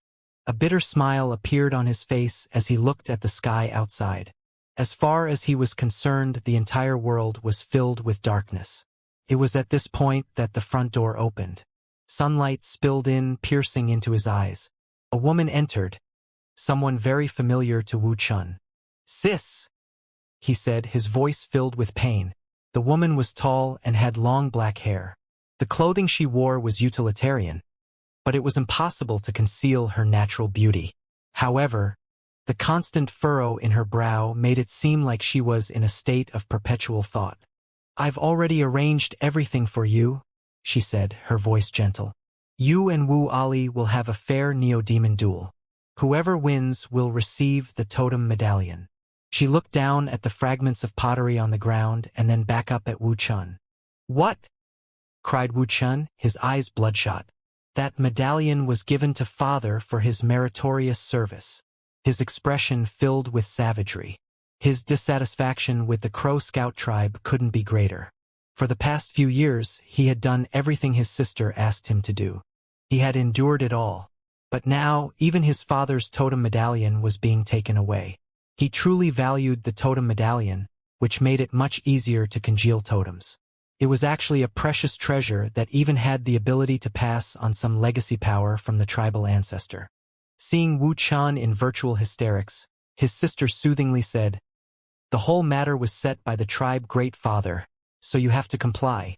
Listen, I'm going to go find Grandmaster Shui Mu, the rank 3 Dragoner. I'll buy a level 2 Neo-Demon for you, that way the duel will be fair." Wu Ali's Neo-Demon is a level 2 flying bat. It was personally raised by a rank 5 Dragoner. An ordinary level 2 Neo-Demon couldn't possibly beat it. Neo-Demon duel. Some fair duel this is going to be. Wu Chun felt like he just couldn't accept it. It was at this point that an idea flashed like lightning in his head. Neo-Demon duel. Neo-Demon. Greenwood wolves. His eyes suddenly filled with an intense glow, as if suddenly he had risen from the depths of despair. "If I beg that senior, maybe he'll help me," he thought. "Trifling Wu Ali will be defeated for sure. Then I can get the totem medallion that is rightfully mine, and begin my rise to prominence." Wu Chun began to pant, and the glow in his eyes grew brighter. Filled with intense hope, he stood up and left, intent on seeking out that mysterious figure whom he found completely unfathomable. Of course, it was none other than the person he viewed as a master of the senior generation, Meng Hao. Wu Chen's sister frowned as she watched him walk off. She did nothing to stop him, but instead followed along behind him. Wu Chun didn't hesitate at all. Ignoring the fact that his sister was following him, he sped down the mountain toward the Neo-Demon Kennelist district. As he looked at the rows of courtyards and smelled the strange odor in the air, his mind filled with worries regarding the potential losses and gains. It didn't take long for him to reach Meng Hao's courtyard. He stood outside, his beautiful sister behind him, frowning. His sister didn't understand why Wu Chun had suddenly rushed here as soon as she mentioned Neo-Demons. "Wu Chun," she said softly. He completely ignored her as he looked at the closed door leading into the courtyard. Gritting his teeth, he stepped forward and, putting his most respectful expression on, clasped hands and bowed, making no move to open the door. "Wu Chun is here to pay respects, senior," he said. His voice was loud and echoed about. His sister's eyes narrowed immediately. She knew her younger brother well, and was used to how aggressive he usually acted because of the grievances he felt. There were few people he would actually treat courteously. She hadn't seen him act as respectfully as this in a long time. Actually, she could clearly see that the respect he was showing was not an act, but existed deep in his heart. This place. She looked closely at the courtyard and the shut door. A long moment passed. Wu Chun gritted his teeth and continued loudly. "Wu Chun of the junior generation pays respects to the senior generation. Senior, I would like to request an audience." His voice echoed out, immediately attracting the attention of other nearby Neo-Demon Kennelists. Quite a few opened the doors of their courtyards to look over. When they saw Wu Chun and his beautiful sister, it only took a moment's thought to recognize who they were. Wu Chen's sister was starting to feel a little irritated. From her perspective, Wu Chun was a descendant of the three great bloodlines. Vassals weren't even members of the tribe, so there was no need to show them such veneration. And yet, Wu Chun had bowed twice in greeting to the owner of this courtyard. She frowned and let out a cold harumph. She was just about to push the door open to see how skilled this cultivator was, who her brother showed such politeness to. However, as soon as she stepped forward, her brother moved to block her, an imploring look on his face.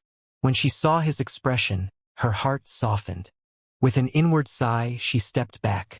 Deep in her heart, her irritation at whoever was in the courtyard continued to grow. More cultivators were looking at them now, and some of them were discussing the proceedings in low tones. Those are descendants of the three great bloodlines. I've heard of the two of them. Why would they possibly come here to pay respects to a mere neo-demon kennelist? If they were going to pay respects to anyone, it should be Grandmaster Shui Mu. The cultivator in that courtyard is surnamed Meng, and there's nothing special at all about him. Maybe Grandmaster Shui Mu isn't as polite as he seems, and refused to part with a neo-demon. Then they had no choice but to lower their standards. Even still, why would they pick a neo-demon kennelist with absolutely no reputation? Wu Chun and his sister could hear what people were saying. As for Wu Chun, it didn't change his mind at all. His sister, however, was looking grimmer and grimmer. She had already endured about as much as she could when the courtyard door slowly opened without a sound. From within, a pleasant voice could be heard. "Enter." Wu Chun immediately got excited. He took a deep breath and then organized his garments. Bowing once more, he cautiously entered the courtyard. His sister followed, her face dark. Meng Hao was sitting there cross-legged, surrounded by his 5 napping greenwood wolves. When she saw the wolves, Wu Chen's sister's eyes went wide. With the exception of one, the entire group seemed to be high-quality level 2 neo-demons. Now, she understood why her brother was being so polite. But there are a lot of cultivators in the Western Desert who are skilled in raising neo-demons, she thought. Wu Chun isn't very experienced, so he mistakenly assumes that this guy is special. I wonder what this guy did to fool Wu Chun so well. Her eyes glittered coldly, and in her heart she snorted coldly. As soon as he entered the courtyard, Wu Chun dropped to his knees. "Senior, I beg of you to save me." This caused his sister to frown even more deeply. Meng Hao opened his eyes. He looked over Wu Chun and his sister, taking note of her antagonistic bearing.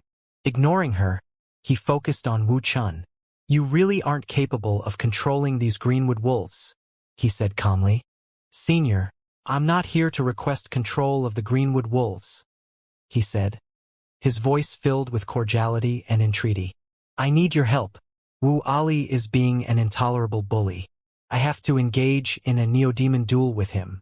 Senior, I have no neo-demons that are capable of standing up to him. Senior, please save me. I beg of you to stand at my side as a dragowner. I'll do anything you want, even pledge my life to you." "Wu Chun, get up," said his sister, her voice harsh. Wu Chun ignored her and continued to stare fixedly at Meng Hao, his eyes pleading. Meng Hao looked at him silently for a moment, his eyes glittering. "I want the totem branding technique of the Crow Scout tribe," he said. Hearing his words, Wu Chen's sister immediately replied, "Impossible. You're just a vassal. Such a request is preposterous." 2 totem tattoos glittered on her, indicating that her cultivation base was at the foundation establishment stage. Meng Hao ignored her, continuing to look at Wu Chun as he waited for him to respond. Wu Chun hesitated for a moment.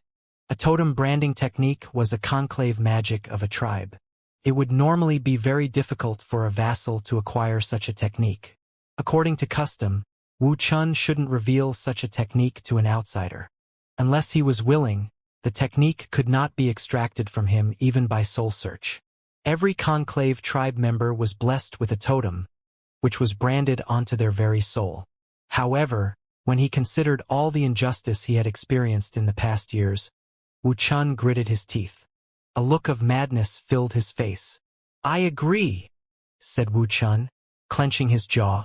Ignoring his sister, Wu Chun reached up to tap his forehead. Immediately, a glob of blood emerged from his mouth, which then transformed into a red leaf.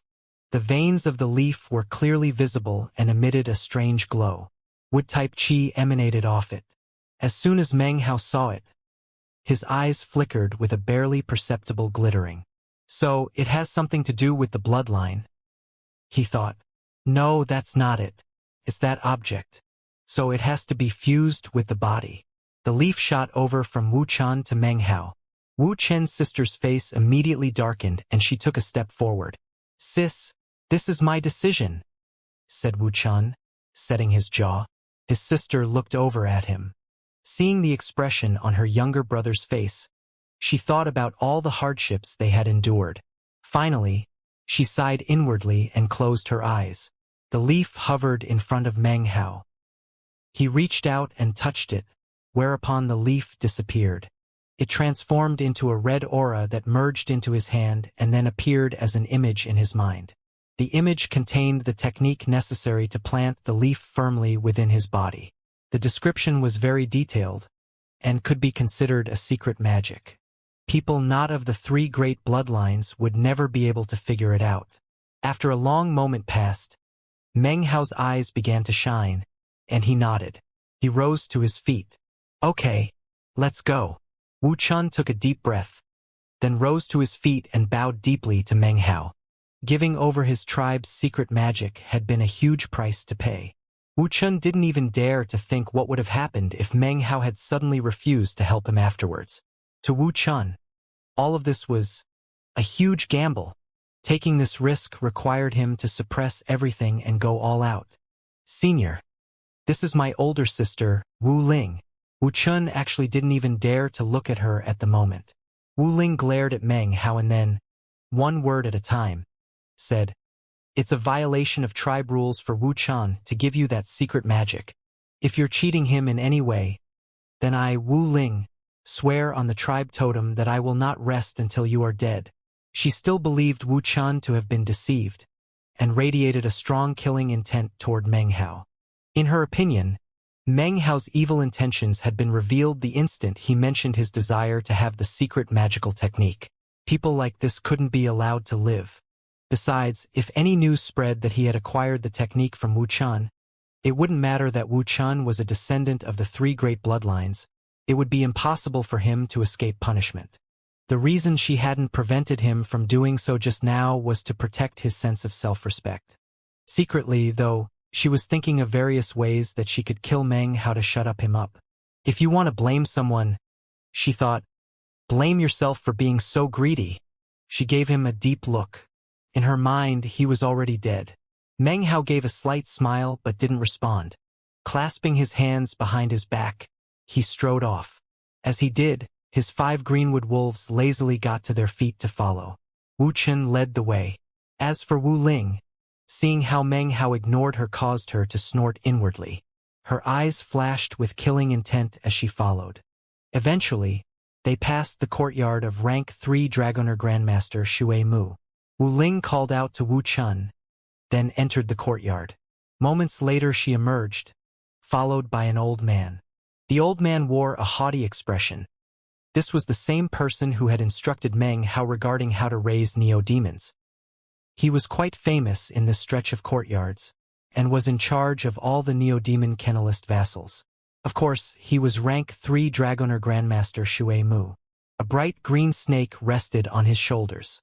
It almost looked like it was made of crystal. However, its forked tongue flicked in and out of its mouth, and its eyes shone with a cold glow. Many thanks, Grandmaster Shui Mu. I, Wu Ling, will never forget this kindness. An expression of veneration filled Wu Ling's face. Even though she was a descendant of one of the 3 great bloodlines, she still would not dare to do anything to offend a rank 3 Dragoner. Furthermore, she had paid quite a high price to get his help, all for the sake of Wu Chen. The arrogance was plain on the old man's face as he responded. Considering you came with a command medallion, and since I owe you a favor, I might as well help out. It will only be this one time, though. Don't think it will happen again. Also, I make no guarantees regarding victory or defeat. Old man Shui Mu's gaze suddenly came to rest on Meng Hao, and he suddenly appeared to be annoyed. Then he looked at Meng Hao's greenwood wolves, and his eyes glittered. This wasn't his first time seeing them. He had noticed long ago they seemed extraordinary. However, they weren't enough for him to truly care about. Shui Mu looked over at Wu Ling and frowned. What's he doing here? Wu Ling hesitated. He was invited by my younger brother, she said softly. Grandmaster Shui Mu. Shui Mu's annoyed expression grew even more obvious, and he let out a cold harumph. Considering that you've invited others, then I'm afraid I won't be participating. His expression dark, he flicked his sleeve, turned, and walked back into his courtyard. In his mind, it was inconceivable that he, a dragoner, could possibly participate in any activity with a mere neo-demon kennelist. Meng Hao's eyes flickered slightly as he watched Shui Mu turning to stalk off. He said nothing, but rather waited to see how Wu Chan and Wu Ling would handle the situation. Wu Ling was starting to get really nervous. She had spent a lot in her efforts to get help from Grandmaster Shui Mu. Glaring hatefully at Meng Hao, she followed after Shui Mu, her face filled with an expression of entreaty. She rattled off an endless stream of words as she tried to convince him to come back. Eventually, she gritted her beautiful teeth and offered even more compensation. Shui Mu eventually gave a begrudging nod, then returned, walking past Meng Hao without giving him a passing glance. Wu Ling breathed a sigh of relief. However, the bitterness she felt in her heart only deepened. She gave Wu Chan a meaningful look, and then shook her head slowly. She was disappointed. She really did feel that it had been a big mistake on Wu Chen's part not to listen to her advice from the beginning. Sighing, Wu Ling followed behind Grandmaster Shui Mu as he walked off. Meng Hao smiled indifferently as he followed. As for Wu Chen, he looked thoughtful as he walked. The small group left the Neo-Demon Kennelist district and made their way up the mountain to an open square which was cut into the side of the mountain. The surface was smooth granite. Meng Hao looked around as they walked, whereas Wu Chen was lost in thought. Up ahead, Wu Ling took out a branch, which she waved out in front of her. A green beam of light appeared that shot up into the sky and then exploded. The resulting boom seemed to shake Wu Chen out of his reverie. He took a deep breath and looked up toward the explosion. 10 beams of light immediately shot out from 10 different houses located on the mountain. Moments later, 10 people emerged. In addition, various other Crow Scout tribe members from down below the mountain began to make their way up. Wu Chen turned toward Meng Hao, a look of determination in his eyes. He clasped hands and bowed deeply. "Grandmaster, please help me." Meng Hao smiled and gave a slight nod. His impression of Wu Chen was growing. The young man was a bit impulsive, but his determination and perseverance were admirable. People began to arrive, the first being from the group of 10. One of their number was an old man dressed in a long white robe. His white hair floated in the wind, and his body was festooned with tattoos. One of the tattoos was that of a tree. He seemed to be the most powerful in the group, the rest of whom emanated thick totemic power. Their cultivation bases were extraordinary, most of them being around the early core formation stage. As for the old man, he emanated power equivalent to the mid-nascent soul stage. Standing next to the old man was a smiling middle-aged man with grayish hair. His body was also festooned with totem tattoos and emanated shocking power. He seemed to be slightly weaker than the old man. His power was analogous to the early nascent soul stage. Wu Ling stepped forward and clasped hands toward the old man. Wu Ling, descendant of the 3 great bloodlines, extends greetings to the Earth Priest. The command of the Great Father stated that any time during this 3-day period, my younger brother Wu Chen could initiate his Neo-Demon duel with Wu Ali. The winner will receive the Totem Medallion. Shui Mu stood next to her looking proud as he clasped hands in greeting to the old man. Wu Chen looked nervous as he stepped forward to stand next to Wu Ling, head bowed. This old man of the mid-nascent soul stage was none other than one of the 2 high priests of the Crow Scout tribe, who spent most of his time handling tribal affairs. He looked Wu Ling over, glanced at Wu Chen, and then sighed inwardly. On an emotional level, he felt sorry for the 2 of them. However, whatever decisions were made by the Great Father had to be complied with. The Earth Priest would never argue with him unless it was some matter of great importance. He gave them slight nods, then looked over at Meng Hao. As for the greenwood wolves that were gathered behind him, his eyes flickered as he studied them. However, he said nothing. Instead, he turned to Shui Mu. "Thank you for your assistance, Dragoner Shui Mu." Hearing this caused Shui Mu to suddenly feel a bit excited. He quickly clasped hands and bowed. To be able to assist descendants of the three great bloodlines is an incredible honor for someone as lowly as me. As these words were being exchanged, the rest of the 10 people arrived. One of them was a young man wearing clothes very similar to those worn by Wu Chun. He was tall and strapping, with handsome features and a somewhat proud expression. As he neared, Meng Hao could sense coldness emanating from Wu Chen's eyes. The young newcomer gave a cold snort and then said, "Wu Chen, that totem medallion belongs to me, Wu Ali. However, since the Great Father decreed it, I have no choice but to defeat you and settle the matter once and for all."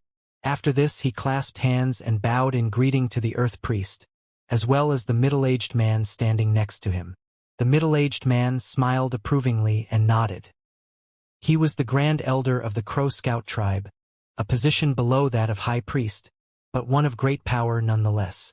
He was also a powerful expert of the same bloodline as Wu Ali. It was because of him that Wu Ali had become so aggressive recently, and attempted to take the totem medallion that belonged to Wu Chun. It was at this point that a small crowd of other Crow Scout tribe members arrived from below the mountain.